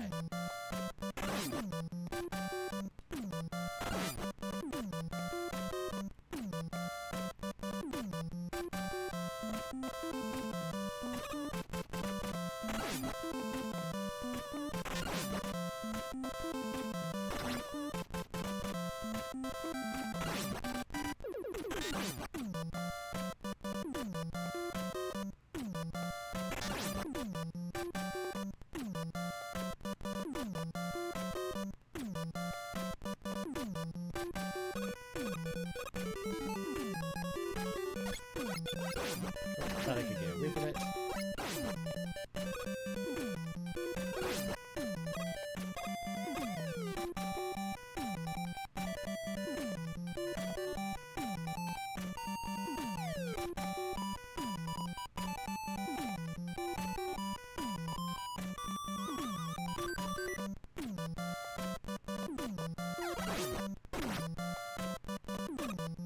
Ooh, that's a big help.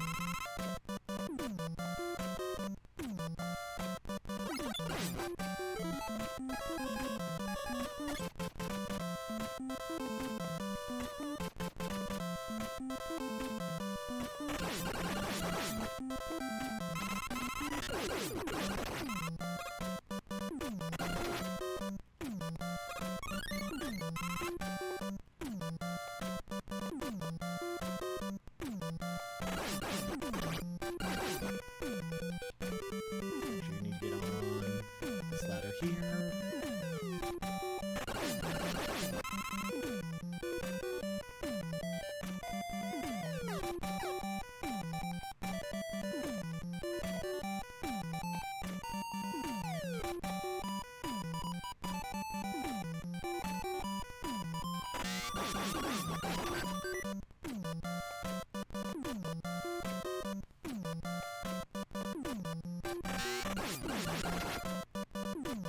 God, these birds are annoying.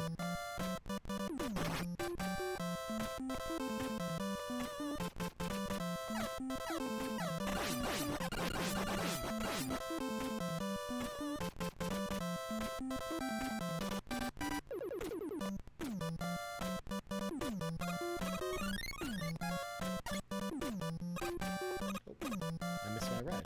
There we go.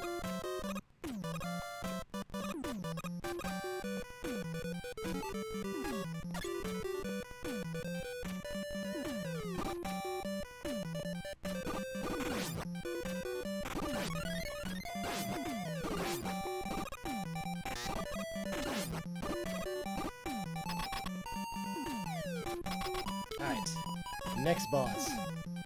Crash Man. He's weak to air. We're gonna throw some tornadoes at him.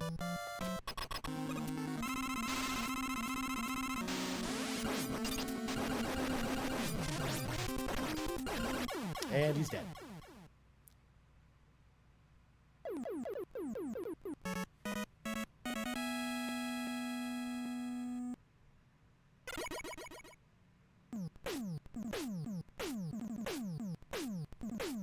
Get equipped with Crash Bomber. Ooh, apparently my pizza is on its way. Exciting times, my friends.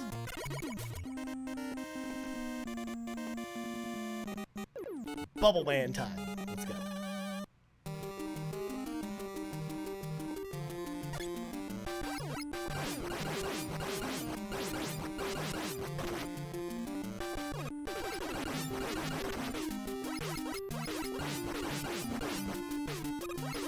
God, these little frogs are the worst.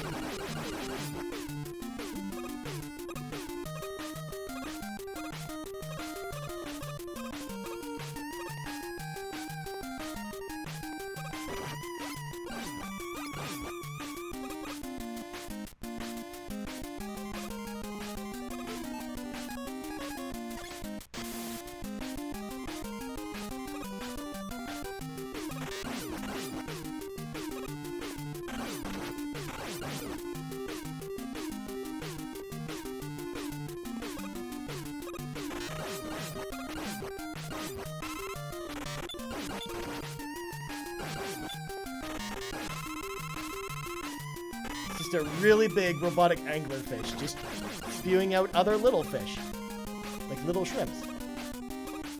And of course, the first appearance of Metroids in a Mega Man game.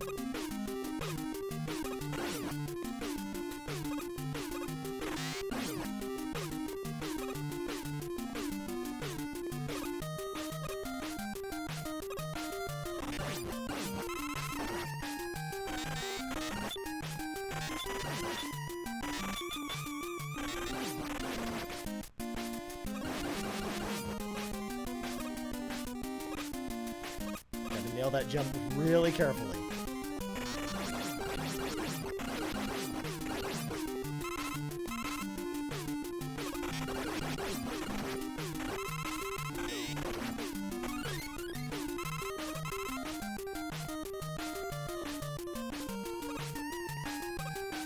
Now this part kind of sucks. There we go.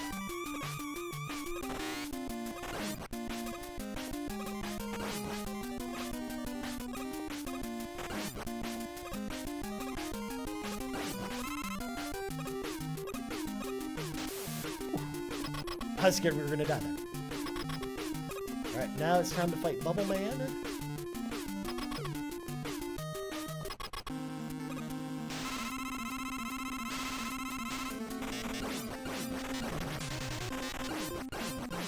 And Bubble Man's dead.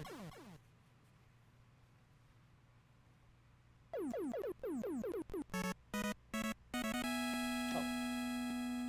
I apparently left the Sega CD on. I forgot to turn it off. It was just trying to spin and find a disc. Get equipped with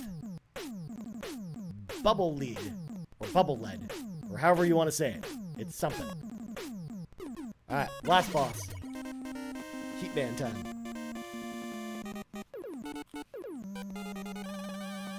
Also, I want to make sure I can hear my phone.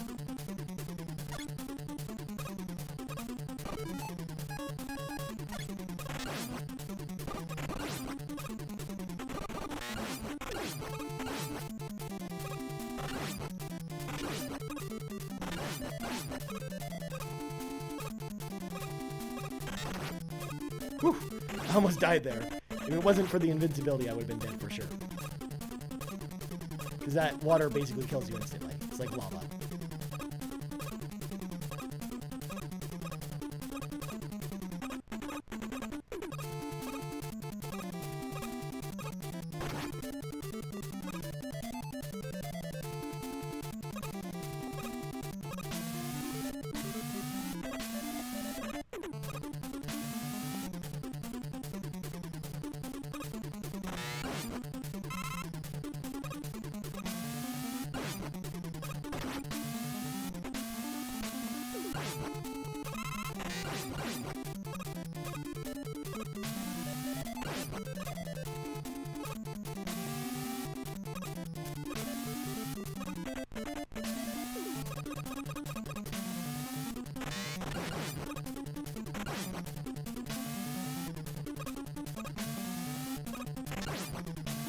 There we go.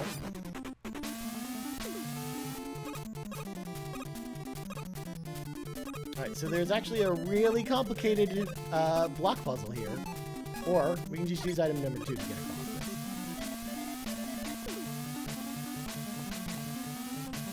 Whee!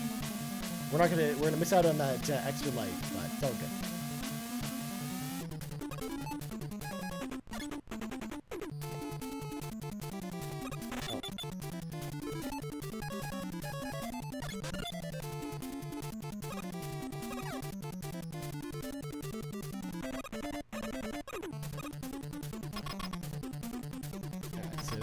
Up against Heatman, so we're going to use the Bubble Lead, or Bubble Lead.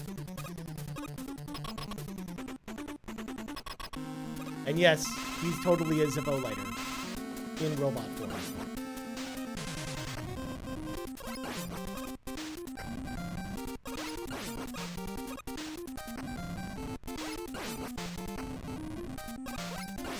And he's dead.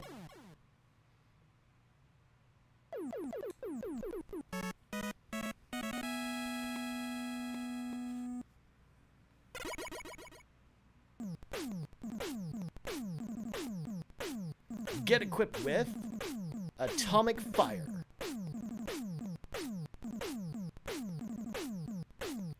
Message from Dr. Light.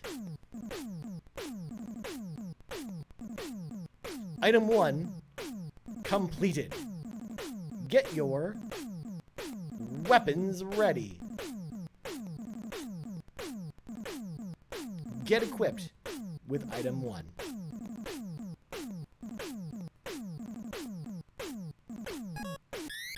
Alright, now that we've beaten all the Robot Masters, it is now on to Dr. Wily. Or Dr. Wily, for those that haven't played Mega Man 8 and have heard the amazingly bad voice acting in that game, where they call him Dr. Wily. It's also the first game where you actually go to Dr. Wily's castle, and there's actually like a castle map and everything.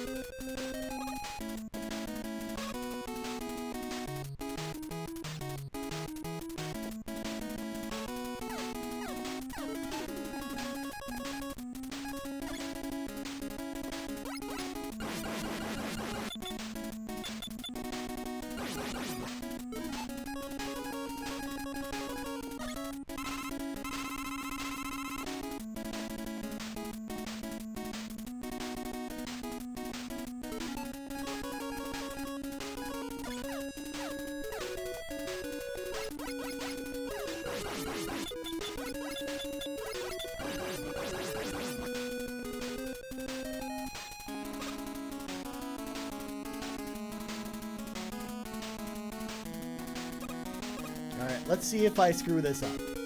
I've been known to screw this up every once in a while. So, item 3, or sorry, item 1. Whew, we didn't screw it up.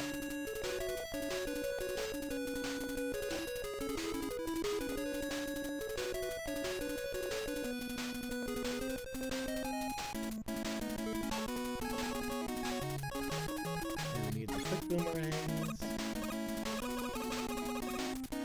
Got some bamboo in here for some reason. Almost did not make that jump.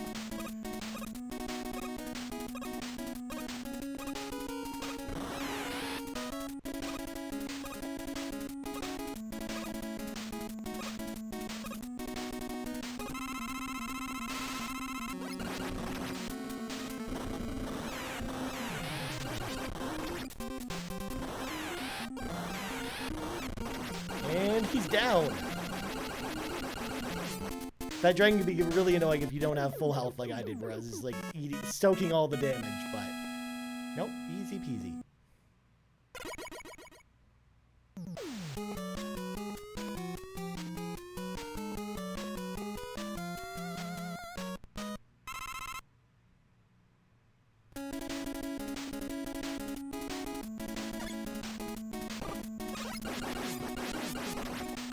Oh yeah, I should actually have picked up some of this stuff when I do it.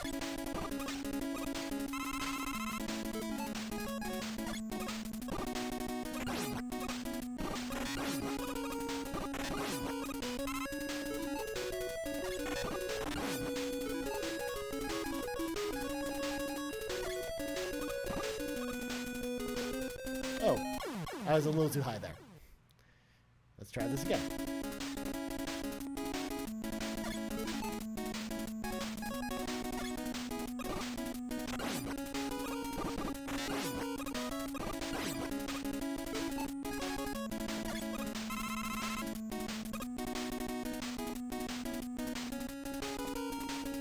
So not this one, but this one.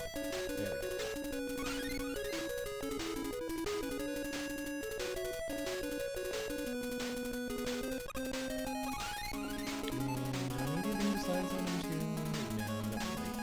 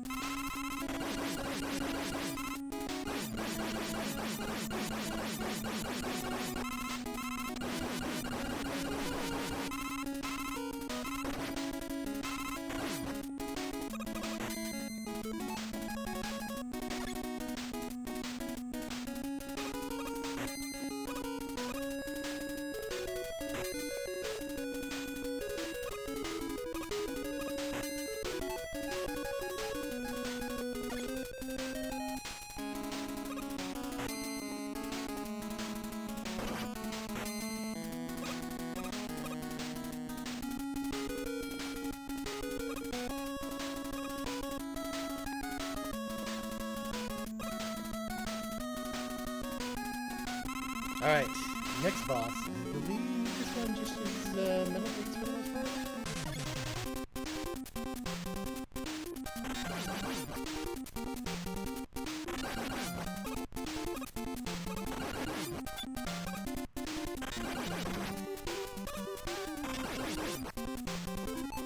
And I'm gonna be safe just using tank here.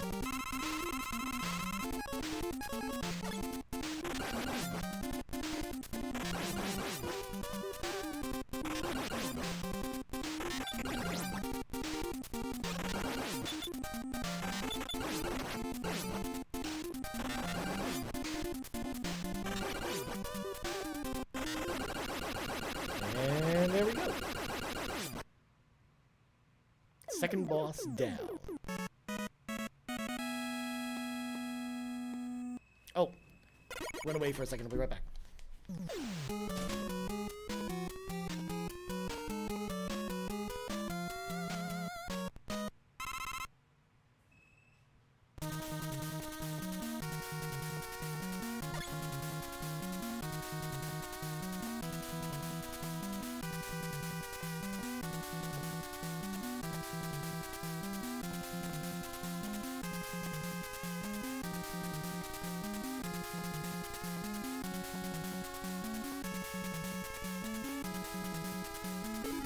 We almost made it all the way through before Pizza got here, but Pizza has arrived, so I'm going to throw up the start soon screen. I'll be right back. Hang on.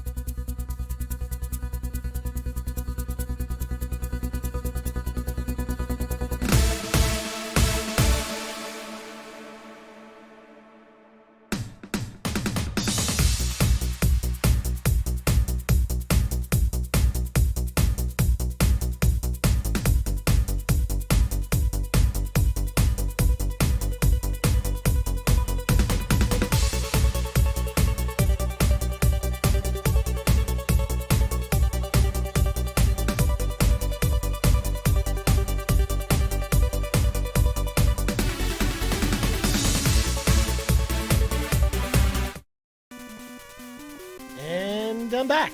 And I have pizza. I'm very excited about this. But we gotta finish this game. We gotta finish this game before we can dive into this pizza and enjoy it. Oh. Really, Sean? I mean, it's true. I do need to, you know, start for the day.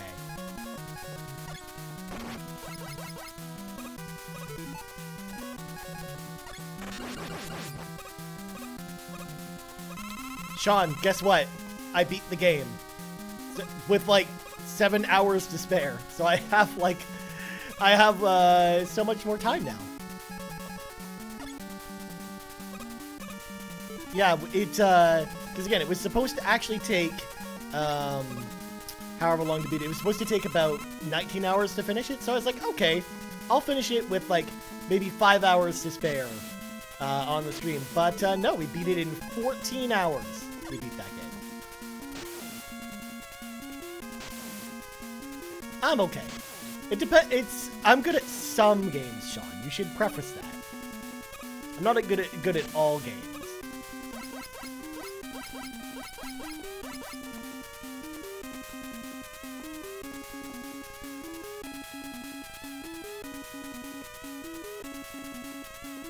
Look at those slick moves just going down there without dying.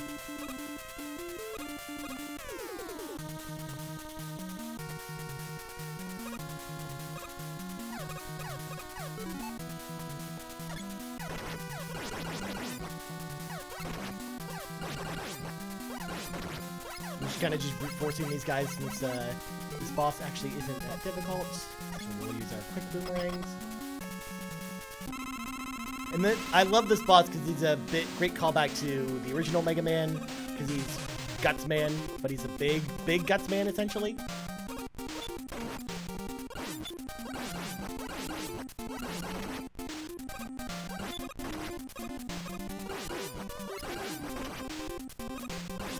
And he's dead.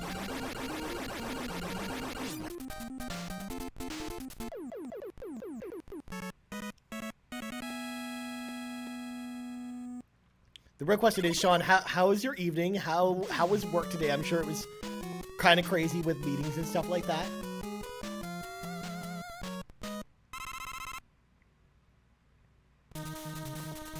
Alright, now we're in the purple level. And there's one thing you should know about me and Mega Man 2. I hate the purple level.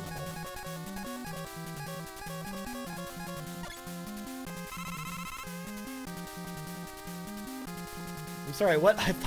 I thought that was a boss? It was a boss. I killed him very quickly.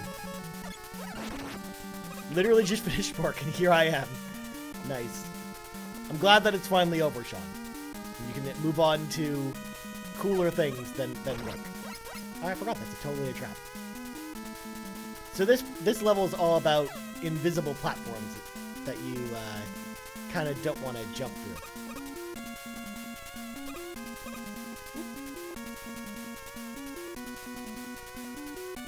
Just like this. Of course, you just walk over it. I'm sure you won't fall into spikes or anything like that.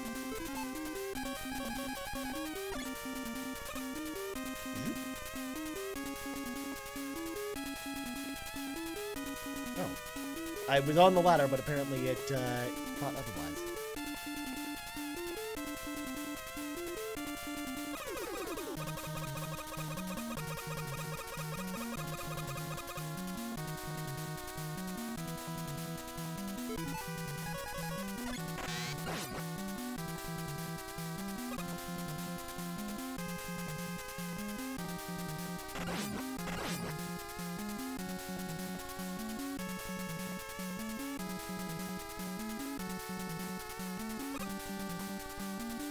Next room.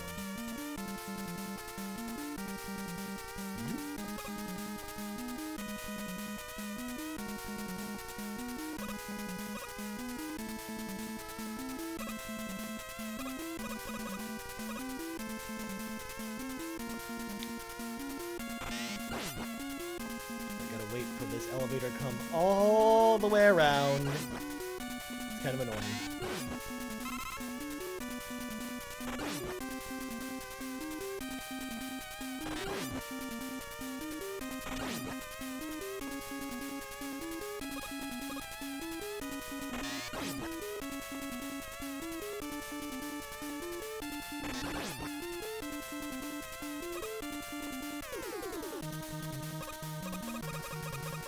Come on, elevator.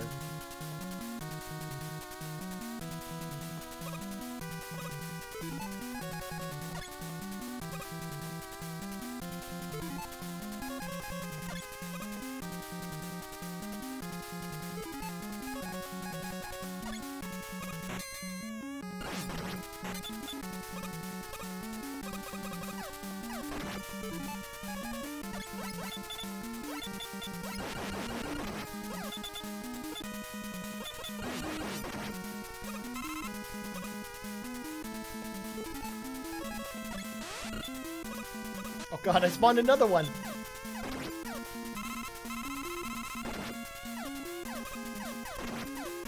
I don't want to die. Doing this part over again really sucks. So it was worth the E-Tech.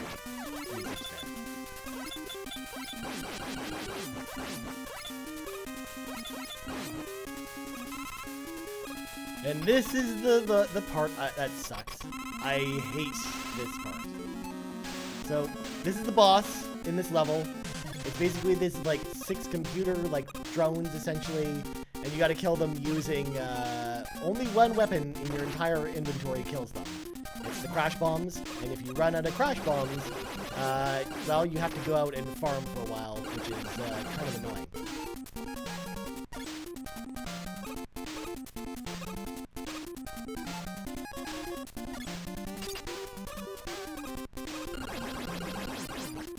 There's only enough crash bombs to actually kill all the enemies here. Otherwise, so if you miss at all, it's game over. You gotta start over.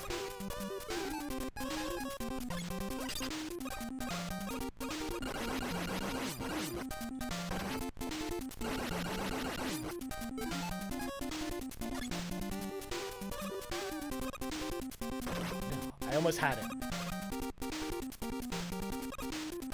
There we go. Bam! Thank God. That was almost really bad.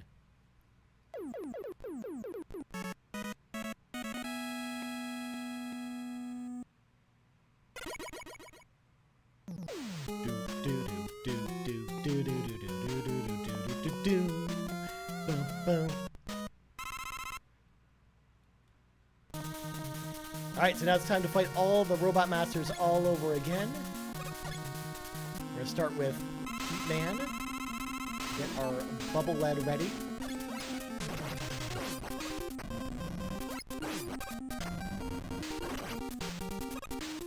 And unlike Mega Man 1, where you beat these bosses again, they actually give you health back, thankfully.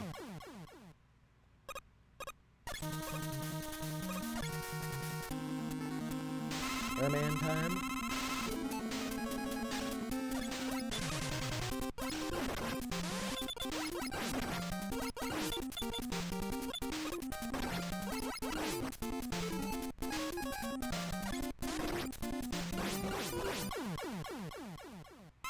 Next. Woodman.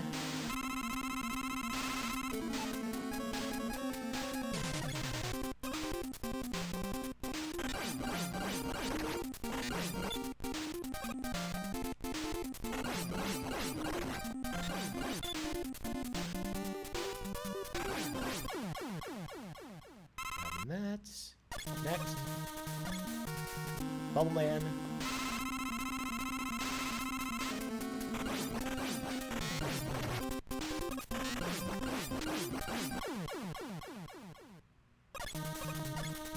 Next, Quick Man.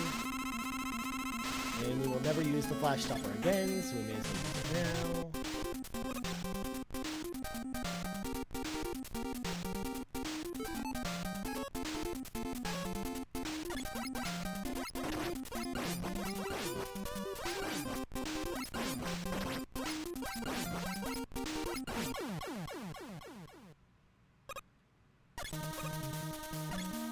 I forgot to ask, what are you playing it on? I am actually playing this on PlayStation 5.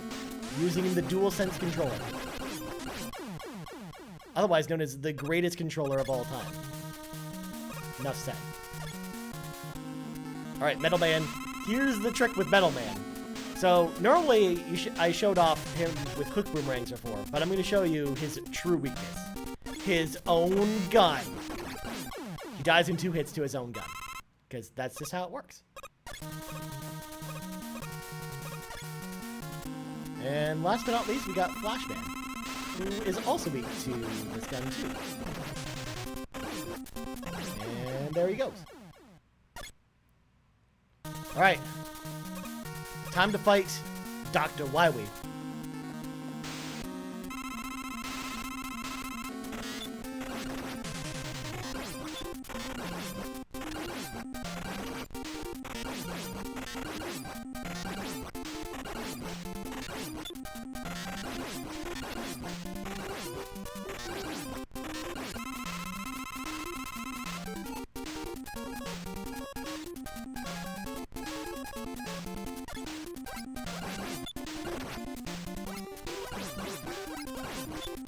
Oh, I really should have used an E-Tank there, but that's okay.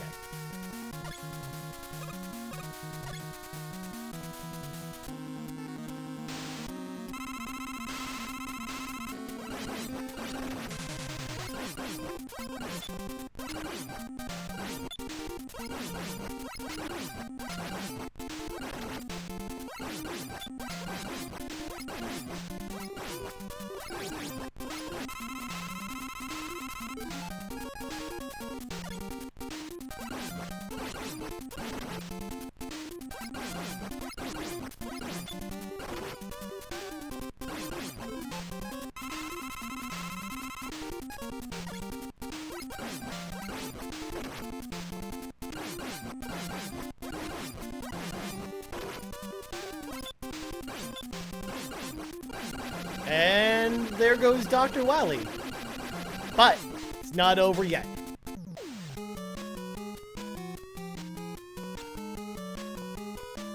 Doom, doom.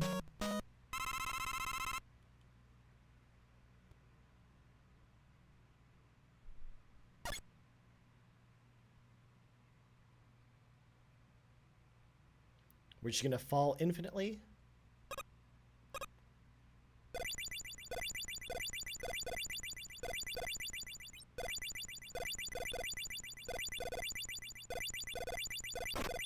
Oops, that was bad. Just jump right into it.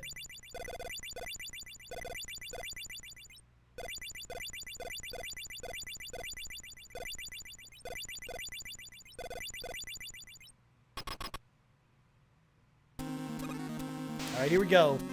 Dr. Wily and Mega Man, mano-y-mano. Except he's a giant green alien with red eyes.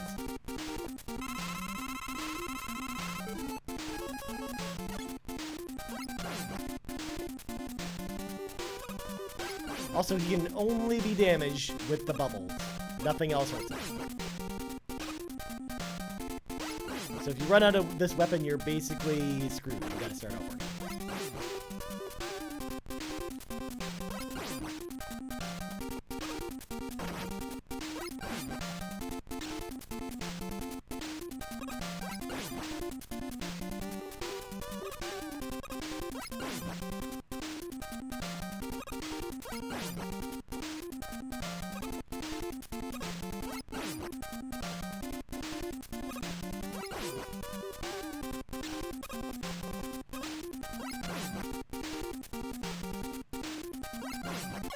And we're dead.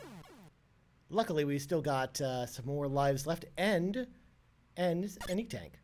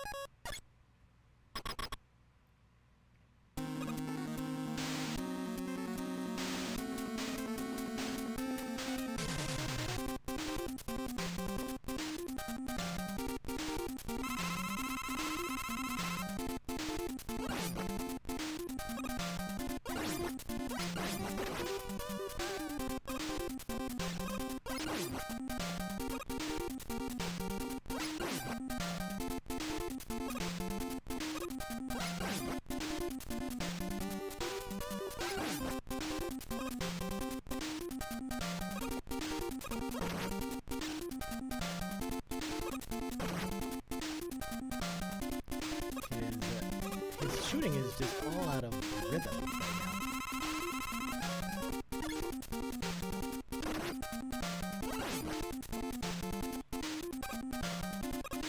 There we go. Now I've got him back in his normal pattern.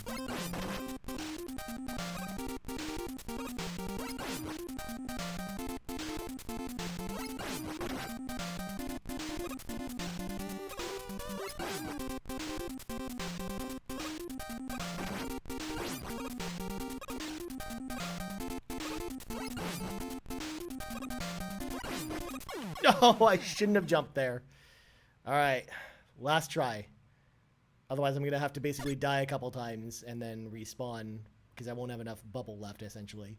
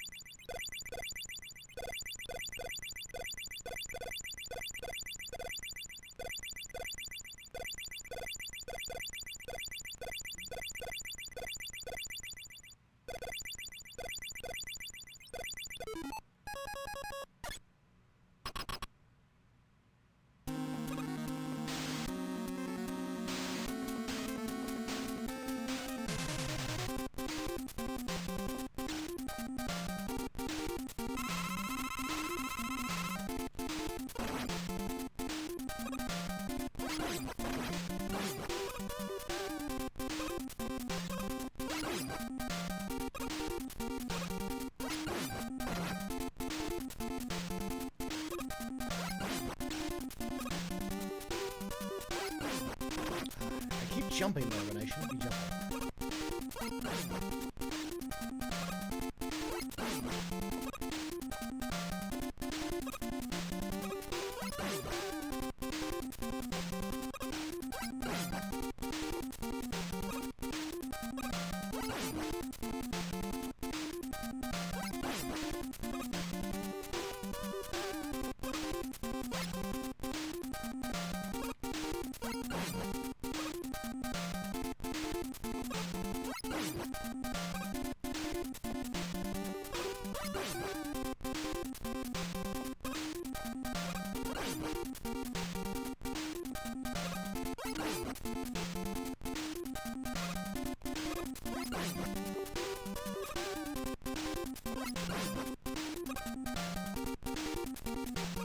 And we are dead.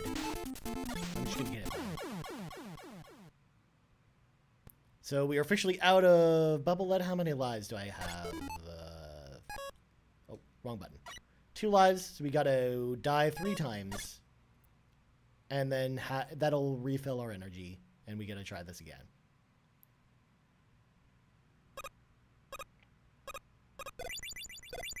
Oh, not close enough yet. There we go.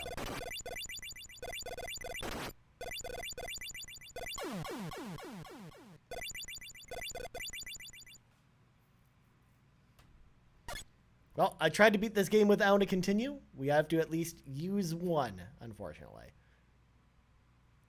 Alright, next one.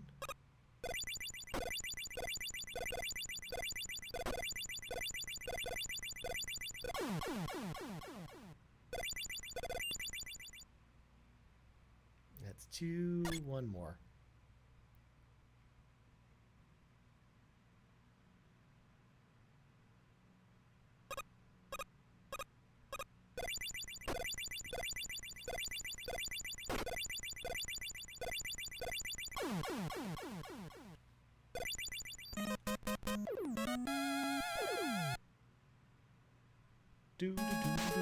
There we go. All right, now we should have full bubble lead again, so we should be fine. Hopefully.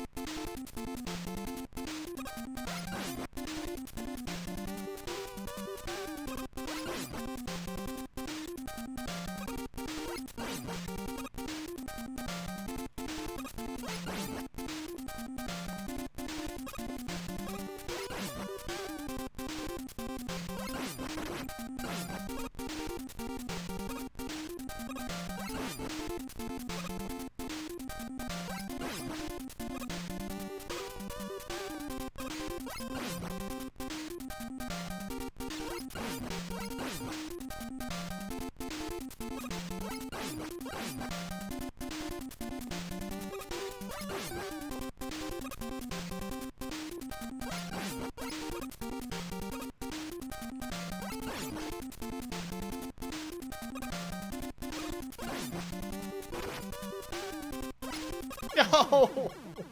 I jumped into the attack. Okay. Just need to relax. Actually, we probably would have been fine if I didn't get hit by the stuff in the ceiling. We were a little weaker than normal to begin with. Like, we were one hit down, essentially.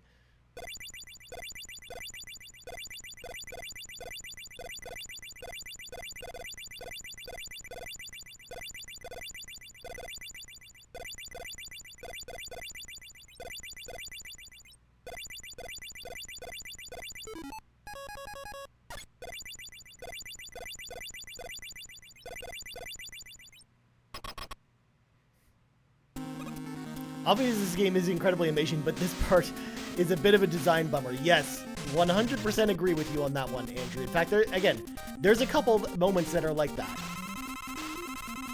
Ryan, serious thoughts. What are your thoughts on recording the Xbox Drive on a train tomorrow with Bad Bit? I mean, I'm definitely cool with that. We can do that. Are you guys going to actually have, cell service? Or are you guys going to record it just together?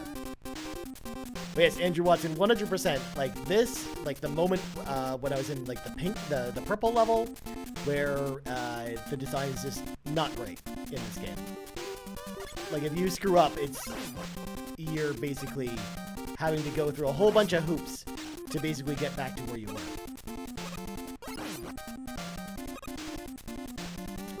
Like if this boss could be hurt with any other weapon, it'd be like so much easier to get through. Because like, I mean, you could use the metal blade to kind of hit him while he's like going overhead of you.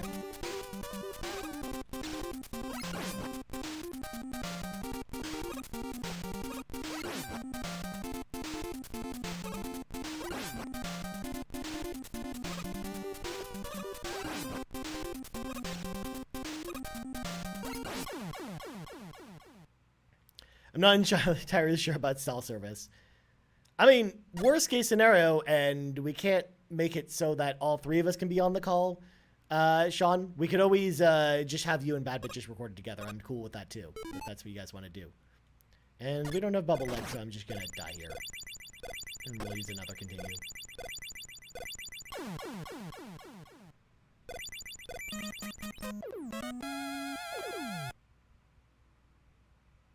Alright, one more continue. I think we can do it.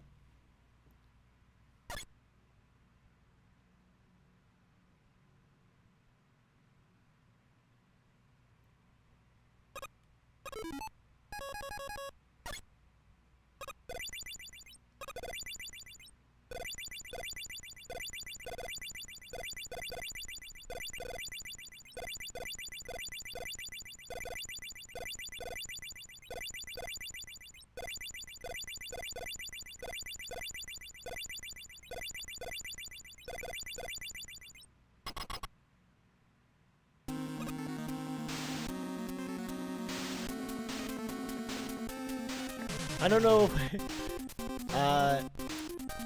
if we have my time zone script. I think I messed up. What time did we say we were going to record? I don't actually think we ever made plans to record at a specific time or anything. So, alright. I don't actually know.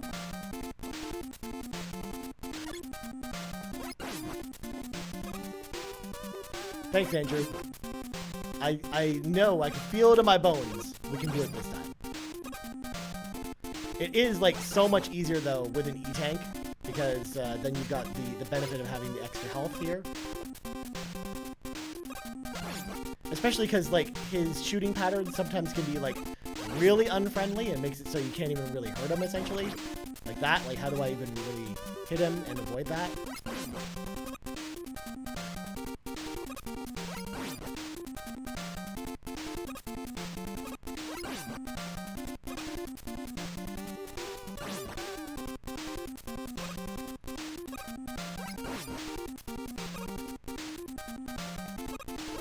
I feel it, Sean. From just to play it safe, I'm just gonna go all the way around, and I still got hit anyways.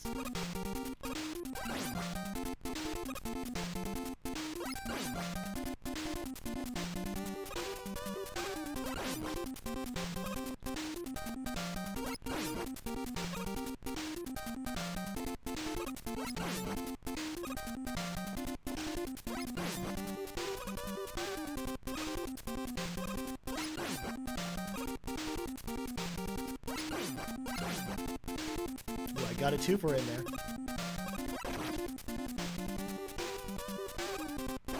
Alright, one more hit. Whoever gets hit next loses. Whew. Yes! Thank God, it's over. And now you're treated to this lovely little cinematic where it's just Wily controlling this like little remote control drone, because it was essentially like an illusion the whole time. Or some kind of projection or something? I don't know. It just falls over. And of course, Dr. Wily begs forgiveness. So, Sean, if I had a virtual whiteboard here, I'd put the number 3 up on a whiteboard, because this is the 3rd game I've beaten in 2 days. So, there you go. Put that in your pipe and smoke it. So there we go. Mega Man now takes the long walk home from Dr. Wily's castle. Again, he can't just teleport out. He's got to walk all the way home, and have it be this like sad kind of moment. Because, like, all the seasons are changing because, like, it's taking Mega Man so long to get home.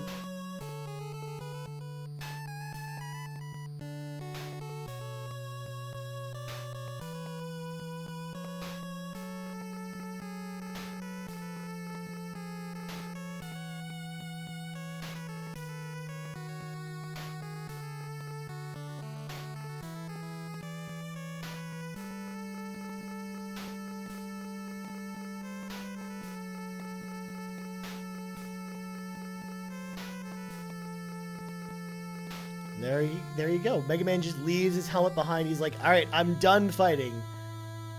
I just want to live my life in peace.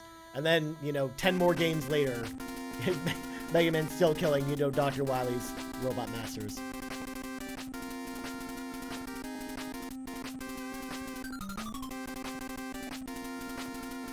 And again, fun fact, starting with this game, this is where all of the robot masters were actually designed by children who actually entered a contest by submitting all of their robot designs to Capcom, and then Inafune would essentially design them in the Mega Man style. So all these names up here are all the creators, like the children that won the contest to have their robot masters actually designed by Inafune and put in the game. This contest was only open in Japan too, so really it wasn't until Mega Man 6 when we finally had North American entries in the contest, and we had a Canadian and an American robot appear in Mega Man 6.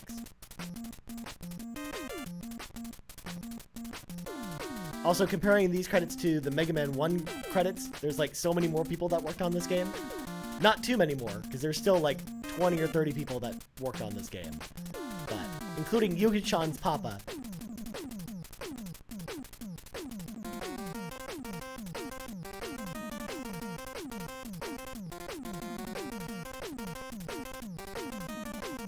Yeah, Sean, I remember actually entering the contest because they were running it through Nintendo Power, because Nintendo was actually helping publish Mega Man 6, and I remember submitting my Robot Master design to Capcom, and surprisingly, it did not happen. I did not win. But if you ever play it, the two Robot Masters are Nightman, which was designed by an American, and then Windman, which was designed by a Canadian. And there you have it. That's Mega Man 2. Do we dare? Do we dare move on to Mega Man 3 and beat that? Yeah, let's do it.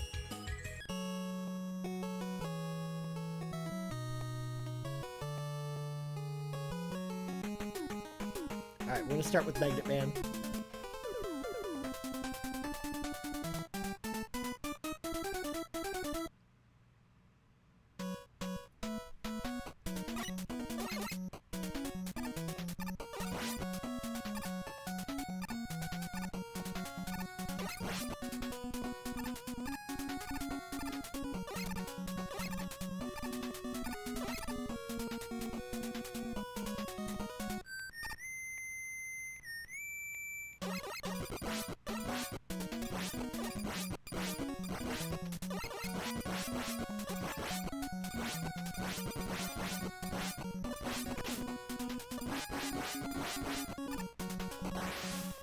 So if we don't have a solid time to start recording our Far Cry review tomorrow morning, do you want to try in the afternoon while Joe and I are trying?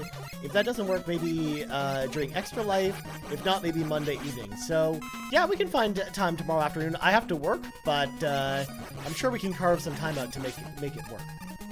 What time are you guys on the train tomorrow? Like, keep in mind, like, the time zones that you're on the train are the same time zone I'm in. So just think of it that way.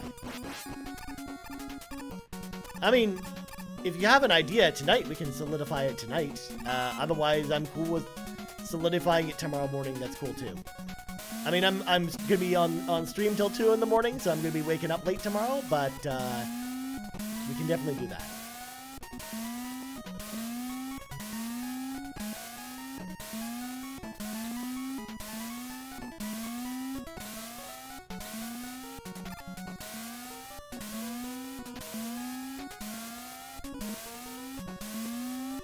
Okay, so you guys get on at 1:30 Eastern time. So let's say even if you're late, like the earliest you could even start is like 2:30. So we could do like 3 o'clock or something like that.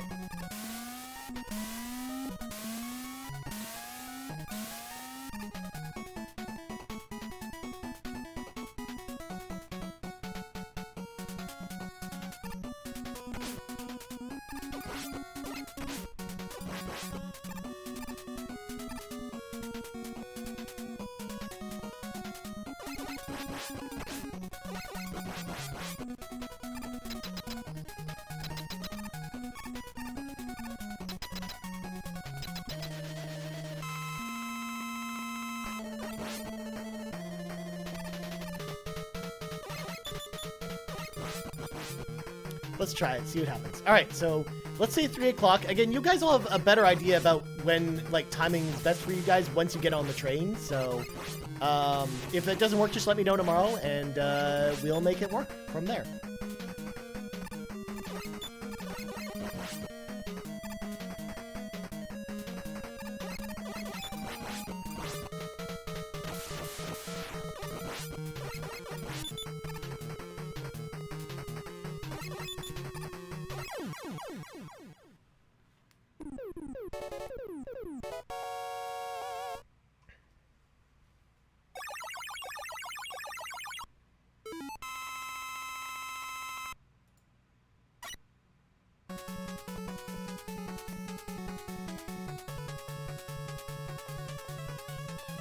You got Magnet Missile. I love how the cutscenes are just so much shorter in this game versus Mega Man 2.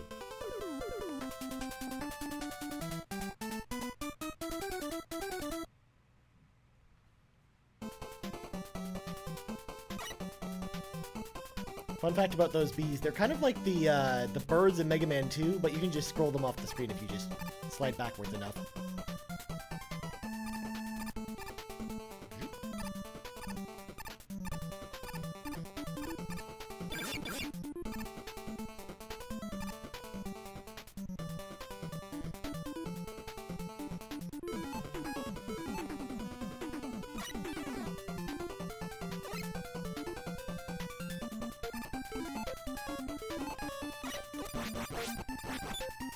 I was looking the wrong way.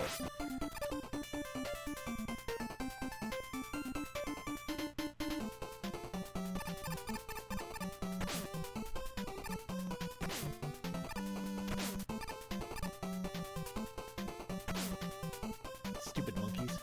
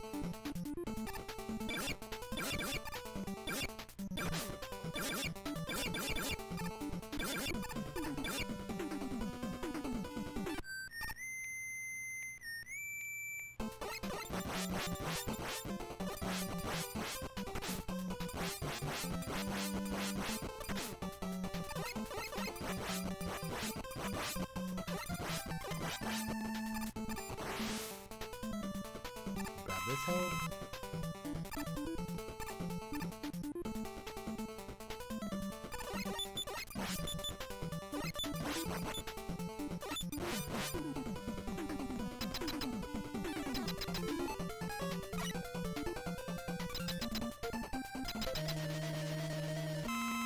Alright, it's hardband time.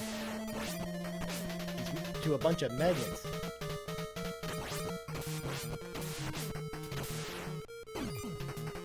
And yes, he's throwing hands at me. That's what he does. Du-du-dum.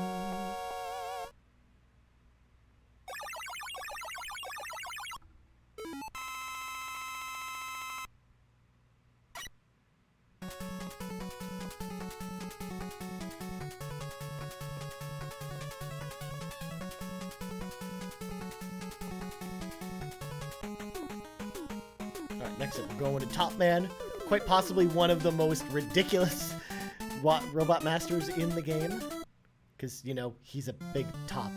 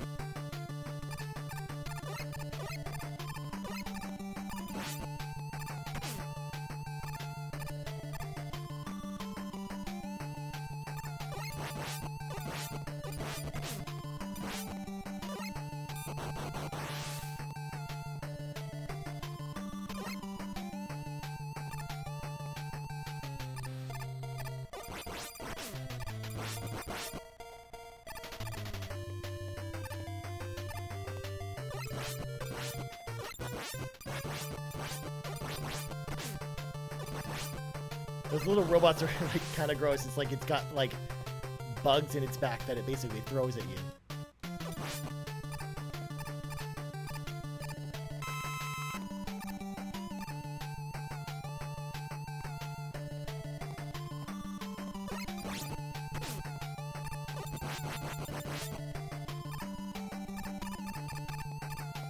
I was not actually expecting to make that jump.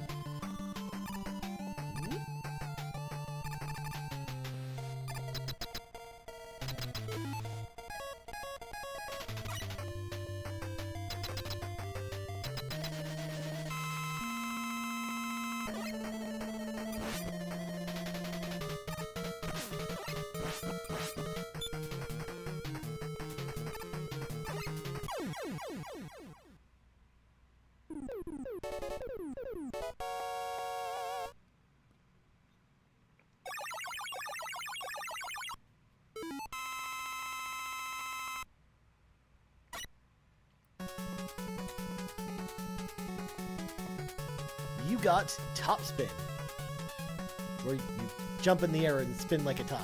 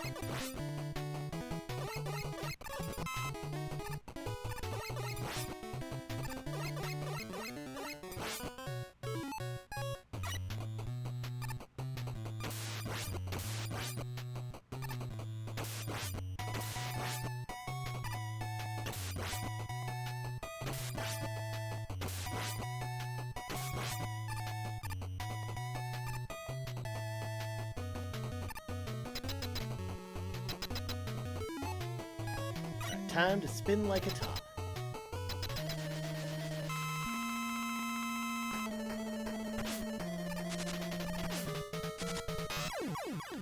Who died there?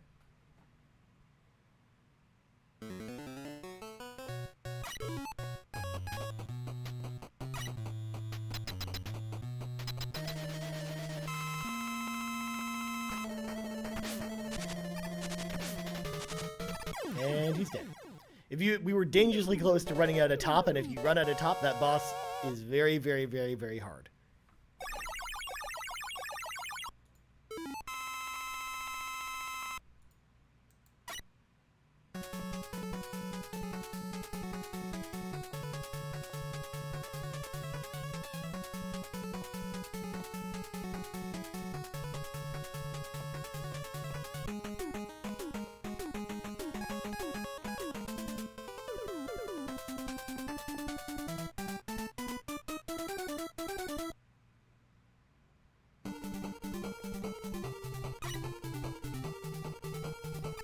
Come on down here.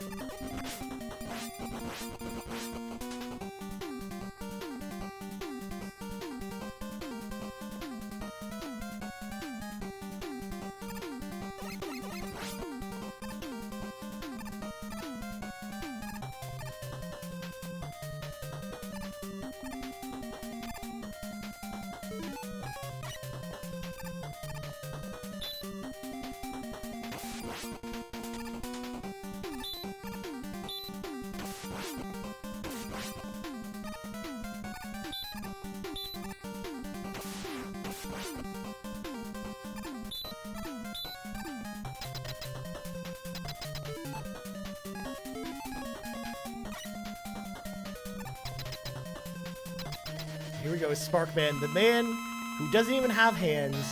He just has like two big, sharp, pointy spark things. And that's all he's got to work with. It's gotta be really hard to like open doors and stuff if you're Sparkman. Because you can like poke at the doors, but you can't really like open them because you don't have fingers.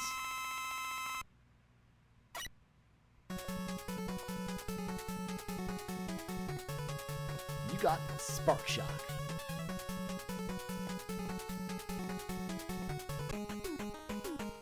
Time to go on the wheel the other way.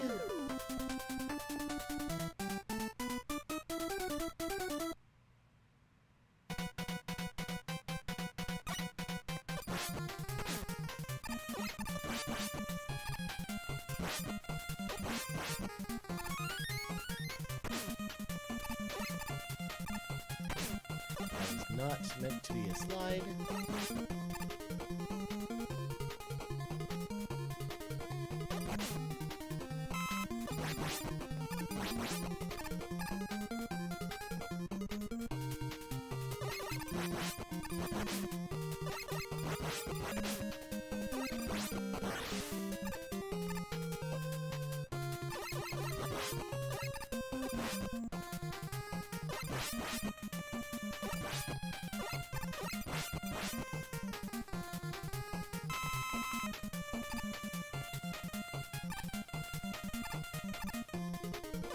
But he wouldn't need to stick to roast marshmallows, so he's got that going for him. That's true.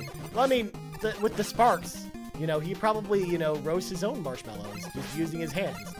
He probably doesn't even need a campfire, Andrew.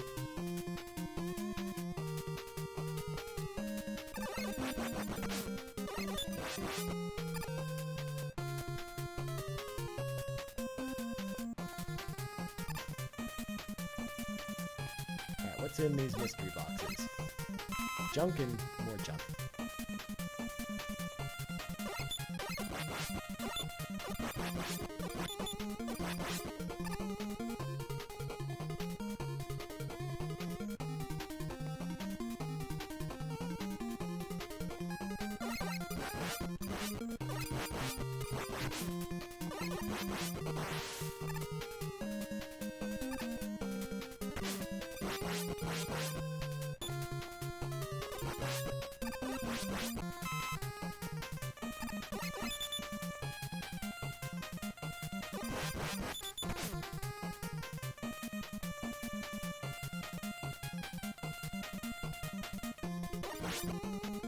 I almost fell down there.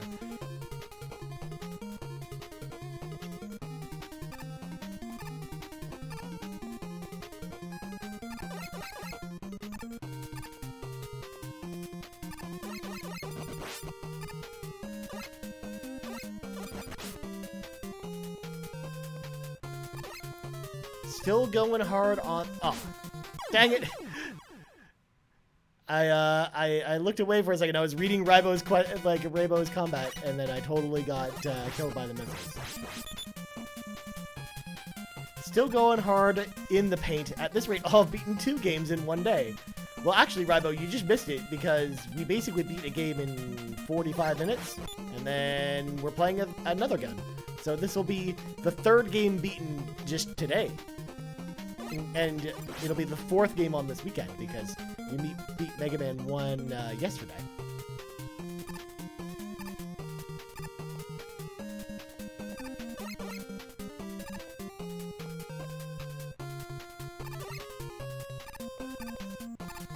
Hey, I'm just, you know, throwing out facts, Raibo. I'm not trying to blame you for anything.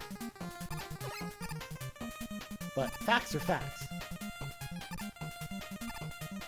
But seriously, how dare you type something in chat? On a stream, of all things? You monster.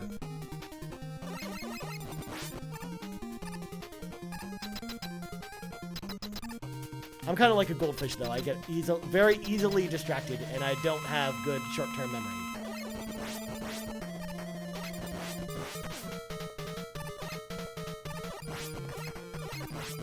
So Snake Man's weakness is actually Needle Man's weapon, which we haven't even gotten to yet.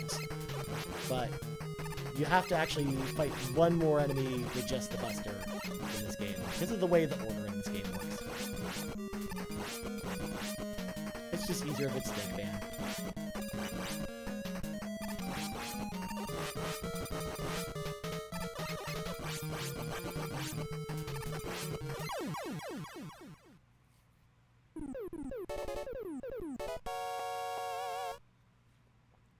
Whatever it is, Raibo, it needs to stop. My God. I'm feeling so mean right now. I don't like being this mean. I'm sorry, Raibo. I hope we can still be friends. You got Search Snake. So, 2 more Robot Masters to go. Heading to Gemini Man stage. Where there in fact is 2 of him. Because he's Gemini Man. Also, I like, to this day, I still love the look of Gemini Man stage, and like how it's like you're basically like on the moon or some ice planet or something, but it just looks really cool, especially with the stars in the background. And then like the interior of it is just so well designed as well. It's an immaculate level. So good. Even though you're fighting, you know, weird penguins out here and whatnot.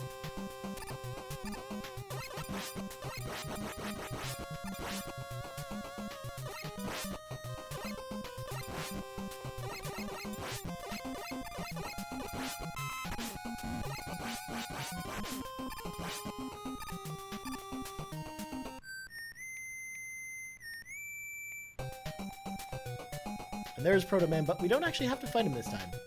Instead, he actually just opens the way for us. What a nice young man.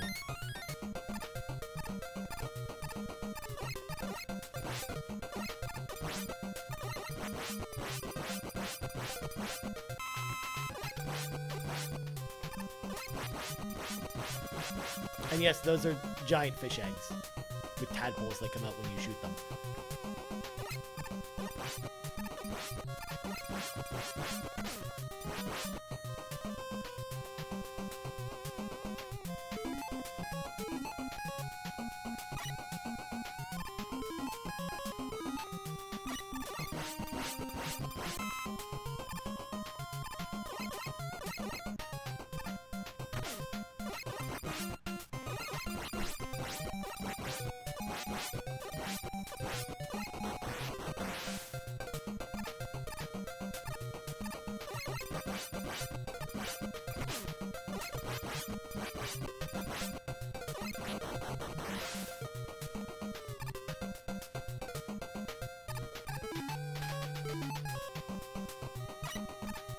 Boing.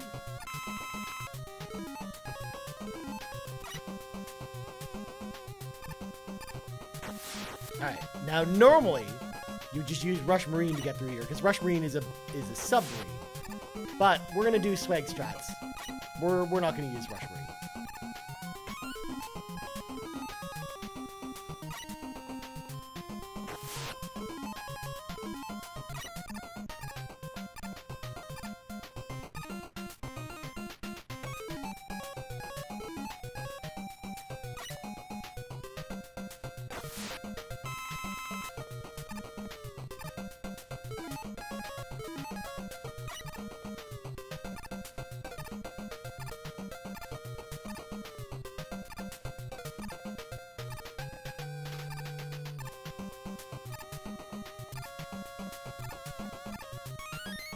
That was scary. But we did it. We did it without dying.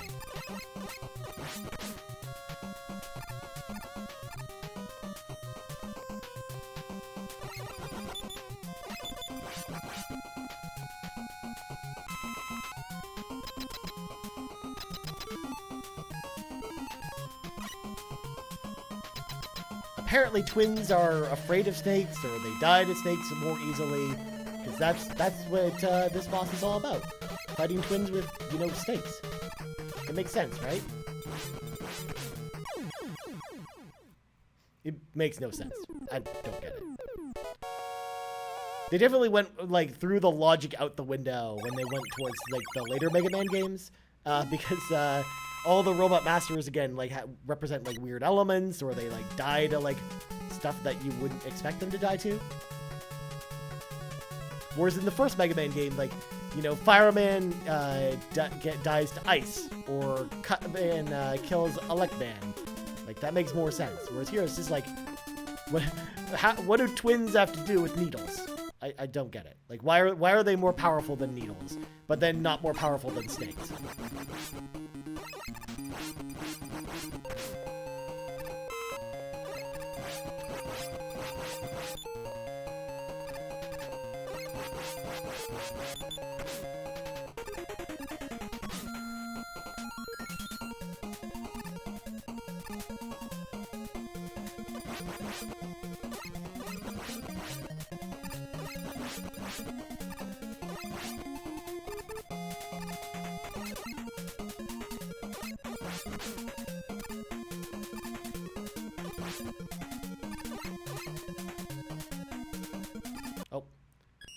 I did not mean to save.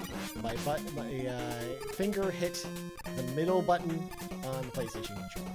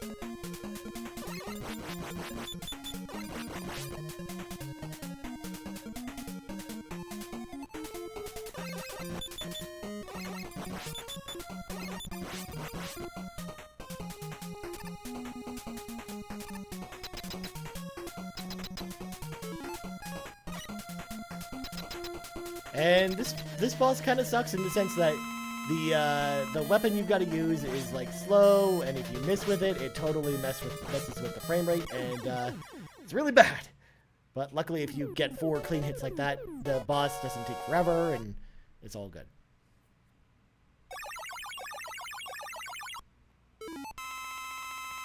So now all of the robot masters have been defeated, and normally this is where we would go see Dr. Wily, but this game's a little bit different if you've never played it before.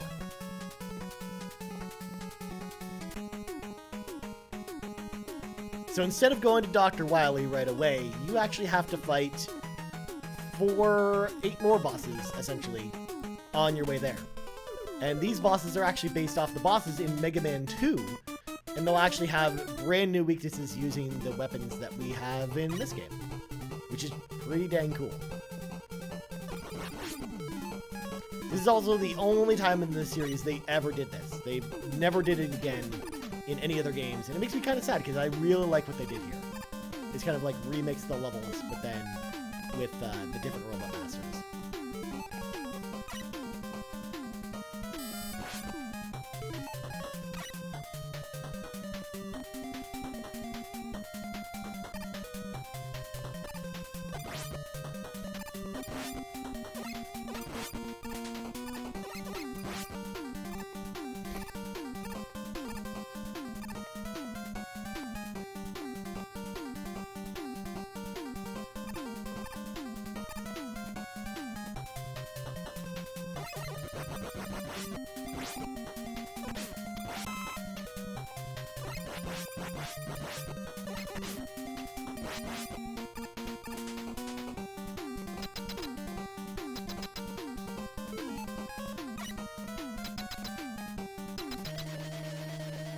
Alright, Middleman is up first. So I think I selected the wrong weapon, because his weakness is actually magnets.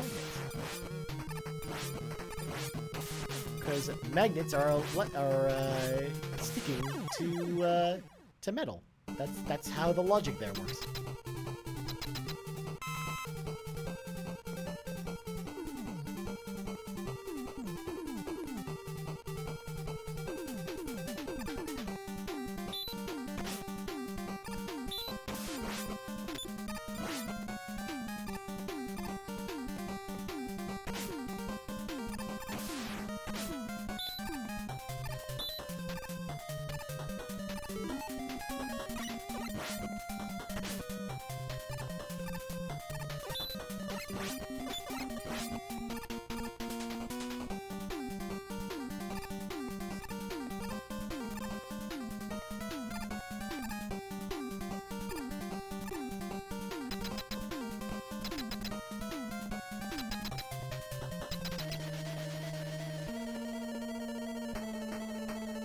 Alright, we got Quick Man.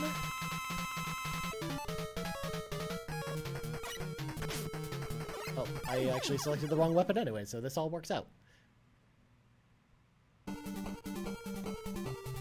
Because he's weak against the Gemini laser of all weapons.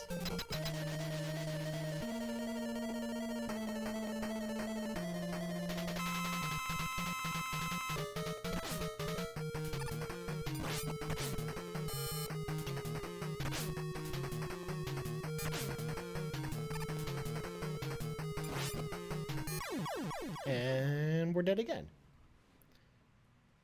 Alright, how many lives we got? We got 2 left. Okay. May use an energy tank if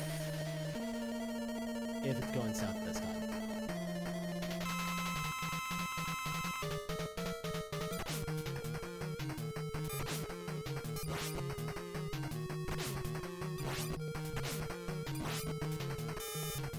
No, come on, get.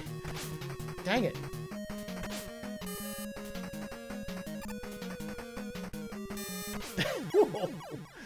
Oh, so close. That almost was really, really bad. Alright, next, Needle Land.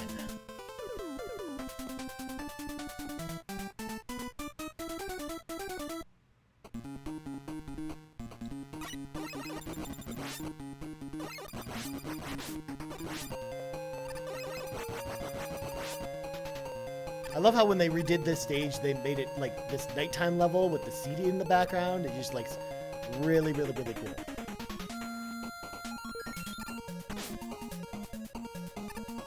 Oh, jumped into that.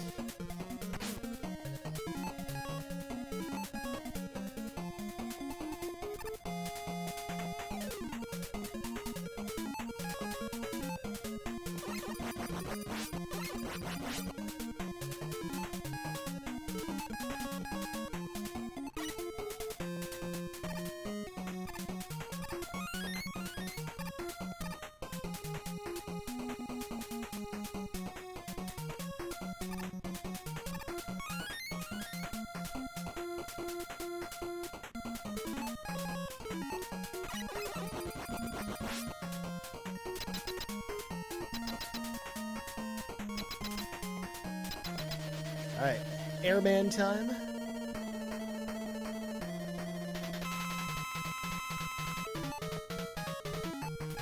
He's afraid of electricity, apparently.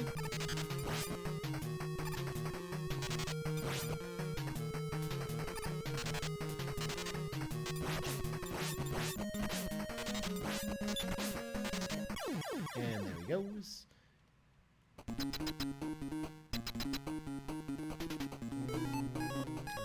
Rush that. Let's just die here, actually.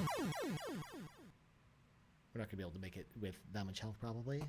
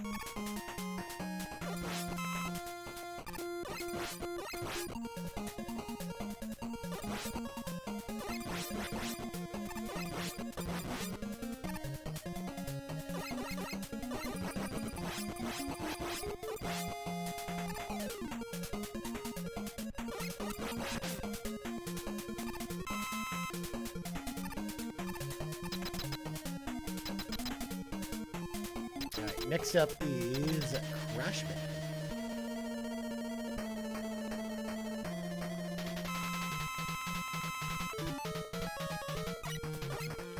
He's allergic to hands, apparently.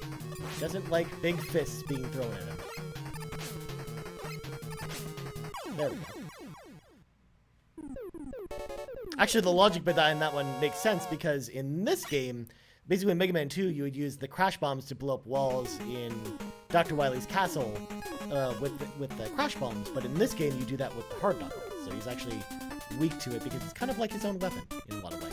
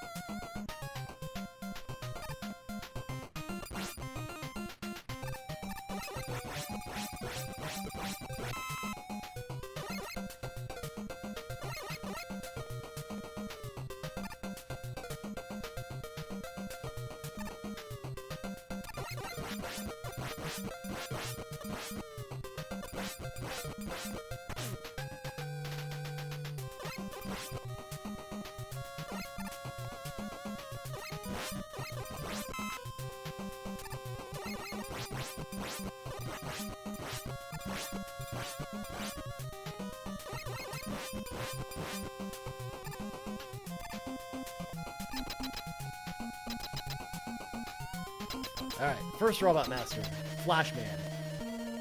His stage is just like his stage in Mega Man 2.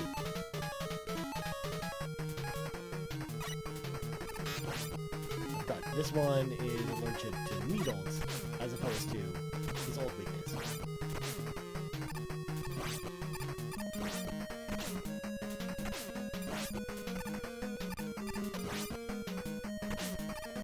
And there he goes.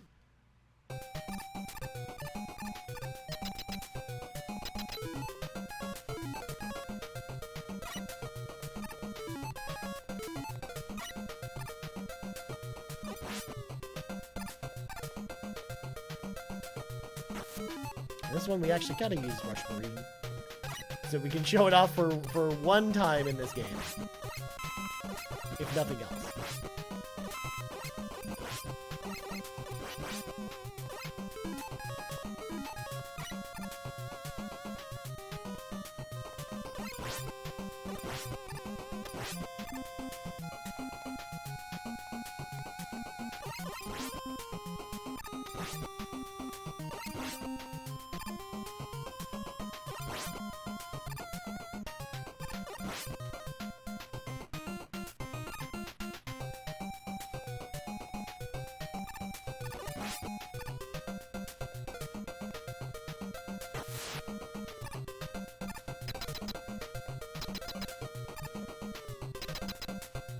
Alright, it's time to fight Bubble Man.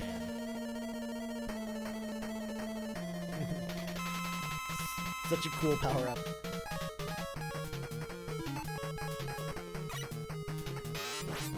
I mean, one might say the greatest of power-ups. He's got a hell of a vertical leap, that Mega Man. He certainly does. Well, in the water, it adds buoyancy, so you jump super high. But they didn't do that in the first one, but they did it in this one. Which is why those spikes are at the top, because you don't want to jump into them.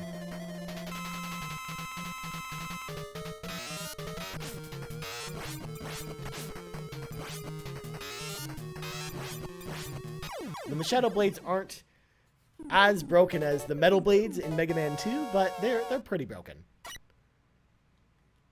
Alright, last one. Shadow main stage. We're gonna fight Heat Man and then Woodman in this stage.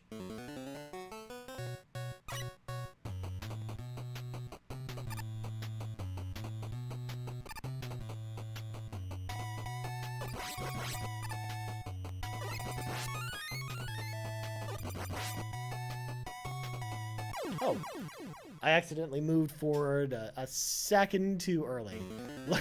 Luckily, I picked up that one up, which essentially just, you know, brought me back right there, as if nothing happened.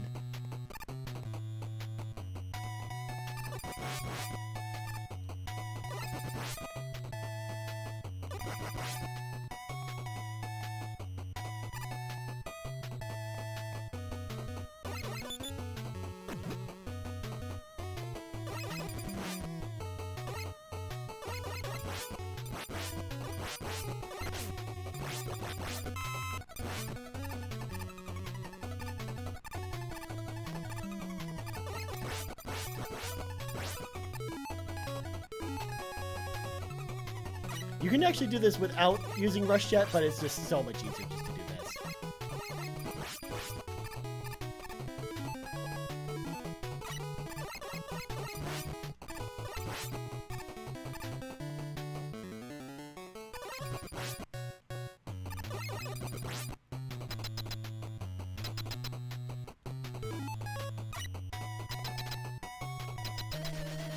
So, Woodman is apparently allergic to needles. I don't know why. You stick a bunch of needles in a tree and apparently bad things happen to it.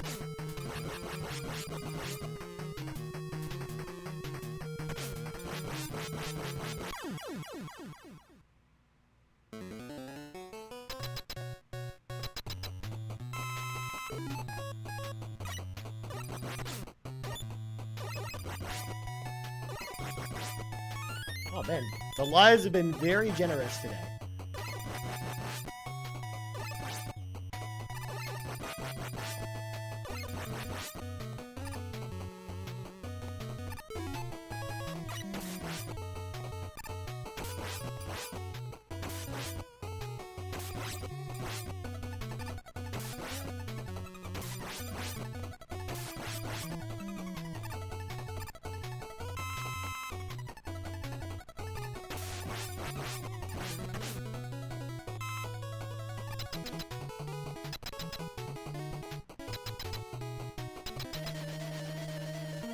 Last boss, Heat Man time.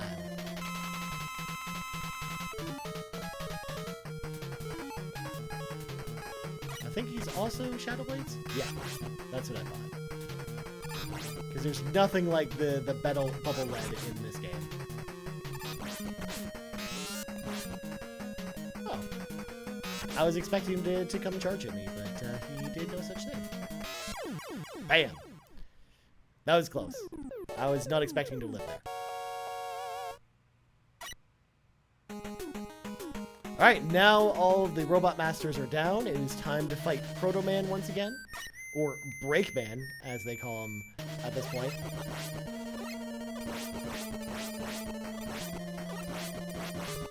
This fight's more just for, like, story purposes and not really for, like, any type of challenge of any kind.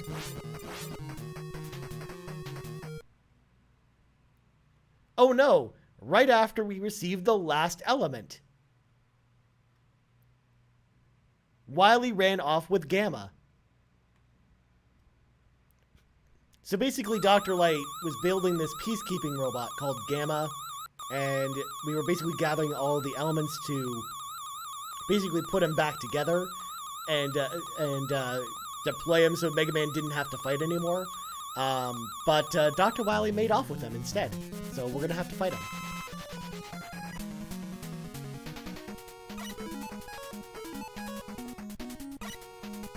Grab this life because it's right here and it's basically free.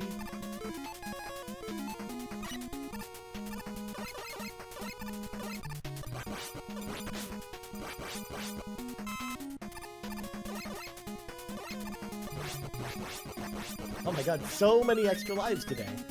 It's been very thankful. Very helpful that we haven't had to worry about lives. Maybe this means we'll actually be able to beat the game without continuing.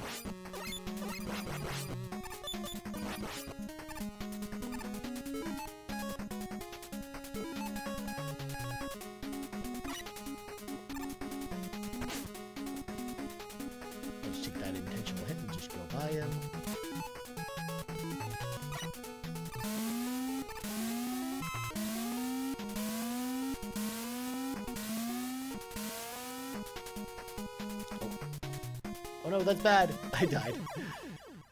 I fell off the ladder. I was not expecting that to happen. But luckily, we made it to the checkpoint, so it just started back here.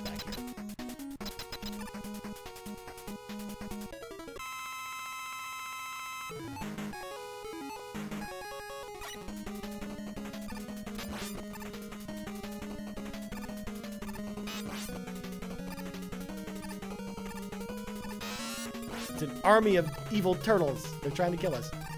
Although this is totally a callback to one of the bosses in Mega Man 1, the one that you find in the water there. That's a bunch of different enemies as well. Although it is not a turtle. Come on, stay still. There you go.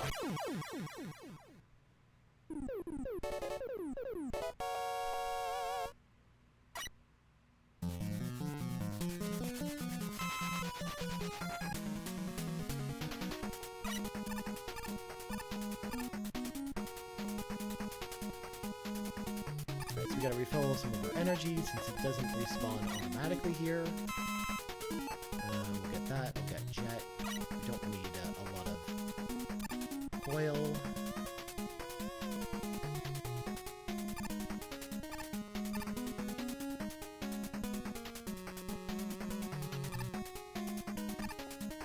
Yeah, whatever. Let's just keep it.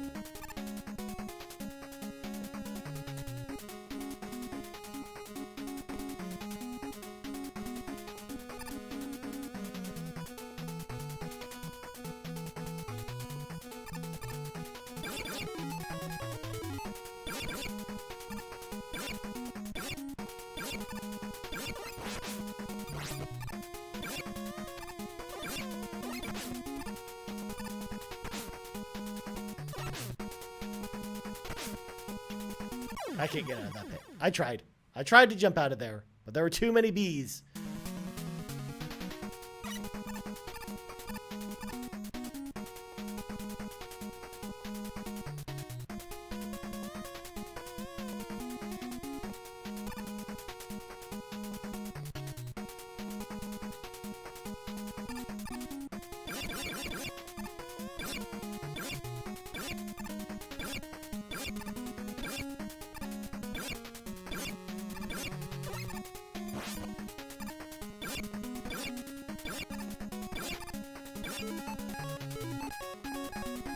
Time to use rush jet to basically fly over this giant spike pit. I want that bee off the stage.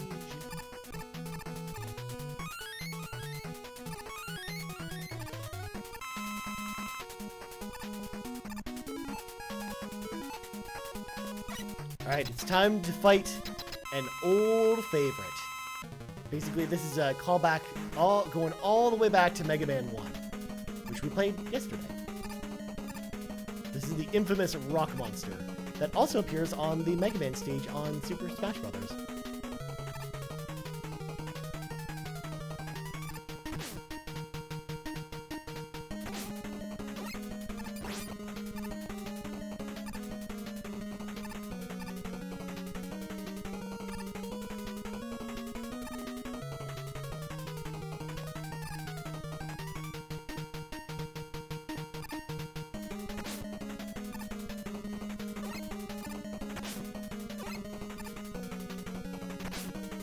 Totally ate my input there.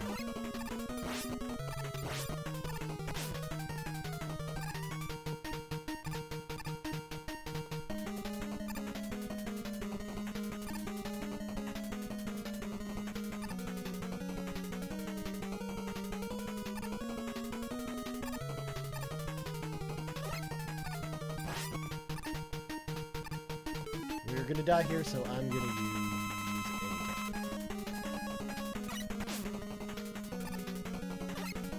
and down he goes.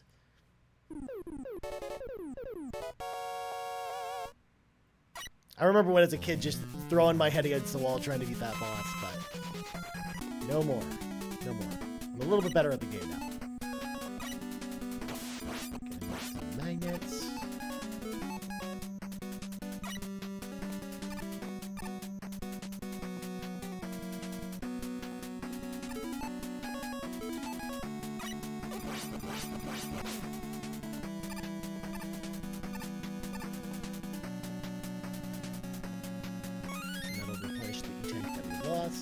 We're only one E-Tank away from the max we can have in the game, which is 9.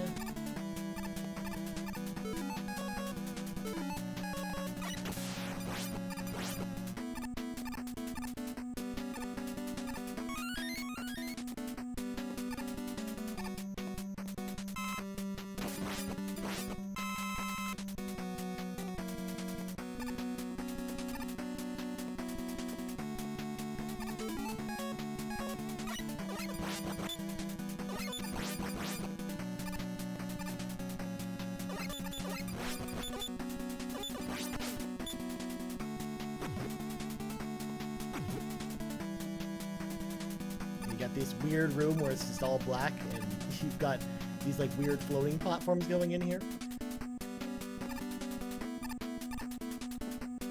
Alright, boss time.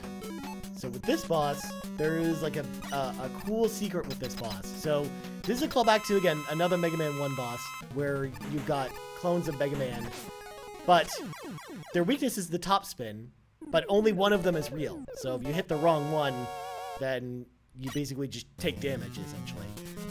But when at the start of the stage, the top one is always the correct one. So if you just rush to there at the beginning, you just knock him out of the way, and that's that. But otherwise, that boss can actually be kind of a pain if you don't do that.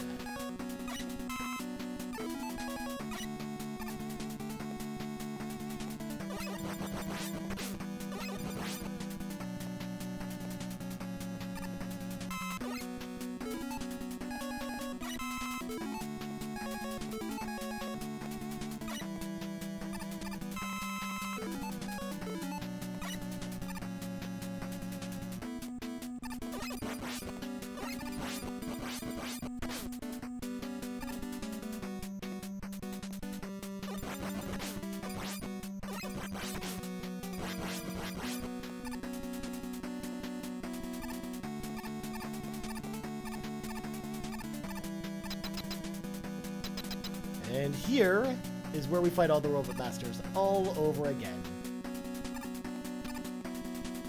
Starting with Needleman.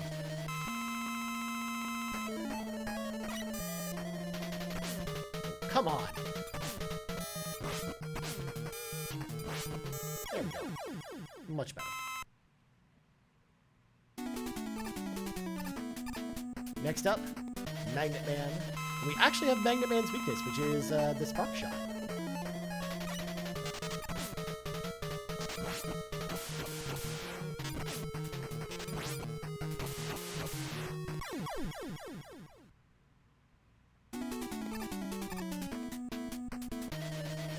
Gemini Man, let's break out the snakes.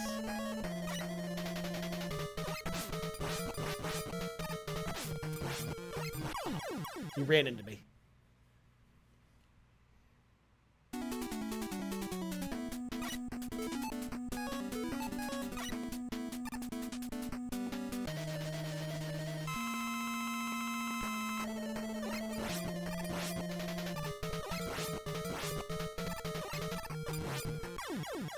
Don't even need that help.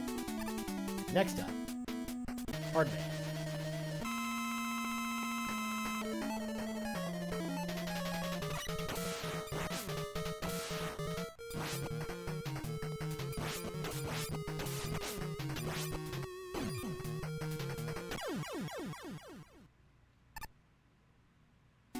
Next up, Top Man.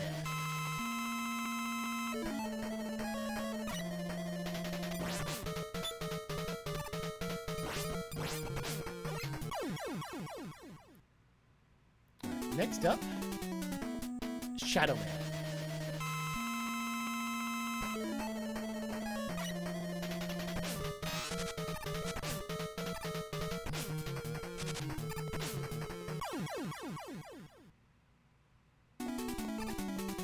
Next up, Spark Man.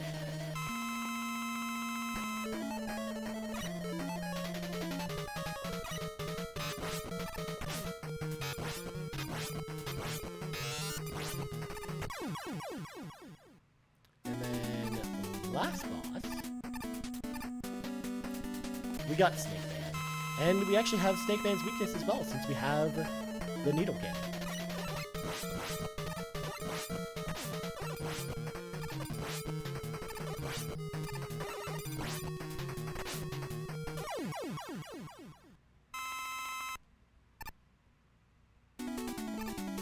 And all the robot monsters are down. So we need a whole bunch of top. That. And we'll take the magnets.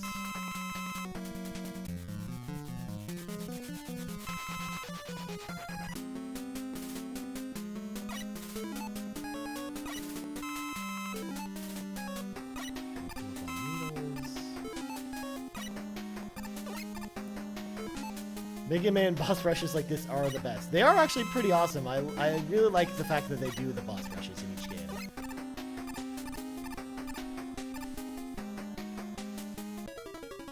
Alright, it's time to fight Dr. Wily.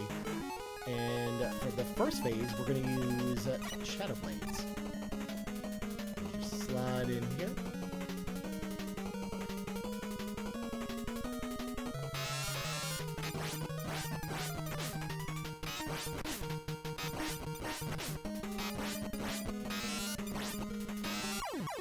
And we didn't do that all slide, but there's another way to do that. I'm just going to do that this time instead. So we're going to actually switch it up and use the snakes instead.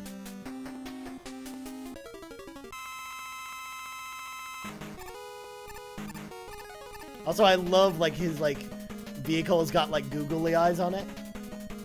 Like look at those big eyes.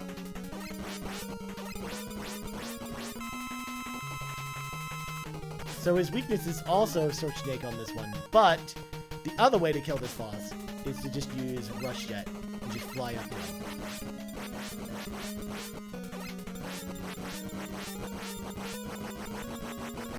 And Dr. Wily is down.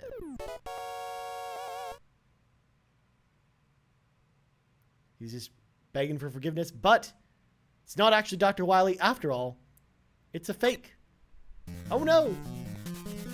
I mean, we all saw that coming, so. Alright, do we need anything? Nah, we can just go in as is. We don't need anything else.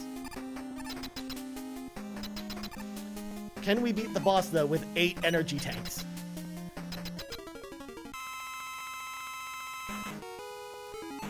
So you can do this the intended way of jumping up there and using Search Snakes, or you can use Shadow Blades there and just peck him off. But you can't do that here. You actually have to use Search Snakes to kill him, or you can use the top to do this and just instantly kill him. Oh, nothing says more ferocious than googly eyes. And there we go. Dr. Wily is officially down for the count. As his base crumbles around him, him and Mega Man both get trapped, but Mega Man is saved. Where's Dr. Wily? Oh no, too late. I mean, he's crouched under a boulder, so he should, in theory, be dead. So we've got the epilogue here. Mega Man, you've regained consciousness. I found you lying here when I arrived. I wonder who brought you here. It could have been anyone. This whistle, it must have been Proto Man. Also, he's got an IBM computer instead of an IBM computer. Number list of robots made by Dr. Light. So you're going through Dr. Light's notebook to show all of the robots made in the very first game. Dang, we're just banging out the games today. You said it, Rybo. I mean, the Mega Man games aren't really super long. I mean, as long as you don't die too often, for the most part, they actually go pretty quick. Like, Mega Man 3 is one of the longest ones, and it's like an hour and a half to finish. At the most, really. You got Roll, the housekeeping robot. And then Mega Man, former assistant to Dr. Light. And then Proto Man, new robot prototype. And for some reason in Dr. Light's journal, he writes brother to Mega Man, even though Proto Man was built first. So, like, it doesn't make any sense as to why he would, like, putting it down that he's his brother in his journal. But whatever.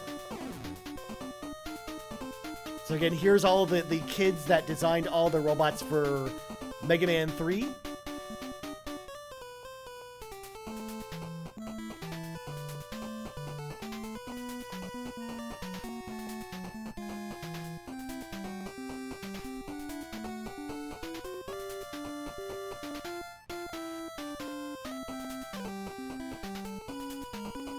So I mentioned that I had actually pitched my idea for like my character to Capcom, and my idea was Spaceman.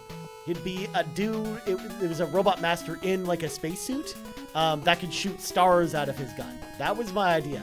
And then they ended up actually doing something similar for Mega Man 5 with Starman. Maybe that's where I got the idea from. But he was like a big star, and he had like a star barrier. He wasn't like shooting stars out. But that was kind of my idea for my robot master, was Spaceman, who lives in space in like an astronaut suit.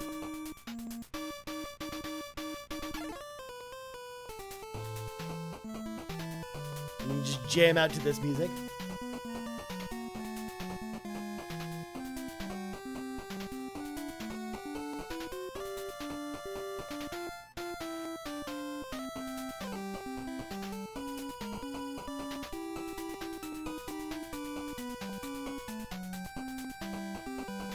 And look, that's us cruising along right there on Rush Jet, presented by Capcom. And then this will just loop endlessly unless we stop it. But this is a good track. I like it. God, Rebo's just beating so many games today. He's so good at games, you guys. Let me tell you what.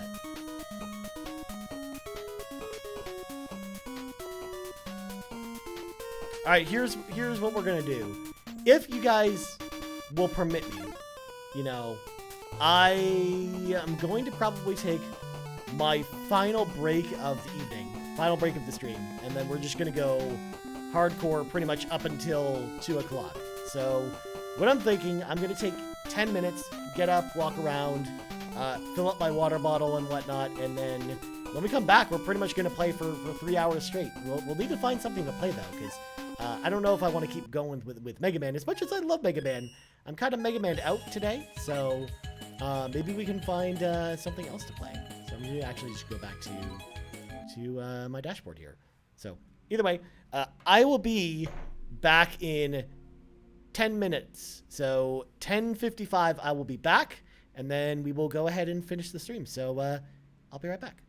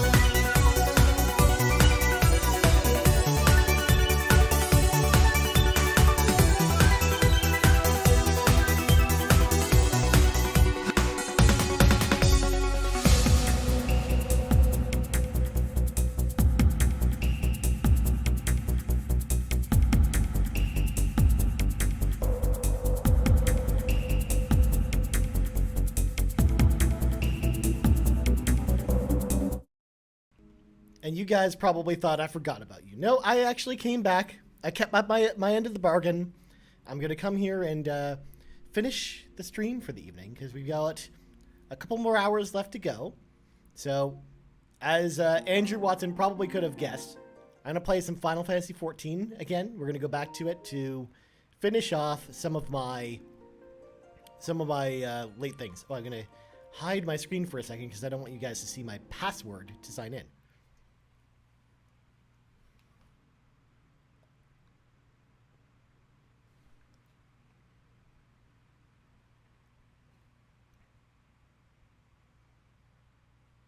Just waiting for my authentication code. There it is.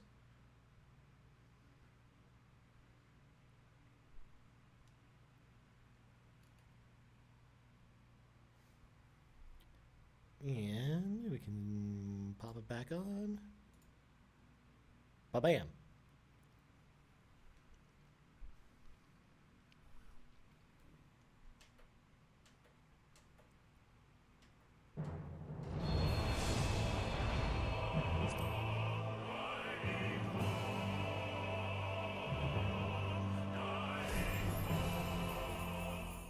I'd steal all of your gil. Why would you? Yeah, you don't want to steal my gil. See, that's why I don't want you to see my password, Andrew, because that's what I'm worried about. You're going to come on here and steal my, like, very measly amount of money that I'd have. I don't have that much. Although I do have the money ready to go buy a house pretty soon.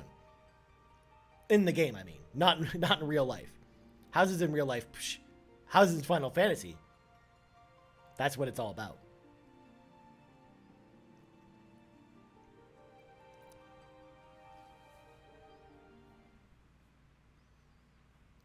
So once again, at the best location in the whole wide world, the Gold Saucer.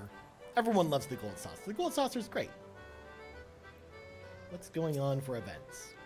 Oh, Leap of Faith is happening right now. Let's go do Leap of Faith.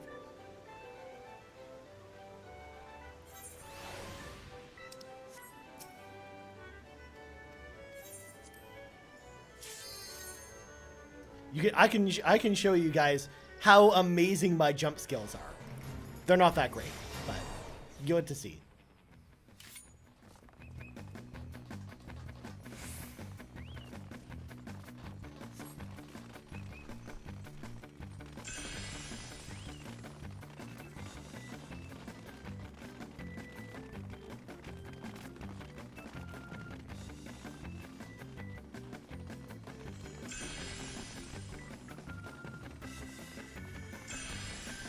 We might be on the same data center. Yeah, I mean, are you on Ether, Andrew?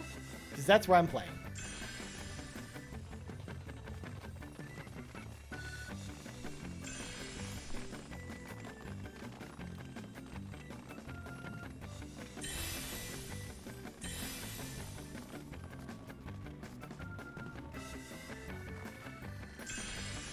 I played this years ago, but lost my account when Square changed their bizarre two-factor system. I should get back into it. Yeah, I mean, I actually had to go through the Square Enix support when I changed phones pretty recently, and they were actually, like, surprisingly helpful. So it was actually pretty easy to kind of get back into my account after I had some issues with my two-factor authentication, where when I changed phones for whatever reason, like, I wasn't able to retrieve my authentication data, and I didn't have my backup codes written down. So I had to email them about it, and they actually were able to get me back in pretty easily. So, for sure, if you're interested in playing, I mean, there's nothing wrong with that. It's actually pretty easy to get back into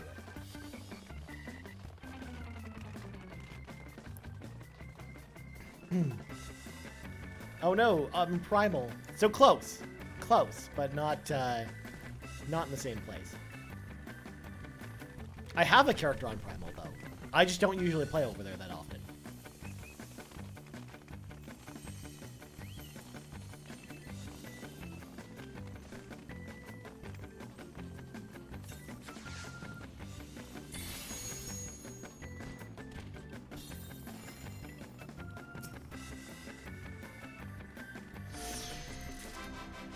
But bam, 4,000 MGP. Easy as canned pie. No, because let me log out and show you. Because first of all, Andrew, I actually have characters on all the data centers. They're just not my main. So if I go to Primal, as soon as it signs in, I've got I got one character. This character. I have a level 51 white mage on this character, but I have multiple jobs. I can't remember how high this is. I think I'm like my highest job on this one's like 55 or 56.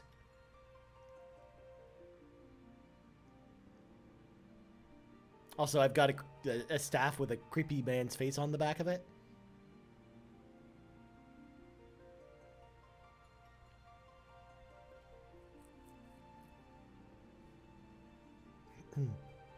But Rybo, Endwalker's coming. The power of Endwalker is going to be upon us pretty soon, which is going to make all the podcasts going to be all about me talking about Final Fantasy XIV for a while. So you're going to have to be ready to hear about me talking about this game for a while.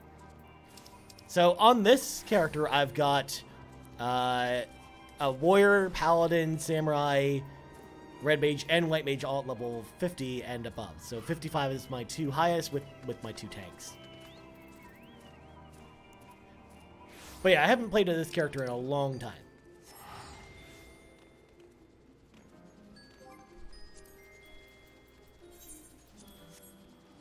But, I mean, I would be... If I knew that we were going to actually play Andrew, I'd be tempted to make a character on Primal. If anything, that just gives me more incentive to make, you know, more Final Fantasy XIV characters, even though I have enough of them already. Or it's as easy as, like, taking this character here, who's like a level 80 bard and has most of her jobs near 80, and then transferring him over at some point too. I gotta please wait and try logging in later. Let's try this again.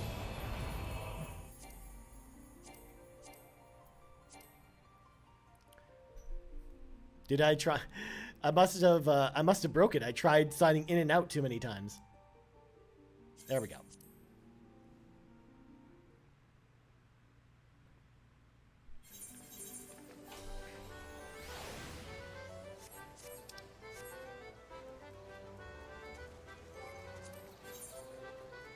Alright, what do we got for some of these?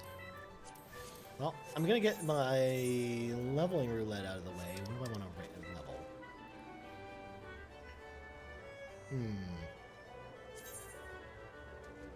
Well, I don't have a melee DPS at max yet on this character. But I still kind of want to do Red Mage, but no. We should, I'm gonna concentrate on Monk, I think.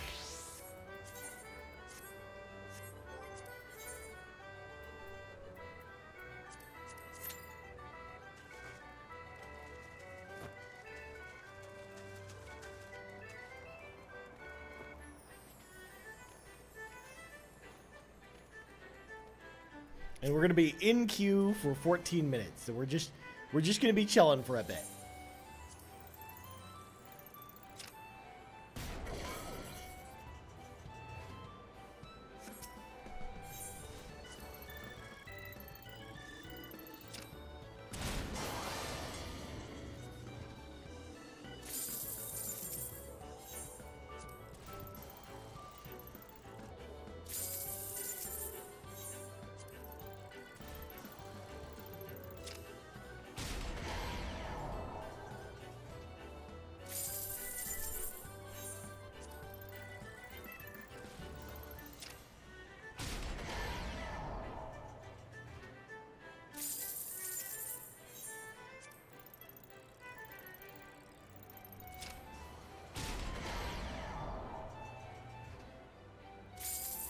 No better place to chill than the Golden Saucer. I mean, I need something to do for 12 minutes, and I'm not going to go out there and, you know, do fates or something like that.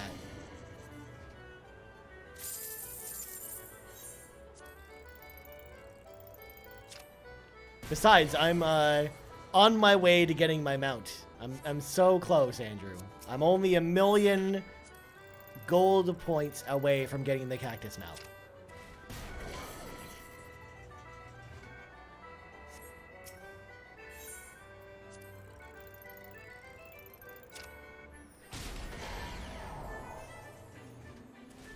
But normally the queue would go faster if I, you know, had any healers to run. But as you can see, they're all at max level. So I'm already tapped out on healers at this point.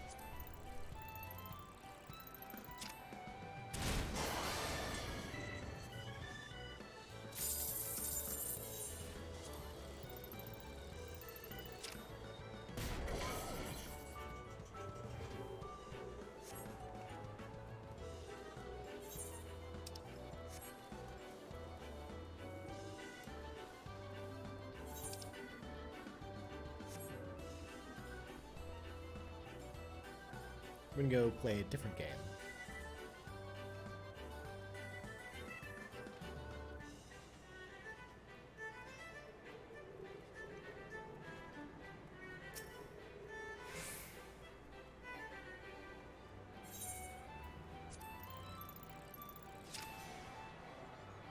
Ba-bam!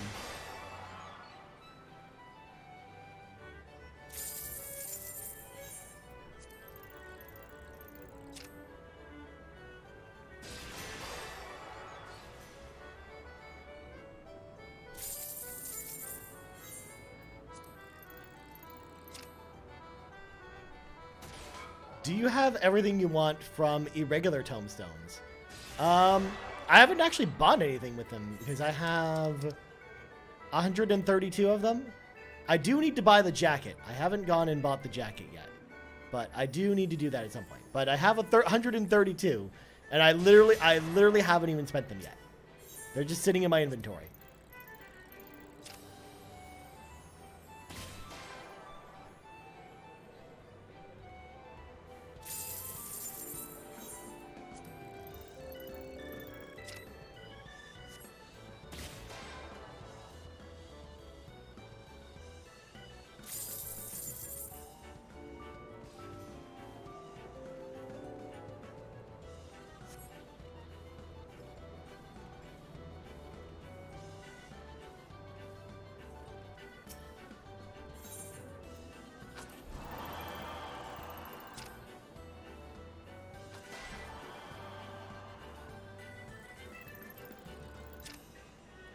I totally missed that one.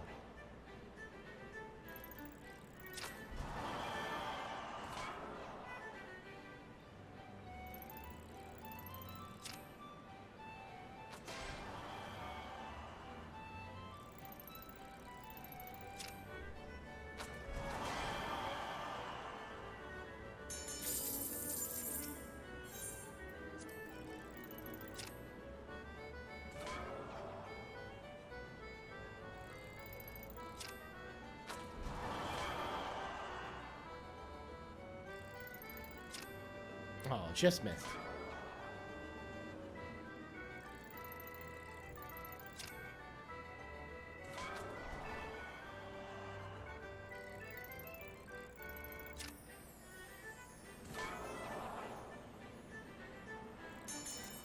Actually, I should, while we're waiting around, speaking of irregular tombstones, I probably should go look at the vendor and see if there. I should probably actually spend them at some point because they've just been sitting in my inventory for forever.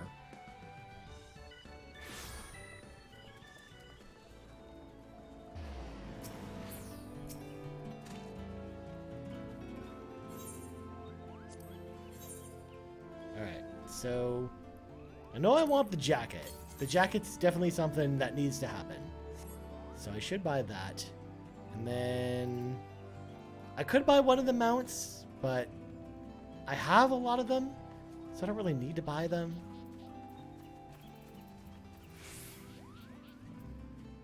Of course, I could just save them all up and buy a whole bunch of platinum cards so I could get closer to my mount. The riding maps are kind of useless. And then you've got the cards that drop from some of the bosses. Alright, I'm going to buy the Inferno jacket. That's a given.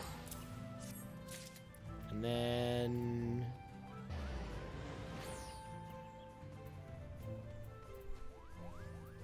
think I just hold off for now. So I'm gonna go throw that in my dresser.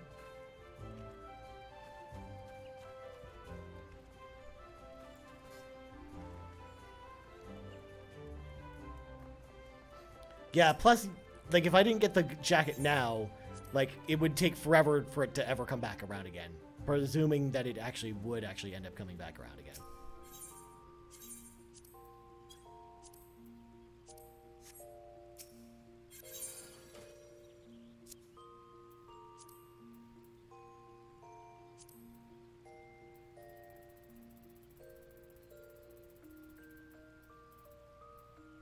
All right, let's throw it in there. In fact, let's make a quick glamour with it.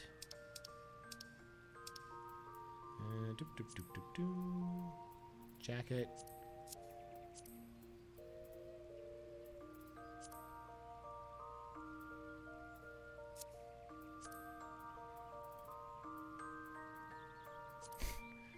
Actually, those don't look that bad, but I'm probably gonna stick with these. And then hands, helmet.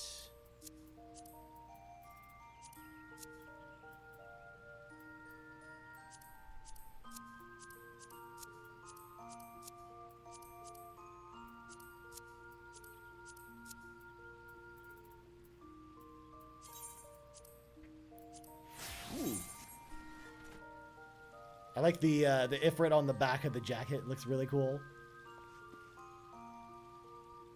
That looks pretty cool. I'll admit, that's a cool look. And then I'm gonna just punch people with invisible weapons. So I'm basically just using my fists.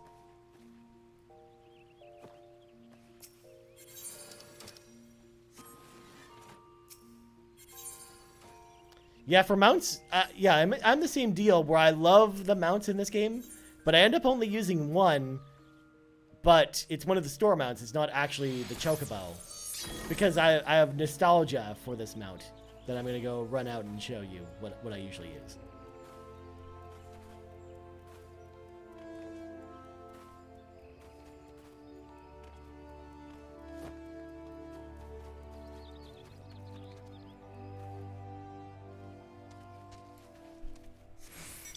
See, this is my usual amount of choice, and it goes great with the biker jacket look, where I got the Final Fantasy VII motorcycle, and it plays the Final Fantasy VII music when you ride it from the motorcycle level.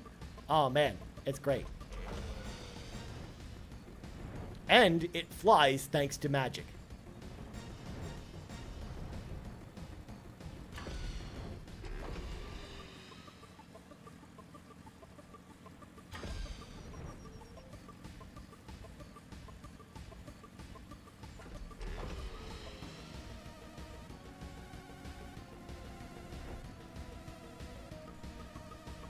Yep. I love the motorcycle, Andrew. Again, it's like, it's so nostalgic for me personally because I love Final Fantasy VII, so like, I love using the motorcycle. It's my favorite mount in the game. Otherwise, like, I don't go like too crazy with mounts in this game. Because let's see what I got. So I got just your standard Chocobos, and then the Magic Deathclaw, and then the Falcon, which is apparently a mount that doesn't exist in the game anymore, which is this little, like, go-kart rocket thing that then transforms into, like, a little mini airship. And then, of course, the motorcycle, and then all of the different unicorns from all of the extreme fights for A Realm Reborn, and then the different wolves, and then Midgard Somar. So I don't have a ton of mounts, but I do have the Fenrir, which is definitely my favorite.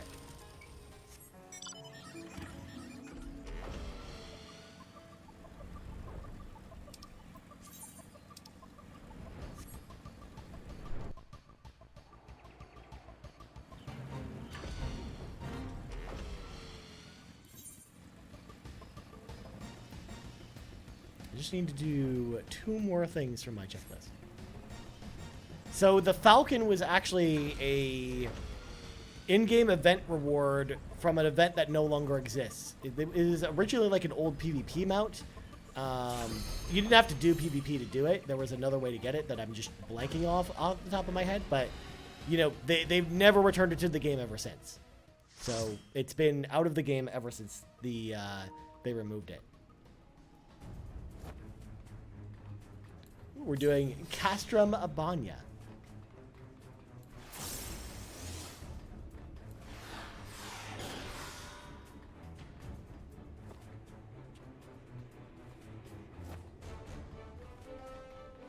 Ooh, I don't have many of the mounts either. Slowly working on the birds so I can get the Golden Phoenix. That's a good mount to get too. I don't have it on this character. I have it on another character, but I love that mount. It's great.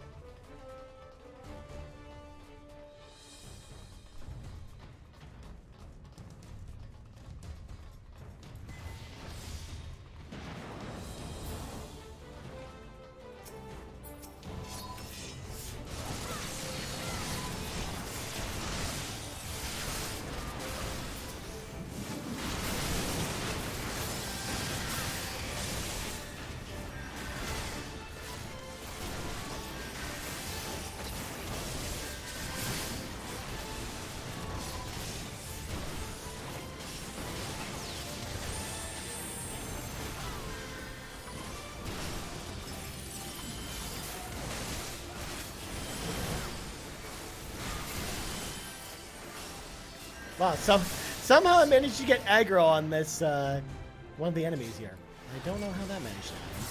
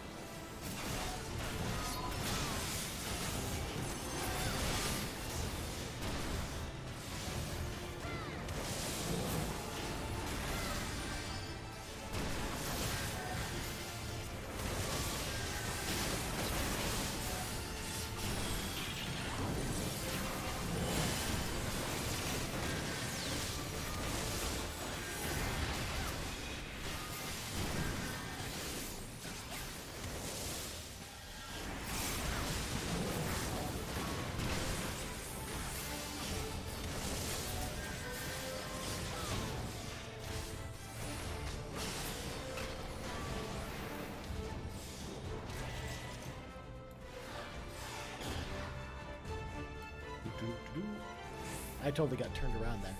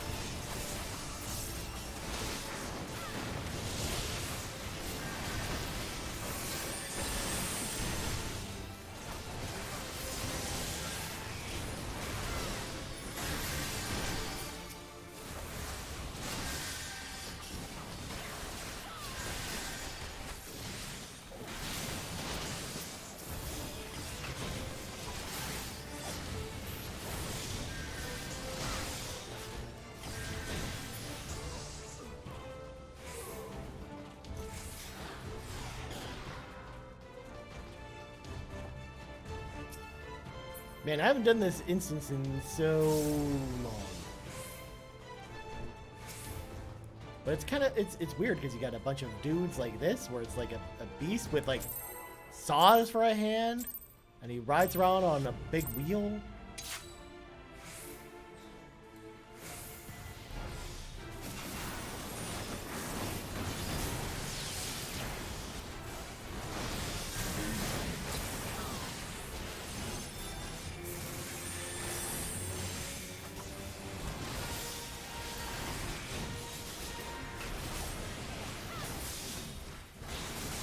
Also, I am like so rusty on Monk. I haven't played Monk in a while.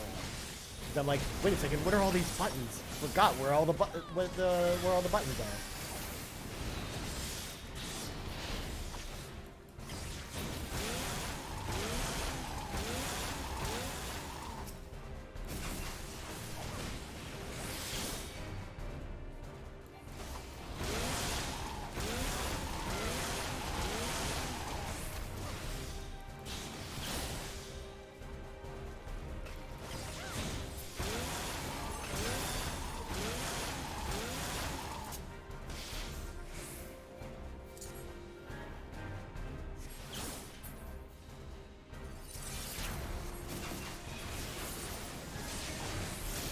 Yeah, I can't say I'm super familiar with this dungeon. Yeah, because this is like one of the last dungeon. It's the last dungeon you do before going to like the final dungeon in Stormblood.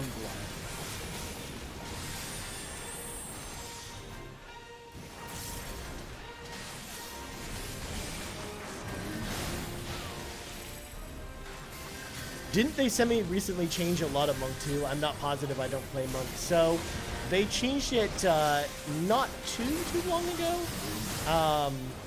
But it's not, it didn't get a complete overhaul yet, but it's going to get it in Endwalker. So that's one of the reasons why I'm excited to actually check it out a little bit more, because it's getting a big overhaul in Endwalker. So I think it would be cool to level it.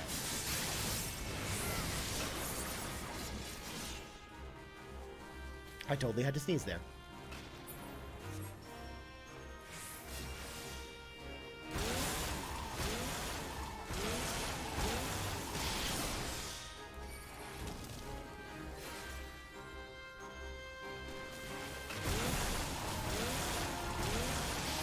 Wish this guy would just, this tank would just keep this guy still.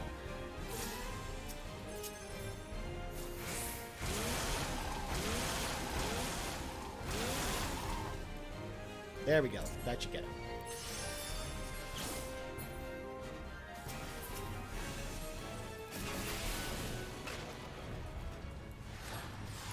But yes, Monk itself is changing pretty seriously in Endwalker, so I'm actually excited to check out the changes. I think it'll be a lot more of a fun job when Endwalker comes out. But you're right. Like, I'm in the same boat where I haven't really played Monk all that much, so. Just, come on, pick one, you guys. Let's go.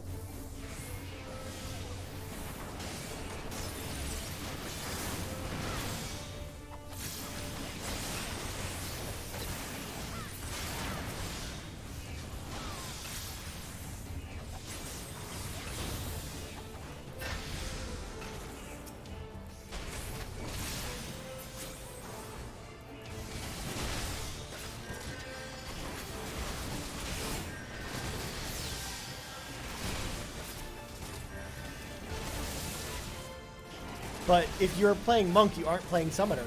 That's true. That is a fact. But the thing is, Andrew, is that if I play Summoner and everyone else plays Summoner, then it'll just be Summoners all the time. I don't know if I can deal with a world where it's just Summoners all the time. I'm already scared of playing Sage and then having like all the healers be Sages, when that's just going to totally mess up the healing meta, essentially.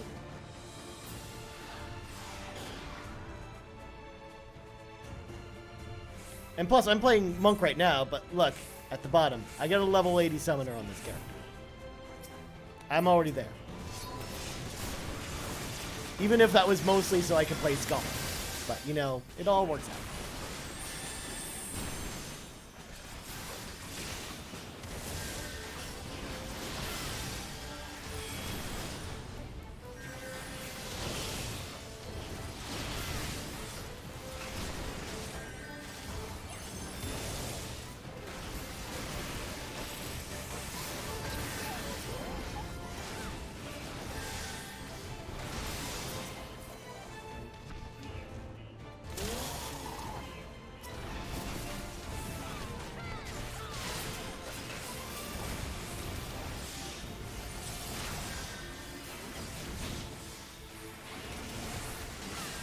Also, it's so weird to actually be in a class that actually worries about positionals all the time.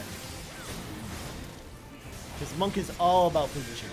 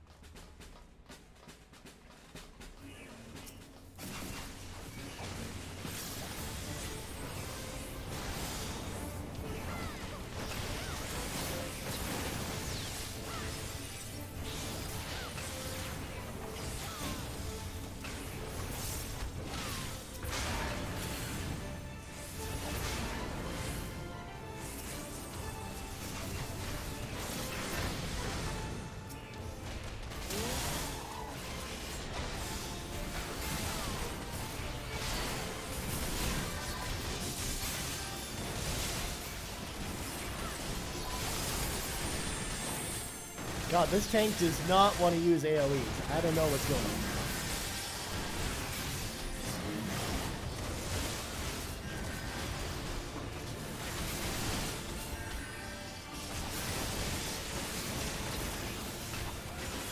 My summoner is still at level 50. I was gonna level up, but decided to wait for the changes. I think that's the better move rather than, you know, rushing it now at this point. You might as well just wait. I think I got Purius up to level 8-ish. Just got second wind back in 2.0. Nope, level 5. Yeah, I mean, Monk's not really for everyone. It's one of my. It's probably of the 4 melee DPS classes that exist. It's probably my favorite one to play, but it's because I actually like kind of the positional gameplay that goes along with it. But it also can be kind of annoying, and it's definitely not for everyone. That's for sure.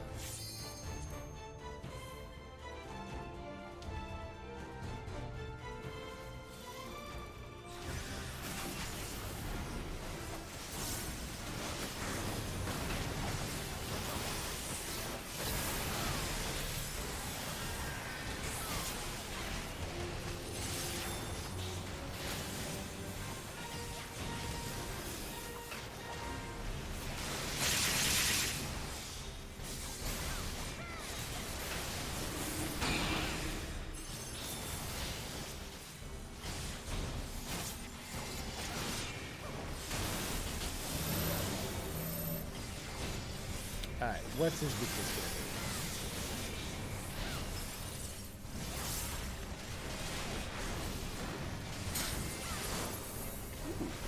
It's lightning. That's perfect. That's exactly what I am.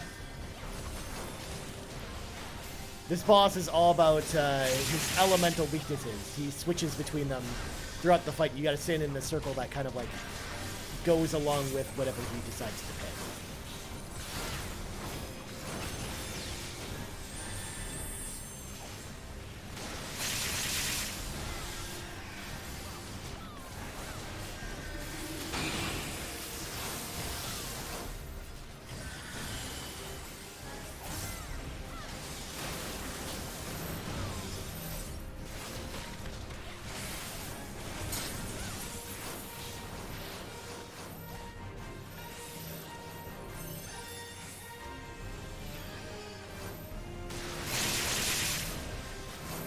Oh, he's cold aspect. Let me go fix that. There we go.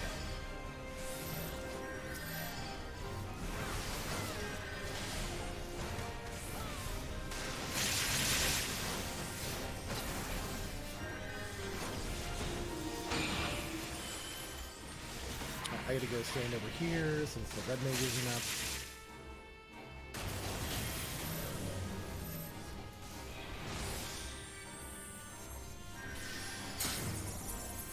Okay, perfect. He's a lightning attune.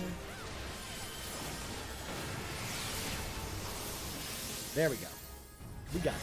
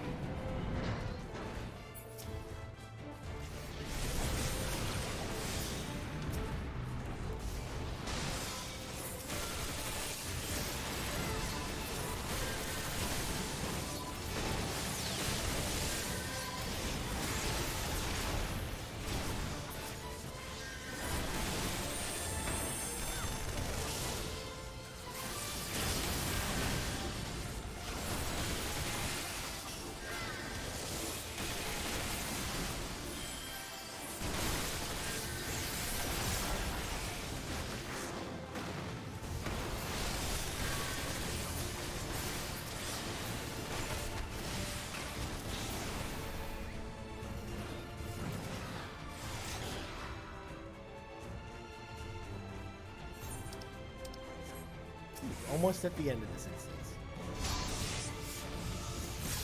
There's just so much trash in this dungeon. It just takes a while to get through it.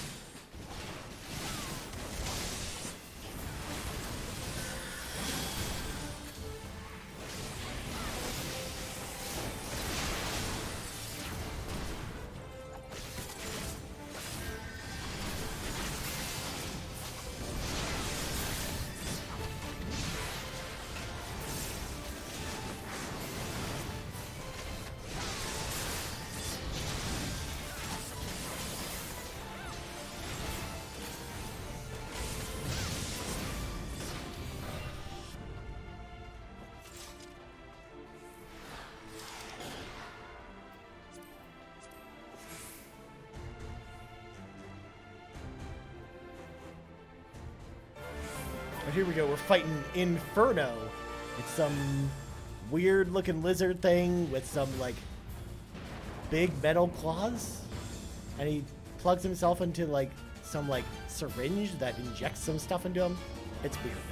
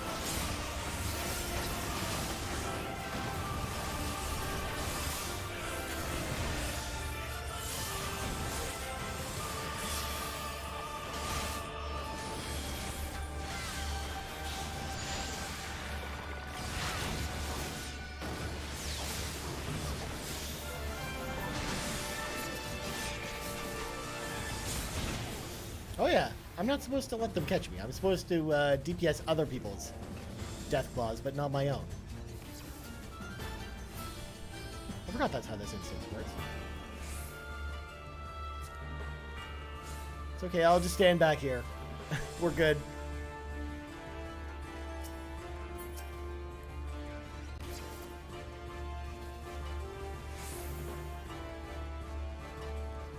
Ooh, will I be able to get out of this attack? And the answer is no.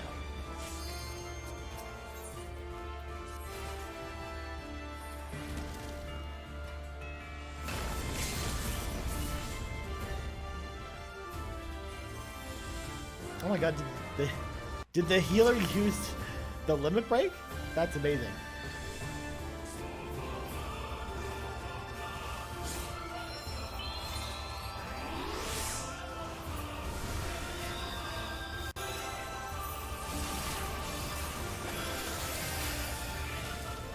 And there we go. Another instance down. Let's check our logbook. Oh, so close. Alright, one more and that should do it. Nope, no one came to help me. I just, was just helpless there. Ooh. I've never seen this minion drop. Magic Tech Avenger F1. I'm totally needy on that.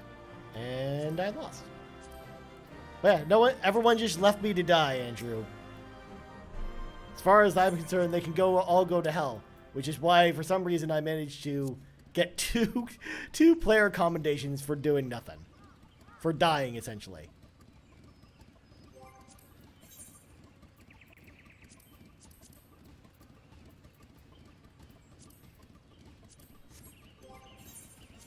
Alright, so let's switch over to Paladin. And let's do normal rates. Bam! Tank Q strikes again. Instant Q. Doesn't happen very often as tanks. But that time it did. Hopefully it's not something stupid. Ooh. It's the ghost train.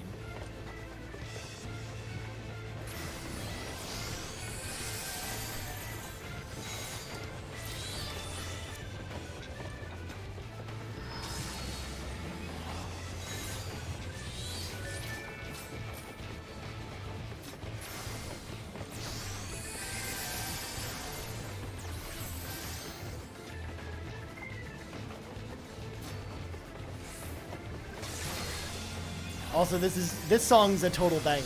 I love it.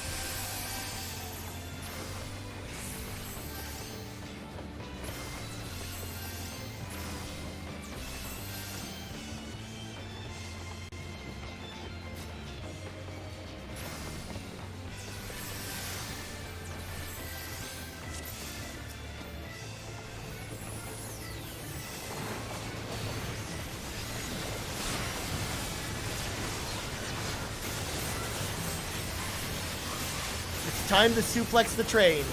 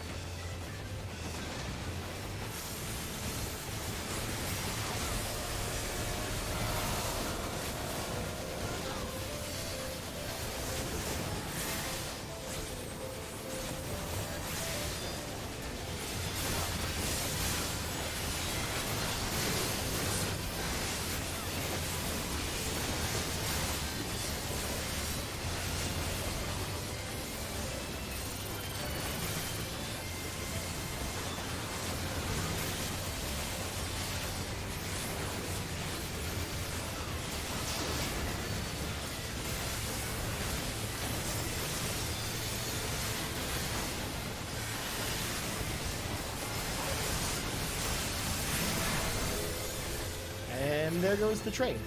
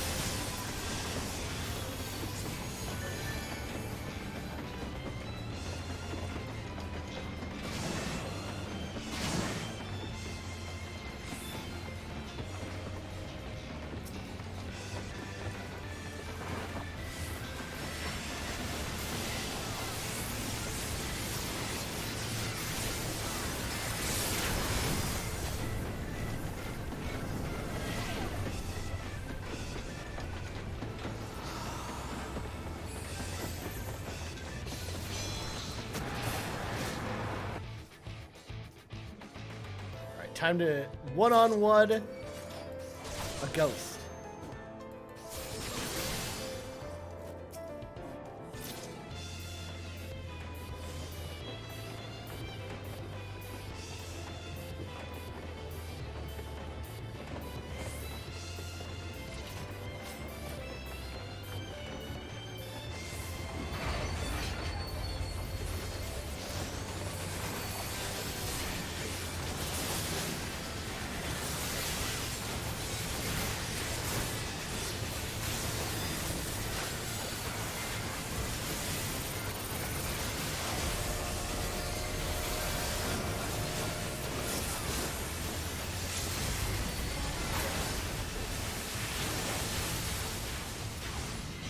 But bam, we in fact suplexed the train.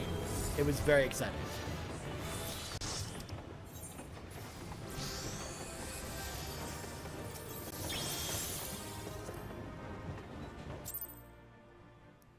Well, now that that's down, could do alliance raids, but there's something I want to do first. So I got to do one more journal entry for this journal. So I'm gonna just retry. Yeah,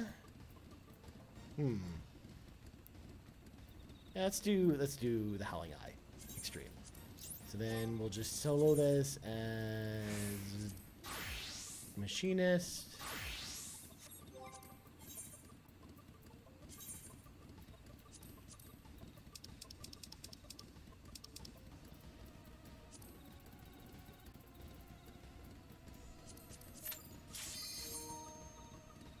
Oh no, my controller's battery is running low. Well, luckily I came prepared with the USB cable. And we're good. Time to shoot Garita in the face by myself.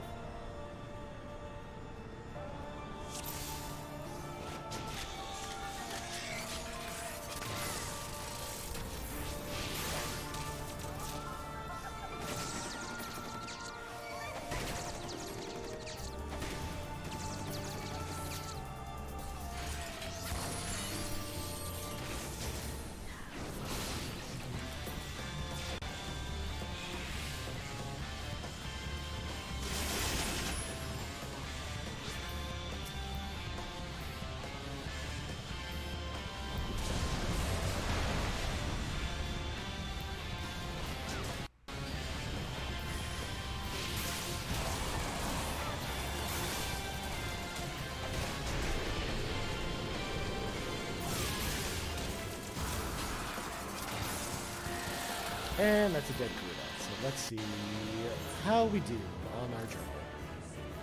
No! So close. We were so close to getting the double, the 2 lines. But alas, we only got 1.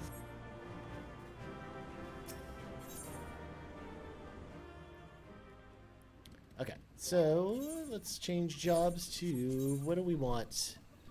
What do we want half a level on? Actually, I should do Monk so then it's closer to 71.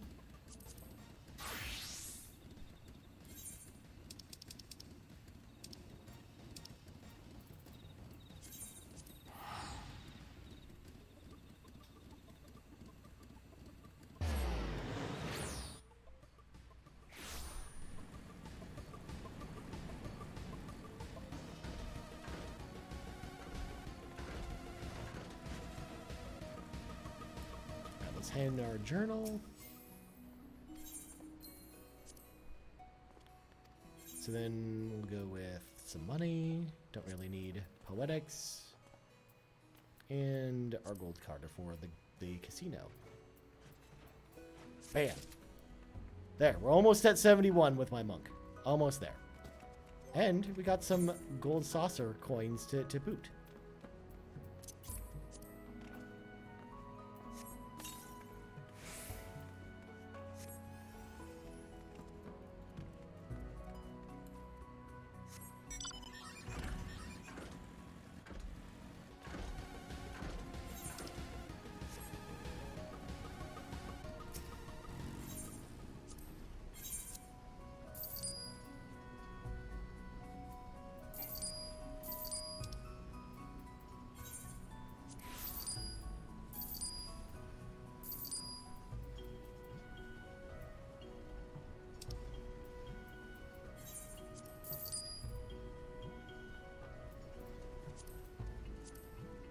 Actually, yeah, I can sell this.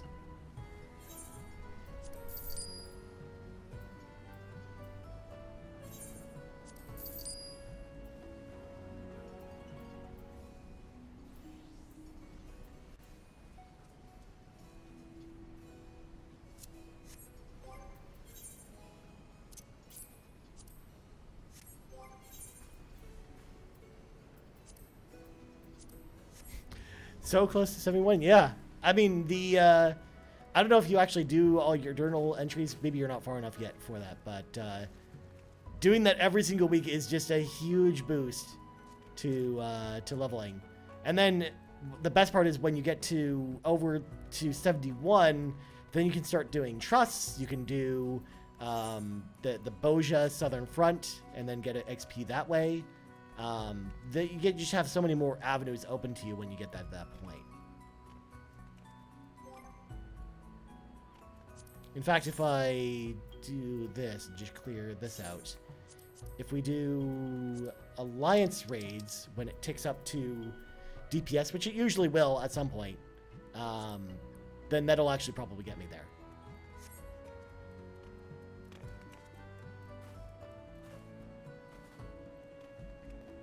That's why, like, what I'm going to be doing next week, or, yeah, hold on. Next week, maybe? Yeah, next week to prepare, essentially, is I'm going to have basically my journal ready to go, but then not hand it in. So then I can basically hand it in on Sage when the expansion comes out, and then fill in a new journal, which also will get me, like, the other half of the level on the week that Endwalker comes out. And then from there I can do Boja or anything else to kind of level up Sage. That's kind of my plan coming into the expansion. It's the way I'm ready to be prepared, which is why I'm like working on the other jobs now, because like I know that when the expansion comes out, I'm going to basically work on the ones I've got to level 80, especially all the healers and stuff. So like I'd rather get all the ones that are better to get out of the way now.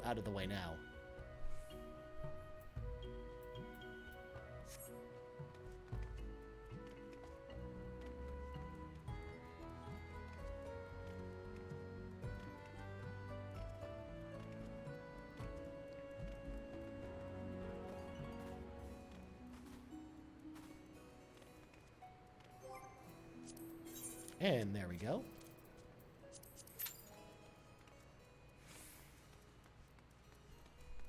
So I'm gonna fix my boots.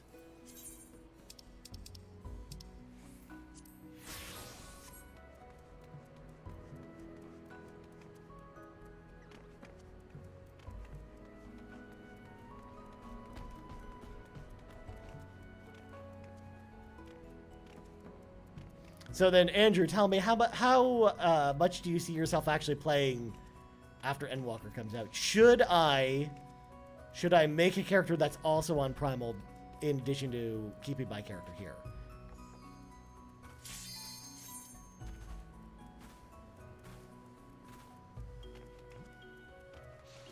Because actually at this current time, as you can tell by the fact that I'm not actually in a free company at the moment, I actually don't have a group that I'm really running with. at all. So I can really just go anywhere at this point. It doesn't really matter. I just chose the Ether because it just happened to be the place where I know a lot of raid groups play. So it's just easier to find a pug group here versus on like Crystal or something like that.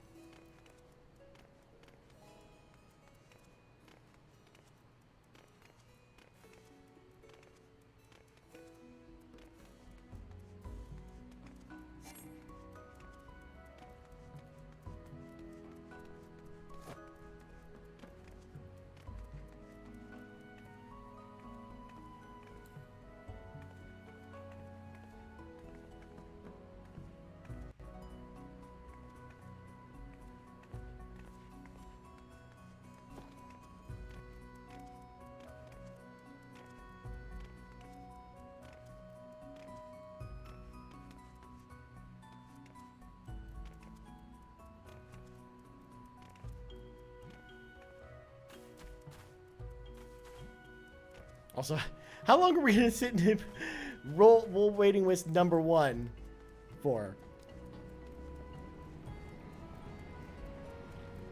I guess there's no one else queuing up for Alliance raids at the moment. I mean, Alliance raids are actually kind of a pain to do, so I can imagine why people aren't signing up for it.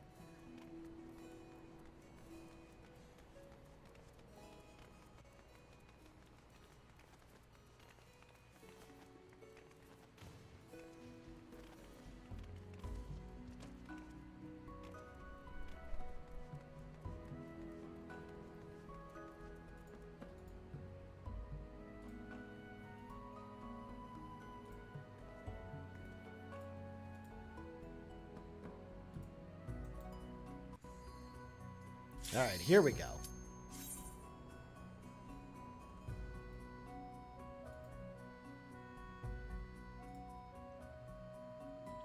I'll be playing quite a bit after launch. Just paid for my 3-month sub. Ooh, that's nice. That's good to know. Cause yeah, I mean, let me mute my computer. But yeah, because I'm basically paid for the next 6 months at this point, so I'm gonna be playing for a lot. So maybe I will make a character over there. I mean, I have a character there, but I just haven't really been leveling it. So maybe I start leveling that character up in addition to the character I've got here. Also, we're doing the Void Arc, which I'm not a huge fan of because there's a lot of people who come in here who just don't know what they're doing. And it just makes this one take like way longer than it ever should.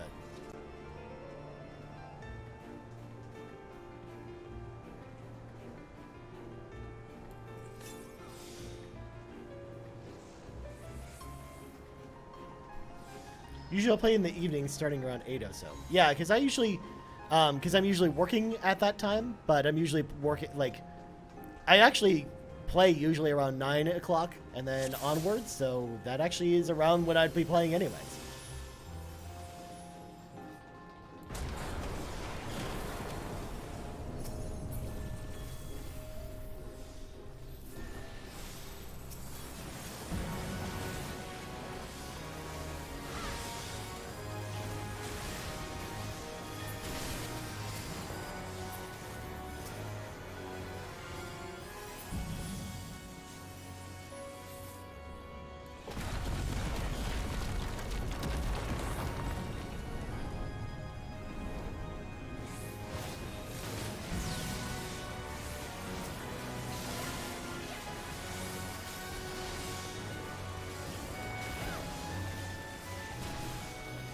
Yeah, we didn't get Crystal Tower, so we didn't luck out, unfortunately. It's just, it's fine. It's an instance that exists. Again, it's not as bad as the Stormblood raid series. Like, that Stormblood raid series is really good, but if people are bad at it, it can be really hard. Like, the Return to Ivalice raids are so much harder with like a random group that doesn't know what they're doing.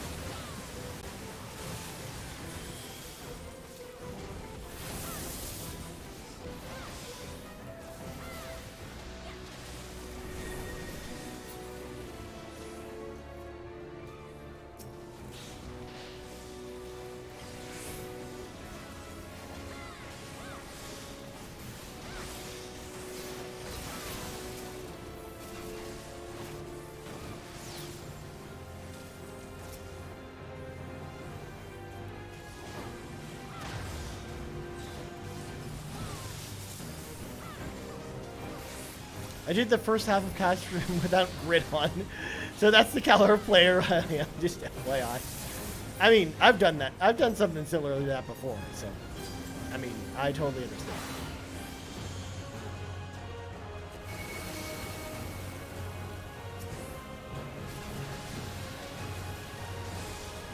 But the real question is, did chat yell at you about it, though? Because if they didn't yell at you about it, then that's not really your fault, just leaving it off like that.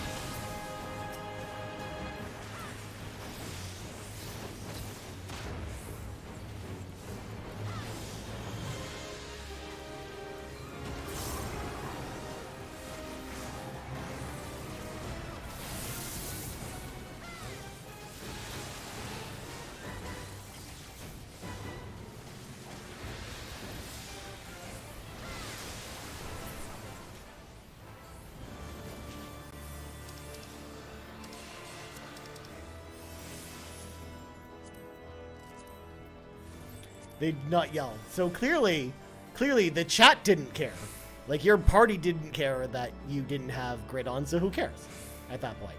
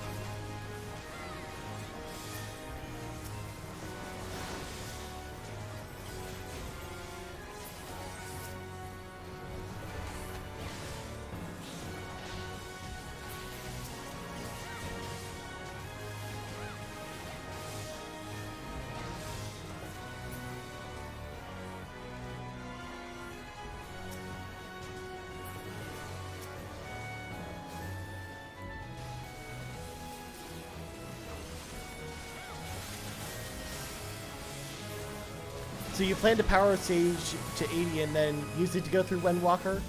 I just want to have it available as an option because I kind of want to level all the healers up in Endwalker.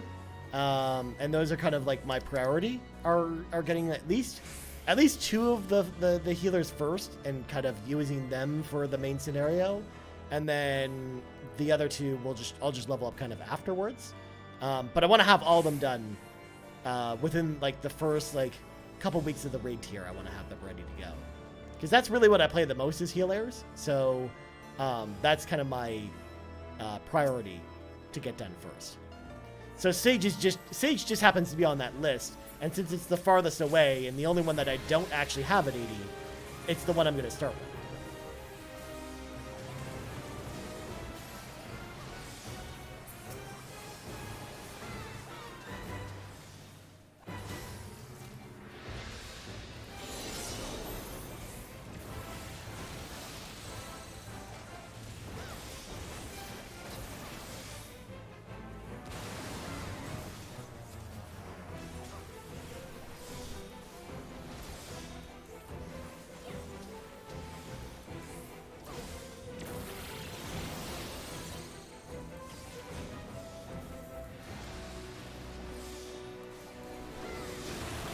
Didn't even see the Nukas there.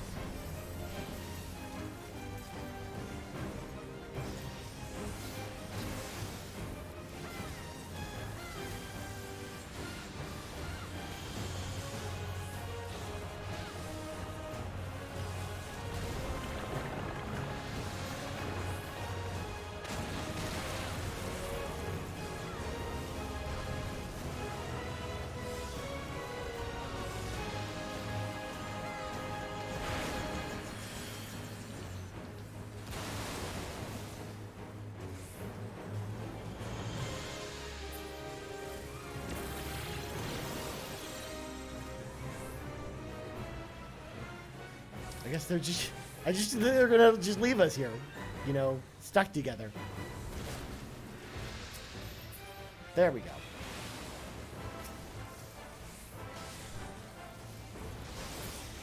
Man, this is one of the cleanest Void Arc runs I've seen in a long time.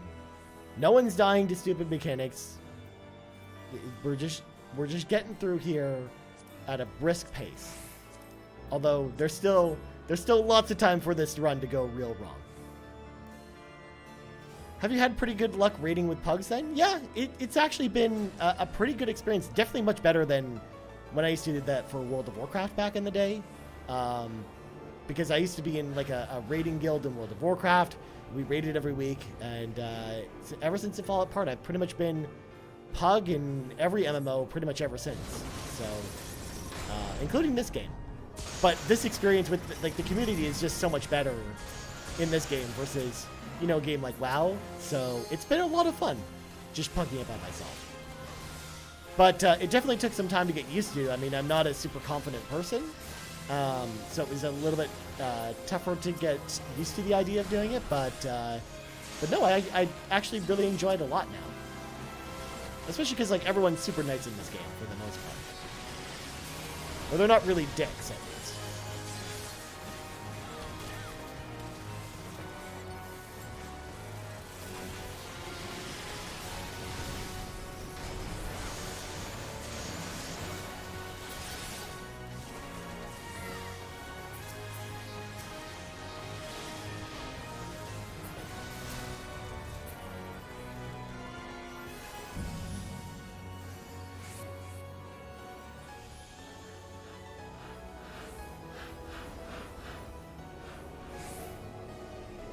Well, it's good to hear. I haven't tried that a lot in this game. Yeah, it actually isn't that bad. It depends on what you're looking for a group for as well.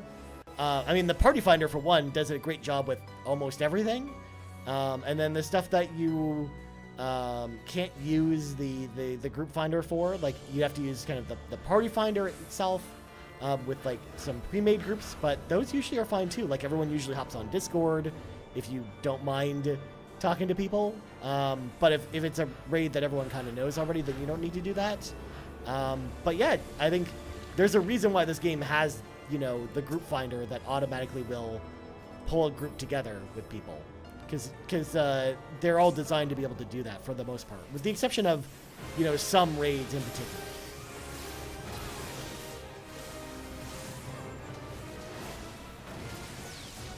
Also, Firelands were totally the day. Oh man, we used to be all over Firelands back when that was out. Or back when that was new, I should say.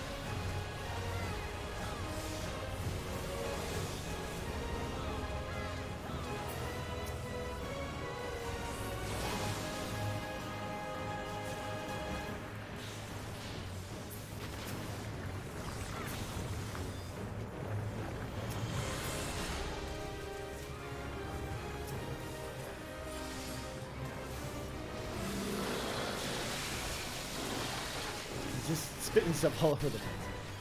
I mean, it was no Uldor, but it was pretty cool.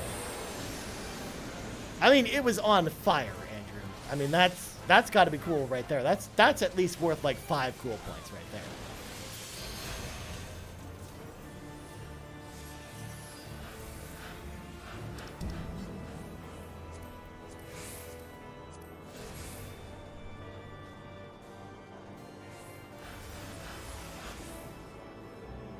Final boss time. I don't think anyone's died yet. This is amazing. This might just be the best Void Arc I've ever been a part of.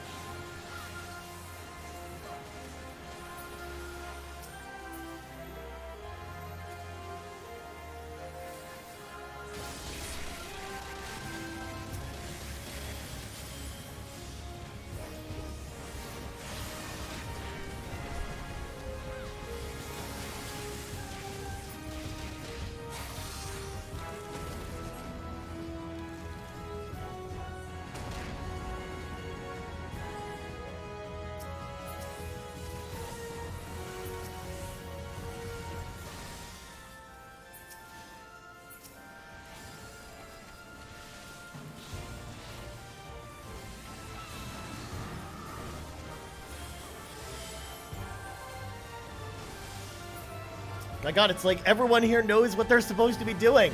I love it. This is so good. My god, what a great group on a random Thursday evening going into Friday.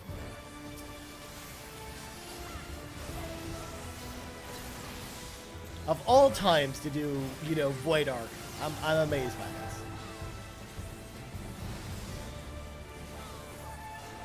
And it definitely helps me out too, be a little more cool as well, because again, I'm playing on a job that I don't know super well, or I just haven't played recently.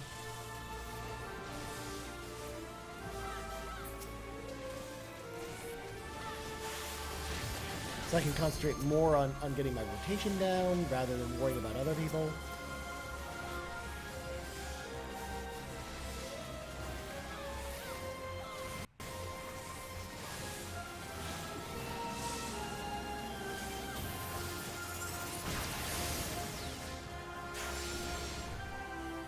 Oh, one person looked at the petrification.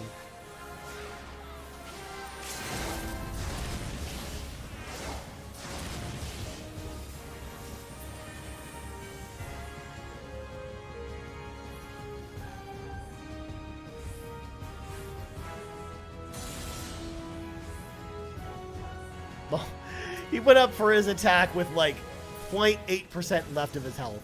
That's hilarious. And there we go. I'm gonna go with Sarah, the healer.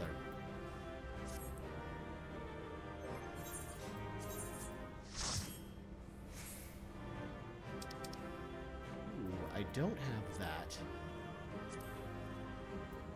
I don't care about the coffin lid. And don't care about these. Man, that was pretty impressive. Like, I don't think anyone died the whole run. No one looked at only one person looked at the petrification and got stuck. Everyone did the mechanics correctly. That was great. Well, looks like I didn't win the lineup, so let's leave. And I even got a commendation out of the deal. I'm on my way. I'm almost at 400 commendations. I'm on my way to 1,000. Hopefully I get it eventually, at some point.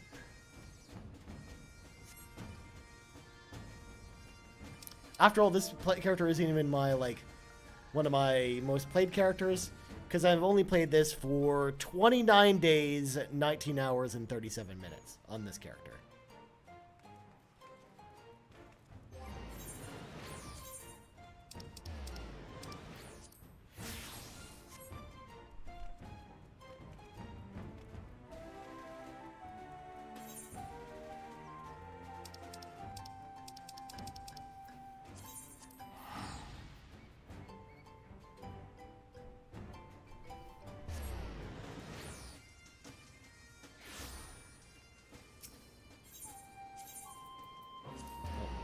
I didn't mean to go that far away.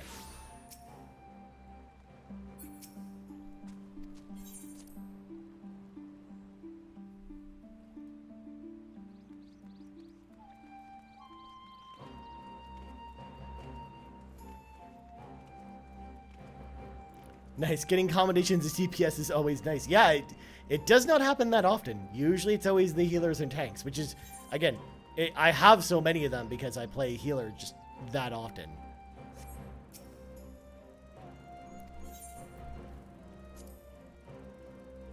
But since I stopped playing healer to kind of level all my other jobs, that's where they kind of stopped.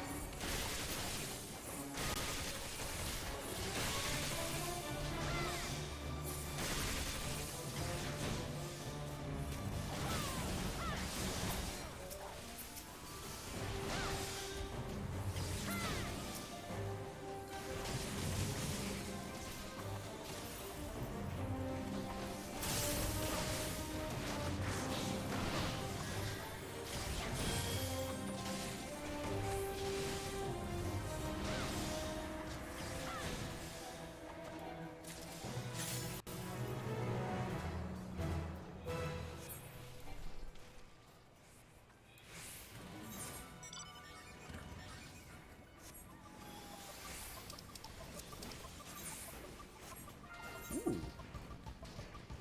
Let's go do this critical engagement.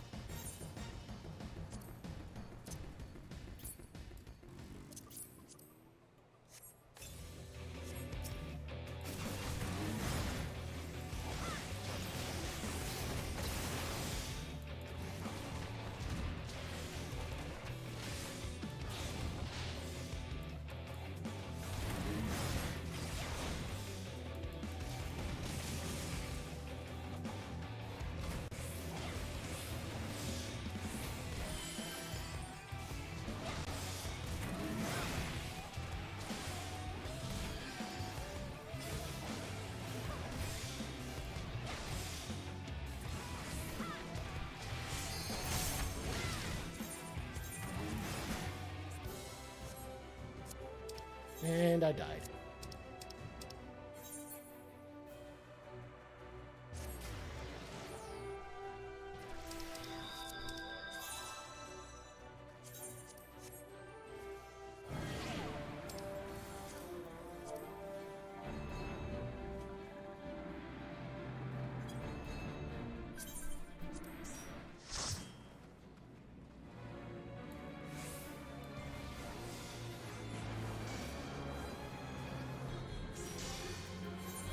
let's see, what do I get at level 80 so I can use here? So 6-sided star delivers an attack with 540 potency, increased movement speed. And not a man extends the duration of twin snakes on your present form to maximum and halts its expiration. Cancels auto attack upon execution. Effects ends upon using another action or moving facing direction. Okay, that's interesting. Enlightenment delivers an attack of 220 potency to all enemies in a straight line before you. Can only be that's an AoE forbidden shot. Okay.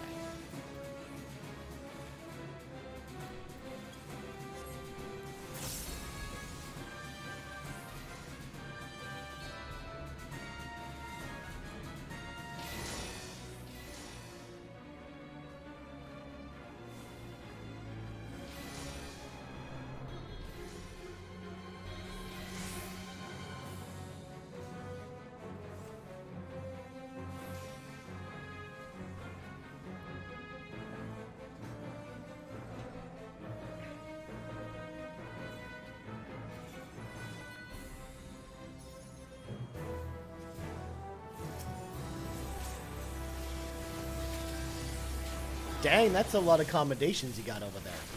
So when you get to 1,000, you can join the mentor. You can apply for mentorship, and then you get into the mentor queue, which then helps you earn extra mounts and stuff like that, as well as giving you like another daily queue to basically go for in your regrets, which is awesome.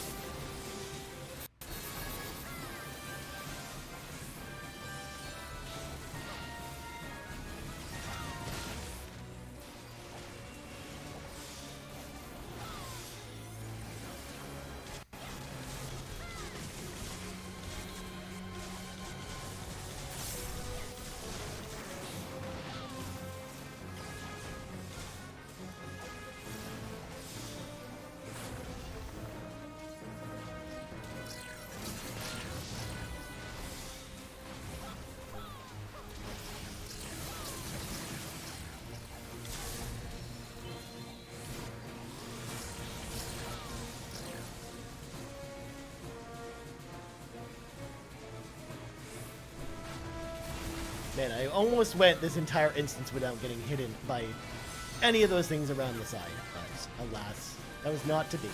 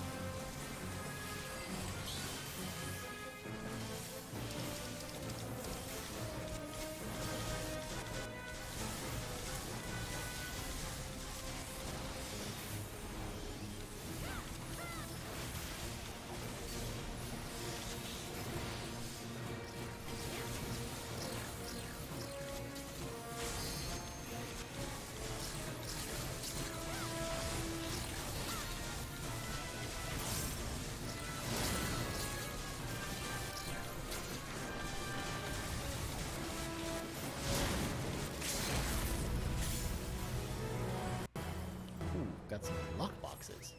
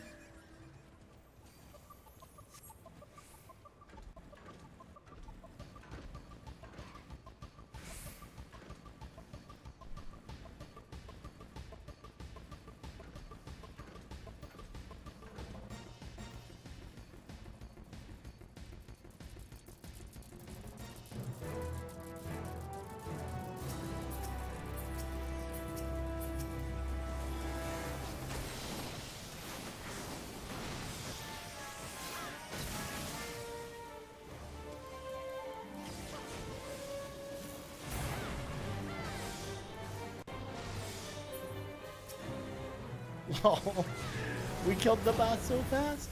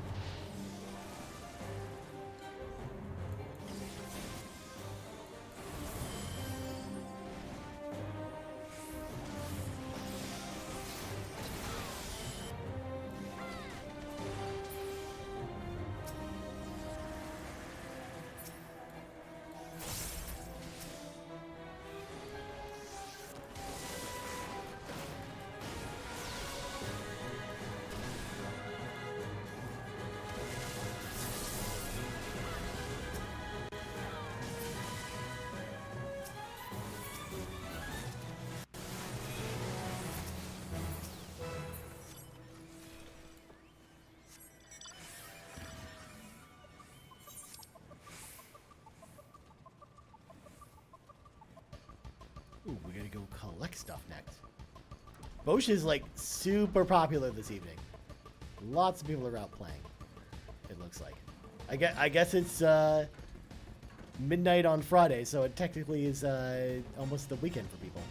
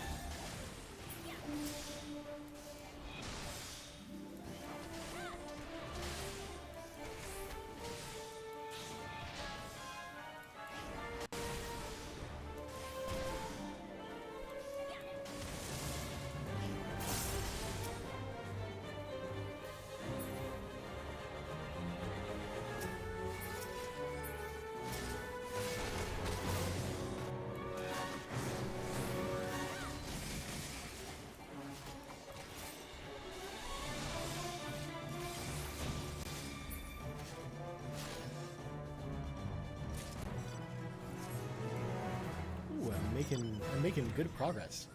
We're 3/4 of the way to 72 already.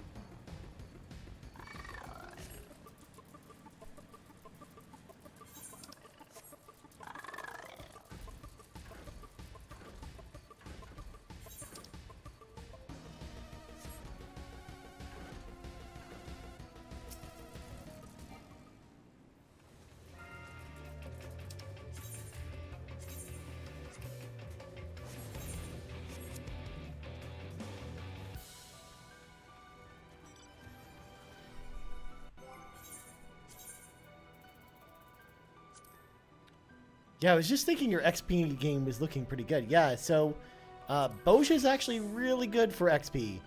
Like it's good for leveling all your classes. You also earn items towards your legendary weapon. So it actually is it's a pretty good place to level.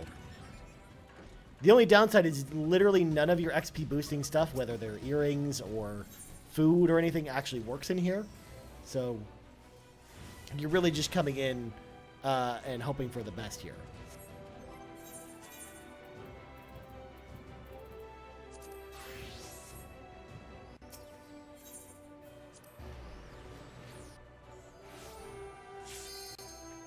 So before we join, I should open some of these lock boxes that I've gotten. And a whole bunch of junk.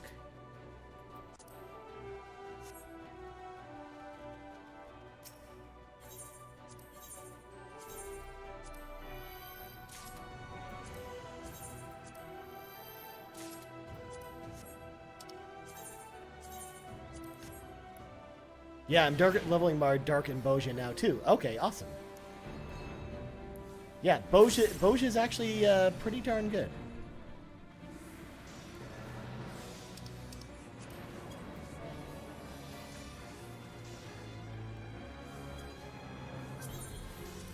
But yeah, just grinding critical engagements and then just skirmishes actually levels a lot faster than doing like trusts or something like that. Especially if you're DPS, like a monk, where it's like good luck going through DPS queue all the time and leveling at like a nice pace. So it's either pretty much trusts, or unless you've got some friends and you want to run a bunch of dungeons, that's really about it. So Bozha is usually the best way to go.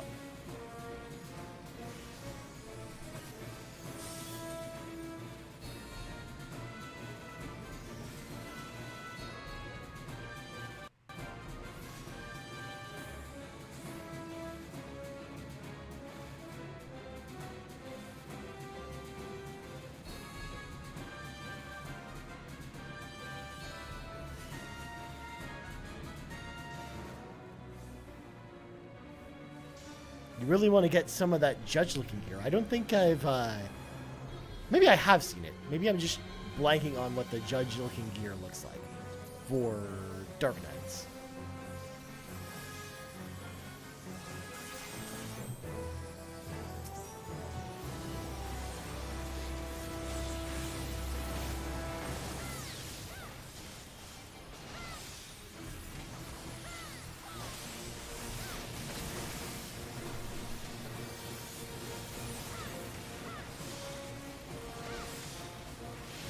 God, there's so many effects going on.